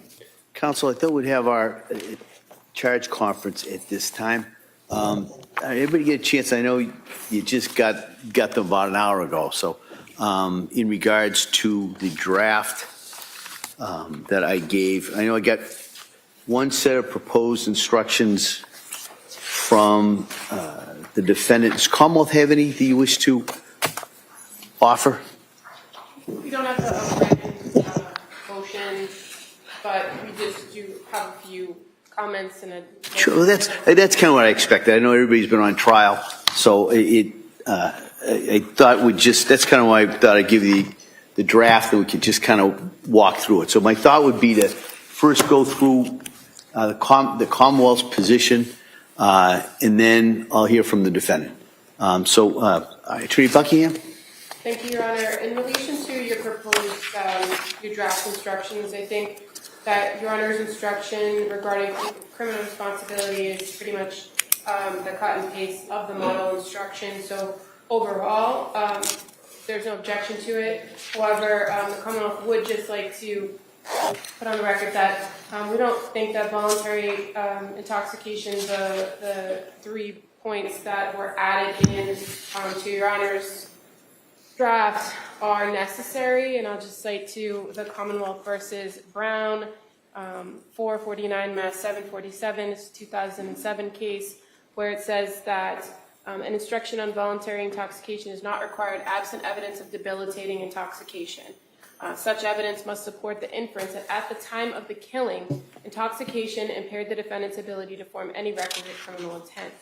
And so in this case, I understand counsel is going to argue, medications, and he's free to argue that to the jury. But as far as instruction goes, we're talking about criminal responsibility. We're talking about mental status at the time of the event, on the day in question of January 24th, 2023. There is no evidence to support that there was intoxication to a debilitating effect, as the Brown case indicates. I think what the best evidence the court has is that the defendant in her journals and in some statements that she made to the experts indicated that at the time of the offense she was taking amitriptyline and one other medication that she had been on for quite some time.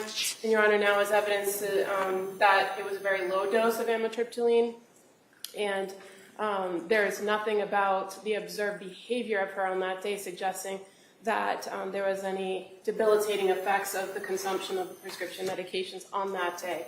So we would ask that those sections not be included in the instruction. If Your Honor is inclined to include them in the instruction, we are asking that you add a qualifier into it's what's listed as paragraph 3, where it starts to talk about. Is that on page 3, kind of Roman numeral 3? Yes. Okay. All right. Yeah. It says the defendant who lost in substantial capacity I have just described involuntarily intoxicated by prescription drugs. We would just ask that you add on the day of the offense to, again, just be clear to the jury that we're talking about her consumption or the consumption of the medication on that day. I did notice a quick typo on page 4 under Roman numeral 4 in that first full paragraph where it's the consequences of a finding. It says in the maybe 5th line, it starts, if the court concludes the defendant is mentally ill and that her discharge would create a substantial likelihood of serious harm to himself. Oh, gotcha. It's just a pronoun. Right. Okay. No, I appreciate that. As far as the remaining charges, instructions on the charges of first degree with deliberate premeditation and extreme atrocity or cruelty, the Commonwealth has no objection to that. I would just note another typo on page 7. Where Your Honor lists out the Castillo factors. On the third factor, C and D appear to be on the same line, and there are just some numbers in there that I don't think make sense. This is the manner and degree and severity of the force used. Oh, I got you. Yep. And as far as the instruction on involuntary manslaughter, the Commonwealth would object to the involuntary manslaughter, and I would cite to the case of Commonwealth versus Garabedian, which is an older case, 399 Mass 304. It's from 1987, and it says that the defendant, in that case, the defendant argued that involuntary manslaughter was required because of evidence of involuntary chemical intoxication. That was a case where the guy was he sprayed chemicals on lawns, and he had an interaction with a homeowner and ended up getting into a physical altercation with her, strangling her, falling off a ledge, hitting her with a rock, and then strangling her with a shoelace.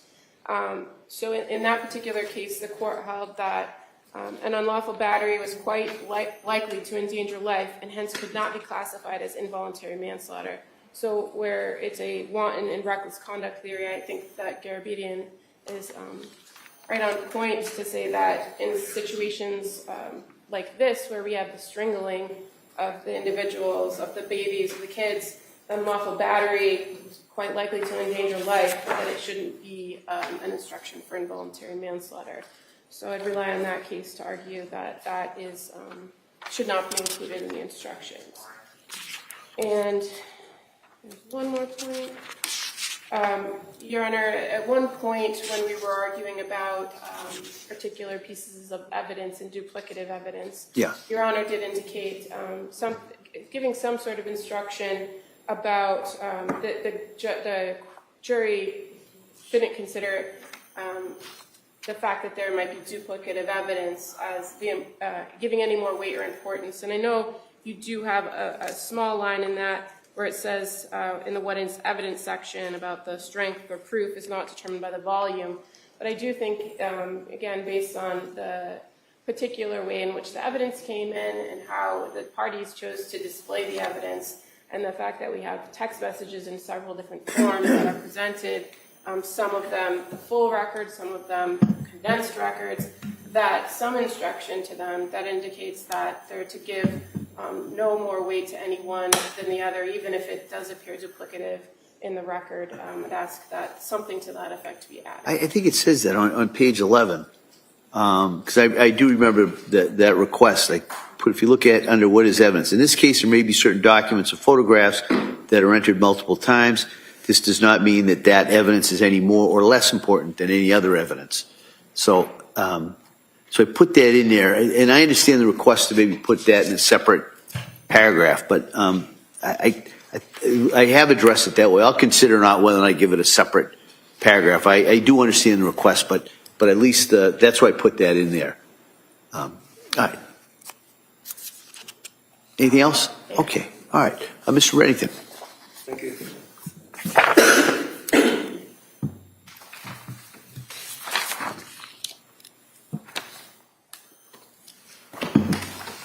Thank you for the time to review this stuff, Judge.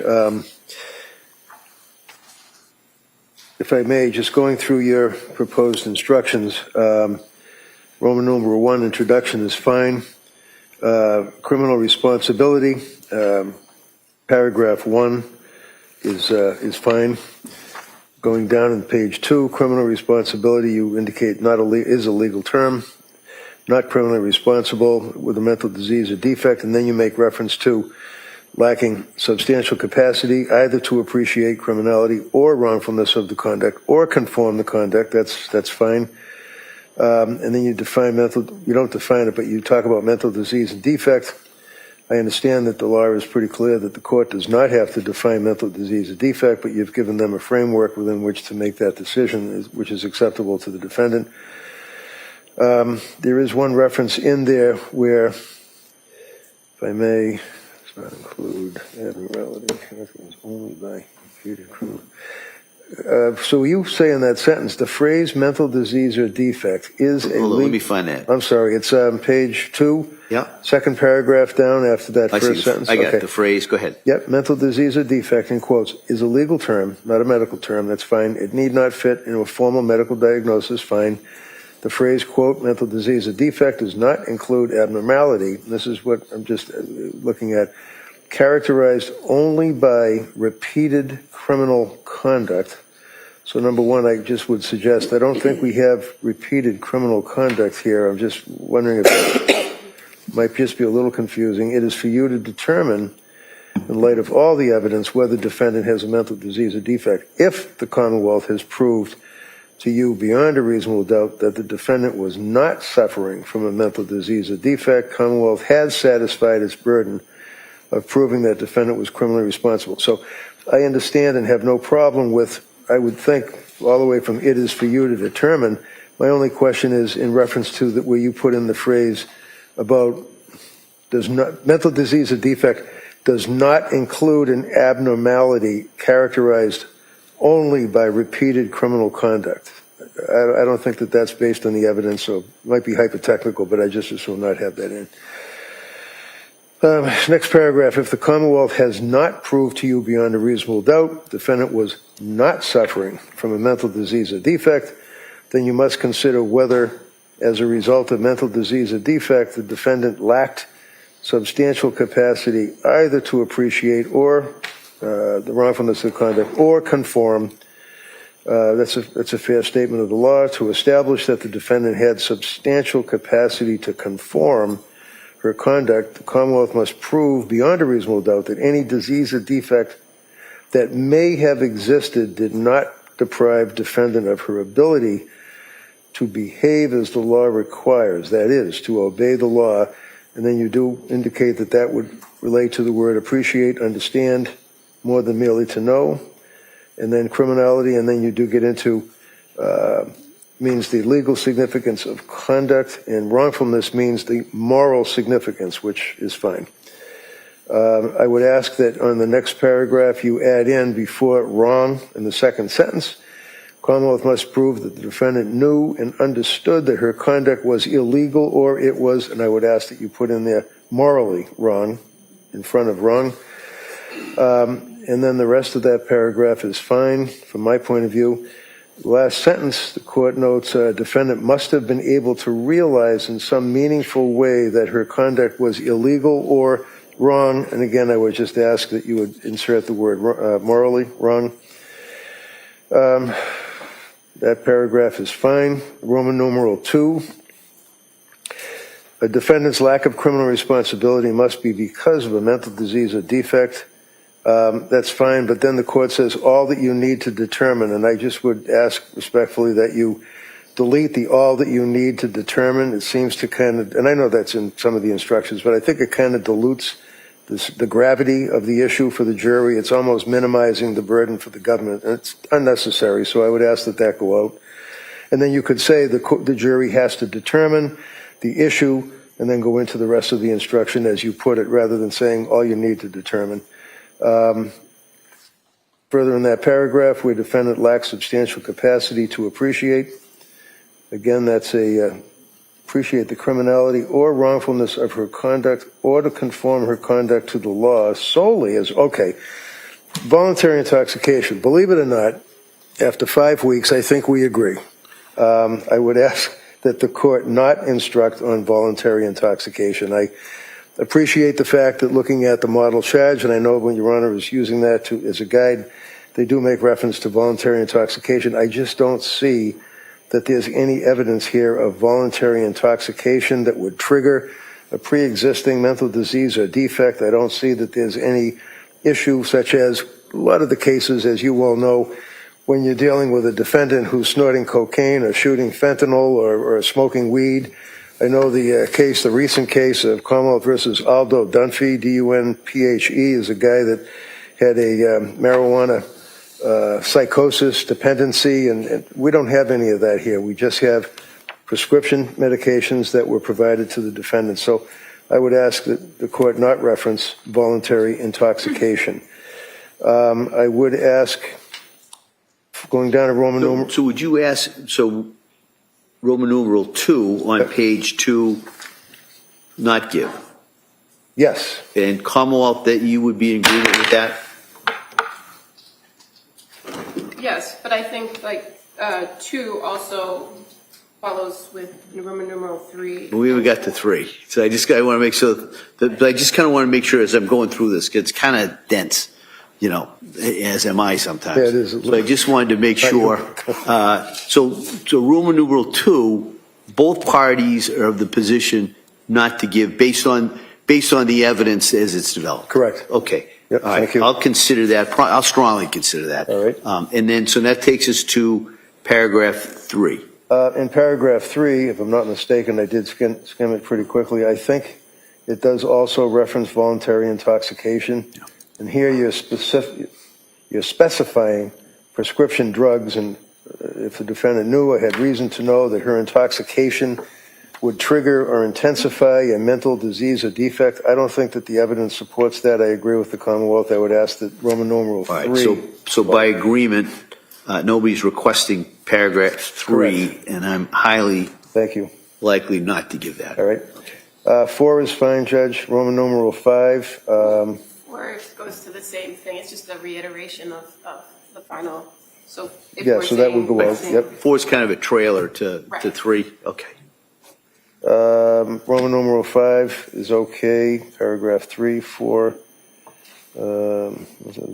Okay, so again, if I may just say, without skimming them now, anytime it's referencing voluntary intoxication, maybe that could be deleted. Because I see in paragraph 4 on Roman numeral 5 on page 3, it does reference again for voluntary intoxication from prescription drugs and that type of thing. So that would go out. Paragraph 6, talking about in the event that the defendant is indeed acquitted by reason of lack of criminal responsibility. I know the court has the obligation to instruct the jury as to what potential ramifications would flow from that. I believe that's a fair statement of the law. Instructions on murder in the first degree, deliberate premeditation, cruelty and atrocity, those are all fine. Second degree, that's fine. Involuntary manslaughter, I do think certainly the facts as presented and the evidence does justify the instruction as the court. Let me hear you. What's the argument in regards to the involuntary manslaughter?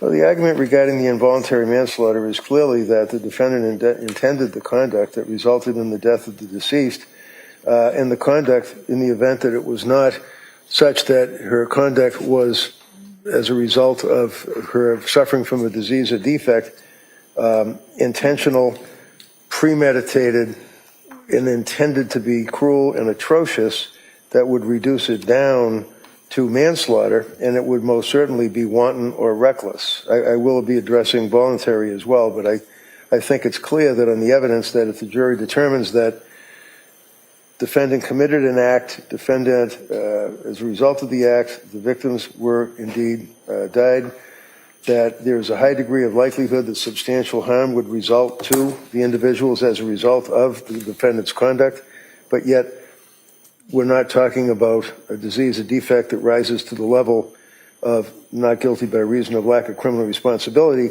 You would then revert to, or default, if you will, to the standard of wanton and reckless conduct. And we know that wanton and reckless conduct under the Lacy case, basically if a defendant does an intentional act that is not just negligent, it would have to rise to the criminal standard or the criminal level of being wanton or reckless. So I think that would, in fact, justify an instruction on involuntary manslaughter. If you want, I can continue with the voluntary manslaughter that I would ask the court to instruct. And that would relate to the issue of diminished capacity. I know the court is very familiar with Commonwealth versus Gould. I believe it's 300 Mass 672. Supreme Court decision, Patterson versus New York, that talks about evidence of a defendant's emotional or intellectual or mental state of mind that does not rise to the level of lack of criminal responsibility, but it could certainly rise to the level of extreme emotional disturbance that would be manslaughter, not murder, and that would be under and consistent with the United States Constitution as well as the Massachusetts Constitution, because in addition to Commonwealth versus Gould, we have case law, as I'm sure I know your Honor is aware, that talks about diminished capacity. It talks about mental disease or defect. If in fact there's evidence of a mental disease or defect, mental impairment, but it does not rise to the level of lack of criminal responsibility, then under all of those cases I just cited, plus Garabedian at 399 Mass 34, as well as my old case of Thomas Toolin, 490 Mass 698, you can have evidence of mental disease or defect that does not rise to the level of lack of criminal responsibility, but it would mitigate or reduce from the ability of the person to know that what they're doing is in fact cruel and atrocious, to know what they're doing does constitute premeditated malice, a forethought. We all know what the concept of malice is. You get the three prongs of malice. There's no doubt that mens rea is important on the concept of malice. And if a jury says, well, look, the evidence is that she was going to these doctors, that she was getting prescribed medication, she was taking the medication, she was in a postpartum depression stage. I don't buy the postpartum psychosis, but I think that clearly she was over-medicated or had medications that she was involved with, plus her postpartum depression. That would then justify them to say it reduces her ability to think, to react, to know as it relates to malice, which under those cases I cited would reduce to voluntary manslaughter. So that would be voluntary manslaughter. The willful wanton conduct would be involuntary manslaughter. Reasonable doubt obviously is fine. All the rest of the instructions that you gave, or that you would give, are fine. I would ask that the court consider the prospect, and by way of considering involuntary intoxication, and I did cite a couple of cases, Commonwealth versus Wallace and Darsh, Piantadozzi, as it relates to evidence of involuntary intoxication. And that would apply if, in fact, there's no intentional ingestion of cocaine or some type of illicit drug, but in fact it's a prescription drug that she was ingesting consistent with the drug instructions, if you will. The drug laboratories and the pharmaceutical companies, they market these products. They have, some of them have black box warnings on them. We've talked about that a little bit in this trial, talked about the age cutoff, but nevertheless, it's scary stuff. You're talking the selective serotonin uptake inhibitors, you're talking about tricyclics, you're talking about antipsychotics. So if in fact this young lady did not have a disease or a defect that rose to the level of lack of criminal responsibility, but as a result of the drugs that she was prescribed, not abusing, not mixing with illegal or illicit drugs, that would allow a jury to determine that it would be manslaughter based upon the involuntary intoxication. And finally,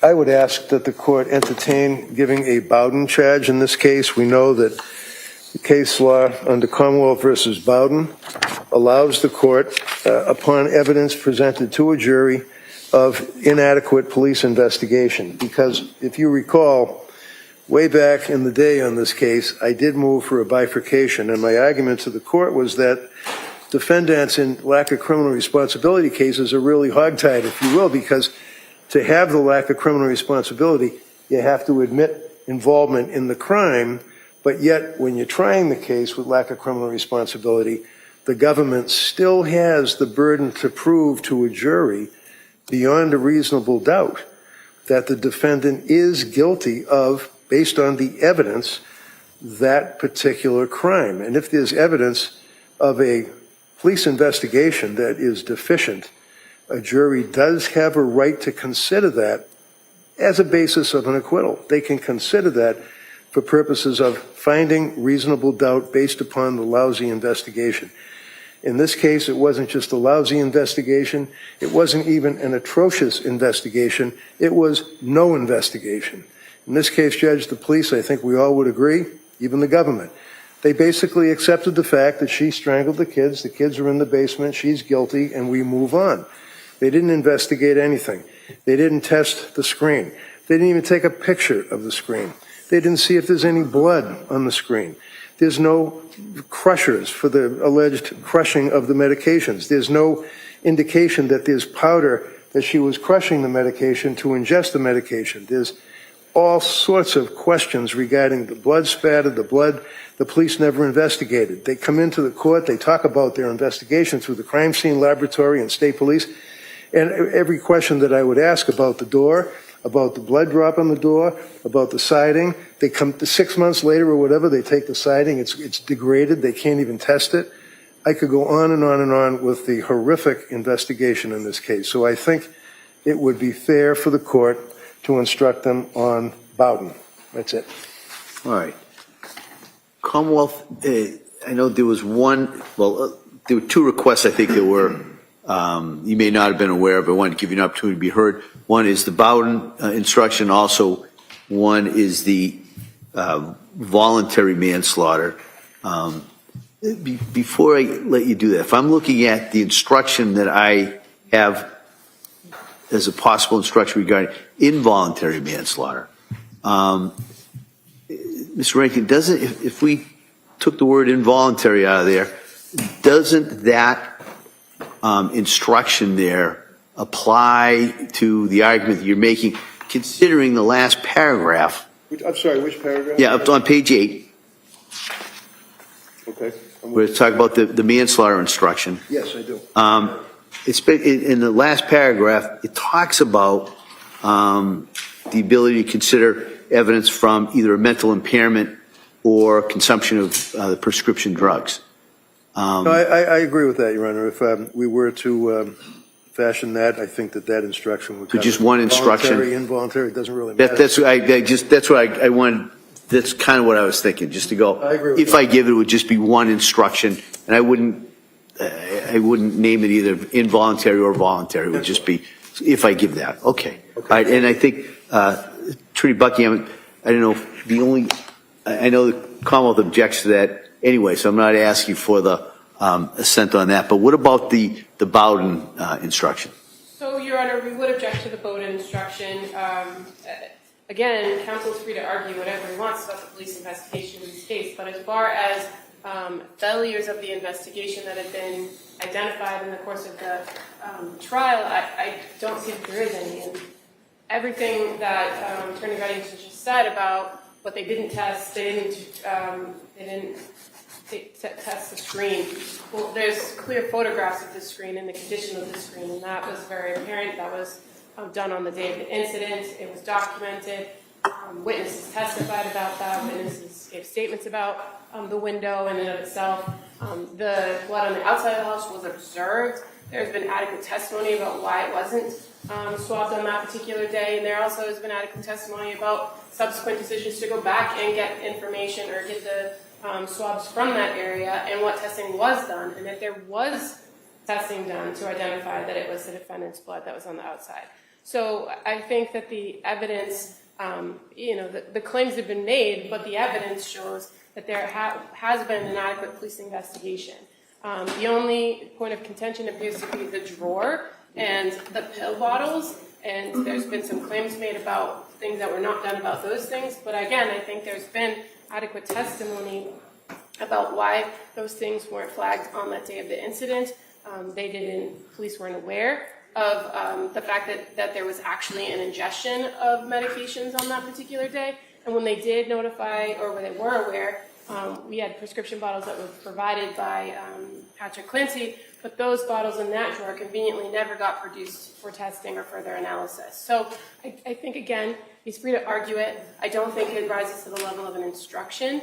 And just to kind of as a side note on a comment about involuntary instruction, I don't think there is a one. So I would ask that the court not consider that, because I don't think there is an actual instruction about it. Again, counsel's free to argue that in the form of intent, in the form of whether the Commonwealth has met its burden regarding criminal responsibility. But as far as I can find, there's no particular instruction on that. And if Your Honor were to provide an instruction, then according to the case law, if it's raised to that level, then we would have the burden of proving voluntary consumption, which would put all of that back into play that we've now just agreed. All right. Well, I am going to give a manslaughter instruction in line with basically what's on page 8. I am not going to give a Bowden instruction.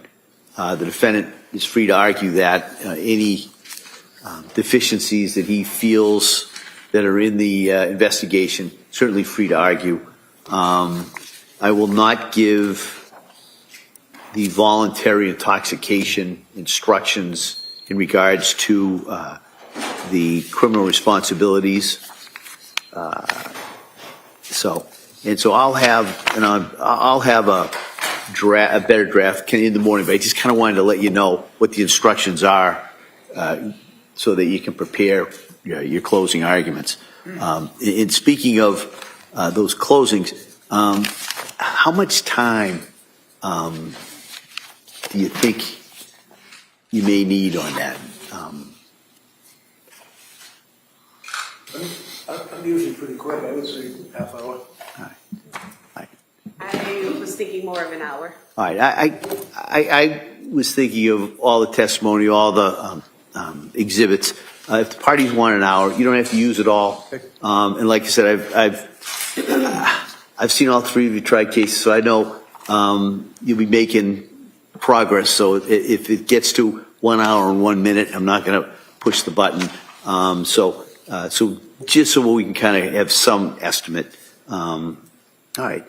Anything else we need to address, you think, before tomorrow? No, thank you. All right. Well, Counsel, again, thanks for all your efforts in regards to this. So I'll have a full copy of this first thing in the morning, and we'll do arguments to charge, hopefully as soon as we are ready tomorrow morning. There is one other minor matter that we've talked about. There is that police report, the security sergeant from the hospital, Brigham and Women's, that we're going to redact and just reduce to like a paragraph. She's the one that I summons, but she's on maternity leave. And we could introduce that, just that one paragraph. And we're missing one exhibit, which is the Infants Hospital in Rhode Island, but we're going to look and see if the government has it. We don't have it. I thought that, but we'll double check. I thought that defense had decided not to put in anything from that report because he was going to provide a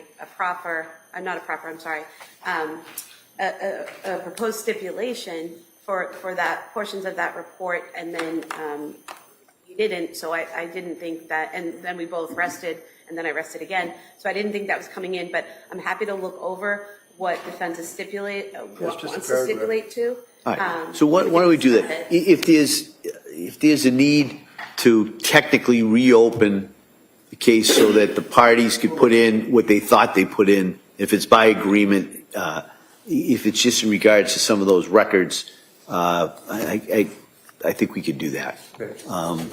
So anything else? No. Oh, about redactions, that was the other thing.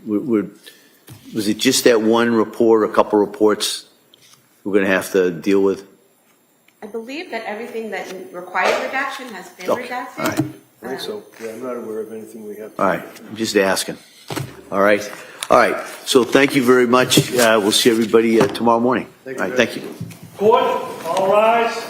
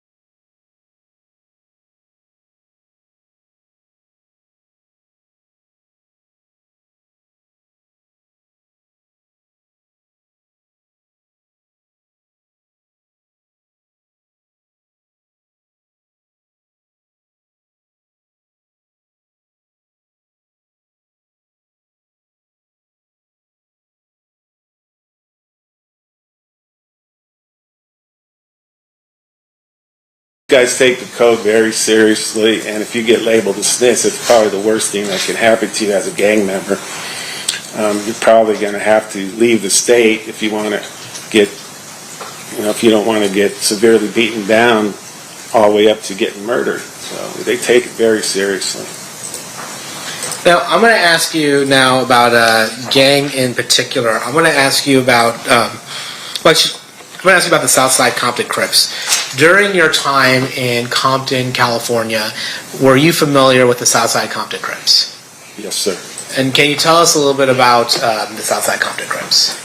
Yes, the Southside Crips, they're located in the southeast portion of our city, and their area, they're one of our larger gangs. It's probably a half mile in every direction. There was an excess of 100 documented active gang members at the time, and they identified themselves by wearing the color blue.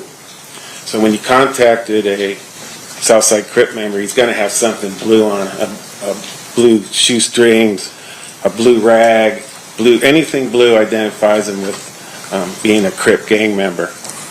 And also the Southside Crip members adopted the Seattle Mariners baseball cap.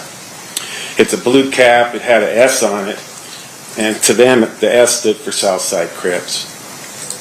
Now, I'm going to direct your attention to specifically the mid-90s, 1995, 1996. Were you familiar with somebody by the name of Dwayne Davis? Yes. Were you aware, was he somebody that was a high-ranking person in that gang or a low-ranking person in that gang? Well, as high as you can get, yeah. Now, what are the different levels of gangsters in Southside, or just general gangs? Are there different levels? Yes, there's definitely a hierarchy within the black gangs in Compton. There's really 3 phases that these guys go through. The first phase is the BG, or baby gangster phase. And this is the time when they're just joining a gang, and usually, most of the time, not all the time, they get jumped in. And by getting jumped in, you have to show how tough you are. So it probably lasts about a minute, maybe 2 minutes, where 5, 6, 7 gang members are going to try to beat this guy up, and he's got to fight with them to show how tough he is. And if he passes, he gets to join the gang. And these are the ages between 12, 13 to 15 and 16. And this is the beginning stages, so they're out there doing low-level crime, such as graffiti, selling drugs for the older gang members, and being lookouts. And then is there a level above that? Yeah, the next level we call the gangster phase, and that's from the ages from 15 to 16 to about 25 or 26. Now this is a stage where these guys do the most violence. They're the ones out there that are committing the drive-by shootings and murders and robberies and carjacking. What they're trying to do is they're trying to earn their stripes for the gang so they can get kind of respect within the gang. So this is the most violent time for these gangsters. And then is there another level in the hierarchy? Yes, the last level is ages 25 to 26 on up. And these are the guys that, a lot of them went to prison during their gangster phase, and a lot of them are getting older now, and they put in the work. They call it earning their stripes within the gang. They're getting their respect now. They're the older gangsters. And these guys become the leaders or shot callers of the gang. And they tell the younger officers what to do. And again, they take this very seriously. If the OGs tell younger gangsters what to do, they do it without hesitation. If they don't, there's going to be severe consequences. I've seen all the way from severe beatdowns all the way up to murder. Right. Now, in that hierarchy, so we have baby gangsters, just, what was the middle one called? Just gangsters? Just gangsters. Gangsters, and then like OGs. Did you happen to know in the mid-90s where Dwayne Davis stood in that hierarchy? Yes, he was a shot caller. Your Honor, may we approach? You may.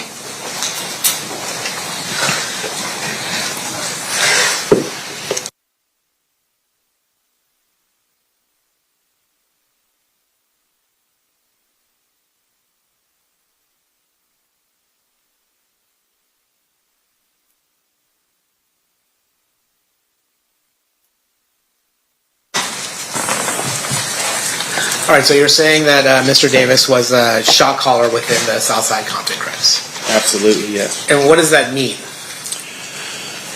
Well, he could tell the younger gangsters what to do, and if they don't listen, like I just said, there's going to be severe consequences.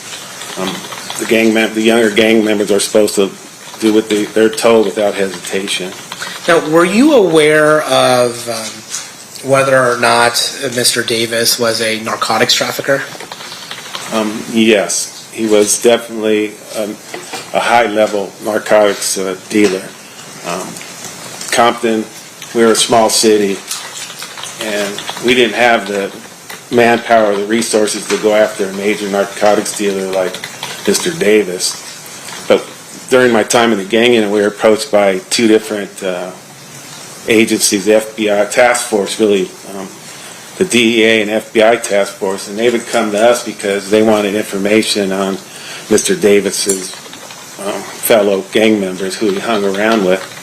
And basically they would tell us that he's trafficking narcotics across the United States all the way to the East Coast. Now, I want to talk a little bit more about Mr. Davis. Would you see him sometimes in Compton? Yes, many, many times I've seen Mr. Davis. And can you, do you see him in the courtroom today? Yes, I do. Can you please point him out and identify an article of clothing he's wearing? Yeah, he's a male black sitting at the end of the table wearing, it's either gray or black suit. Your Honor, may the record reflect the identification of the defendant in this case? It will.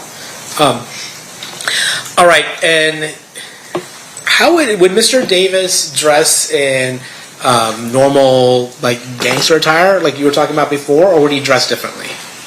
No, in his later years after he became the leader, whenever I'd see him, he'd be nicely dressed, have the brim hat on, and he wouldn't have anything gangster-like on. He was always well dressed. I'm going to ask you now about somebody by the name of Orlando Anderson. Were you familiar with Mr. Anderson? Yes, I was very familiar with Mr. Anderson. I had many, many contacts with him. Okay, and can you tell us how you first became aware of Mr. Anderson's involvement in gang activity, if such activity existed? Yes, I guess you could say I was there for his initiation into the gang. My partner Tim Brennan and I, we were at a fast food restaurant getting something to eat. We're in the drive-thru, and this particular restaurant was right adjacent to the Southside Crip territory, and there's an alley that runs just adjacent to it. So as we got our food, and we were driving out of the fast food restaurant, and all of a sudden we heard a barrage of shots. We can hear them hitting our car. Then we heard about 5 or 6 shots, right? So after the shots stopped, we looked at each other, jumped out of the car, made sure we were all right, and we ran to where the shots were coming from. And witnesses were pointing down the street, and I saw 3 male blacks running down towards a known gang hangout. So these guys ran in there. We called the troops. We subsequently arrested Orlando Anderson and 2 other people, and during their interviews they said that was part of their initiation. They didn't have to be jumped in if they tried to kill me and my partner. So they were automatically in the gang, and Orlando Anderson wasn't the shooter during this incident. Was not. Was not. Okay. Now, were you familiar? Well, did Orlando Anderson, to your knowledge, have any relation to Dwayne Davis? Yes, we found out that it was Orlando Anderson was Keefe's nephew. I'm sorry. That's fine. And Keefe is what Mr. Davis went by? Yeah, Keefe D. Yeah, Keefe D. Is that kind of how you're used to referring to Mr. Davis? Yes, I kind of know them by their nicknames, really.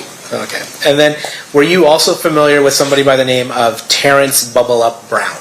Yes, had many contacts with Mr. Brown. He was kind of a older gangster, call him a wobbler. I still considered him in the gangster phase, but he kind of was a little older too.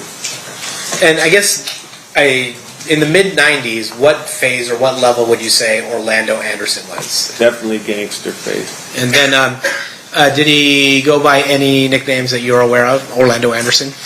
Yes, Baby Lane. And then were you familiar with somebody by the name of DeAndre Smith? Yes, DeAndre Smith, many contacts with him. Again, admitted to me, he's a Southside Crip member.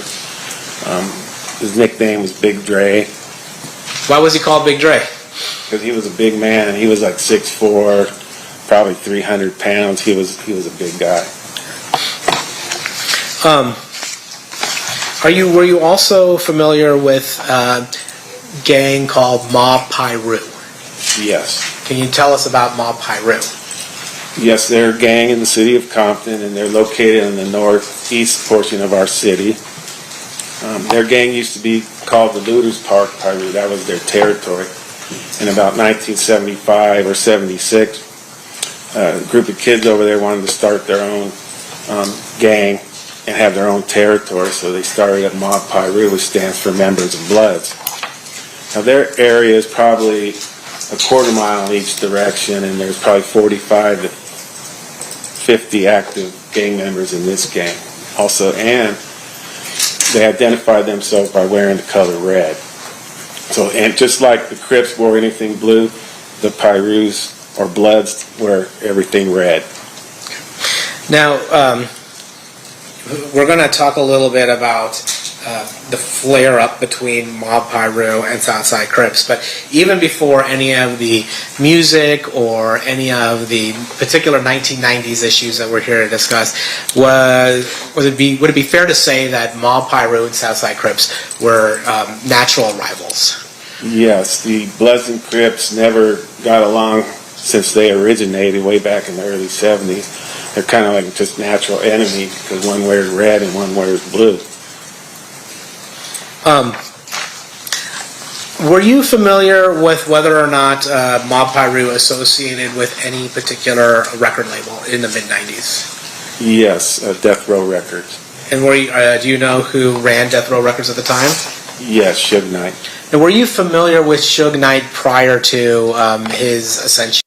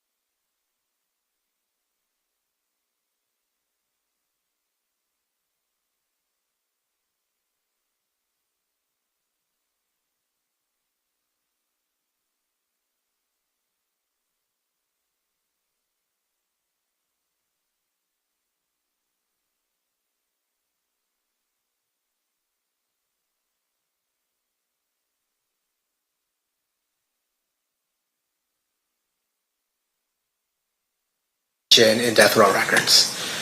Yeah, we had contact with him before, but not many, because he really wasn't a gang member. He didn't really hang out, but he grew up in that neighborhood. I'm going to ask you about some of the people that you would associate with the mob Piru. Earlier, I think now it's last week, we met with somebody named James McDonald. Are you familiar with James McDonald? Yes, very. Do you recall what his nickname was? Yes, Mob James. Now, would you go to the McDonald house in Mob Piru territory? Yes. Mob James's house was kind of like the main hangout for the Mob Piru, Looters Park Piru. He had two younger brothers, Buntry and Timmy Rue. So this was the main hangout for the Mob Pirus, and we would go there. If you wanted to find a Mob Piru, that's the first place you'd look. So we had many run-ins at this Mob James house. And were you familiar with somebody by the name of Trayvon Lane? Yes. And States Exhibit 60? Do you recognize the person depicted in States Exhibit 60? Yes, that's Trayvon Lane. His nickname's Trey, and he's a member of the Mob Piru. Are you familiar with somebody by the name of Roger Williams? Yes, I am. His nickname is Neckbone, and he's also a member of the Mob Piru. Now, actually, I think I skipped something with Trayvon Lane. You had talked about the 3 levels of being a gangster. What level would you say Trayvon Lane was in the mid-90s? Gangster. Okay, so like the middle, most violent level. Yes. And then with in the mid-90s, what level was Roger Williams? Definitely gangster. In the mid-90s, what level was Mob James McDonald? I would consider him an OG. And then in, you'd mentioned Buntry. Is that Alton McDonald? Yes, it is. And in the mid-90s, what level would you describe him? Gangster. Okay. And then are you, now in that neighborhood, same neighborhood, there was a person that lived there or grew up there named Reggie Wright Jr. Is that fair to say? Yes. Were you familiar with Reggie Wright Jr.? Very, yes. And when you say very, how are you familiar with Reggie Wright Jr.? Oh, he used to work at the Compton Police Department. He was a jailer, and then he went to be a full-time police officer, I think, in around 1988. He was only there for like 5 years because he got injured and had to retire. Now, I'm going to ask you something, I guess, culturally about gang life. How important is one's reputation in the gang world? Very. It's these guys live for respect. That's how they live their lives. And then, if somebody felt as though they were disrespected, what would you expect them to do? They have to retaliate. If a gang member is disrespected, they have to retaliate, or they're considered a punk out in the streets. And if you get considered a punk out in the streets, you kind of lose your respect and credibility. And what's the consequence of losing your respect and credibility in the streets? Well, I mean, no, you're going to be nothing in that gang, really. And then, we talked about the hundreds of murders that you've investigated and the thousands of shootings you've investigated. Was retaliation, in your experience, ever a motive for those shootings or murders? Yes. I've investigated like 1,000 crimes, and I would say 90% of them are because of disrespect. And so when you get disrespected as a gang member, you can expect some sort of retaliation. Now, you had heard gathering intelligence about this Lakewood Mall incident. Is that fair to say? Yes. But you weren't there, were you? No. And just so we're all clear, Lakewood Mall, is that in Compton? No, it's several miles out of Compton. And so that wouldn't be something for you to investigate? No. But as a gang expert and a gang investigator, what to you is the significance of somebody trying to rip off a gang member's chain? Most definitely disrespect, especially the chain that they were trying to take at the Lakewood Mall. It was a highly prized medallion, and these guys wore it like a badge of honor. So them try to steal this chain and beat up this subject, it would be a major display of disrespect. So now this.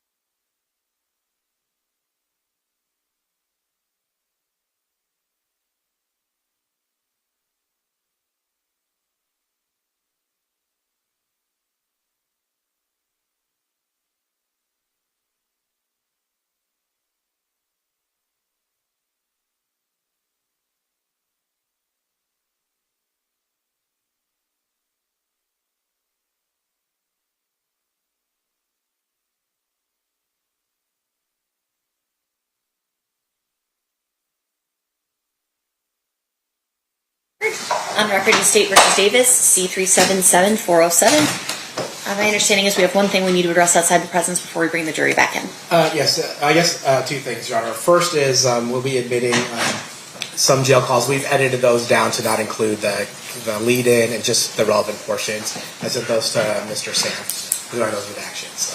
The issue that Mr. Sam raised to me was regarding, we're playing about, I think, less than 10 minutes of YouTube video.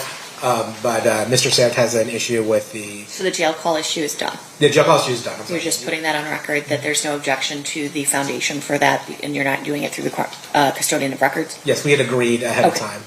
Got it. So moving on to the issue with the YouTube videos. Yes, Your Honor. My understanding is Mr. Sant has an objection as to the foundation for the YouTube videos. That's correct, Your Honor. My understanding is that they're going to produce an individual that works for the Clark County District Attorney's Office will come here and basically just say that he found the videos on YouTube. I don't think there's going to be, I don't think there's going to be foundation laid properly in terms of when the videos were taken, by who, along those lines. And so as a result, we would just do a preliminary objection to the foundation. Maybe the state will lay that foundation during the course of the trial. And what's your proffer as to what you expect the foundation to be? That our discovery technician went on YouTube and saw the defendant's face. And nothing is off camera. It's the defendant's face, and that he's talking in a very recognizable voice that we have all heard. And I think that's sufficient foundation for that. It speaks for itself, similar to the book situation. And what's your objection that the video is not what it purports to be, as to foundation, essentially? I'm sorry, Your Honor. So, foundation, the essential question is that the item being proposed is what it purports to be. What's your objection on those grounds? I don't think there's an objection that it is Mr. Davis that's on the video. It's more of when and where the videos were taken. So it's not the same group of characters that was from the testimony of Mr. Dorsey, for instance. It's other people doing those videotapes. So as a result, if there's foundation laid on it, then I'm not. I mean, then I think that satisfies that. I think it satisfies foundation that it is a video of Mr. Davis. It's what you're proposing it be. Yes. I think there's probably going to be questions and argument regarding when it was taken, who took it, for what purpose, etc. But as to foundation, I don't think that's lacking. Okay.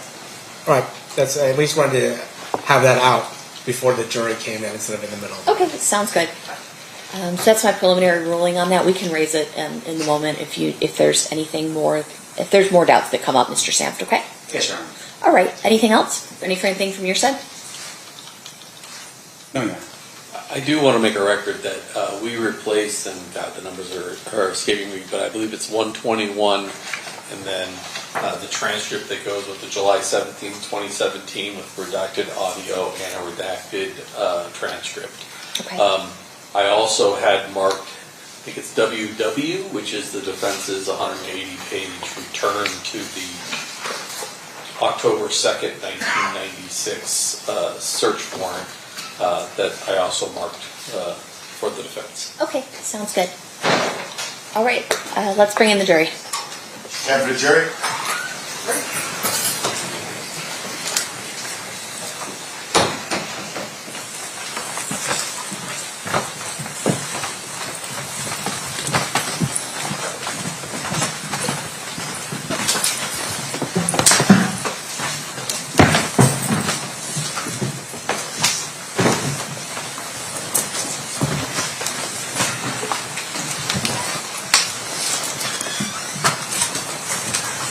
The party stipulates the presence of the jury. Yes, Your Honor.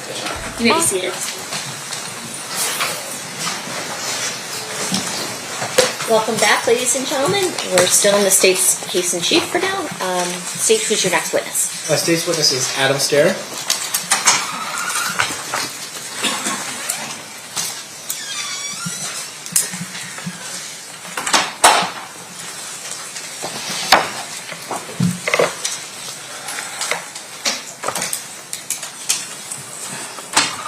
Just here for you.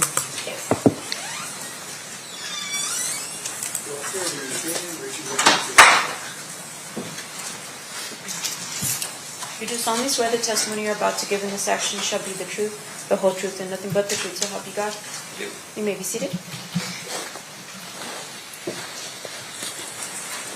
May I please have you state and spell your first and last name for the record? My name is Adam Stair, ADAMSTOEHR. All right, thank you, sir. Whenever you're ready, Mr. Paul. Thank you, Your Honor. Mr. Stair, how are you employed? I'm an electronic evidence specialist for the Clark County District Attorney's Office. And how long have you been an electronic discovery specialist with the District Attorney's Office? About 3.5 years now. Okay, and what do your job duties entail? We collect evidence from various databases, and we download it and upload it into our case file for the attorneys. And do you also ensure that those pieces of evidence are distributed then to defense counsel? Yes, we prepare them for discovery and we send them out. I'm going to ask you particularly about things I asked you to do in this case. Did I ask you to obtain YouTube videos of the defendant, Mr. Davis? You did? And did you do that? Yes. And is it fair to say that there were a number of videos? Yes, that is fair to say. And then, did I next ask you to reduce those videos to just a small number of brief clips for the purposes of the presentation today? You did. Okay. And, Your Honor, may I approach? You may.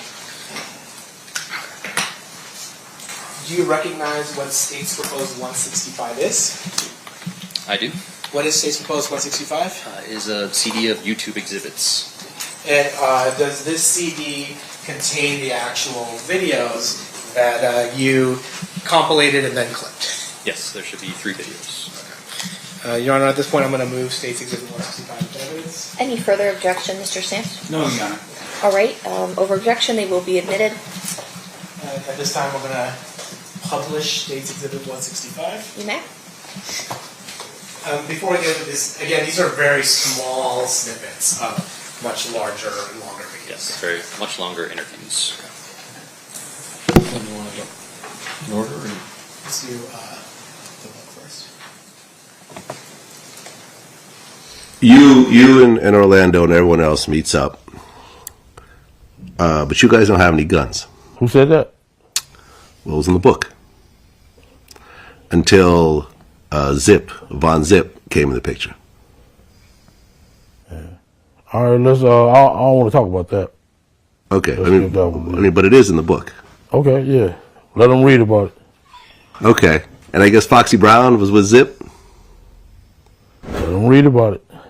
Okay. Well, according to the book, which there's going to be a link in the video that you could actually order from. That's right. Matter of fact, let me see my book. You want to go ahead and show the book? Yeah, let's show the book. Yeah, this is my book here. I would like you guys to buy it and get the real truth instead of from a cop or some fucking industry people, some bullshit. You getting it from a real motherfucker.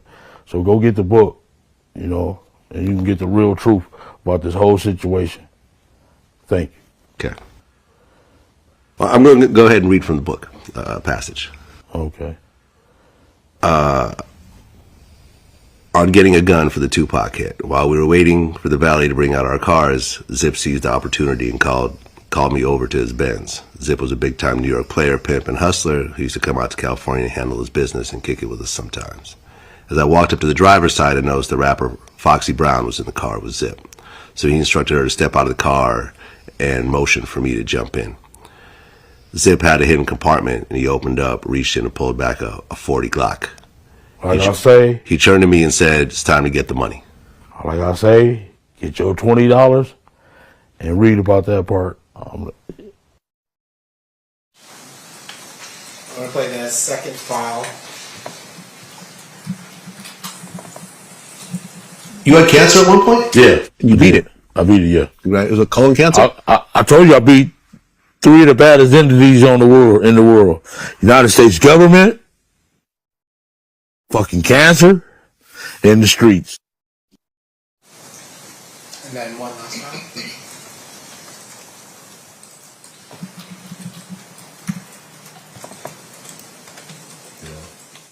Let me tell you something, my brother. Tupac never jumped on him. He was by himself. He didn't. My nephew never jumped on no fucking Tupac. Come on, man. Tupac was wrong with 2 left fucking shoes, nigga. I mean, don't you think he was wrong? Honestly. I mean, yeah, I think he could have, reacted in a better way. You listen, Obi. You don't think that man is wrong? He could have reacted in a better way, I guess. I mean, I'm talking. Vlad is his fucking biggest fan. He admitted that man is wrong, man. I mean, yeah, man. I mean, he was wrong, man, but that was only done out of loyalty, man. Okay, thank you. I appreciate that. He never jumped. My nephew didn't jump on him. He jumped on my nephew, a kid, man. My nephew was a fucking kid. Them was grown-ass men, dude. You know what I'm saying? He was a fucking kid, dude. That's why he had on that jersey. He's a fucking kid, dude. You know what I'm saying? They was wrong. My nephew never jumped on him. They jumped on my nephew. My nephew didn't throw a punch, man. Shit was wrong, dude. Jumped on the fucking kid, dude.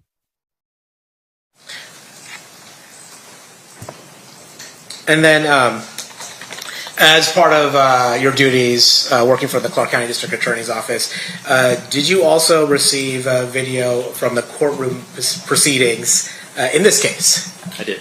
And did you receive the one view from a television network and another view that you synced up? Yes, I did. And how do you do that? I used Adobe Premiere Pro.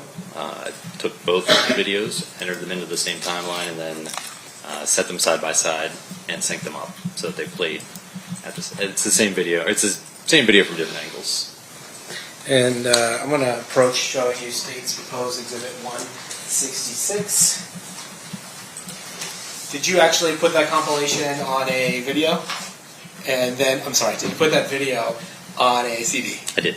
And is this the CD that you put it on? Yes, it is. All right. You're all right this time? State's going to move 166 into evidence. Any objection? No objection, Your Honor. So admitted. This time State's going to publish 166. everyone back here at 3:40. Please rise for the jury.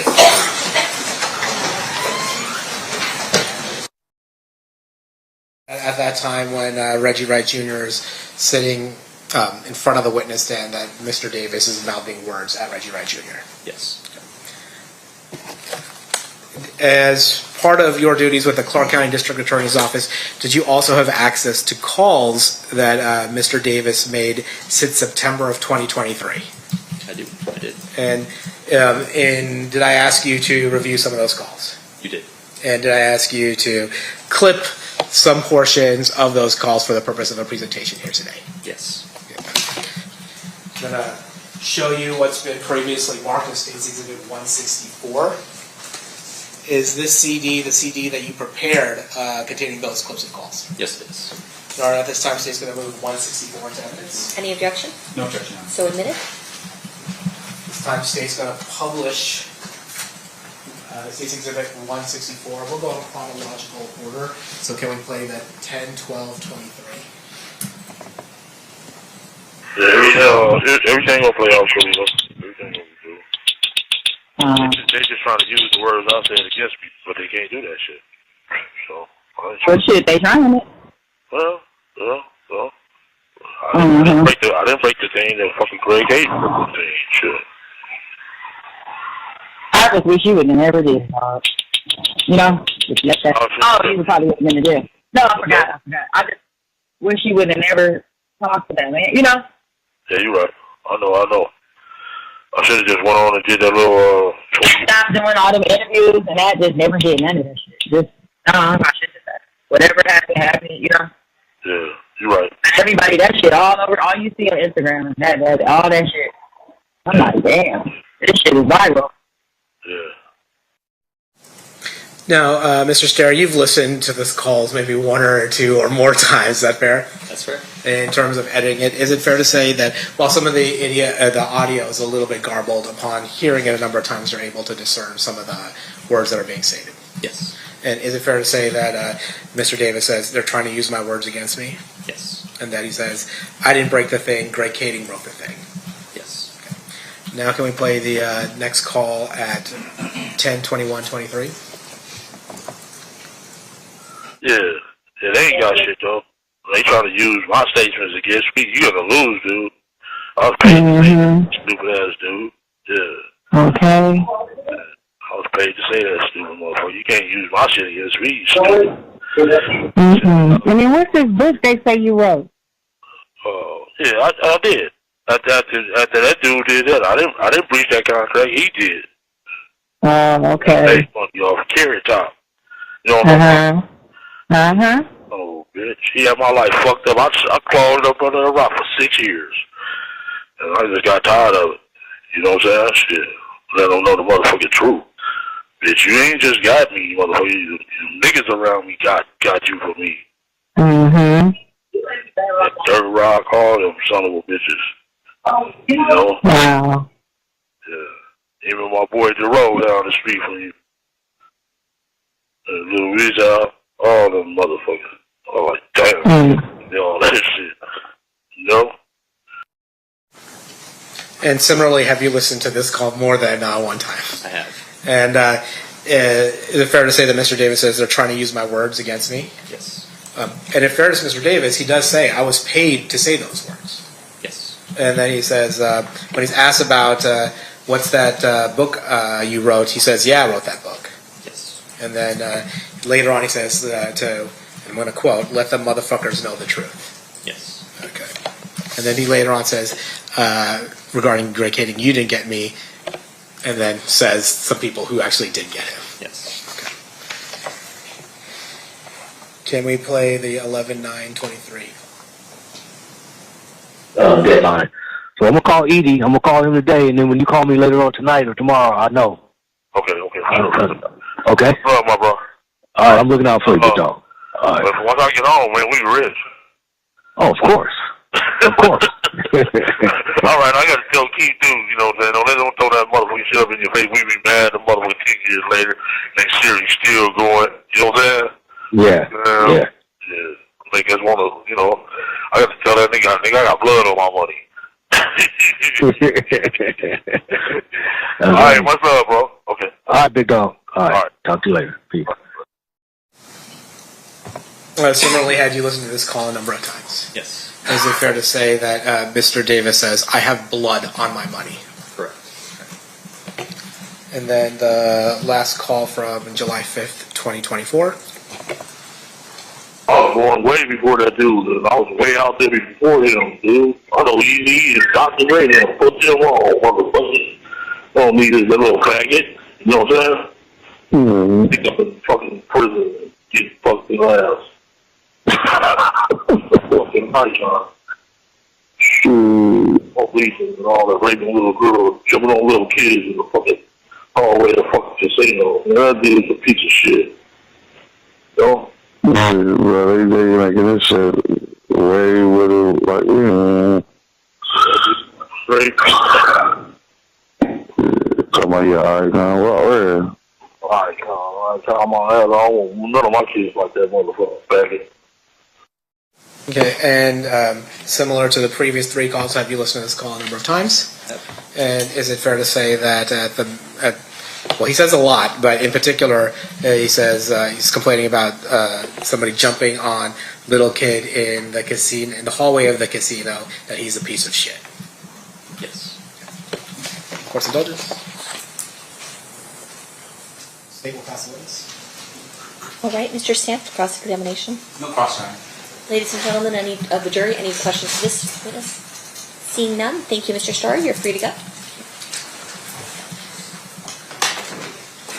State who's your next witness. Judge, reserving the right to confirm with the clerk that everything that we've offered has been admitted.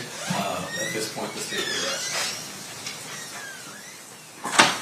Do you want to come up and review it, or have you already done I've it? checked. It's just the last 3 exhibits, actually, is the last one we would have to confirm. Okay. Can we address 31? Oh, yes, I forgot to address 31. So 31 was a duplicate. Okay. So we never offered 31. We just need to make a record that 31 was a duplicate of, you know what exhibit it is? Of 30. Yeah, it's a duplicate of 30. Okay. So the clerk asked you to put that So on. 31 should just be blank. There should be no exhibit attached to that. Well, it's marked as a proposed exhibit. It's just not admitted. Correct. As a duplicate. Okay, sounds good. Defense, we're moving into your case in chief. Yeah, maybe you're touching that. You may.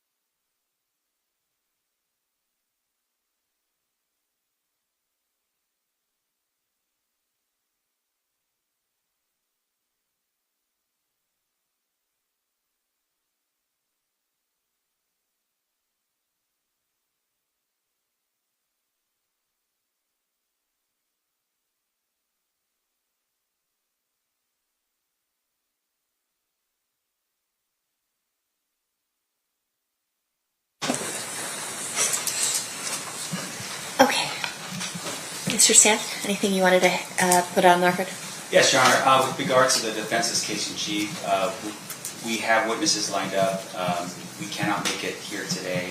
There will be officers from the Metropolitan Police Department that will testify on behalf of the defense. Because of the fact that they're scheduling, we're unable to get it today. We would ask the court to allow us to start our case in chief tomorrow with a detective and 2 police officers tomorrow. Okay. Ladies and gentlemen, we're way ahead of schedule, ultimately. The defense, at this point, is moving into their case in chief, but doesn't have their witnesses available until tomorrow. So we are going to recess for today and have you guys back here at noon tomorrow. During this recess, you are admonished not to talk or converse amongst yourselves or with anyone else on any subject connected to the trial, or read, watch, or listen to any reportive or commentary on the trial of any person connected with this case by any medium of information, including without limitation, newspaper, television, the internet, and radio, or form or express any opinion on any subject connected with the trial until the case is submitted to you. Sorry, we'll see you guys tomorrow. Please rise for the jury.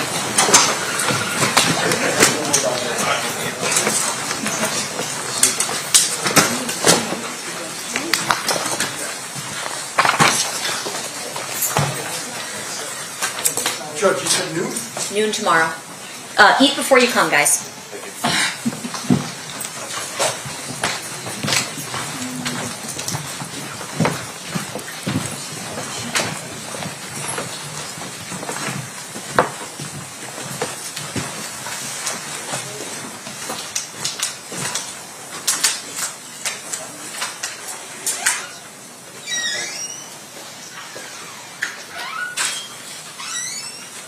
For the record, the jury has exited the room.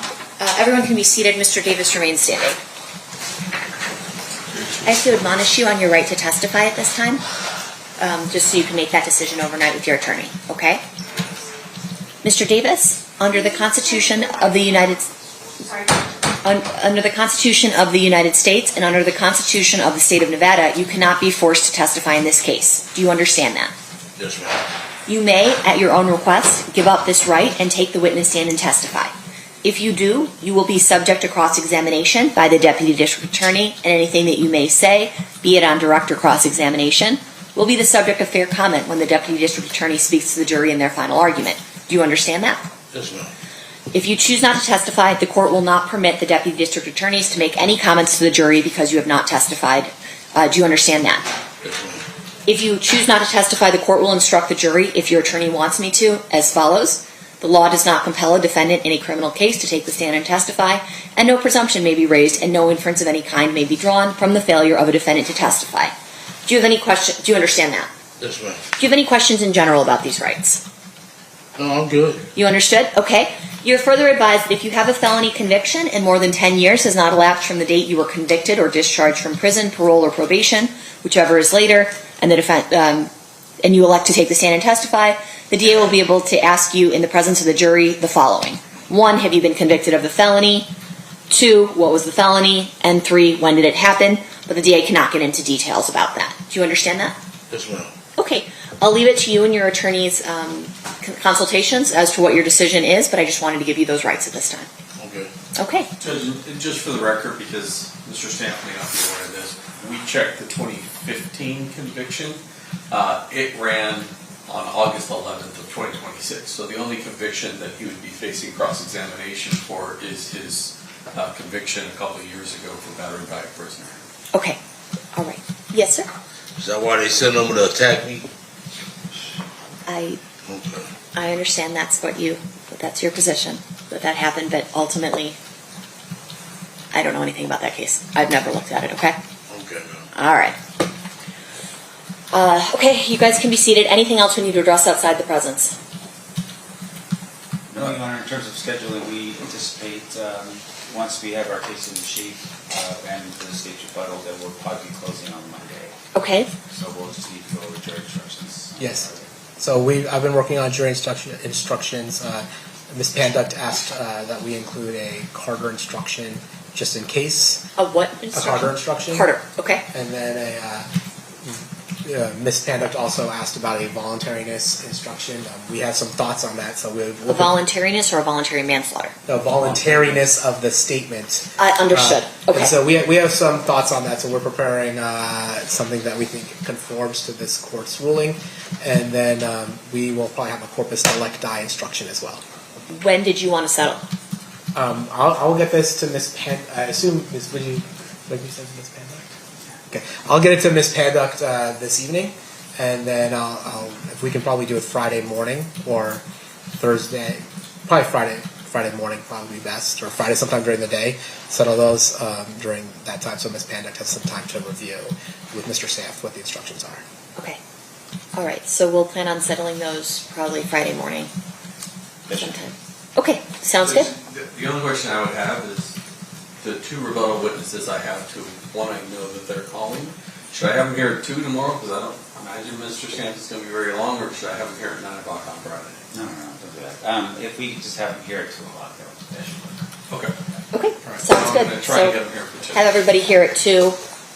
Maybe we may have the submission of the case at least wrapped up by the end of the day tomorrow. Yes, sir. Okay. All right. Thank you, guys. We'll be in recess. Thank you. Thank you.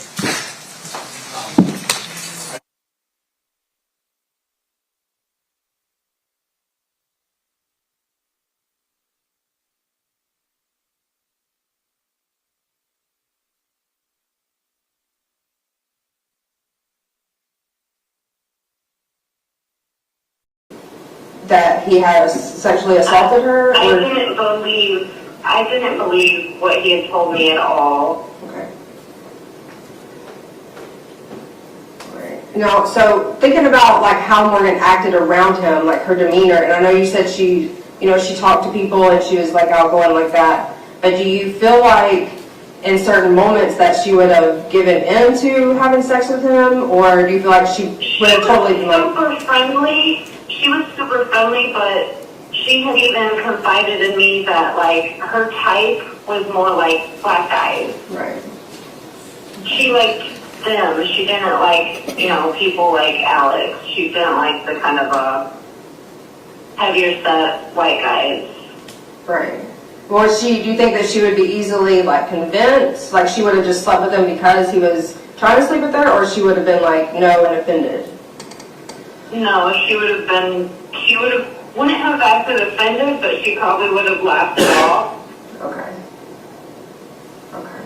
Or at least tried to be nice. Right. But firm. Right. Okay. So she had been there when did she get there to Alex's house? She had gotten there,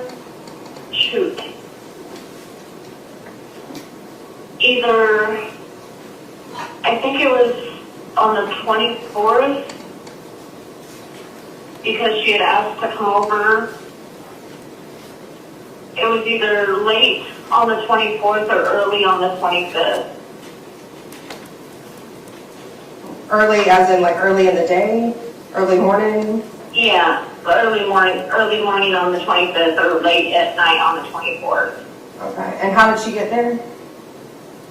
Huh? How did she get to Alex's? Because his dad wouldn't let him drive the truck, I picked her up. Okay. And you picked her up from where? The hotel. I gotcha. Okay, gotcha. So she was there about the 25th and the 20th, so possibly not even a whole day then. Well, yeah. Not a whole day. Okay. And she's never stayed there before? No. Okay. Gotcha. Pausing interview at 43 minutes and 40 seconds. So Ms. Goebel again just kind of clarified the timeline for us that Morgan had gotten there on likely the 25th. Is that correct? Yes. I'm going to approach you again with a page from State's Exhibit 5. This is page 192. I'm going to direct you to this post by the defendant. And correct me if I'm reading, am I reading this correctly? The defendant posted, "Death is when the party really started," and then she tagged Alex in that post. Is that correct? Yes. And that was posted on March 10th, which would have been about a week from the date that they had Morgan over their home and killed her. Correct. And then in addition to that, she also posted on the same day, "I hope he likes that I'm weird," and tagged Alex in that as well. Correct. Okay. And this was, again, within a week of what she's describing. She comes home, sees Morgan Bauer with her clothes disheveled, and believes that maybe the person that she tagged in these posts, Alexander Warren, had sexually assaulted her. Correct. Resuming the interview. Okay. So parents are still asleep or not making noises or whatever. You left the room. He stayed in the room. And then what? I left the room. His parents had already come down and were making coffee in the kitchen and starting to watch the news in the living room. I had come down and I went into the kitchen and I sat with his mom and just was kind of in shock. I had some coffee with her and Pausing the interview at 44 minutes and 22 seconds. We just heard Ms. Goebel give the detail that after she walked in, all of that, specifically, she had coffee with Alex's mom. Correct. Resuming interview. just told her that, having some serious relationship issues and talked to her a little bit, but nothing in detail or nothing in specific that would panic her. But I also, I care about his mom a lot. She's a very sweet lady.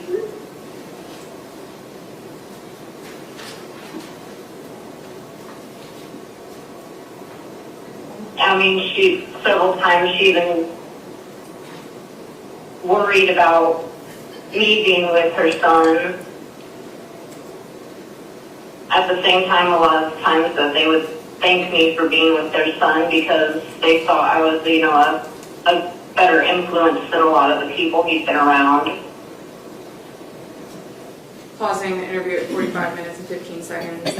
So Ms. Goebel explained to you that her parents sometimes worried about Ms. Goebel being with Alex, but did she portray it in a way that they were worried for her, not necessarily for Alex? Yes. Okay. And she portrayed that his parents thought she was a good influence for Alex. Correct. Right. Because up until that point, I had worried about him a lot, and I tried to steer him away from using, and I tried to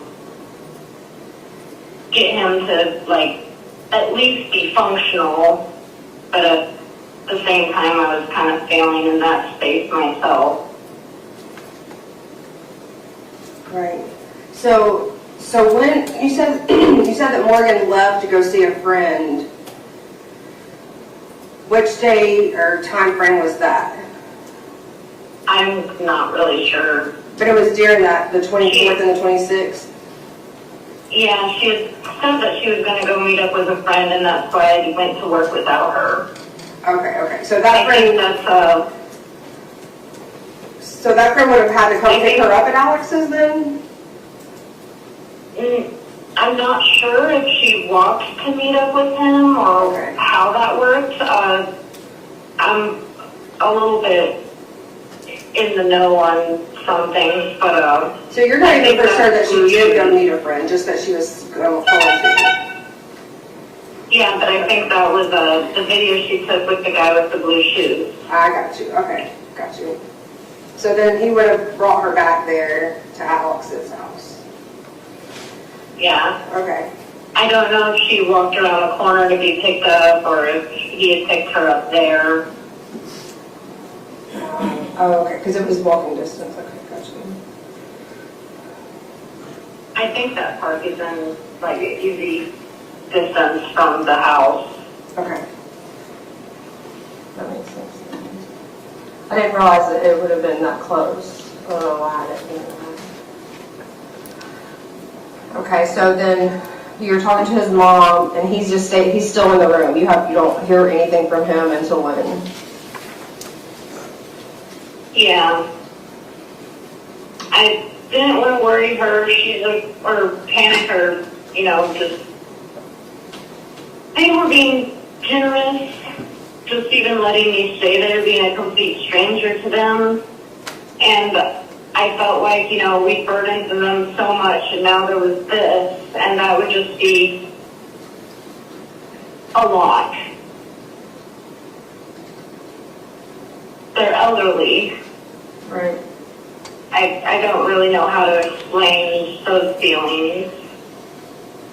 No, I understand that. I mean, also you're kind of in shock and probably traumatized a little at this point, so I get that. Yeah. So so his parents never, everything to them was just going on as normal. It was a normal morning. They were doing everything just as they would. Yeah. Okay.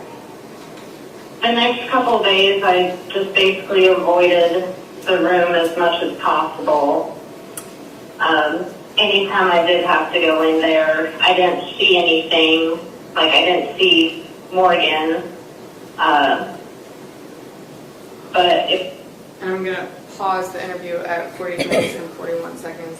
Were you aware that when Caitlin spoke with Mr. Feely earlier in the day, just prior to this, that she had told Mr. Feely that she had no idea that Morgan's body would have been there, and she had been staying in that room with Alex right after that happened? Yes. So that would be different than what she's telling you just a little bit later in the day. Correct. I had to go in there was to grab clothes and change and get out as quick as possible. I went and babysat for, I think I remember her name being Amanda. I went and babysat for her kids. And that was one of the days that a police officer came to talk to me. I just tried to stay away from all of that as much as possible. Pausing the interview at 49 minutes and 13 seconds. So Ms. Goebel is portraying to you that after all this happens, she goes to some other lady's house and is babysitting. Yes. So I guess if she was away at someone else's house, she could have called 911 at that point in time. Yes. Right. So do you think at that point that she was still in the room those few days, or do you think he had moved her, or where do you think she was during that time? There was a small... Okay. Yeah, I'm going to go in with them. There was a small bathroom attached to the room, and I think that she may have been in there. Okay. Just because you didn't see her and because you hadn't noticed him coming in and out of the room or anything? That's why you think that? I knew he was coming in and out of the room, but we weren't talking at that time. But yeah. Okay. And was it normal for you guys not to be talking, or were you just kind of like, I don't know what the fuck to say to him, so I'm not talking to him kind of thing? It wasn't normal for us not to be talking, but his parents had seen us not talk before, so I'm sure his parents just thought, you know, we weren't talking because of something else. Funny.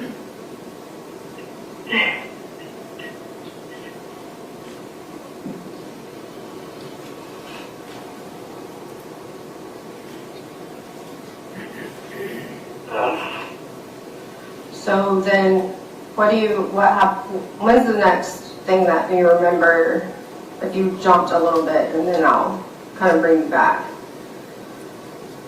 Mm-hmm.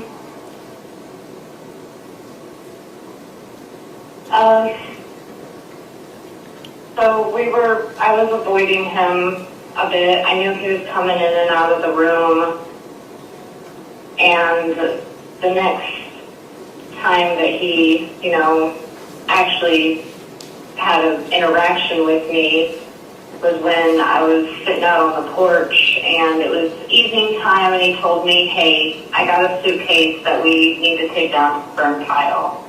Don't worry about it, it's just some clothes and some old books, but we're going to take it down to the burn pile and burn it.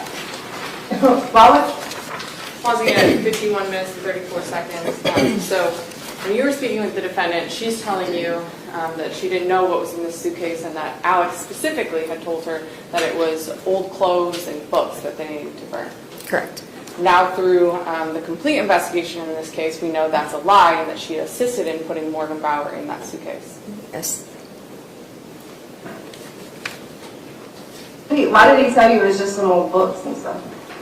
Like he was... I knew he was lying, but one of the things while we were sitting down at the burn pile and the sticks had been all piled up and everything was burning, and he told me, you just need to forget about what happened and keep your mouth shut because I could still do that to you.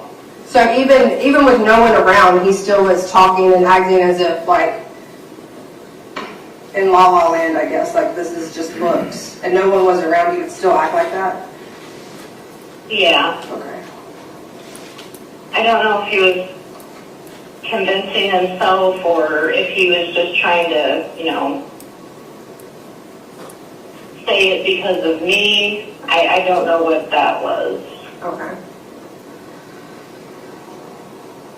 So that was the first time that you saw any remains. Okay. So do you remember what the suitcase looked like, what color it was or anything? It was a check-in size black wheelie suitcase, like you would take to an airport. Like the hard kind or the soft kind? Soft. Okay. I think it had a bit of a hard frame, but mostly soft. Okay, gotcha. Do you know what color it was? Black. Okay. And so, in the bathroom that you were talking about, what did that bathroom have in it? Did it have a tub and a shower and a sink and all that, or just a shower, or just a tub? It had it was this tiny little half tub, like you could sit in it, but you had to have your knees bent because it was just this little half tub. I know, that's weird, isn't it? No, that's not weird. And it did have a shower and a little sink and a little mirror. Okay. And that was adjacent to the bedroom that you guys were staying in? Yeah, it was attached to the bedroom. And that was the only entrance into the bathroom, just through the bedroom? Yeah. Okay. I mean, there were plenty of other bathrooms in the house, so. Right, okay. So tell me about when he came to you and said they're just full of books or whatever. Where were you guys when this happened? We were at the house. I mean, like where? I was over on the porch, off to one. There's a side of the porch that has this little sitting swing. It's kind of close to that bedroom, but I was wondering if, maybe I would hear him talking to somebody or something was going on, which is why I was sitting there, because I was starting to get really paranoid. I didn't know if he would be talking to one of his friends some of his friends are really crazy too. And I wanted to try to keep some kind of tabs on him because I didn't know if he would decide to, come after me for being a witness. Right. Pausing interview at 55 minutes and 5 seconds. So the defendant just described in detail how this conversation about the suitcase full of books occurred, and she even gave a detail that she was sitting on a swing. But throughout the investigation of this case, your review of this case, do we later learn that that conversation never happened? Correct. Or for, not being really going along with what was going on. Because that brings to mind, there's 2 posts that I made on Facebook around, I think, a couple days after. And at that point, I had tried to block out most of what was going on, but the posts were not about that incident. The posts were, the first one was was directed towards his ex named Sarah, because Sarah had been talking kind of... Okay, so he came to you about the books, and then you jumped to the Facebook post. One was about Sarah. And that's one was about Sarah, and I guess out of the other one, the one that gets a lot of attention, the Bob one, I don't know why I posted that, but I think I was just trying to cope with what I had seen. Right. And pausing the interview at 56 minutes and 22 seconds. When you're speaking with the defendant, she's couching it as if she posted the Bob meme after all this happened, but after we've gotten her full Facebook records and after review of her timeline still, she actually posted the Bob meme earlier in the 25th, before Miss Bauer was murdered. Is that correct? Correct. It felt like a dark humor thing, but I'm the kind of person who laughs when I'm scared, or I'll make jokes about, I have a heart condition that I'm going to end up needing surgery by the time I'm 40 for it because I have blood backflow, and I make jokes about that too. So things that make me uncomfortable are things that scare me and tend to try to make it into something funny, even if it's not really funny. Right, I get that. I know it's an unpleasant response. But I mean, it's your comfort. It's comforting to you. I mean, it's not crazy to me. I totally get it. It's not even comforting to me. I think it's like some kind of on the spectrum response. And my therapist has been talking to me that, you probably are somewhere on the spectrum or just very severely traumatized because of life. Yeah. Like, probably a little bit of both. Yeah, probably that. Well, I'm glad that you have a therapist. I think everyone should have a therapist, even if they think they're good, and I think everyone should have one. Anyway, I have been sitting out on the porch,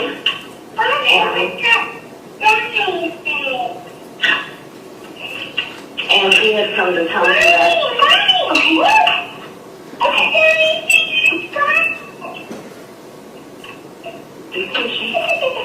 He had come to tell me that we needed to go and take that suitcase down to the burn pile. And while we were at the burn pile, he had made his thinly veiled threats.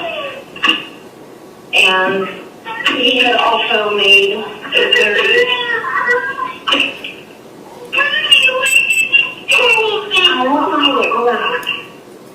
I apologize. No, you're totally fine. It's not bothering me a little bit.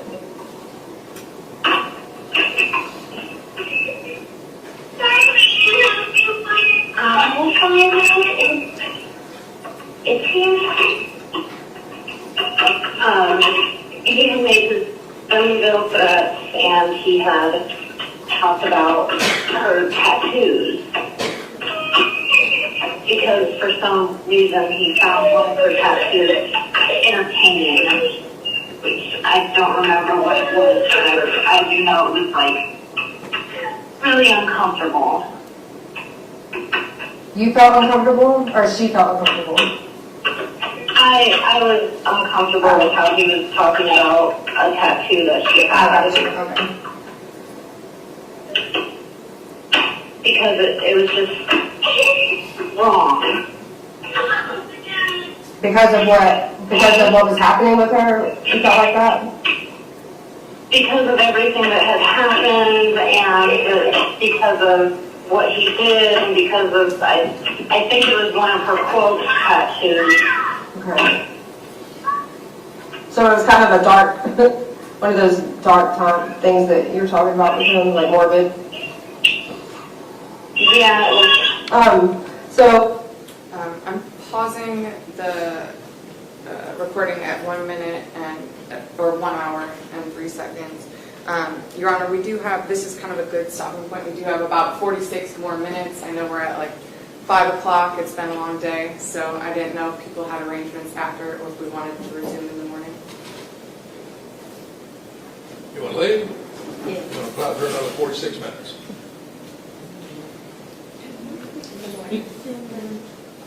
Let's resume tomorrow. Pardon me? Let's resume tomorrow. Strongest force up front. Well, very good. Again, just as a reminder, don't discuss the case among yourselves. Don't permit anyone to discuss it in your presence. Don't get on any of these. I won't go through the litany. Nothing on the internet to check on it. Turn your just if the injured, just put it on the railing there, and you all step back into the jury room, drop off your notes, pick up any personal items you have, and we will let you all exit first, and then we will exit afterwards. Okay. All rise for the jury.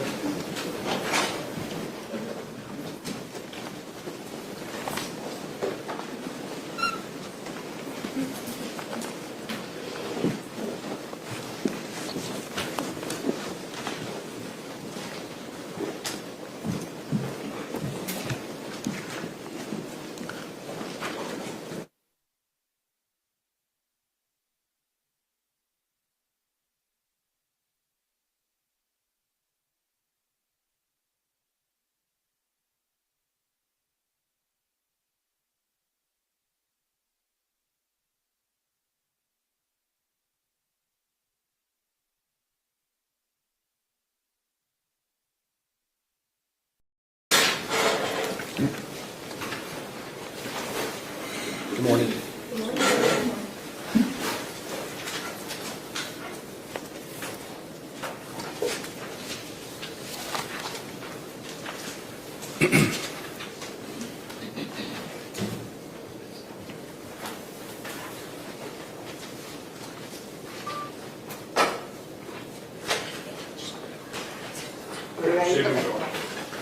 All right, put it down. I'm going to pick back up with the Facebook stuff where we left off yesterday. Can you dim the lights for me over there, and Gil, will you turn on the Elmo? All right, I'm going to start back with page 248 of State's Exhibit 5.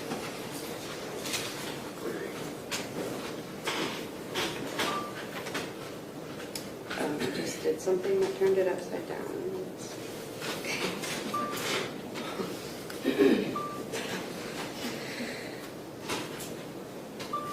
There we go. Okay. All right. What does this mean say? This says guys like girls that can take charge.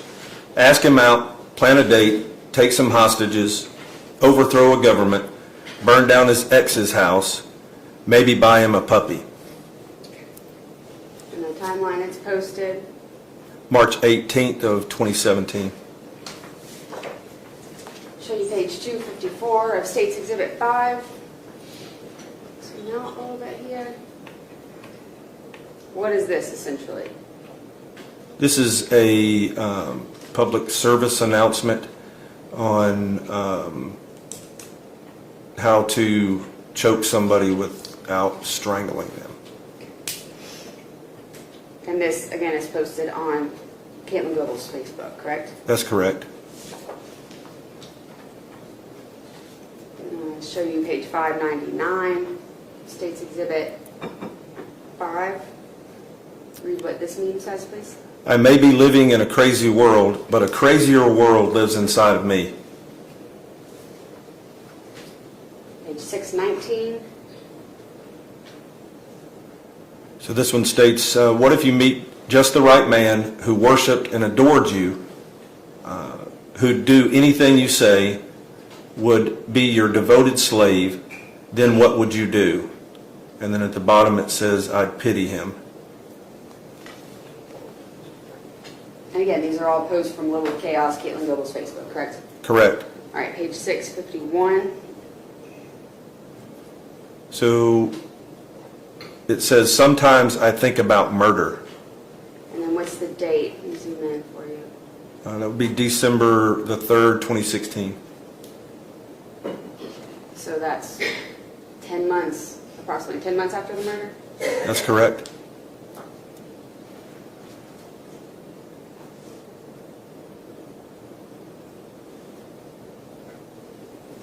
and then this is page 37. We'll take it to the middle here. That says, I'm a rotted corpse trying to make myself feel pretty again. Correct? Correct. And what date was it posted?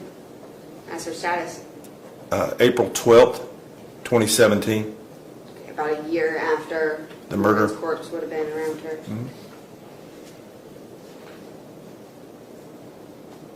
And then I'm going to show you page 406.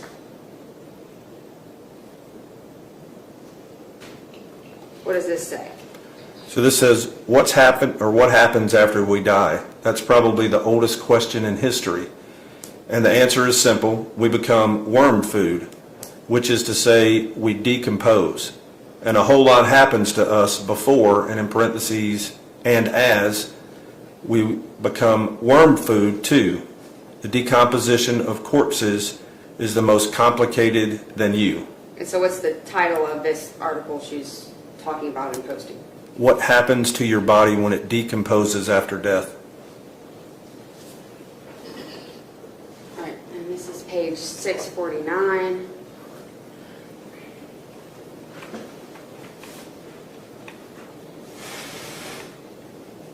What does this say? Sometimes even the devil on my shoulder asks, what the fuck are you doing? When was that posted? It'd be, excuse me, December 4th, 2016.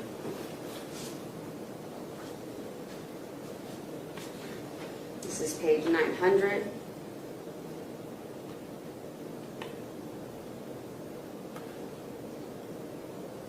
So this says, I don't need the rest of the pack to rip your fucking throat out. And what's the timeline here? August 3rd of 2016.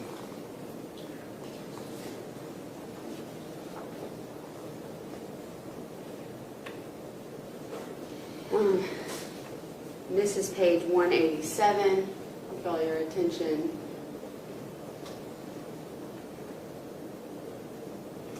to the bottom here. What does this post say? This post says, all those years of people thinking I was a good girl. And what is the date? April 6th, 2016. It's about 5 weeks after the murder. That's correct. This is page 232.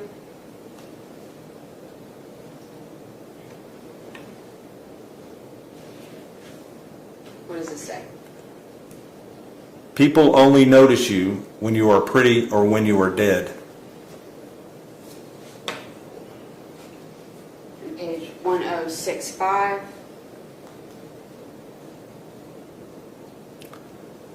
So this says, Mary had a little lamb. Its heart was black as coal. It crept into her room one night and ate her fucking soul. And the date that this was posted, April 10th, 2016. 5 to 6 weeks after the murder. That's correct. All right, and this is, what does this one say? This is page 1074. Innocent looking, but kinky as fuck. When is that posted? March 30th, 2016.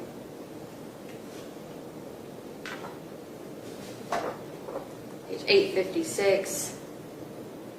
What does this say? Don't fashion me into a maiden that needs saving from a dragon. I am the dragon, and I will eat you whole. And when was that posted? That would be August 25th of 2016. So that would be like 6 months after she's saying Alexander Warren was the one making her do all these things. Correct. And this is page 511.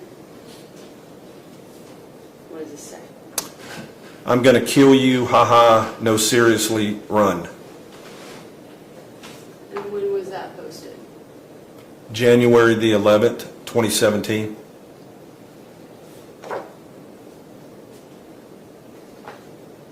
Show you page 580.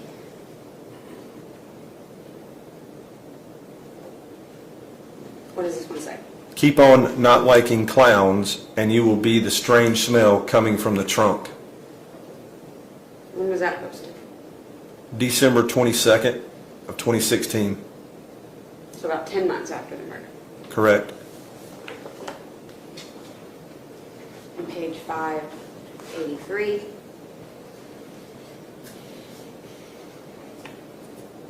What does this say?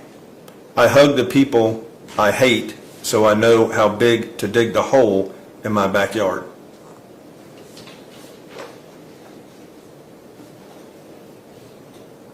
And this is page 4150. Zoom in. And just have you read, or I'll read it. Does this say, Will of Chaos, I'm doing gore modeling too, basically horror themed nude, LOL? Correct? Correct.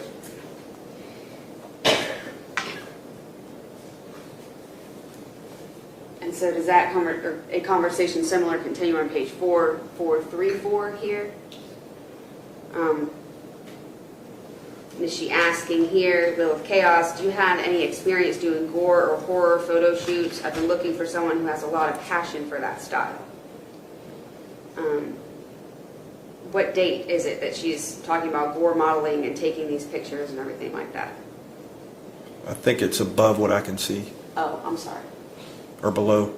Here it is. Okay. I'm sorry, I was too low. Okay. Do you have experience doing gore or horror photo shoots? I've been looking for someone who has a lot of passion for that style. What's the date? July 7th of 2017. A little over a year, close to a year and a half after the murder. Correct. I'm going to show you page 4240. Are these the actual gore modeling with Caitlin Goebel herself, photos that she took? Correct. Okay, that's some of them. And then I'll go to the dates around the time that these are being sent. What is that date when she's sending them? March 16th of 2017. Page 4506. Is this another one of those photos of her and with the blood on her in the gore modeling photos? Yes, it is. And what's the date this one was sent? March 8th of 2017. Just barely a year after the murder. Correct. Page 4001. This is another zoomed in photo she posted or sent to someone. Yes, ma'am.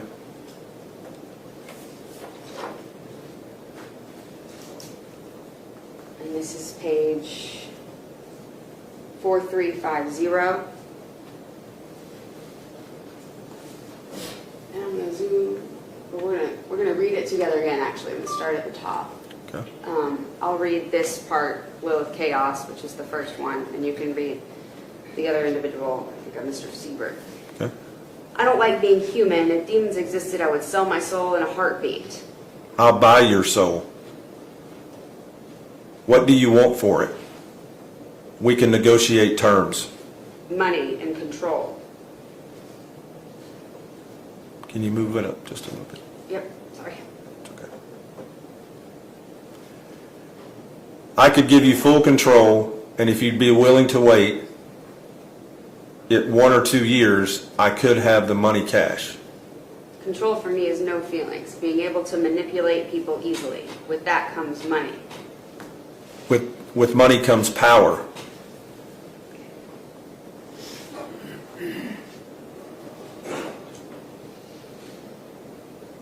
And then this is the same conversation with Mr. Sieber, page 4351. And draw your attention down here. For the course of this conversation, what does she say right there? But keep in mind, I have a lot of different mannerisms. I'm a great chameleon. And then what does she say just a little bit below that here? If I really want to fit in with a certain group, I can easily for a little while. All right, and I'm going to show you page 494. Zoom out. What does this depict? I believe it's, he's a serial killer. Look down at me and see you a fool. Look up at me and see a God. Look straight at me and see yourself. Does that look like Charles Manson? It does. And the date that this one is posted? January 17th, 2017.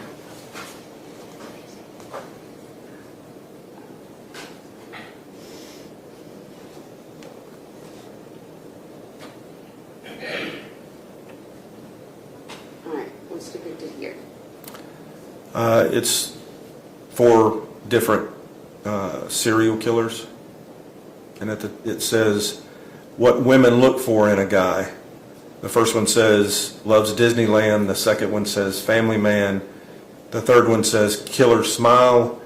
And the fourth one says, home-cooked meals. So for Richard Ramirez, it says loves Disneyland.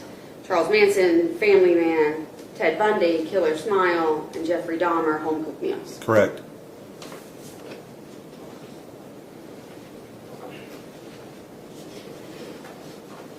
Alright, and then I'll show you page 5895. What does this say? I'll try to pronounce it. Hybristophilia, That's correct. which is defined in this meme as an attraction to extremely violent criminals or a person who has committed a gruesome crime. And are these all either gruesome crime committers or serial killers? That's correct. When is this posted? January 20th of 2017.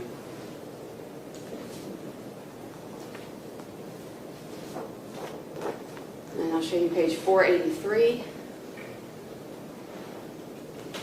What's depicted here?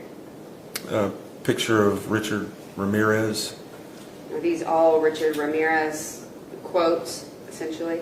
Essentially, yes, ma'am.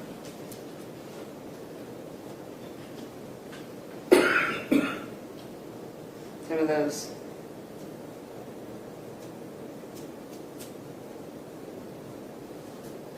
Some of those include this one saying, I love killing people. I love to watch them die. I would shoot them in the head and they would wiggle and squirm all over the place and then just stop. Correct. In page 365, what does this one say? This says people need to start appreciating the effort I put into not being a serial killer. And again, this is one she posted on her timeline. That's correct. And then the date she posted this one, or close to it, I guess, the date of the next post following this one. February 13th of 2017. So before even a year had passed since. Correct. Okay, those words.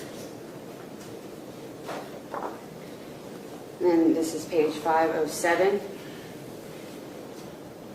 Is that Jeffrey Dahmer in that photo? Yes, ma'am. All right, does this say, Mr. Dahmer did not feel as though these people were dead because he was still relating to them. He would talk to them. He would cuddle them. He would hold them. He would think about them. He took the skull of somebody he killed and kept it in a locker so he could be close and have companionship with it. Now that's very, very sick, but to him it felt as though there was something warm and comforting happening. Not that he was doing something terrible and awful. It's a quote from a psychiatrist. That's correct. Part of his defense. Okay. And what date was that posted? January 13th, 2017. This is page 509. What's depicted here? The same serial killers, Jeffrey Dahmer, Richard Ramirez, and Ted Bundy. And the quote by Jeffrey Dahmer that's posted is, my consuming lust was to experience their bodies. I viewed them as objects, as strangers. It is hard for me to believe a human being could have done what I've done. Correct? Correct. And then the next quote, Richard Ramirez, I love to kill people. The one we just read, I love to watch them die. I would shoot them in the head, and they would wiggle and squirm all over the place and then just die. Correct. And then the one by Ted Bundy says, "We serial killers are your sons. We are your husbands. We are everywhere. And there will be more of your children dead tomorrow." Correct.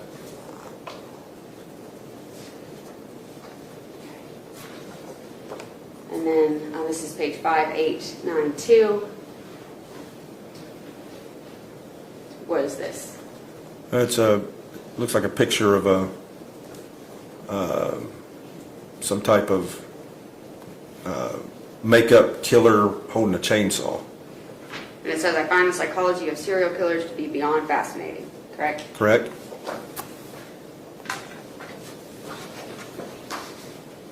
Okay. These next few I'm going to have to do in 3-page increments, just the way that it prints. So first I'll show you page 1275, which is going to give us the timeline. If you can read when the next post that we're going to show was posted. Here. So what date is what we're about to show posted? Oh, let me zoom in for you. Be October 30th, 2016. All right, and then just for the jurors' clarity, the next page, it says image, but is it true there's nothing that's actually printed on this page, so we just have to go to the third page? Correct. 1276, okay. So then 1277, what does this photo depict? This is a picture of Caitlin Goebel dressed up in gore makeup. With some sort of, probably, hopefully fake, I don't know, item behind her, animal or something. That's correct.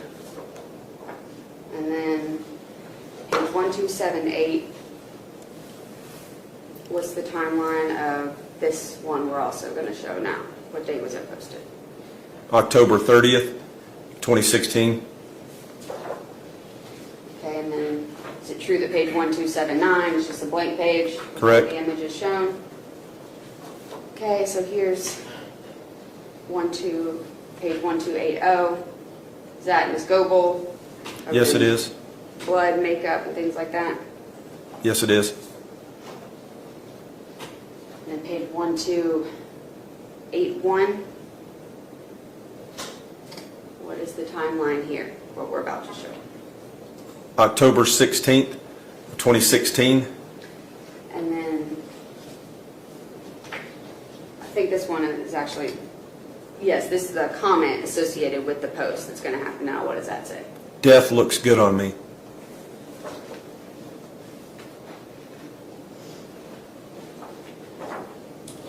And then there's a blank page associated with the images, correct? Correct.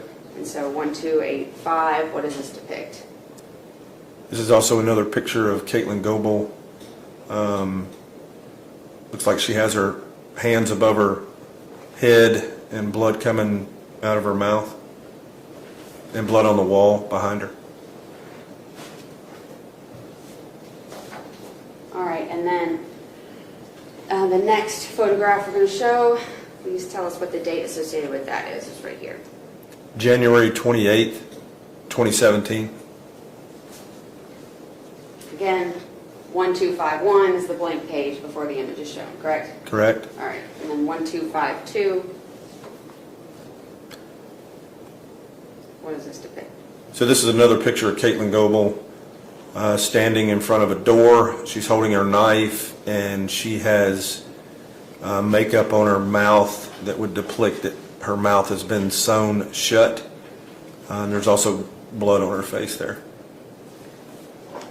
All right, and does she post a few photos in this posting, essentially? Like there's more than one photo of a similar nature, is that Yep, right? Okay. that's correct. I'm just going to go to those. So page 1249. So this is also another picture of Caitlin Goebel. She has the same makeup on, like her lips are sewn shut, and there appears to be blood on the bottom of her face. And I'll show you 1243. So this is another picture of Caitlin Goebel with the same makeup with her lips sewn shut. She's holding a knife and she has her finger above or on her lips. I'll show you 1, 2, 4, 6. So this picture is a picture of Caitlin Goebel, who is holding the knife in an offensive stance, like she's getting ready to stab someone, with her lips sewn shut with blood on the bottom of her face and her dress.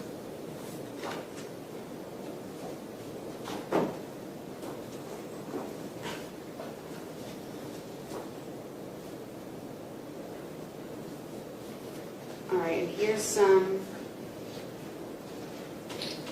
one photo just to establish a timeline. It's page 1290.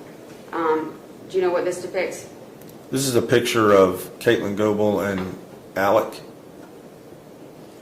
Okay, so Alec is the boyfriend she had after Alexander Warren. Correct. And then what's the title here? Let me zoom in. It says Venice Beach, Okay, and what date is it? September 11th, 2016. So she's in Venice Beach in September of 2016. Correct.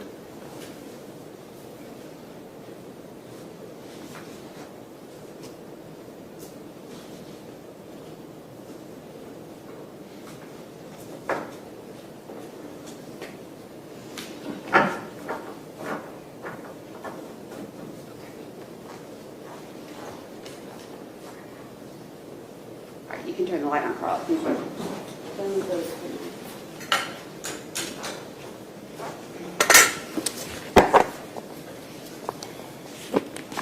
Through the course of your investigation, did you learn what Alexander Warren's nickname was? Ball sack.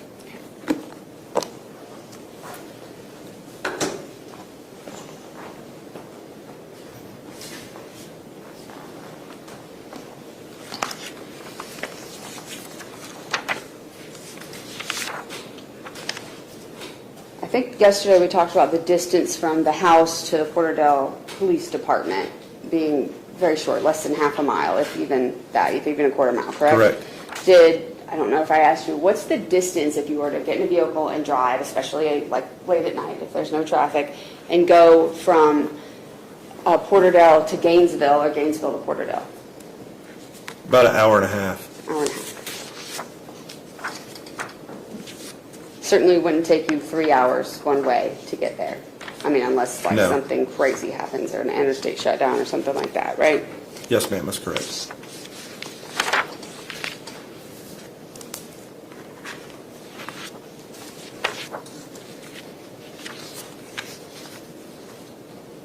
Do you see Caitlin Goebel in the courtroom today?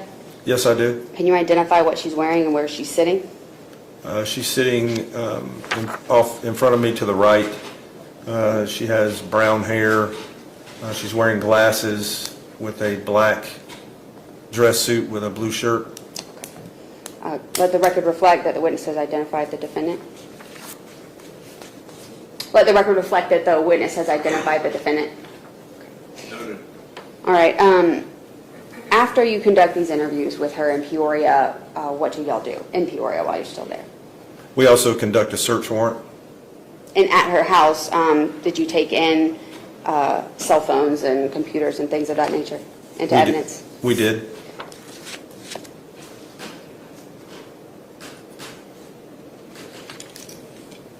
And also, you have those interviews in Peoria. When you get back to Newton County, do you conduct another interview with Caitlin Goebel? I do. And you've had a chance to review that interview that's on the hard drive, correct? I have. It's on August 16th of 2023?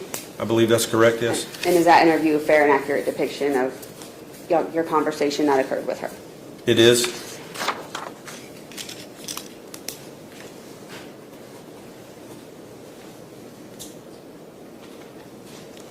All right, just one moment.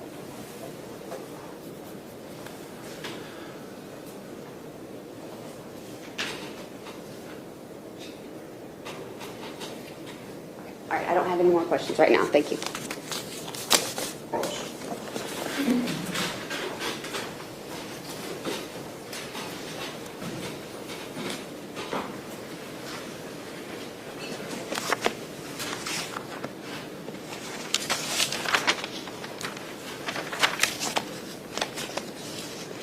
Give me 1 sec. I apologize, sir.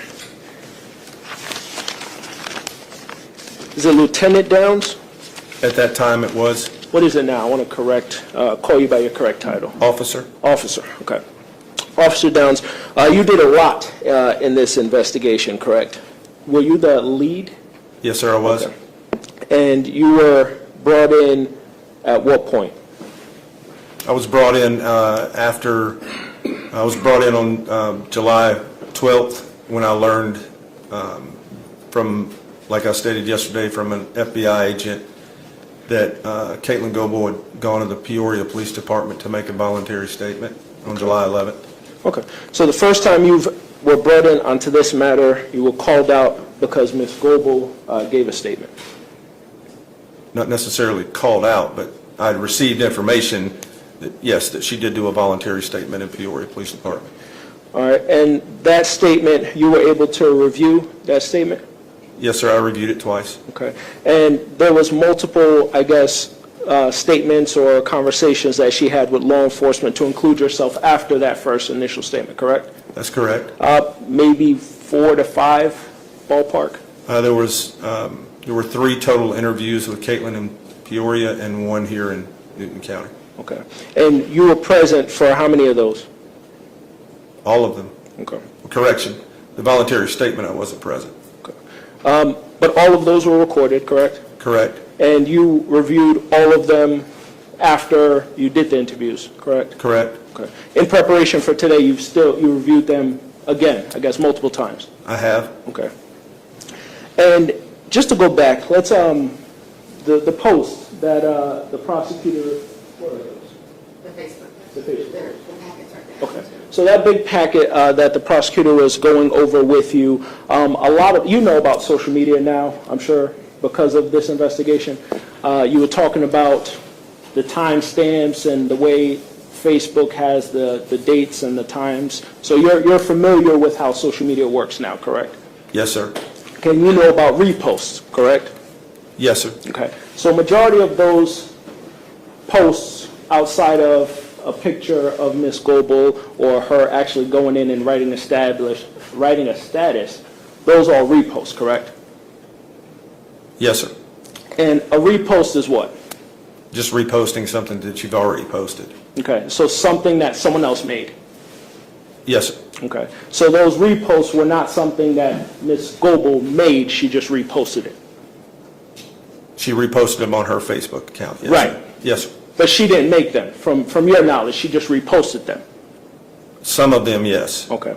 And with reposts, or with the stuff on, so someone else made those, and with Facebook, if you post anything that is not allowed, Facebook would take it down, correct? I am somewhat familiar with social media, but as far as the terms and conditions, I'm not really familiar with. But those posts were, you saw them on her Facebook? Yes, I did. So they weren't taken down by Facebook? It was still Correct. there? Correct. And she wasn't arrested for those posts? Correct. So those posts were not a crime? They weren't a crime, but they were part of my investigation. Right. But I'm saying, as a part of this investigation, she wasn't arrested for posting on her social media? Correct, she was not. Okay.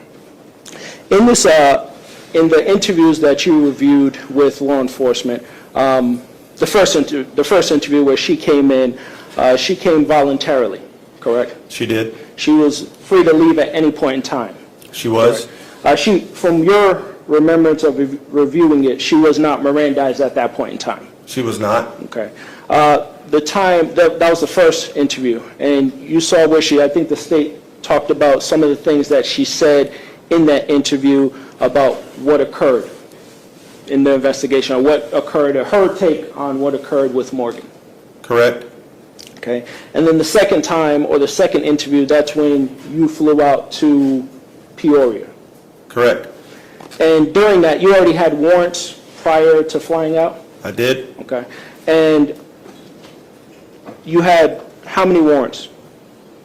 I had concealing the death and tampering with evidence warrants for Caitlin Goebel. Okay. And when you went out, let's back up just a little. you did a search of the Alexander's home prior to flying out to Peoria? Yes, I did. Okay. And how were you able to get those warrants? Submitted search warrants for him. Based off of what Ms. Goebel stated? That's correct. Now, in the second interview, how many officers did you bring with you to Peoria? One. Okay. And at that point in time, you placed Ms. Goebel under Miranda? Yes, I did. Okay. And she agreed to speak with you? She did. Okay. So she signed that waiver? She did. And she began to tell you, I guess, her take on how everything went down when it pertains to Morgan? She did. Okay. And you remember the conversation? Do you remember the conversation? I remember some of it. Okay. So we'll talk about some of the things to see if you remember it. Do you have a report with you? I do. Okay. Do you remember the date of that second one, the second interview? This was after, when you were involved. Right, if you give me just a second to review my notes. Absolutely.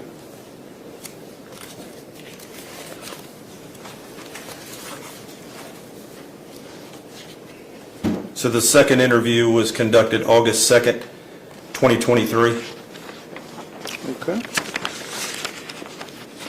How long was that interview, do you know? I don't know exactly the time. I believe it was around 4 hours.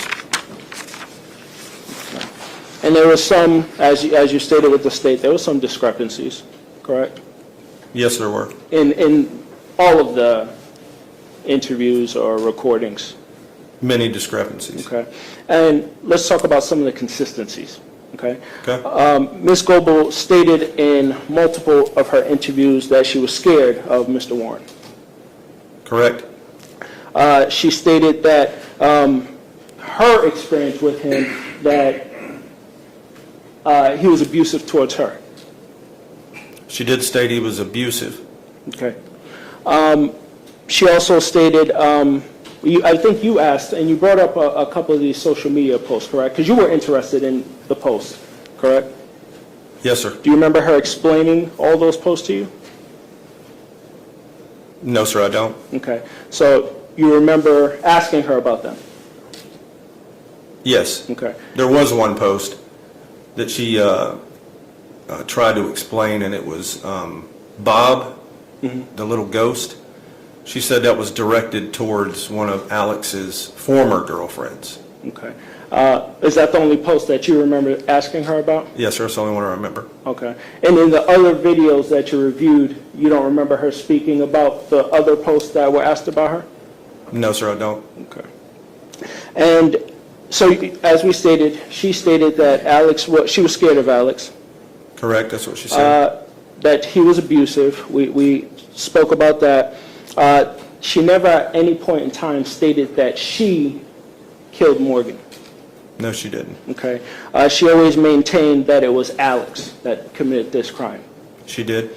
Okay. She also stated that the actions that she partook in, she told you and other law enforcement about that, correct? That's correct. And she stated that this was an action that Alex made her do these things. That's correct. Okay. She stated that, I don't remember if it was you or other officers, but you reviewed it, so let me ask you. Do you remember when one of law enforcement asked her why she didn't come forward, or why it took her this long to come forward? In one of the interviews, I remember that. You remember that? Yeah. Do you remember what she stated? In one of the interviews, she said that she was afraid. In another interview, she said that she didn't come forward because she was being selfish. And then I don't remember exactly word for word what the other one was at the end of another statement. Do you remember where she stated that she heard that other people were talking about Alex and the actions that he did? Repeat that question again. Do you remember when law enforcement spoke to her and she was speaking about why she came forward, that she was told other people were coming forward with information? That's correct. Okay. And that she felt comfortable now coming forward with this information since she won't be the only one talking. Do you remember that? Yes, she did make a statement that,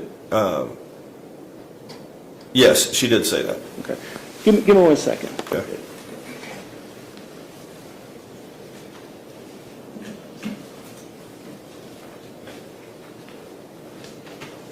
Needle this week. Okay. Okay, I apologize. So you remember her stating that, Yes. correct?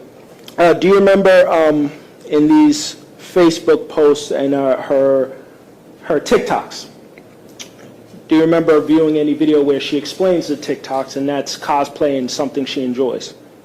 I believe there was one video that I can't say for certain that I saw one that said it was cosplay. Okay. You don't remember her speaking about cosplay? No. Okay. She did I think she did in some of the interviews, yes. Okay. And those videos were posted in 21? That's correct. So this would be 5 years after this incident occurred with That's Morgan? correct. There's one specific that was posted close to the date that Morgan was murdered 5 years later. I think it was the Bob? No, but I can tell you, it wasn't the Bob one. Okay, you're talking about a cosplay that was posted. Correct. Some time. Okay. And, give me 1 sec. So with that, so she did speak to law enforcement about these videos. They were asked about her. Yes, Okay. And in any of those posts, or did Morgan have Facebook? she did. Was Morgan and Caitlin friends on Facebook? No, Okay. So there was no tagging of Morgan in any of the social media? no, She never directed it, or that you know of, stated Morgan's name in any of these? no. Okay.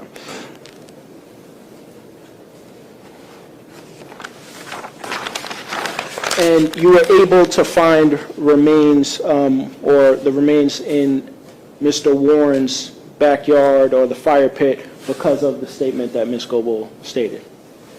That's correct. Okay. And do you remember telling her throughout multiple videos that, you know, you appreciate her for coming forward with this information, correct? Do you remember I that? did. Can I elaborate a little bit? Let me finish my question, Okay. please. Do you remember talking to her and stating that you need her throughout this investigation multiple times? I did say that. Do you remember telling her how a family will be able to have essential closure because she came forward with this information? I don't remember exactly saying that, but Okay. Something to the effect you may something to remember? that effect. And all these are recorded? They correct? are.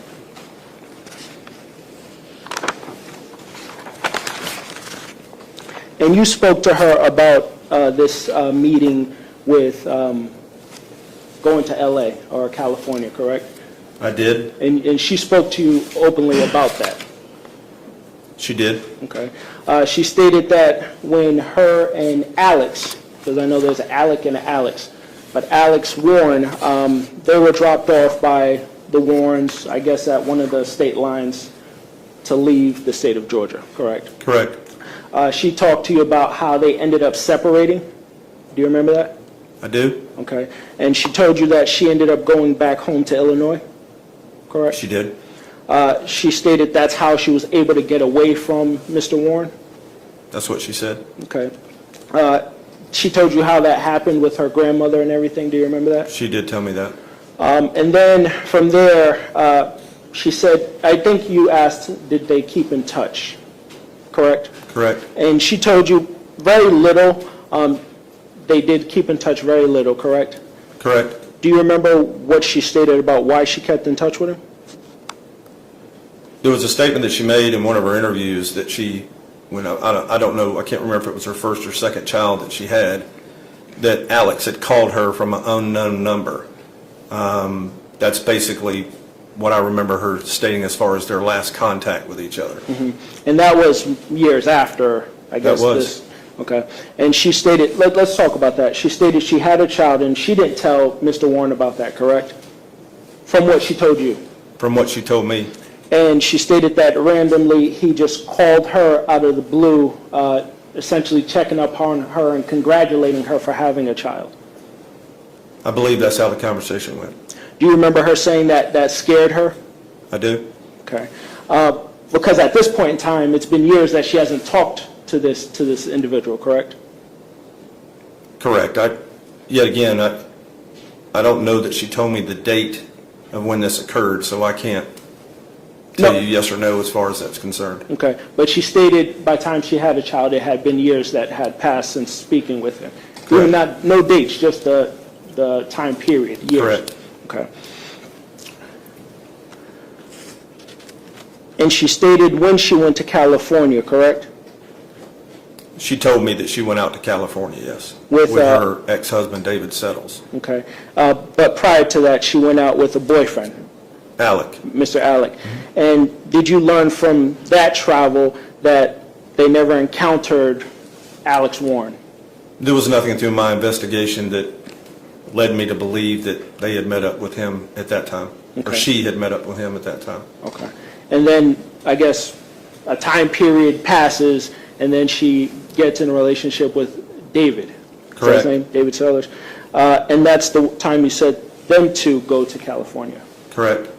And that's where Alex sees Miss Goebel in California. She went looking for him in California. When you talked to her, she stated that it was either L.A. or Hollywood, correct? Do you remember? Correct. It's something like that. And that they were somewhere in L.A., maybe Muscle Beach or Venice Beach, and Alex came up to them.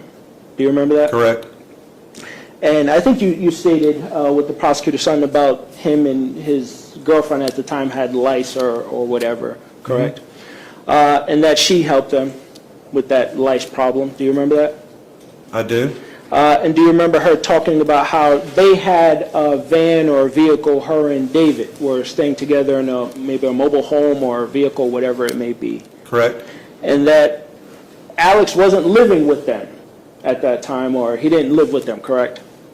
He didn't live with them, but they spent some days together, yes. He said, I believe she stated that they stayed, I guess, on the property of where the RV, bus, whatever it is, was, correct? I believe so, yes. In that video, do you remember her talking about an incident with Mr. Warren and his girlfriend? A little bit, yes. Okay. And in that video, you said you remember that conversation? A little bit of the conversation of what Caitlin stated had happened with the girlfriend. Do you remember what happened? She stated that it appeared that Alex and his new girlfriend had gotten into an argument. She does state in the interview something to the effect that there was a police officer close by. Alex's girlfriend at the time was going to walk over to the police officer. Then Caitlin came up to her and said, you know, just walk away, something to that effect. Basically not go contact the police. Did she say why? I can't remember that. Okay. You don't remember Alex making a threat towards his girlfriend?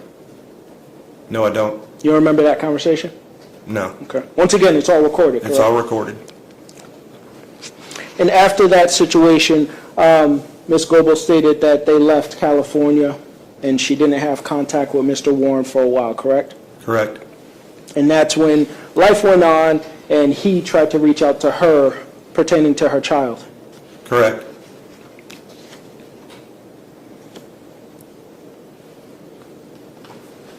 Now, when you went, I think you stated to prosecutors that you had warrants, which you stated you did. When you went to, you told Ms. Goebel of these charges that you had against her, correct? I did at the end of the interview. Okay, and that was then to the end of the second interview? Well, for you, it would be the first. The first, interview. yes. Okay, and so you placed her under arrest at that time? I did. Did you have a follow-up interview? I did. Okay, and she spoke with you freely after being placed under arrest? She did. Okay, and she continued to state in that conversation, interrogation, that she was scared of Mr. Warren. She did. That he made her essentially watch his sick acts against Morgan. She did.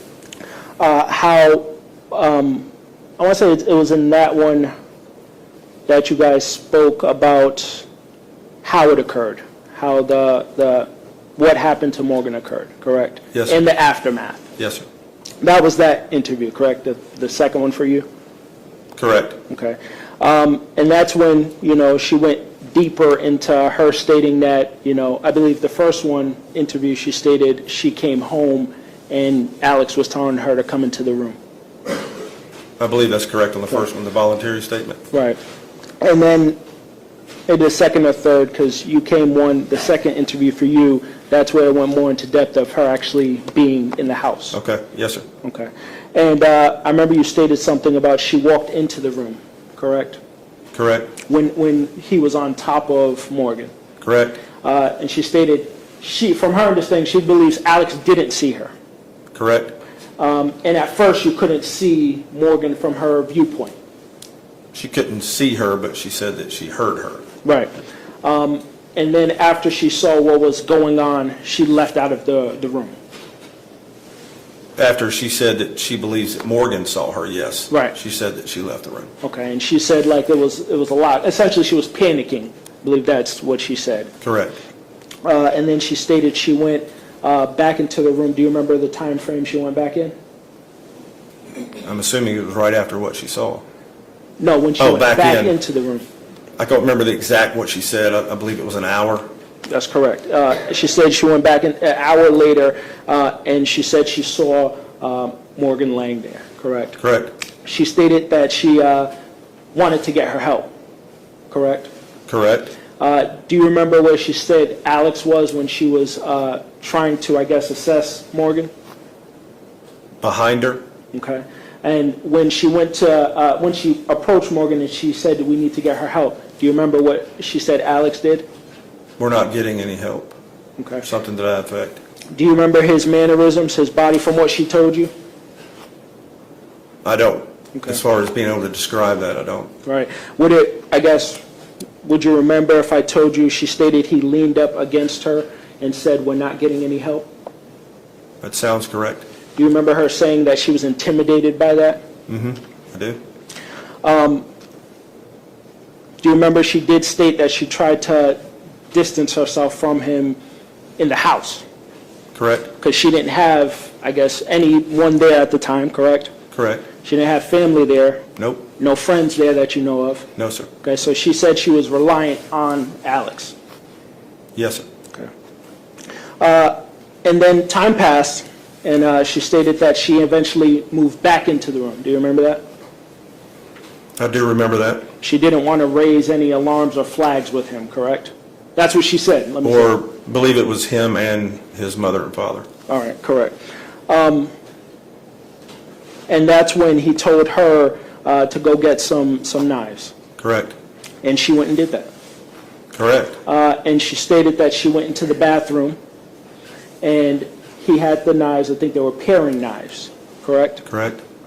And he told her to hold, I guess, a part of the body while he did the cuts. In her statement, she just said that he made me hold her ankles and wrists. You don't remember her saying where he made cuts? No, I don't. Okay. Later on in the statements or through all these recordings, you reviewed them all, correct? I did. You don't remember her stating anything about him making cuts? Oh, the way that Morgan was dismembered, I do remember that. Okay. And she stated he did that? Correct. Do you remember her saying she went to throw up? Yes, I do. And do you remember what she said Alex said? Get yourself together, I believe. Get your shit together? Yes. Essentially. So throughout this interviews and investigation, the thing that she held on to was that she was scared of him, correct? That's correct. Do you remember her saying that he did put hands on her, he did get physical? She made a statement that Alex did slap her, but not so bad that she had to go to the hospital. Right.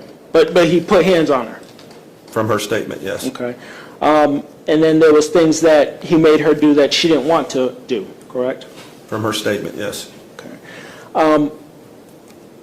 And those things she said in multiple of these interviews, correct? She did.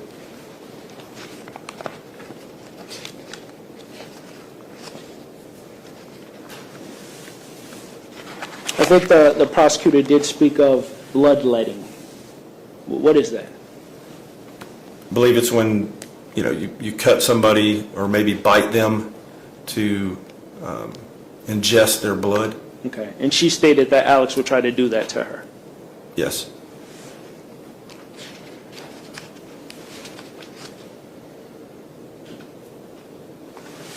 From your investigation, there was no between Morgan and Alex. Did you see any text messages, any communications, anything of that nature? No, I did not. Okay, so from your understanding, there was no communication between them prior to any of this? From my knowledge, there was not. Okay, and my client stated that when they drove from Gainesville, I believe it was, correct? Mm-hmm. Where are you from? I'm from North Carolina. But you've been in Georgia for a while. Yes, sir. So you know, I guess, the roads, the counties, the cities throughout Yes, sir. Georgia. Okay, she stated she's not from here, correct? Correct. And she stated it took her a longer time to get to Gainesville, I correct? believe so, yes. And I believe she was asked, what did you use to get there? Do you remember that? No, I do not. Okay. Do you remember her talking about she used GPS to get back and forth because she didn't know the area? I believe I remember saying GPS, yes. Okay. Give me one sec. When it comes towards the suitcase, she stated that it was Morgan's suitcase, correct? Correct. She stated how Alex lined the suitcase with trash bags Correct. and how he filled the suitcase up Correct. and how he made her go with him to this fire pit in his backyard or side yard. Correct. She stated how he started this fire.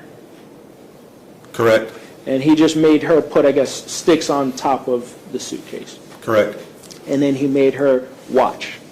Correct. And then also that he made her go down there a couple times after the fact. That's what she stated?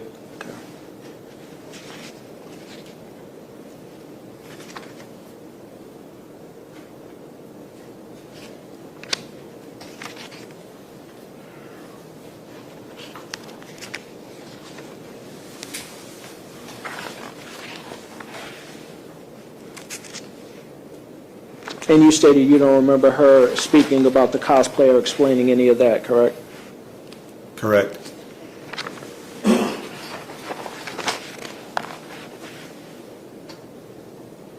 And she showed you the location when you spoke to her about where this fire pit was on the property, or tried to? She didn't show me, she showed the investigators law in Peoria. enforcement. Okay. Right. But that was confirmed in your investigation? It was. And throughout this investigation, you brought warrants against her and Mr. Warren, correct? That's correct. Were you able to encounter Mr. Warren? I was. Sorry. And did you happen to speak with him? I did. Did you tell him what he was charged with? Objection, hearsay, if we're getting... I didn't talk about what he said. I said nothing about what he said. Did you talk? Objection, I guess the relevance then of what, if you told him what he was charged with, what that has anything to do with it. So you stated that you met him? I did. Okay. Do you remember him trying to attack you? Objection, relevance. What's the question? Did he remember Mr. Warren trying to attack him? It's relevant because she talks about how violent he was and she was scared of him. It's relevant because they're saying that she's not credible, but her story was that he was violent and she was scared of him because of that. It is bad character evidence, Judge. He knows that, and he knows that it'd be something that's kept out of here. We've had many motion hearings about it. It's honestly, Judge, it's irrelevant. It's years later. It's when he's being arrested. It doesn't have anything to do with this. He knows that. I know it's relevant. Sustained the objection. And ask the judge, frankly, instruct the jury so that's pieces of the evidence there to disregard. Well, I'll sustain the objection. I think that I instructed the jury when I sustained the objection, they're not to consider that. That's all I have for you right now. Thank you.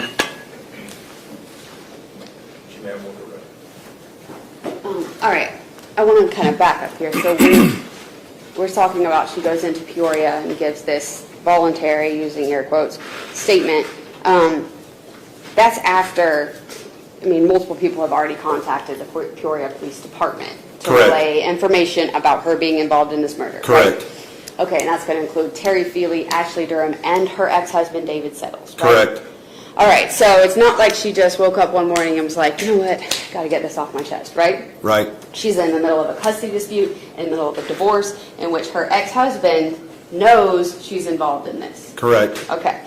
So she goes in and she makes these statements. And the entirety of the first statement that she makes, the detectives in Peoria, in addition to the entirety of the next 4-hour interview, every version of what she's saying that she's not there, that is a lie. That she would agree later is a lie. All Correct. of that statement. Correct. Those statements. Okay. And then even when y'all go back in the third interview and you give her the opportunity, because you know about the phone records information by the time y'all go back into the third, right? Correct. So you go back in this other interview and you say, okay, is there anything else you want to tell us? This is not adding up. Like, is there anything else? Y'all know the phone record stuff. She doesn't know you know it yet. Does she take that opportunity to tell what she says is her, version of the truth? No. Okay. It's not until literally you confront her and you say, we know that you were there. We know you were there. That she tells this other version. Correct. And even in this other version, there's still countless, we'll call them inconsistencies or untruths in there, right? Correct. When y'all are interviewing her also, and you're thanking her, saying you appreciate a lot of this, I mean, you don't have all of this social media stuff to be able to know exactly what she was posting that day, right? I had none of that at that time. You don't have the stuff about how much she loves him and tagging him in Happy Dance or even Death is When the Party Started or anything in those interviews, correct? Correct. We'll get to Facebook till later. Correct. You don't have the messages showing that she voluntarily sought him out in California and met up with him, right? Correct. You're just kind of taking her word for, oh, well, he just ran into me and I was so scared, correct? Correct.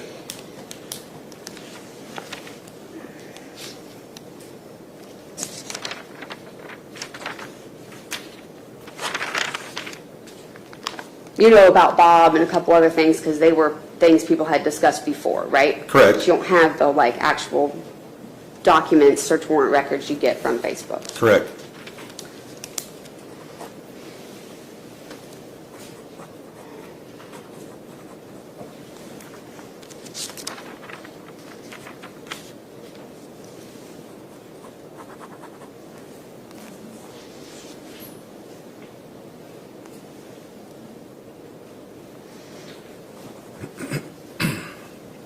When they leave Georgia together a few months after the murder, they don't just go to Illinois first. They go to Arkansas first, correct? Correct. And do you know who they stay with there for at least a little bit? I believe it was some family members of hers. Of hers. Mm-hmm. Okay. And then when they go to Illinois, who is it that they stay with when they get there, at least initially? They stayed in a tent outside of her grandmother's house.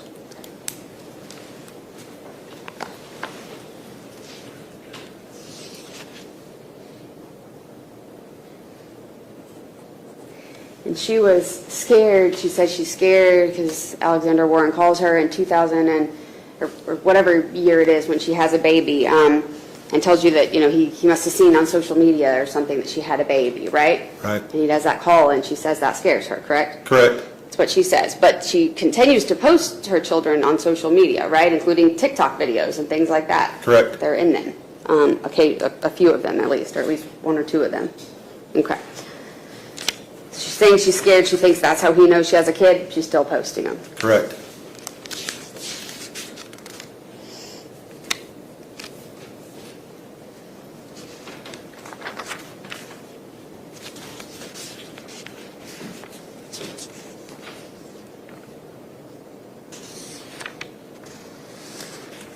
in terms of this idea that she just doesn't have friends or family or anybody to call or whatever, she tells you she has access to the vehicle. She's the one that drives that Dodge Ram truck, right? Correct,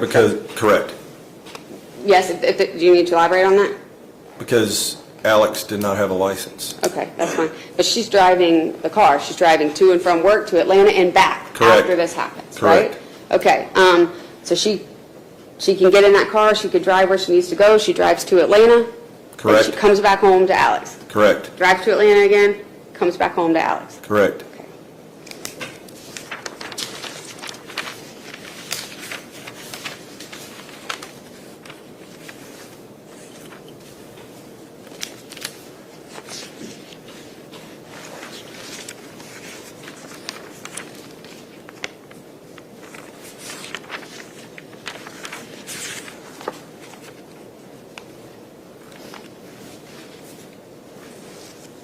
All right, just one moment.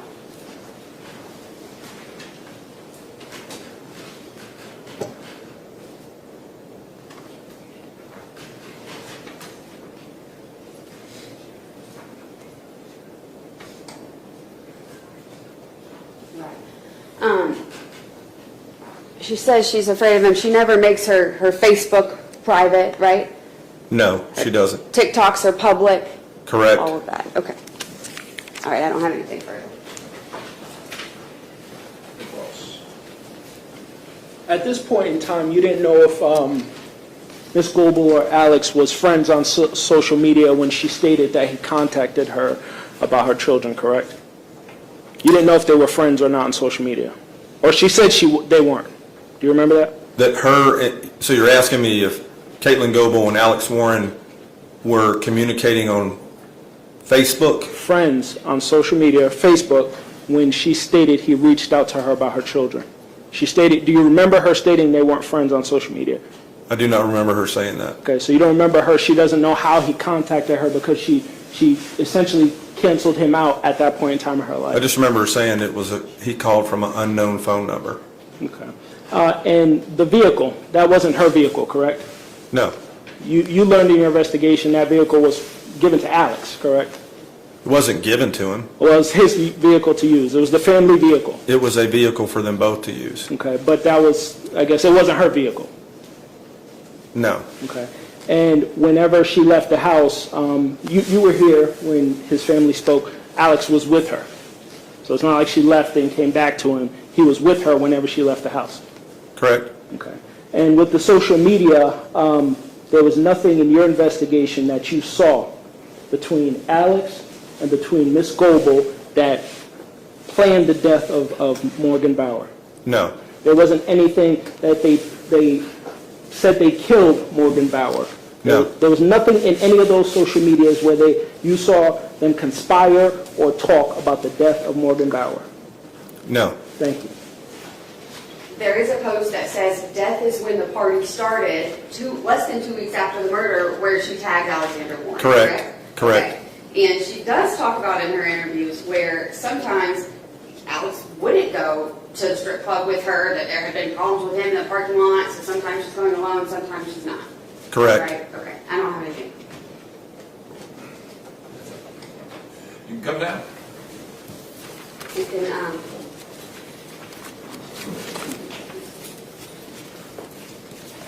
never mind, Jeff. I was going to say you could be released, but I think he's going to sit with us anyway.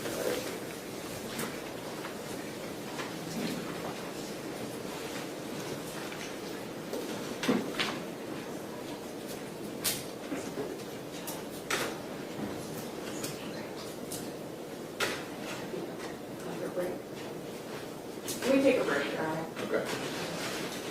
All right, members of the jury, this jury room, I'll just time this at 25 minutes. Don't discuss the case among yourselves. Permit anyone to discuss it with you. All right.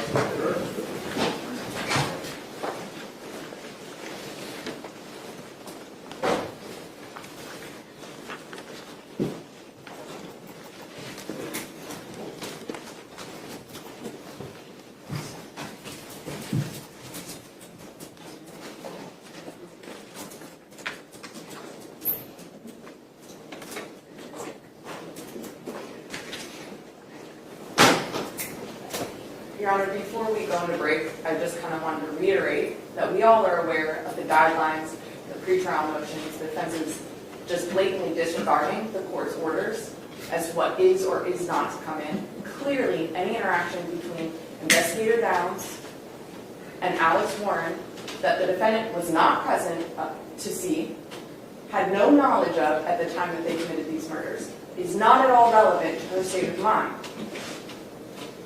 And so I want to make sure that the defense isn't bringing in this inadmissible evidence, because we're getting put in an uncomfortable position where we've put up a lot of evidence, but do we call it on things that they keep throwing in that could be mistrial? Is this based on the question that I sustained the objection on?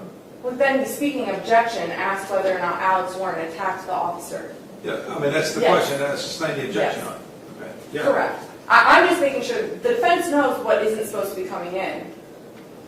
And so asking those sort of questions, they're intentionally trying to bring in evidence that's already been eliminated. We never talked about him being aggressive, or we talked about his drug use. Did I say anything about him being on drugs? We can. Well, I mean, you did specifically ask a question about whether Warren attacked Right, the officer. but in our motions of limiting everything, we redacted drug use. We never said anything about him attacking him. We never mentioned that in motion. But specific acts by Mr. Warren would not be admissible in this case. And like the argument is about relevance. Well, how's it not relevant when she just told him multiple times how aggressive he is, how he put hands on her, how he's scared? Well, I understand. There's a difference here.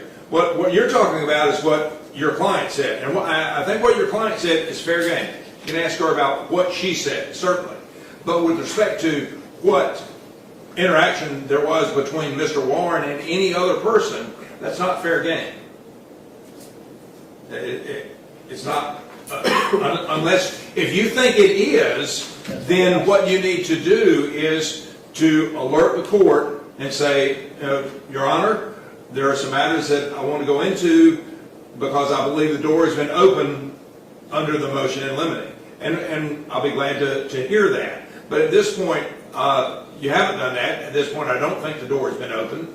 And what the prosecution is asking is to stay away from any interaction between Mr. Warren and any other person with respect to a specific act. What is the last witness? Again, you're fair game as far as what your client has said. That is certainly fair game.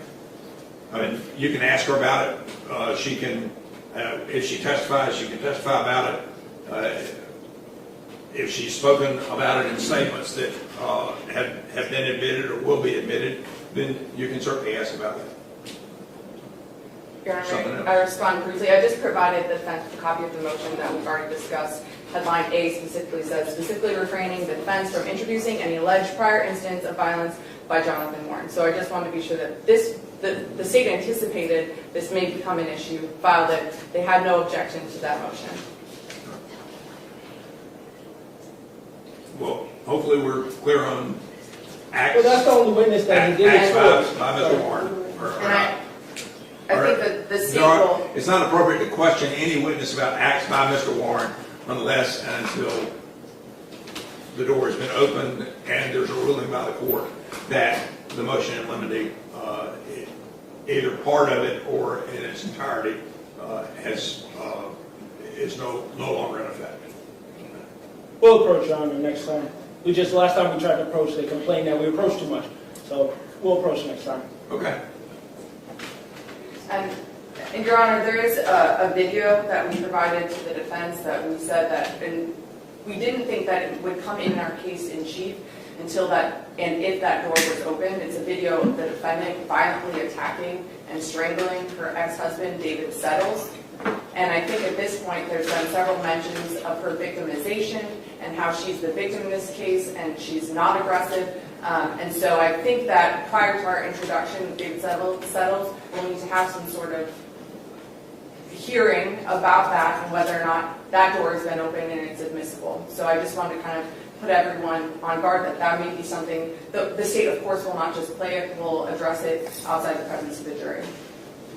And is that the witness that is coming? That would be tomorrow? Friday. Friday. So, yes, so we have time to address that. And I'm assuming you all have seen the video? Yes, they provided it. Okay. I just want to make sure, providing it to you, you had an opportunity to see it. Yeah, I yes, want to make sure. yeah, Okay. yeah. Anything else? Nothing to say. Okay, all right, well, why don't we take about a 15-minute break and we'll come back in.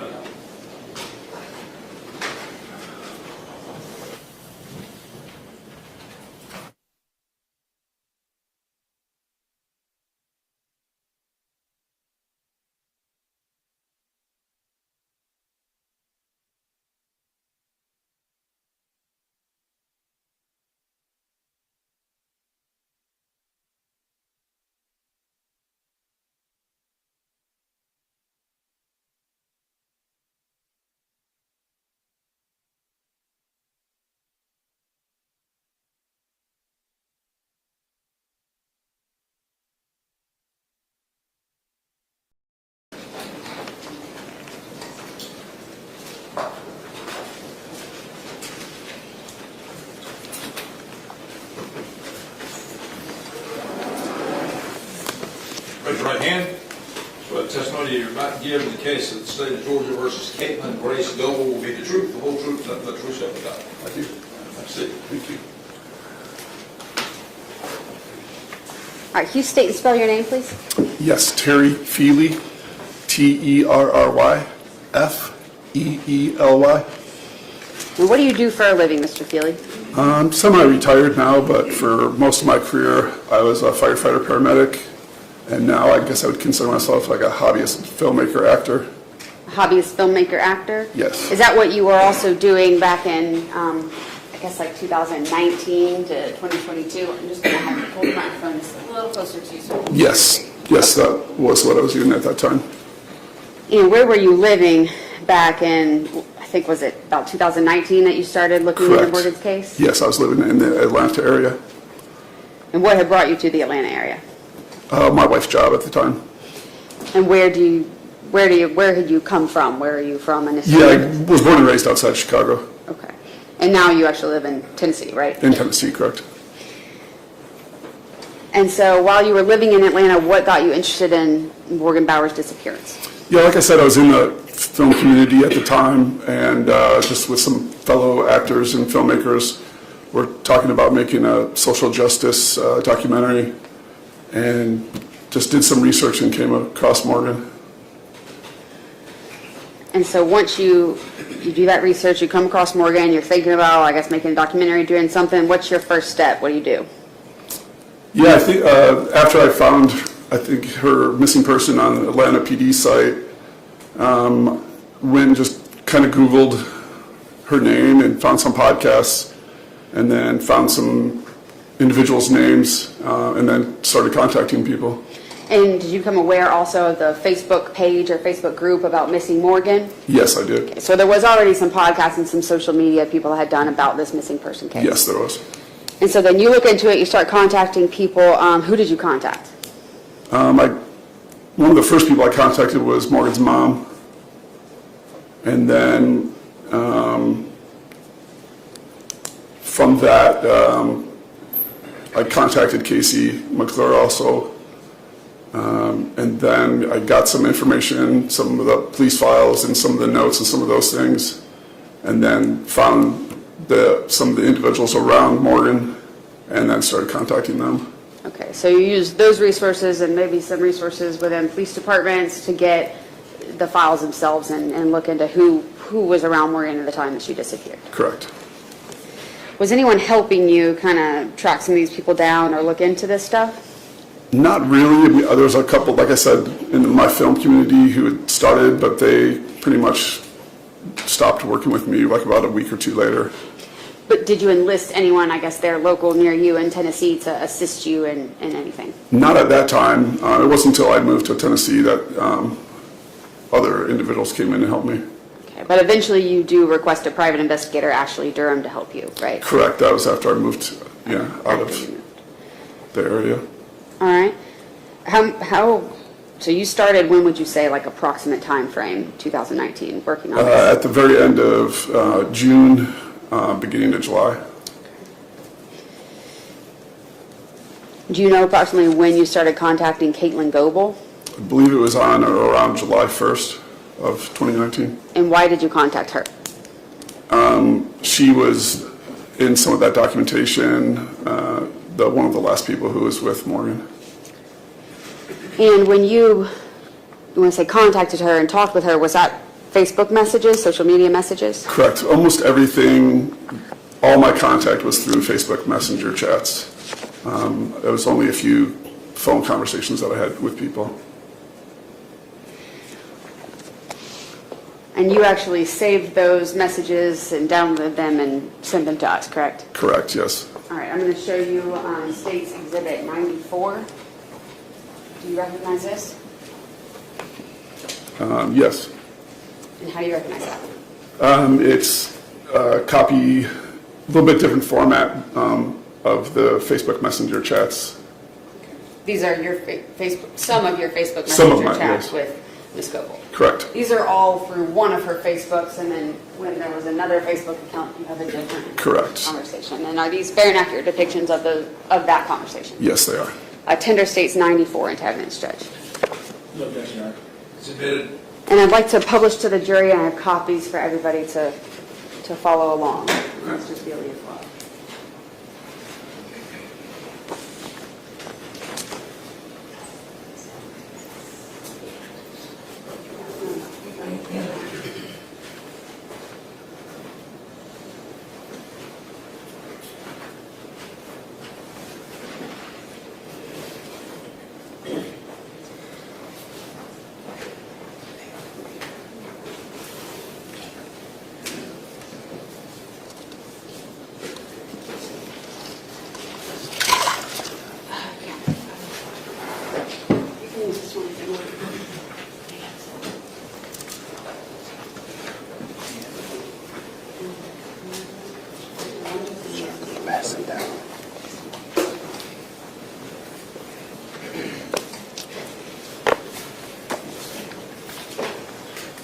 And a couple things while we're passing those out.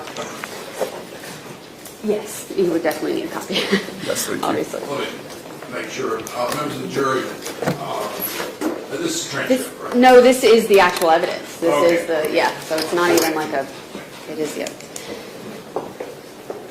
So, Mr. Feely, these messages go in reverse order, is that right? Correct. So the first message is actually the very last page, if we want to turn to that, and then we read backwards to the front.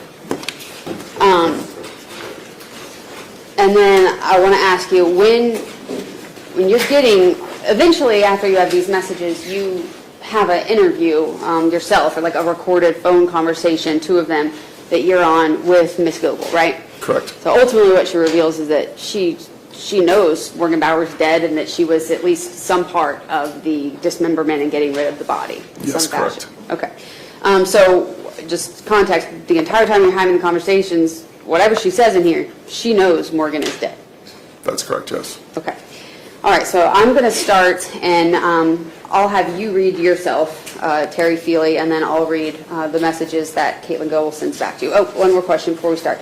On here, it doesn't show the name that's appearing on the Facebook. Do you know why or what account this was? I think that happens sometimes when the account is deleted or changed. So I believe this was Caitlin Settles was the name on this account at the time. And the content of this conversation is clearly it's Caitlin Goebel that you're Correct, yes. Okay. All right, you go ahead and start there on that first message, July 1st, 2019. I'm a filmmaker from Atlanta. I'm making a film about Morgan Bauer, and I understand you were friends with her while she was in Atlanta.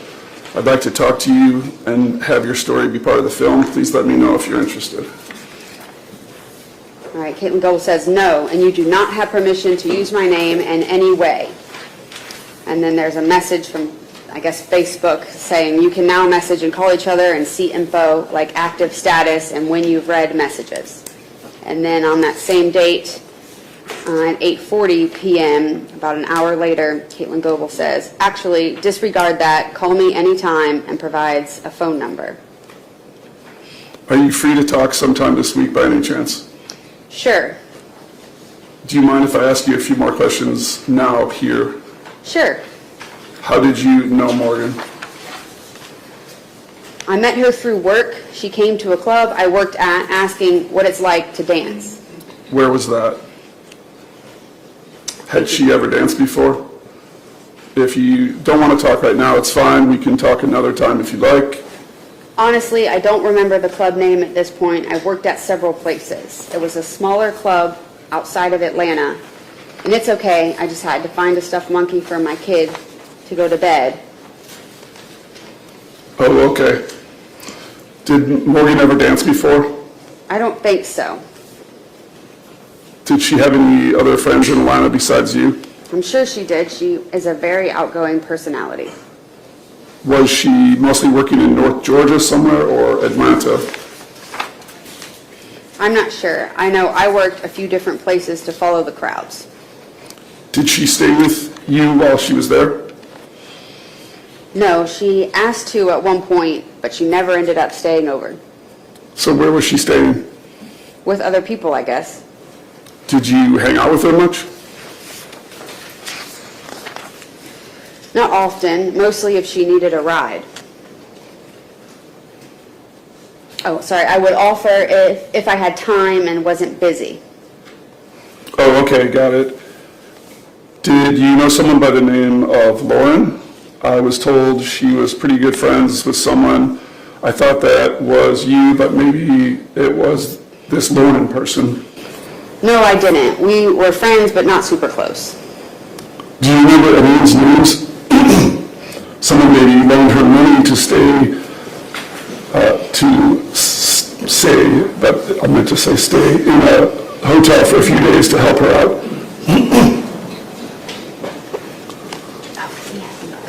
I'm trying to find someone who can help us with our film. I heard from Sherry, but I also want to hear from someone who knew Morgan in Atlanta. And Sherry meaning Sherry Keenan, Morgan Bauer's mother, correct? Correct, yes. Caitlin Goebel says, no, I don't. I honestly said yes to talking to you to try to clear my name. Morgan's mother has accused me of harming her, when in reality we were basically in the same boat, same age, profession, and I only came to Georgia a few weeks before her for my now ex. I was made out to be guilty of something over people not really listening and a few Facebook posts. I don't feel like you need to clear your name with me. I'm trying to find out what Morgan was really like in Atlanta and talk to the people who knew her here. I was hoping you could tell me that, or maybe knew someone who could. Our film is pretty much done. We just don't have any info from anyone who knew her here in Atlanta. It seemed like she acted so different in Atlanta from Aberdeen. I know she liked flirting with guys and smoking weed. We went to a few rave clubs together. I know she had asked to stay at my place, but never messaged me to pick her up from whenever her guy friend stayed, and all of a sudden cops were asking me if I knew where she was. Oh, okay. Do you remember the rave club names? She is also one of those girls who like to act like she's ghetto and go out with black guys. Did she meet any guys at the raves? Those I do know. We went to Iris once in Catamageddon, like Armageddon, only with cats. Everyone meets guys at those parties. Okay, did she leave with any guys or start hanging out with anyone? I don't know if she ever gave out her number. We didn't stick together because we liked different areas. Are those clubs in Atlanta? I've never heard of them. And I'll ask real quick, are you aware that cell phone evidence in this case showed that they only had phone contact for the last 36 hours of Morgan Bauer's life? I'm not aware of that, no. All right, Caitlin Goebel said, yeah, you should be able to Google them. Oh, okay. And just so you know, the only reason I contacted you was because you were listed in the police file I have as one of her friends along with a few other people. I don't mean to accuse you of anything. Sorry if it came across that way. I know I am, and I know that. I talked to officers and detective, and if I knew something, they would know. Like I said, I'm trying to understand what Morgan was like in Atlanta because it doesn't fit what people say about her life in Aberdeen. I just feel like crap because Morgan's mom literally accused me of hurting or killing her daughter. That's a huge accusation to say to someone. I have a baby girl too, and just knowing someone thinks that of me was a low blow. I'm sure. I can't even imagine. Morgan seemed to have serious issues with her mom. She had told me her parents were meth heads in prison.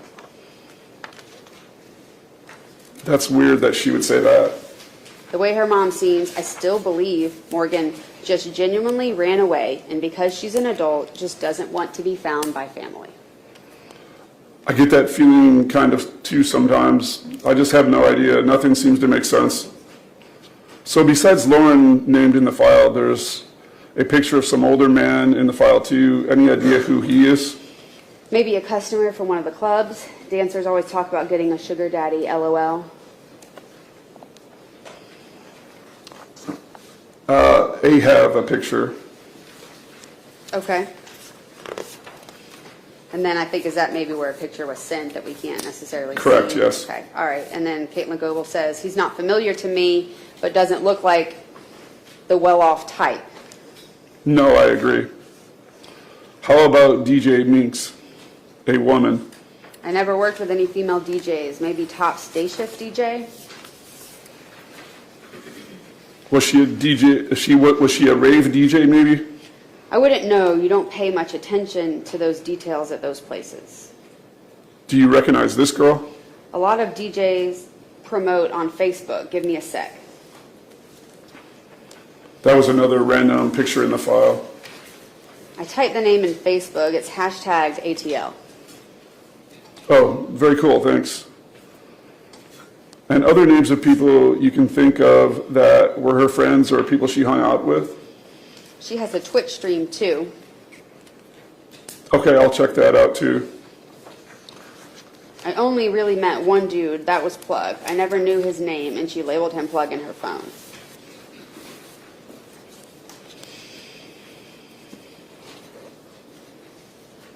I think that's you at the bottom of the page there on July 7th. Oh, yes, I'm sorry. Yeah. That's all she called him was Plug? Or dude. He was a weird type, but most plugs are really weird. LOL. How was he weird? White guy or black guy? Dudes like that only want you to call at certain times and never really text them because they are always worried about being busted or wanting you to hang around because they think they have a better chance with you once you're stoned. Black guy. That's her type, though. Being busted for what? By their other girls? Selling weed and other crap. Oh, okay. I wasn't sure if you're familiar with that term, but a plug is a term for a drug dealer. No, in Chicago I never heard that term. I never heard it before Georgia. I never heard it before until Georgia. Do you recognize that other girl in that pic? No, I wasn't even sure if the DJ on Facebook was one of the girls in the picture. This pic? Yeah. This one? Could it be an old pic, or is that what Morgan looked like?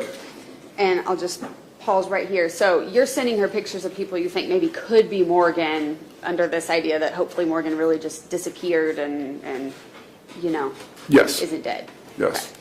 And she's engaging with this and looking at those pictures. Correct, yes. And seeing, yeah. All right, I think it's an older pic because I remember Morgan was heavier. Okay. Well, thanks a lot for talking with me. No problem. If you can think of anything else, please let me know. I will. I just don't have almost anything for the film when she was in Atlanta. Oh, one other name that A saw in a police report was Barrington. Ever heard that name? Atlanta's a really tough place. I hated it there. It was crazier than Chicago and not in a good way. No, I don't. I agree. At least in Chicago, if you know where to go and and not go, it's cool. But Atlanta isn't the same. Yeah, yep, I stay in the south suburbs and don't roam far from there. And it's not so damn hot. This past week was pretty bad, though. It's crazy here. Way too hot. I wouldn't go back to Atlanta for any amount of money. Really? I just do my thing and it's all good. Stay with my friends and chill. Really? Someone could say, hey, I'll give you $1 million to go spend a day in Atlanta, and I would laugh them away. That bad, huh? Because of all this Morgan shit and other stuff too? Because now you're making me worried about making this film. Should I be, you think? Oh, no, sorry, Yeah, that's I think you. it's me, yeah. That's you saying that. Because now you're making me worried about making this film. Should I be, you think? Okay. It's a nasty place. And the time I lived there, I had a druggie jump in the back of the truck. I was in at a red light and have to be pulled out. I was mugged. I had a window of my friend's parents' truck smashed out. And a shooting happened in the parking lot of a club I worked at. Luckily, it was a day I went home early. Holy shit. If you're not familiar with an area, don't be lost. Stay with people who know exactly where they are. Don't accept cigs or anything from strangers. Anything will be laced. And don't go downtown by the industrial areas late at night. Damn, what industrial area downtown? It's an area close to downtown with a lot of rail yards. Like by the compound? Do you know that club? I never heard of that one. It's pretty much an all-black club. Ah, that's why. I would have been eaten alive. Is it okay to contact you again? If I can't get enough for the film, I'd like to talk to you more for ideas. Sounds like you really know the areas maybe, or types of areas Morgan went. I'm sure you... Oh, that's me. Yeah. Yeah, sorry, or that's Caitlin Goebel. I'm sure you plan on exploring the nightlife for your film. Just make sure to look very confident in yourself and possibly carry a nightstick. I'm a pretty big dude, but I hear you.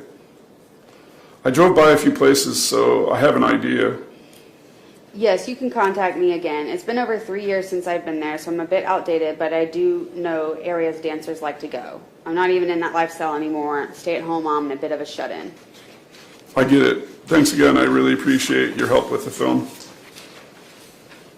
Have a good night. Same to you. Hey, I'd like to talk to you again if possible. Sure, I'm available. We are getting close to starting shooting for the film and finished our research. I wanted to talk to you again before we finalize everything because a few things we've learned aren't the same from everyone we've talked to. So if you're free to talk, I'd like to ask you a few more questions. And she says, sure. And nobody's requiring her to engage with you in this and talk to you as if Morgan's still alive or anything, right? Correct, no. Okay. All right, go ahead. Did you just go to top of Gainesville with Morgan, or did you work there too? I just would give her rides there. Who was with you when you drove her? Sometimes I would drive with my boyfriend at the time. Where did you drive her up from? Your place in Porterdale? Yes, I stayed in Porterdale. How long did she stay with you guys? Like a week or something? She didn't stay with us. We talked about that. We talked about it, but she never did. So where was she staying? Other people and friends she met, I guess.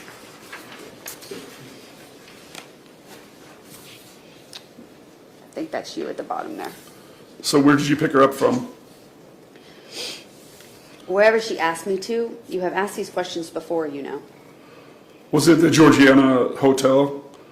That's the only place I know she stayed. I'm trying to figure where else she stayed. She was at a hotel at one point, but I didn't catch the name of it. The one right near top of Gainesville? Yeah. How about the other times you picked her up? Outside a Walmart when she had a few things to pick up, and once at her friend's house. Who was her friend? I didn't know them. Where was it? In that general area. I went there once, and it's been years, hon. In Gainesville? Closer to ATL, I think. Same with the Walmart? Yeah, I guess. Why? Do you know where she kept all of her stuff? No. Did she have bags with her? Dancers tend to travel with suitcases of stage clothes. Oh, that makes sense. Yeah, even I had a suitcase for outfits and shoes and a separate one for makeup and accessories. So when was the last time you were with Morgan? Apparently a few nights before she went off the grid, and that's why the cops talked to me. I dropped her off to go hang out with a dude she knew and didn't hear from her after that. Did you pick her up at Top that night? Yes, I did, and this is all stuff I told the detective and police, and the stuff that got confused between her mom and another woman she hired. Then you went to your place for a while, and then you took her to meet this guy? We stopped by my place, I think, because I needed to grab cigs. I had left, but she had me drive her over to meet up with her friend after that. We didn't hang out much that night. Where did you take her? Some gas station for the guy to pick her up. I don't even know which one at this point. Where was she going to stay that night?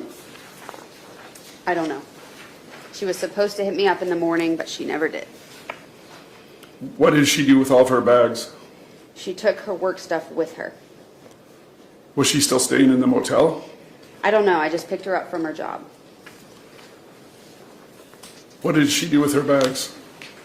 She didn't have other bags with her, so I don't know. I wasn't her babysitter, dude. Here's the issue. I'm trying to make a film about real life events and be true to all the people who with Morgan. Okay, question mark?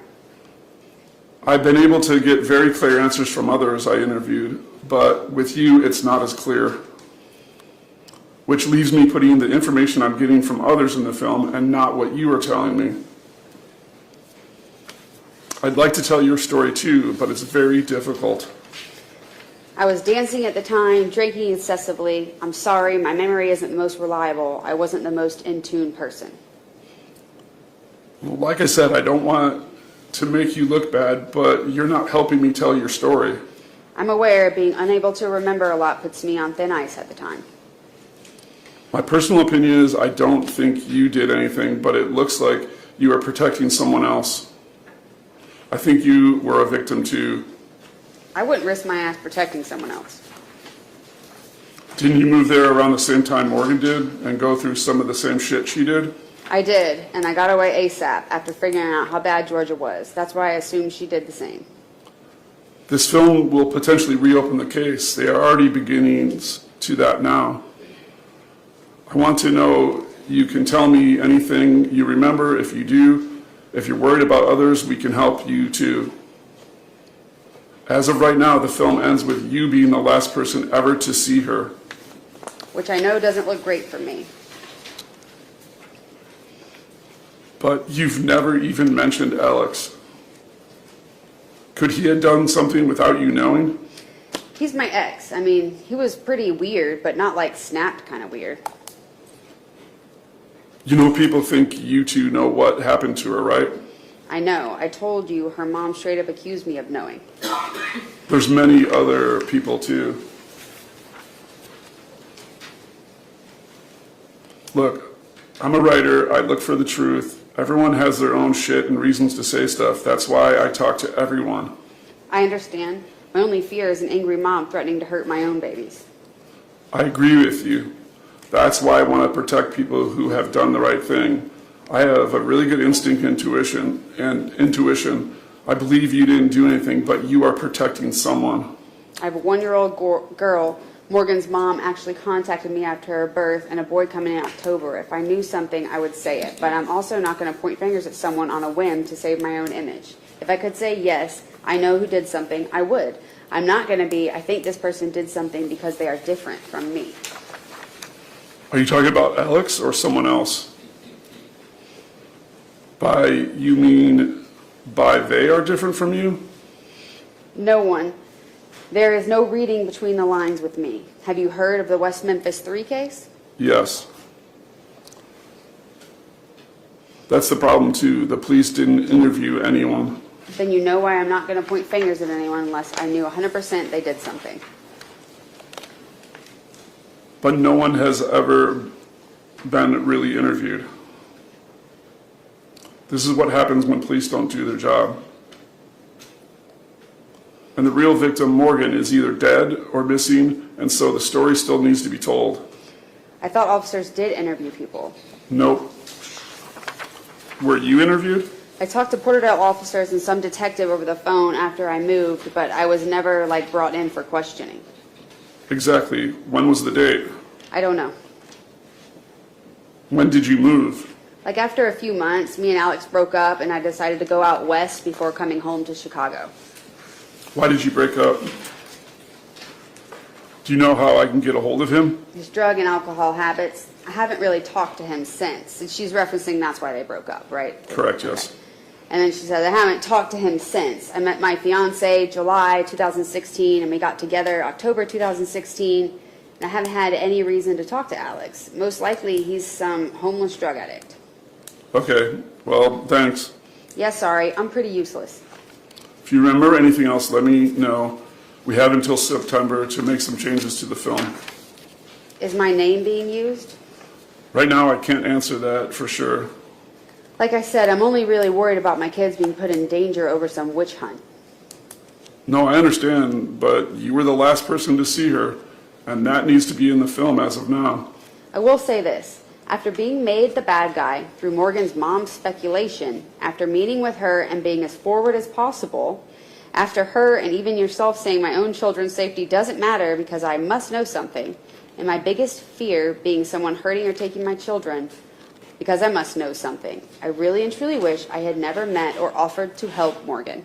When she finally decides to show her face to her mom, I may find out if I can personally sue both of them for defamation of my character and the stress of wondering if one of her mom's followers may try to take police matters into their own hands. I believe if the cops saw me as a suspicious person, they would have brought me in. So she is threatening to sue Morgan, who she knows is dead. Yes. All right, I tried to be helpful and understand to her mom when Morgan first fell out of contact, and it bit me in the ass by making me the last person who saw her who's actually come forward. I did learn a lesson from this, though. I don't offer to help new dancers, and I sure as hell don't offer rides to anyone. I believe there's a $25,000 reward now for information. Okay, if I had information, that would be awesome, but I don't.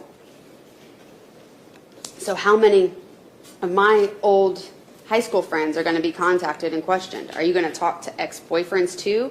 I can give you my mom's number, even though I haven't spoken to her in a year. Just saying, since it's a bit weird having a friend I haven't spoken to in quite some time pop up asking me what's going on. Okay, so after talking to a relative, here's how this is going. I've given you all the information I have. I understand it's not as much as you want, but that is what I know, despite your and Morgan's mother's personal beliefs. Now I've spoken to the detective and officers in the past, and if I were a person of interest, they would have followed up with me. But I haven't heard from either in 3 years.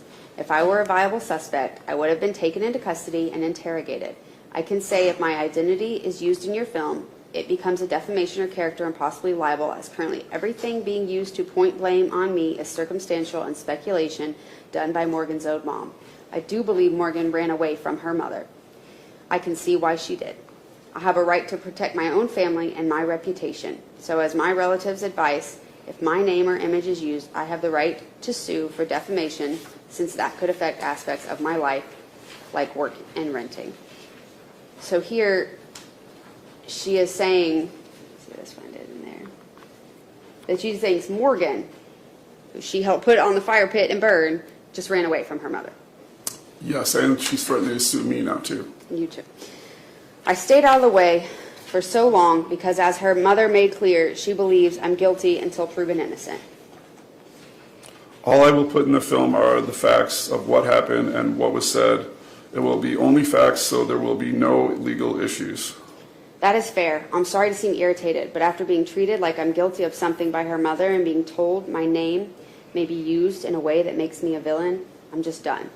I don't need my own reputation damaged to the point I can't even get work because an internet search connects me with a missing person case. I don't need someone hunting me down and threatening my kids because they will feel they will get some kind of vigilante justice or something. Even though that seems paranoid, it's my thought process. Because I don't trust people's intentions. And then she says, my life is just as valuable as Morgan's.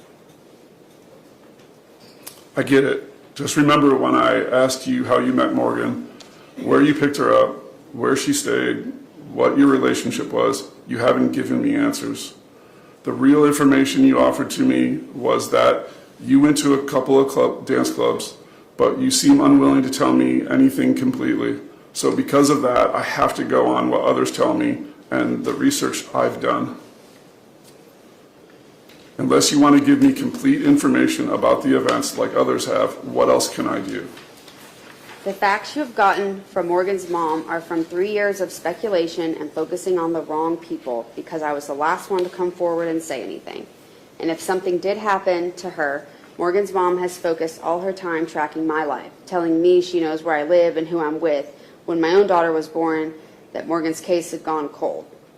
I've been accused not by law enforcement, but by a distraught, erratic mother who wants an easy scapegoat. I appreciate that you're the first media to even bother contacting me.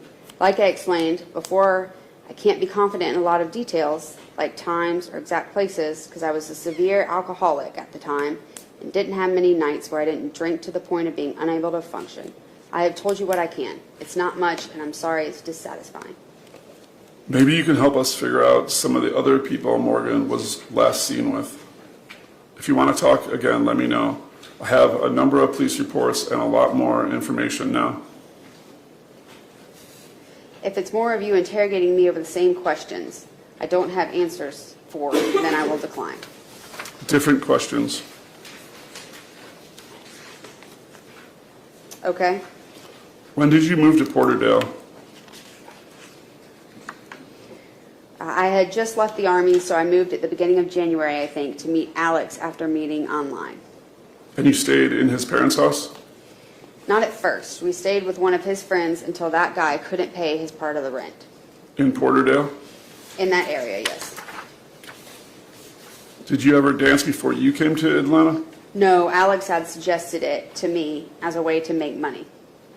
Did you ever stay in a camper trailer? Yes, that was with his friend. Where was that?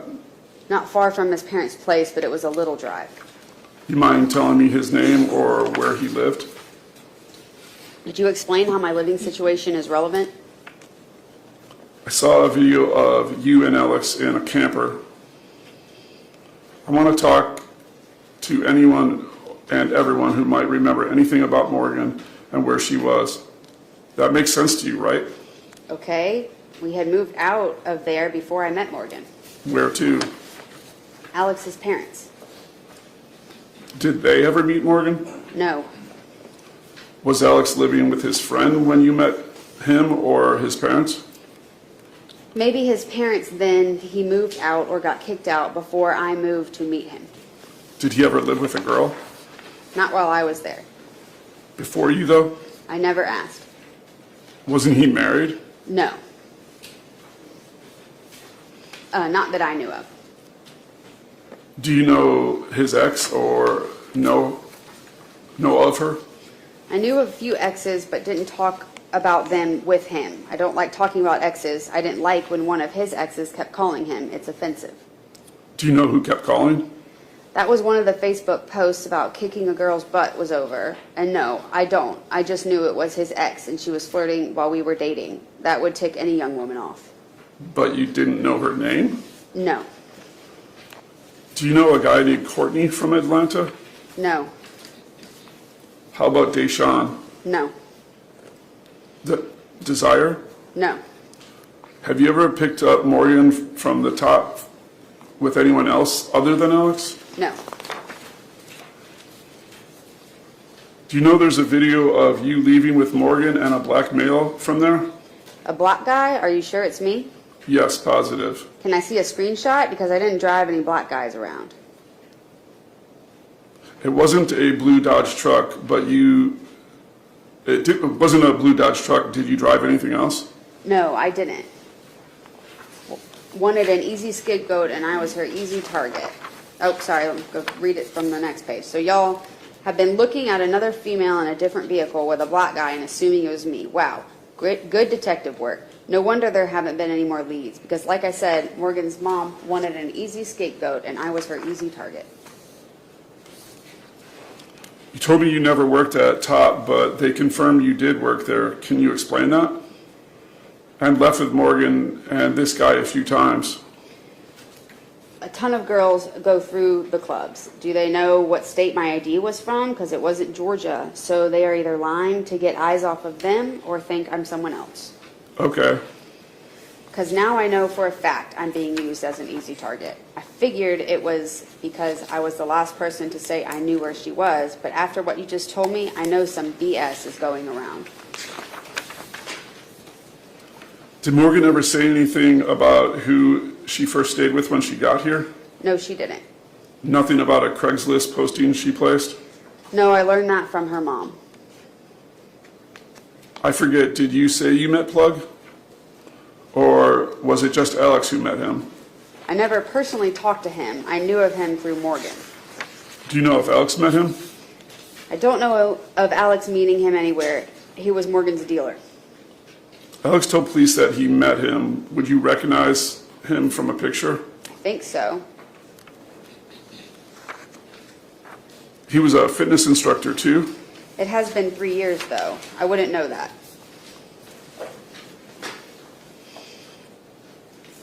Oh, and then I guess you sent a picture. Yeah, or I sent a something. picture Okay. there. You seem under the impression that I knew people well. He looks too old to be the guy I saw, but I could be wrong. I remember him, another picture was sent by you, and then I remember him as a young skinny dude, more like the second picture. Do you know where Alex would have met Plug? At a sex shop, as he told the police? Do you know anyone who drove a white pickup? No. Thanks for talking to me again. I'll like to talk to you more as I learn more, if you don't mind. The only reason I'm bothering to talk to you is hopefully protect my family from Morgan's mom. After he accusing me and threatening me, after her accusing me and threatening me, I was ready to go F yourself, but I don't want her followers showing up at my door. Thank her, not me. I'm hoping to tell your story too. I just need to understand a few more things. Thanks again. I'd like to ask you a few more questions if you don't mind. There's a good chance I've located Morgan. So obviously, the person who you really did think maybe you located someone, Yeah, someone right? had contacted me and Okay. I guess there's some people on the internet sometimes that yes, unfortunately. do unfortunate things and pretend to do that. So obviously it couldn't have been Morgan, and obviously she would know that, right? Yes. Okay. And she says, though, that's awesome. Have you gotten in contact with her? Yes, if it's really her. I hope it is. I would like to know what happened that night and why she went silent all these years. What did she ever say to you about getting away from her mom or friends? She had told me how her mom was controlling and mentally abusive to her growing up, and she told everyone how her parents weren't around anymore because they were in jail for meth or something like that. Which was true. I thought her mom said she had never been to jail. Nope, I found evidence she was in jail for meth and bath salts distribution. I feel bad now for thinking she had been lying. It happens. Everyone around all of this has been so confused because of all the misinformation. The whole time I dismissed her because I felt like she had lied and left when we had plans to work together and do better than any boyfriend could. I'm really good at keeping it separate and just trying to follow the facts, but it's been so difficult in this case. I have some evidence that her phone got damaged and couldn't contact people, and then started getting harassed by her mom about it. That's when she cut everyone off. Then Caitlin says, but she's safe and okay? Started working in a few underground clubs in Atlanta, and then left the state when wanted billboards went up. If it's really her, then yes. That's awesome. I hope it's her. Have you told her mom? No. No way I'm doing that. I wouldn't either, to be honest. She would probably ghost out again. You're the only one who knows outside my team. Why me, though? Exactly. This isn't about Sherry. And I'll just pause right there and ask this. So Morgan's mother had this whole blog of missing Morgan, and obviously she's a distraught mother who did not know what happened to her daughter for 7 to 8 years, right? Correct. So was there just a lot of emotions and feelings coming from that situation? There was a lot of trolls that really messed with Sherry and messed with that group and caused a lot of harm and Right. sadness, I think, too, and just confusion.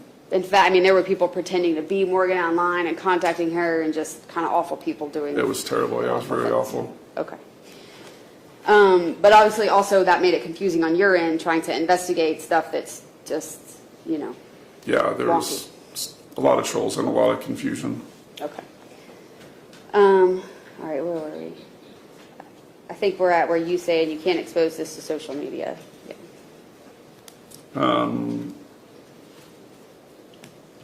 I wanted to ask you if she said anything about leaving or doing this. And you can't expose this to social media because of what Sherry has done to you. She just disappeared on me that night. We were supposed to go work at T's as a team the next day. We weren't close friends and didn't know each other for long, but we had been talking about shit we wanted to do in the future. I'm pretty sure she is still dancing and traveling a bit, maybe with someone. Sounds like she stuck to what we had talked about. And you haven't heard from her since that night? No, I wish. I wouldn't have stayed with Alex as long as I did. Because I believe she was staying pretty close to you recently. Like up in Chicago? In Illinois. There are some really good clubs up here. Again, if this is her and not someone pretending to be her. And good money if you know where to go and when. She's still deciding to meet me, and I wasn't sure if someone you could help me, you could help make that happen some way. I don't know if I would have any pull at all. Me either, just reaching here.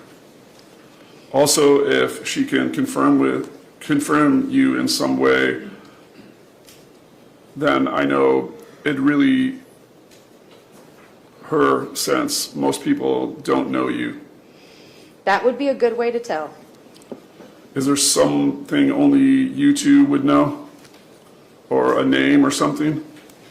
Only you two would know?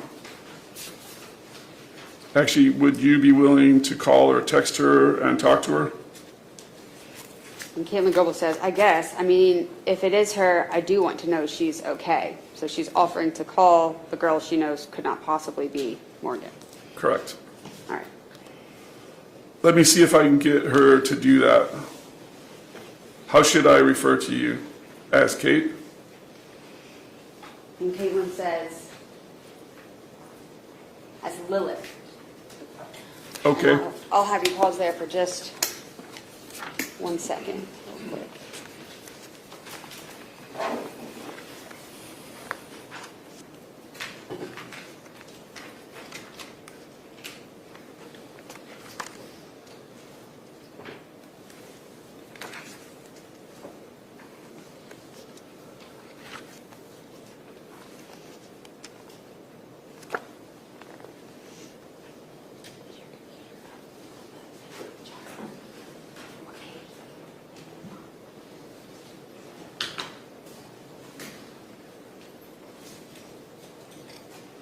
Are you aware of in Caitlin Goebel's Facebook records, she says that she's got lots of different personalities. Lilith is one. It's her favorite because it's cold-hearted and likes to hurt people.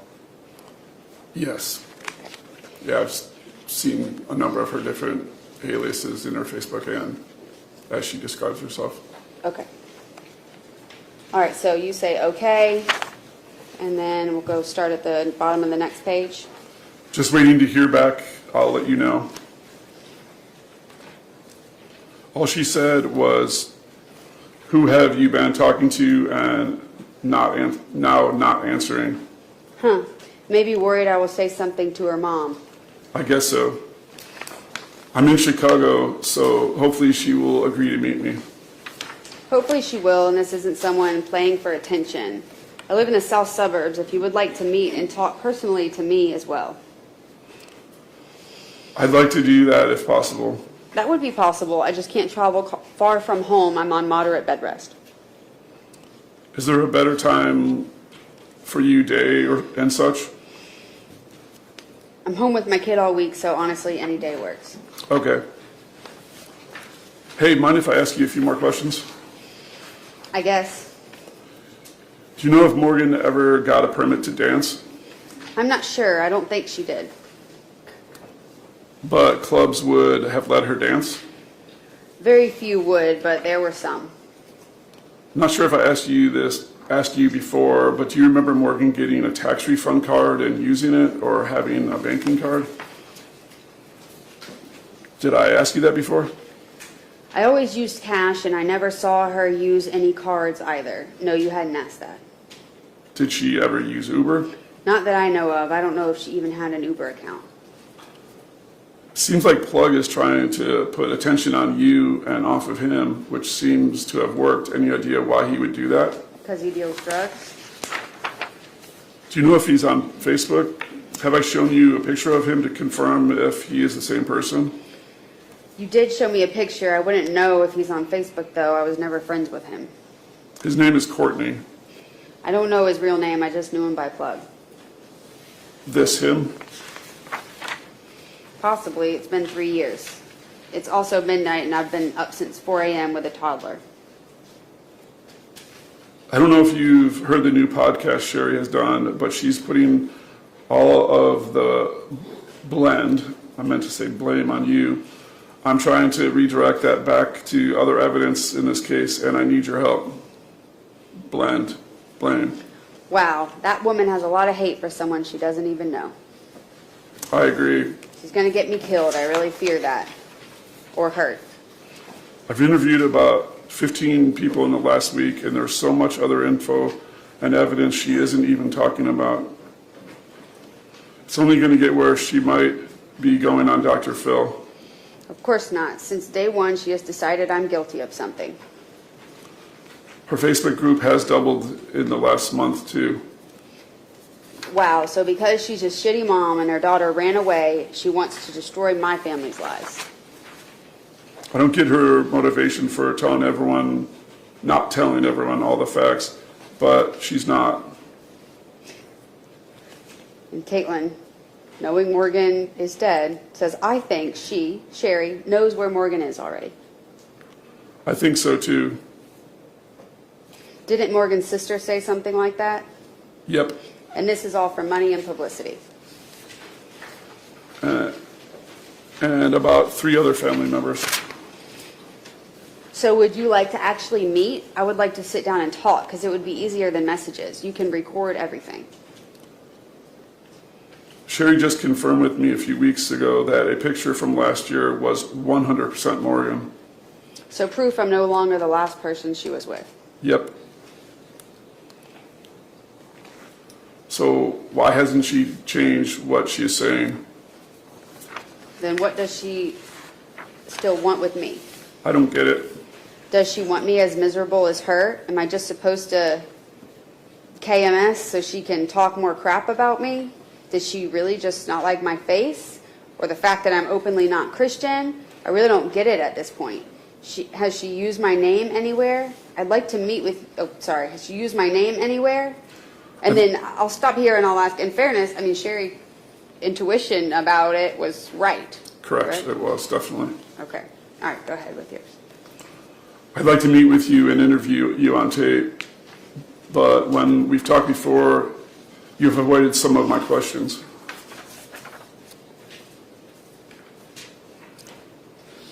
No, she hasn't ever stated your name. She's been very careful about that. Maybe because she knows in her hurt that it is true. She told me when I first tried to her that I had to promise not to ever use your name, talk to her. Like I said before, I don't have the best memory when it comes to very specific details. It's been years. I wasn't sober often. I really regret that part. I get it. It just doesn't mean you sound very honest. I'm not saying I don't believe you. I'm saying if I use what you say in a film, it doesn't make you look good. Again, I wish you wouldn't name you, but refer to the couple as Sherry does.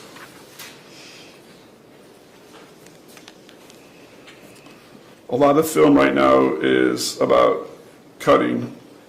I challenging what Sherry claims, especially if she goes on Dr. Phil. I'm going to be sure everything is told, not just what she wants to tell. If I had known these people and places I was around was going to be important at the time, I wouldn't have drank as much or smoked as much. I spent a lot of money and time to not notice reality. I don't know if you would understand that mindset. Yes, I actually would. It was a really bad time for me, to be honest. I just flunked out of the Army and moved to Georgia from Illinois for Alex. That was stupid. Then he basically leached off of me. No job or money, so I started stripping. I was miserable, so every dollar I didn't give him, I drank. Yeah, it makes me sound like a shitty person. I was a shitty person, but I never hurt anyone or even stole from anyone. I offered to help Morgan because I didn't want her to end up doing the same crap. Did she start doing the same stuff? As far as I know, she only drank and smoked weed. Did Alex try to get Morgan to strip too? A few witnesses I've talked to say he was at her audition with a black guy, described him perfectly. She was dancing before that audition. I'm guessing the girl you were talking to wasn't her or still isn't answering. She answered but won't commit to meet. I can talk to you more tomorrow, okay? I'm fighting sleep at this point. Yes, no problem. Where was she dancing before that? And then yes. And then I think you say, oh, I'm sorry, I'm following. All right, so she was at Top when we auditioned at Tease together. I don't know if she was legally working there, though. I really don't understand why you seem to want to help me clear my name, especially when I'm not the greatest help to myself by not being able to remember a lot of exact details. Because the evidence I have points pretty strongly to other areas. I can't even believe how much publicly Sherry has gotten. We have Indigenous women going missing daily, actually children going missing, but she's on a freaking warpath. You said you have a picture of Morgan from the last year, and Sherry is still out for blood, and I just want to live my quiet life as a mom. I feel like I have to run away from the psycho. How about when she auditioned at Top of Gainesville? Do you know who was with her? People describe someone who looked like Alex there too. Yep, I can't figure out what Sherry's plan is. I don't know who she was with at that time. I wasn't there, and I hadn't heard from her for a while between when she was considering dancing and when she started dancing. She deletes a lot of things that are posted that don't point to you and talk about Morgan being a dancer. I have evidence someone paid for motel stay and went to the audition with her. He was acting like her pimp or something from a few people I've talked to. Like I said before, I would like to be able to sit down and talk through as much as I can remember. I've been trying to put pieces back in place for myself. Sounds good. Maybe Tuesday? Did she ever say anything to you about the underground club she went to? Not a lot. I know I told her to be careful of clubs that let her work without a permit because those usually involve more drugs and possible brothels. I think that subject pissed her off at me, though. I'm pretty sure that's the route she took. I think I may even have a video of her dancing at one of the clubs a few months after she disappeared. Does Sherry know this? No, I haven't shown a lot of things to her. Once people do that, she seems to get angry and rips them in social medias and tries to discredit them. I showed it to Casey McClure, who was helping Sherry, and she never responded to it. So Sherry may know about it, though. Same with the picture from last year. She has a woman helping her, and there's a lot of weird things around that, too. What about taking all the proof you found and posting it on her Facebook page? All these people will see it, and you have the messages with Sherry confirming that a year-old picture is Morgan, and that would be enough to prove she's using all of this to her advantage. That's somewhat my plan. I'm pretty sure I'm going to make a documentary and post on Sherry's page, and then the documentary ready for people to see. Is she making money from donations? I just need a couple more people who were around last around Morgan to give me info. I've talked to 3 or 4 dancers from Top and the house mom, all who gave me a lot of info. I just need more info on Plug and DJ Dutch. It seems those two had a lot to do with Morgan going to the underground clubs. If they had something to do with drawing girls to those situations, they probably won't be very talkative. I will find info. I just need to connect them back to that and to Morgan, which I'm very close to. Something I keep hearing from people around Sherry is you and Plug didn't like each other at all. And he really didn't want Morgan around you for some reason. I have all the social media of Dutch promoting the club. I just can't find how Plug connects, but something tells me it's very much connected.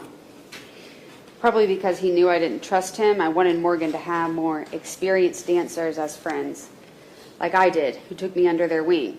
Dancers and house moms are supposed to stick close together to keep the males from taking advantage of us. Plug said you called him and told him you, Morgan, was gone since last night. Why would I call him and tell him anything, though, if I didn't like him?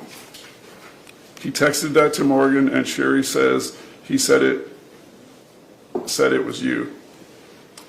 I saw the text. Quote, your friend called me and say you've been gone since last night. Let me know you're okay. So there's actually this message from Plug that's in sort of APD file or something that says that, right? Correct, to Morgan's yes. phone. Okay. Yes. All right, I don't remember ever calling him. I might have been trying to figure out where she was, though, because we were supposed to meet and start at the Better Club. I know I was looking forward to us working together and teaching her things I had learned to make money the clean ways. At T's. Last thing, and we can plan on meeting. Yeah, I had never worked there, but right in ATL, and the permit was like $300+ to work. It had to be a nice place with good income. So I have a few evidence. The night after she went missing, a few dancers went with her the next day to the underground club to audition. The other girls went back to Top, but Morgan didn't go back with them. What was the underground club? That's why people need to look other places, because if that's true, she was with other people the next day. I can't confirm it, but I think I know the name. Numa Lounge. I don't know that one. Did you follow what I just said? I have evidence that she was not with you last, but with these dancers from Top going to that club. Yeah, I followed that. Is there a place to meet by you on Tuesday if I can get that to work? And there's one more thing I'd like to ask you. Is this Alex? There are several, I think. And then you send a picture, right? Yeah, I sent a picture. Okay. And Caitlin says, there are several diners out where I live. We could have a public place to sit and talk. That sounds good. And then you sent another picture. And Caitlin Goebel says, it's not clearing up. That's as clear as it gets. Same guy. This is off his Facebook, but it looked inactive since 2015. Alexander Warren. So that pic I showed you is him? Oh, sorry, that's what you said. Yes, so that pic I showed you is him. And Caitlin Goebel said, I'm not 100% sure because of the quality. It looks close, but it could just be someone who looked similar at the time. That better? And you sent another picture. Correct. I don't think that's him. His face is wrong. So this person was at a Thanksgiving party you were at last year. If that's not Alex, can you tell me who it is? That's either Joey or Tony Wuko. Not Alex. It's Tony Wuko. And that was for William Williamson's Thanksgiving, my fiance's friend from 3rd grade. Okay, cool, thanks. Yeah, I showed the picture to my fiance, and he knew who it was right away and what picture it was from. That doesn't look like Tony from his Facebook. There are several people there who can confirm this, including him. You got it? You get it? There you go. Thank you. All right. Unless I'm looking at the wrong Facebook. He goes by, oh, that's you still. He goes by Joey too? Sorry, but I haven't had contact with his crazy ass for years. I don't need people like that around my family. No, he has a twin brother named Joey. Joey and Tony are brothers. You haven't had contact with who? Alex. Tony or Alex? Alex. Because if Anthony Joseph Wuko is the same person, he has a warrant for his arrest. And just real quick, so this is in August of 2019, she's having this conversation with you, correct? This Yes. part of the conversation. Correct. August 18th of 2019. Are you aware that her daughter was born in 2018? Yes, Okay, and so she's saying she hasn't had any contact with Alex recently. that's correct. All right, and then I guess, okay, going on to the next page, I wouldn't know about that, and that wouldn't be my business either, talking about the warrant. I don't think it makes sense to meet unless you feel it's necessary for some reason. I just thought it would be easier to meet face to face and get some sense of each other. It seems like you have something to tell me if I show up and you trust me. But I feel like I've been trustworthy all along. Texting and talking are very different. Half the reason Sherry thinks I'm a bad person is literally from 2 Facebook posts. One from being upset at a woman for hitting on Alex while we were dating, and another that hundreds of people had shared as well. I've told you when I started talking to you, I'm only after the truth, or what I believe to be the truth. I have to talk about you because it's part of the story. I believe you, but a lot of what you have said or more so didn't make sense, so you look bad. No one will know your name from me, but I do worry if I corner Sherry, she could share your name, possibly. If she shares my name, I have a lawyer ready to slam her for libel, slander, and harassment. I've done my homework at this point to protect my reputation and my family. Was that night the last night you heard from Morgan? Yeah. Do you remember where you were coming back from that night? Do you remember if Morgan ever got a license to dance? I'll check back with you in a couple weeks before I release the film, in case there's something you might want to add or make some statement. If I send you a video, could you tell me if you think it's Morgan? And knowing Morgan's dead, Caitlin Goebel says, sure. Do you think it's her? Given the lap dance off to the side, it kind of looks like her from the side of her face, but she would have had to put on some weight. It was from July of 2016, so about 4 months later. Sherry keeps changing her story. I really, really need your help to prove that she keeps changing her story for some reason. What do you need from me? I need to know where Morgan was the last night she worked at Top of Gainesville and who she was with. Sherry keeps saying she was with you and a black male and then left in a truck. She also says you left Tees and went to Top of Gainesville. She says Courtney Plug told her that. If you haven't seen it, there's a Facebook Live video where she says all of this. That night, I picked her up from Top and we auditioned at Tees. We were planning on going to get our licenses and she was supposed to stay with me but changed her mind and wanted me to drop her off with a guy friend of hers. So I did. I didn't hear from her after that. Was it just you or were you with Alex or someone else? Alex was with us when we auditioned, not a black guy. So you picked her up at Top with Alex and then you went to Tees and then back to Porterdale? Yes, I dropped her off with her friend after the audition and went home. Did she say anything to you about going to a house party or underground club to audition the next day? No, because we were supposed to be getting into Tees the next day in time to work the weekend and make good money. Because I have evidence she went with a couple of girls from Top the next day. But Sherry keeps making the story stop with you. I don't get why she is doing it. It doesn't make sense. And she says you and Courtney talked after you didn't see Morgan the next day.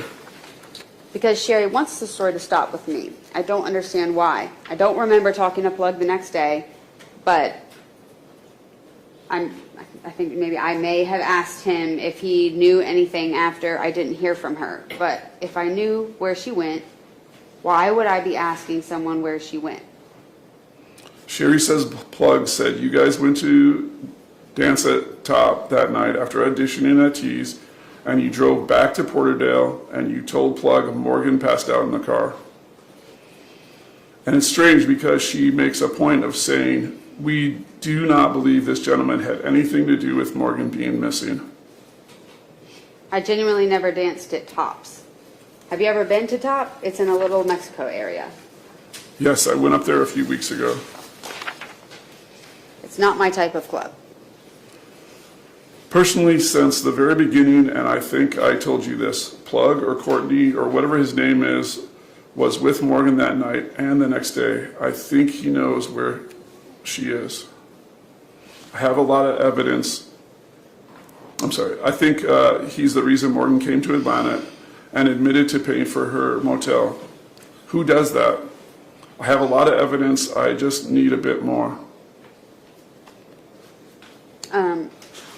Before I read this extract, I mean, to be clear, in fairness to the jury, I mean, Plug did not have anything to do with this, right? There's been Correct, no he did indication not. of that. Okay. All right, I hope everything comes together. I've been going through a lot at home and have to get treatment for perinatal depression and anxiety. I'm stuck on total bed rest for the next 10 weeks. Wow, I'm sorry. That is really terrible. Last thing I need is Crazy Pants harassing me some more. I need your help. You were one of the only people who was around at the time. I talked to a lot of the girls she worked with at Top. I'm doing my best with what I can provide. I really first need to confirm who Plug really is because I'm only going on what who Sherry told me he was. Unfortunately, he is someone I didn't see much of. Do you remember his name though? That's the problem. I call him Plug because I was never introduced to him by his real name. I avoid working with them at clubs, and I tend to pull older white men as my regular clients. I was trying to get Morgan to do the same because, one, it's safer, and two, they are less gropey and more just lonely and wanting someone pretty to chat with. Do you remember names of anybody else she hung out with or her friends from that night? Not really. I rarely remember dancers' names because they are all just stage names and we change them. How about the guy from that night? I didn't even meet her guy friend. It was late. I was more focused on just dropping her off because she already made me drive longer than I wanted to, and I was ready to have a nightcap and go to bed. Where did you drive to? He picked her up at a gas station out in Covington or Conyers. Oh, because you said you drove really far. Driving from Tops to Tees to Porterdale is pretty far. Oh, I get it. It's crazy far. Plus, Alex wasn't allowed to drive, so it was just me. That's one thing I never understood. How far Morgan traveled around Georgia, and also evidence her phone was last pinged in North Georgia, not Porterdale, like she tells everyone. That would be a good thing for Dr. Phil to know. All this evidence you're coming up with, have her questioned on television. And I want to say this in fairness real quick. You aren't like a expert in phone records or interpreting them or anything. Definitely not, no. Sort of information you're hearing. Yeah, this is just all information I'm getting from people. Okay. And like I said, there's a lot of trolls and a lot of people giving me false information. Okay. All right, I think you're at I know I contacted them. I haven't heard back. So were you ever able to figure out what was going on with the girl who was possibly Morgan? That's why I need you to tell me what other issues there are with her story. No, she ghosted me. I don't even know everything Sherry has said at this point. I got bad vibes from that woman and want nothing to do with her, but she's stuck on my ass like a fat tick apparently. Yeah, she is. You have always been and still are her main focus, even as new evidence pops up. Even though she saw a picture of Morgan from last year and said, that is 100% Morgan, and I have never said that before. That alone should have been enough for her to know I had nothing to do with Morgan leaving. Unless she thinks I'm helping her or holding her hostage, which I have no freaking time, space, or money to be holding a hostage. Yep, and she also said that once she proved Morgan crossed state lines, the FBI could be brought in. LOL, that's a funny one. I wish I was helping Morgan. Then I would have a free nanny. LOL. I'm glad my mom isn't Sherry. It's been over a year since she's heard anything about me. Is that good? Yep, very good and healthy for me and my child. I cut off contact after finding out I was pregnant to protect my daughter from my mom's crazy ass. Maybe Morgan has a similar situation. That would be nice. So did you guys get the job at T's? We would have been hired if we came back with our permits. Did you ever go back? I did go back because I was hoping she would have done the same, and that's when I met Sherry and found out Morgan was missing. Were you dancing then? Yeah, but I don't really remember which club I was at that time. She said it was T's. I never got a permit for T's and wasn't dancing there. You need different permits? For each city, different police jurisdictions. Oh, okay. Did Morgan have one for Top? I don't know. I really don't think she did. Did she ever talk to you about the underground club or house parties? She did a few times, but I always told her going anywhere with a customer or without documentation that you worked there was not a good idea. But she went anyway? That's what I don't know. I don't know what she did after we parted ways that night. Where was she living at that time? You said Plug had paid for her to have a hotel room at that time. He said he paid for 5 days and was trying to get the room key back, but she was with you and couldn't get it back. Here's the video, by the way. That's a video you're talking about from Sherry. Correct. She says it's here, and she says it here and on all the other podcasts too. If you watch it, you can note where she is not correct and let me know. Morgan never came to my home, and I never went to the hotel Morgan was staying at. I never worked at Top. Also, I remember the stupid post on Facebook and what it said, because it was brought up to me so many times. It said, "This is Bob. Bob kills people. Bob is a sick mofo," or something along those lines with a stick figure on it. How is that a post about killing and excitement of death? So listening to it, I get the idea that she is thinking, and possibly even hoping, her daughter will be found dead. I really don't know what to think. Me either. One thing that's crossed my mind is that she knows Morgan is okay, but just not where she is, so she keeps keeping this up to find out where Morgan is living so Sherry can try to control her life again. Exactly what a lot of people think. But why does she have to harass me too? Is it because I'm the same age and making it on my own? I really want to ask her, but I know I won't get the real reason. No, she won't answer that. Hey, maybe when you're done with Morgan's story, you could dig up clues to this one. Kenny is like a grandpa to me and a close friend to my fiance. Bob is a good friend of his. So she's talking about something entirely different to what Yes. you're looking into now. Okay. I'll look into it. Do you know his daughter's name? Oh, that's you again. Do you know his daughter's name? Looks like I found one, Laura. Kelly. The last update police gave us is they're considering a suicide, but there is no body. His purple pickup was found a few months after he went missing in South Holland. Do you know if the family has police reports? They most likely do. Bob's ex-wife's name is Debbie. She works as a police dispatcher. Okay.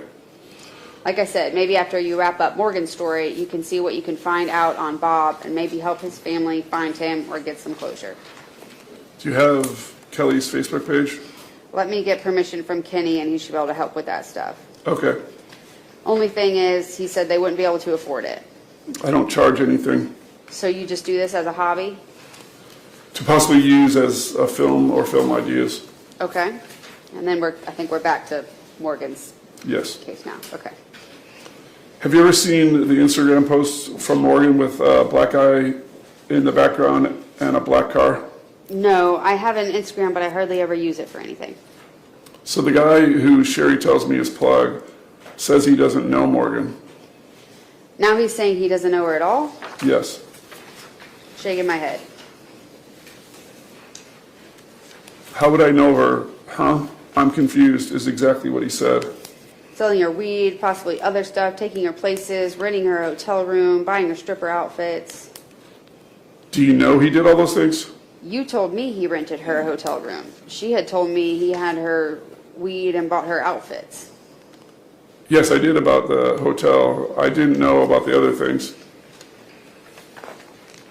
I don't know how much she said was truth, simply that they were close. For him to deny knowing her at all, WTF.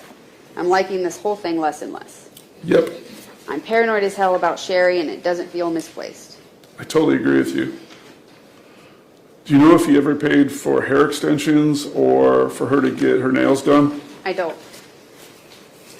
One of her friends says she got hair extensions at moving here. Is that true? I think she did have hair extensions, but I never saw her put them in or take them out, so I don't know. I've never used them. Okay, I'm just trying to confirm things people are telling me. Can I ask you a few more questions again? I was talking to a woman who Alex was married to and wanted to see if I can confirm a few things. Okay, he was married? Yes, and she says Alex and Morgan came by her house in December of 2016. And this information, is this another troll talking, so Yes. Alex is and Morgan were together and came to the house? Okay. Correct, yes. All right, so that's after she supposedly went missing, right? And after I left Georgia. Yes, exactly. They brought a stuffed unicorn for his daughter's birthday. Alex has a daughter? So she says, Okay, then apparently I didn't know a lot. if that's true. Fuck if I know. I wasn't ever told he was married or had a kid. Wouldn't Alex have said something to you if Morgan was still around at Christmas time? We weren't talking at that point. I was done with his drinking and drug habits. And you haven't talked since? And I had moved on. Not a lot. Briefly so I could get some of my stuff back, but I had started dating the man I'm with now, and I didn't want to X hurting my new relationship. That's not something he would have brought up. I have no idea what went through his head. If he was around Morgan in December, he would have known that I wanted to know what happened to her. I would have ratted her out to the APD at that time too. So obviously she knows there is no Morgan and Alex together. And Yes. Okay. Is it possible they are together now or were last year in August? I doubt it. I don't see her putting up with him for long. He is a layabout loser. Do you have a phone number for him or a way I can contact him? No, you can try through Facebook. I have. No luck. I wouldn't know any other way then. If you don't want to give me his number, can you tell him I'm trying to contact him? I don't have a number for him. Okay. We didn't split on friendly terms. I don't consider him anything in my life. Dude is a crab on society's balls. Really? That bad? He's a layabout who would rather find someone to leech off than work on his own. He's a drunk and a druggie, a parasite. I did leave him for a reason. Wow, I didn't realize that. Makes sense. Would it surprise you if he did hurt Morgan? He never raised a hand at me, so I don't think woman beating was his thing. So I'm not sure if I told you, but this guy Plug or Courtney says he has no clue who Morgan is. Sherry says she got his number from you when she saw you at T's. Do you remember that? No, I don't. Would you have had his number? At one point, I did have it because Morgan put it in my phone in case hers was ever out of service. Okay, I think you told me that before maybe. And now he blocked me, I'm pretty sure. Would you still be interested in meeting for an interview? And then it shows I sent an attachment. Thought you might want to know, Sherry has mentioned your name in podcasts recently, and I believe she might intend to do it again tonight in this Facebook Live. Not really anything I can do about it, though. Just wanted to let you know. Hey, can I ask you something? Sure. I just learned something new about Morgan and wanted to get your thoughts. I just talked to someone last night who saw her leave with a guy from the V Club the last night she saw her. Black guy with dreads named Jesus. I wouldn't know. But weren't you one of the last people to see her?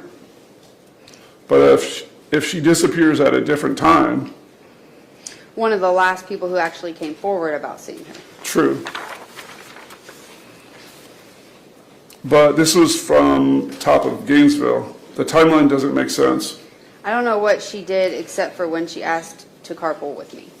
The other thing is her phone last pinged in North Georgia. Do you know if she knew anyone up there? North Georgia?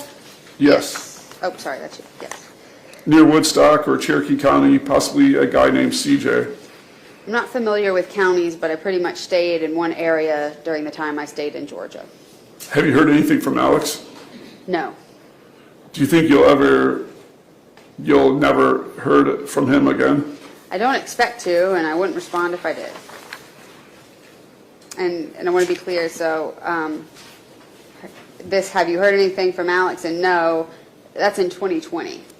Correct. A couple yes, years in after. June, at the end of June in 2020. I think both of her children would have been born by then. Yes, I believe She so. hadn't had any contact. Yes. All right. I don't expect to. I wouldn't respond if I did. From what I can tell, he's gone dark on social media. Yep, I'm really good at finding people, and he is nowhere to be found. Who knows? He's probably under a bridge somewhere. Did he do meth? Or just saying? He did anything that was offered when I knew him. What was he doing to make money when you knew him? Mooching off his friends and family.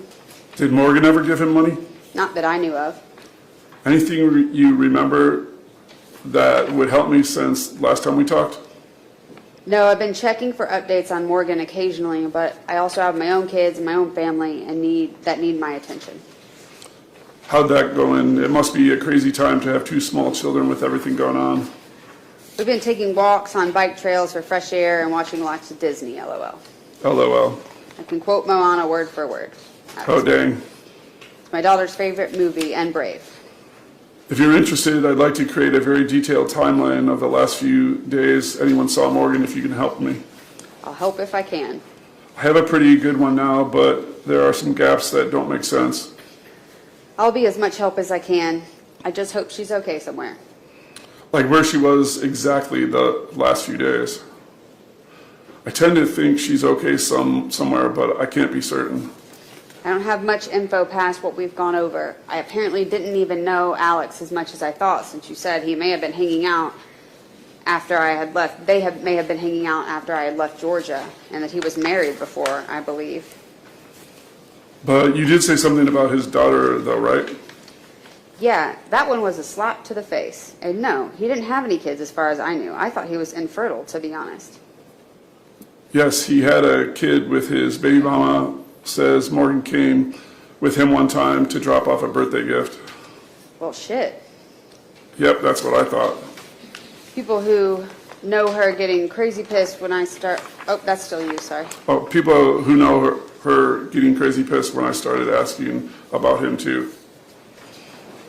Like, started threatening me, kind of pissed. Apparently I was really kept in the dark. Like, it's dumb how much I didn't know. Sounds like he was pretty good at hiding things. I'm freaking glad I'm out of that situation. My fiance doesn't even walk out the door without saying where he's going and how long he'll be gone, and asking if I want a soda or Starbucks while he's out. Do you remember the last couple of days before Morgan left? I don't even know when she left. I just know she quit talking to me, which was when she ghosted everyone else. And it's been years. What was the thing about the guy she met on Tinder?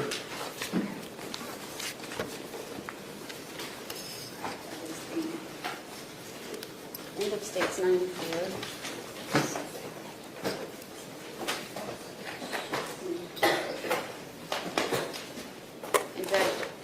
Might be a good time to kind of take a break before we go into the next one's not as much, but before we go into the second set. Okay, lunchtime.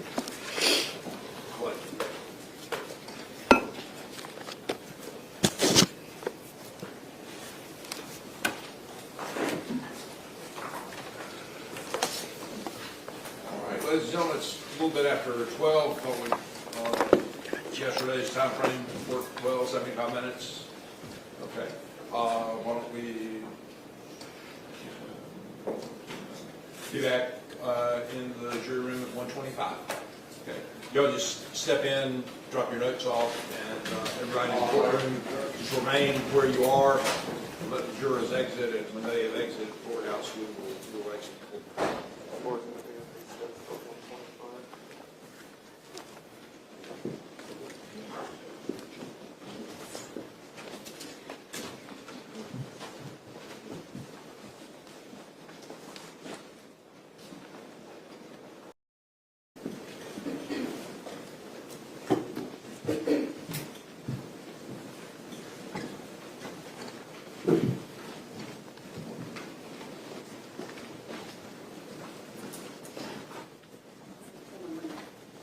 They just got one in the restroom.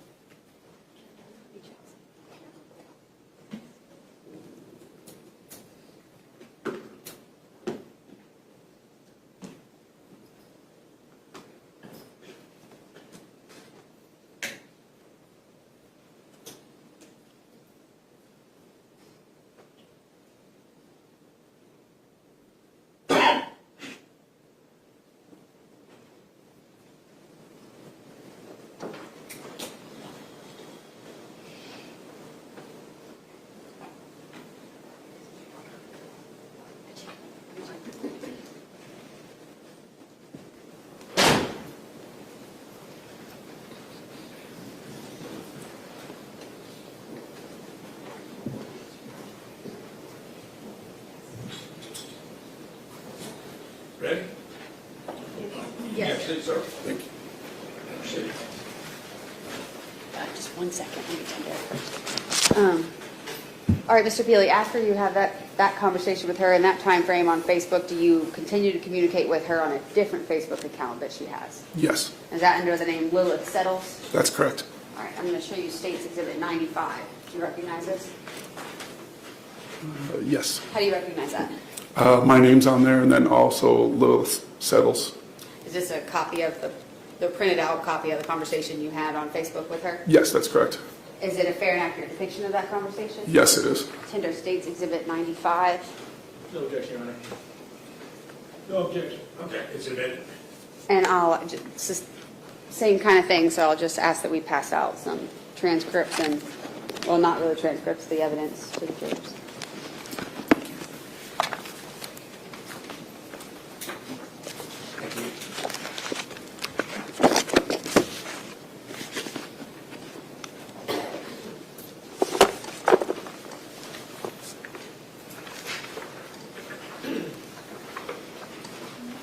All right, and is this the same thing? It starts all the way in the back and goes to the front, just the way it prints?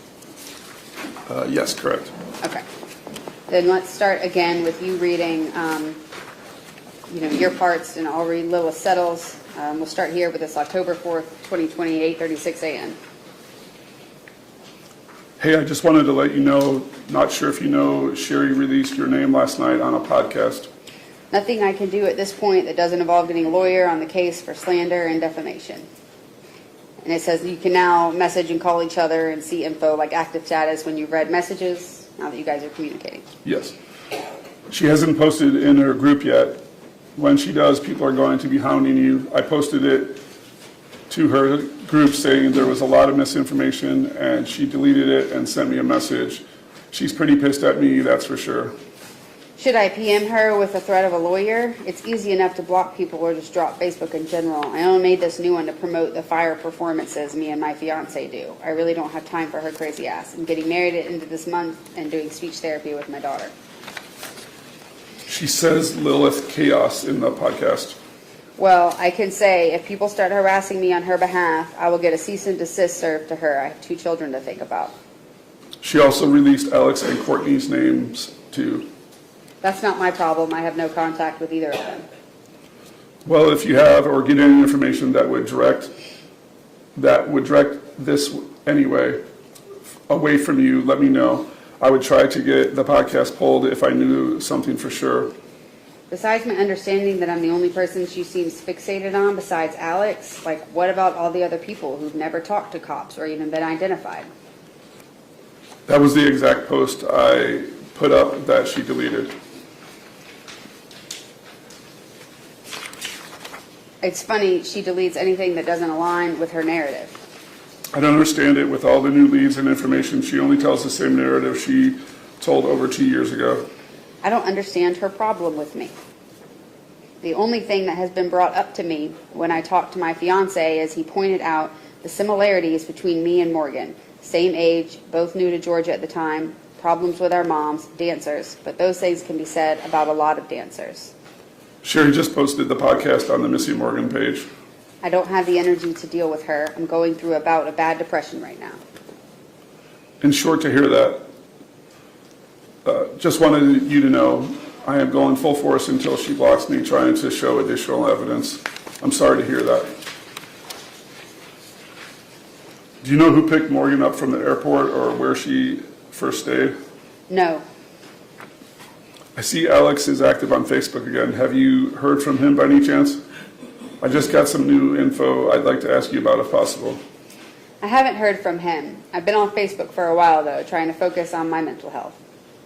I just heard something about him camping by the river when Morgan disappeared. I wanted to hear what you have to say before I talk to anyone else. Not that I ever witnessed. He used to get drunk. Do you know if Morgan ever went there with him? No, I would usually find him passed out alone if I took the time to look for him. Person also told me Alex never took Morgan to meet anyone the night she disappeared. They said he was camping with some people and Morgan the night she disappeared. If he never took her to meet anyone, but he was camping with her and other people, then wouldn't that have been her meeting other people? I don't think that makes much sense. If he did something to her, why do it around a group of other people? It more sounded like she fell or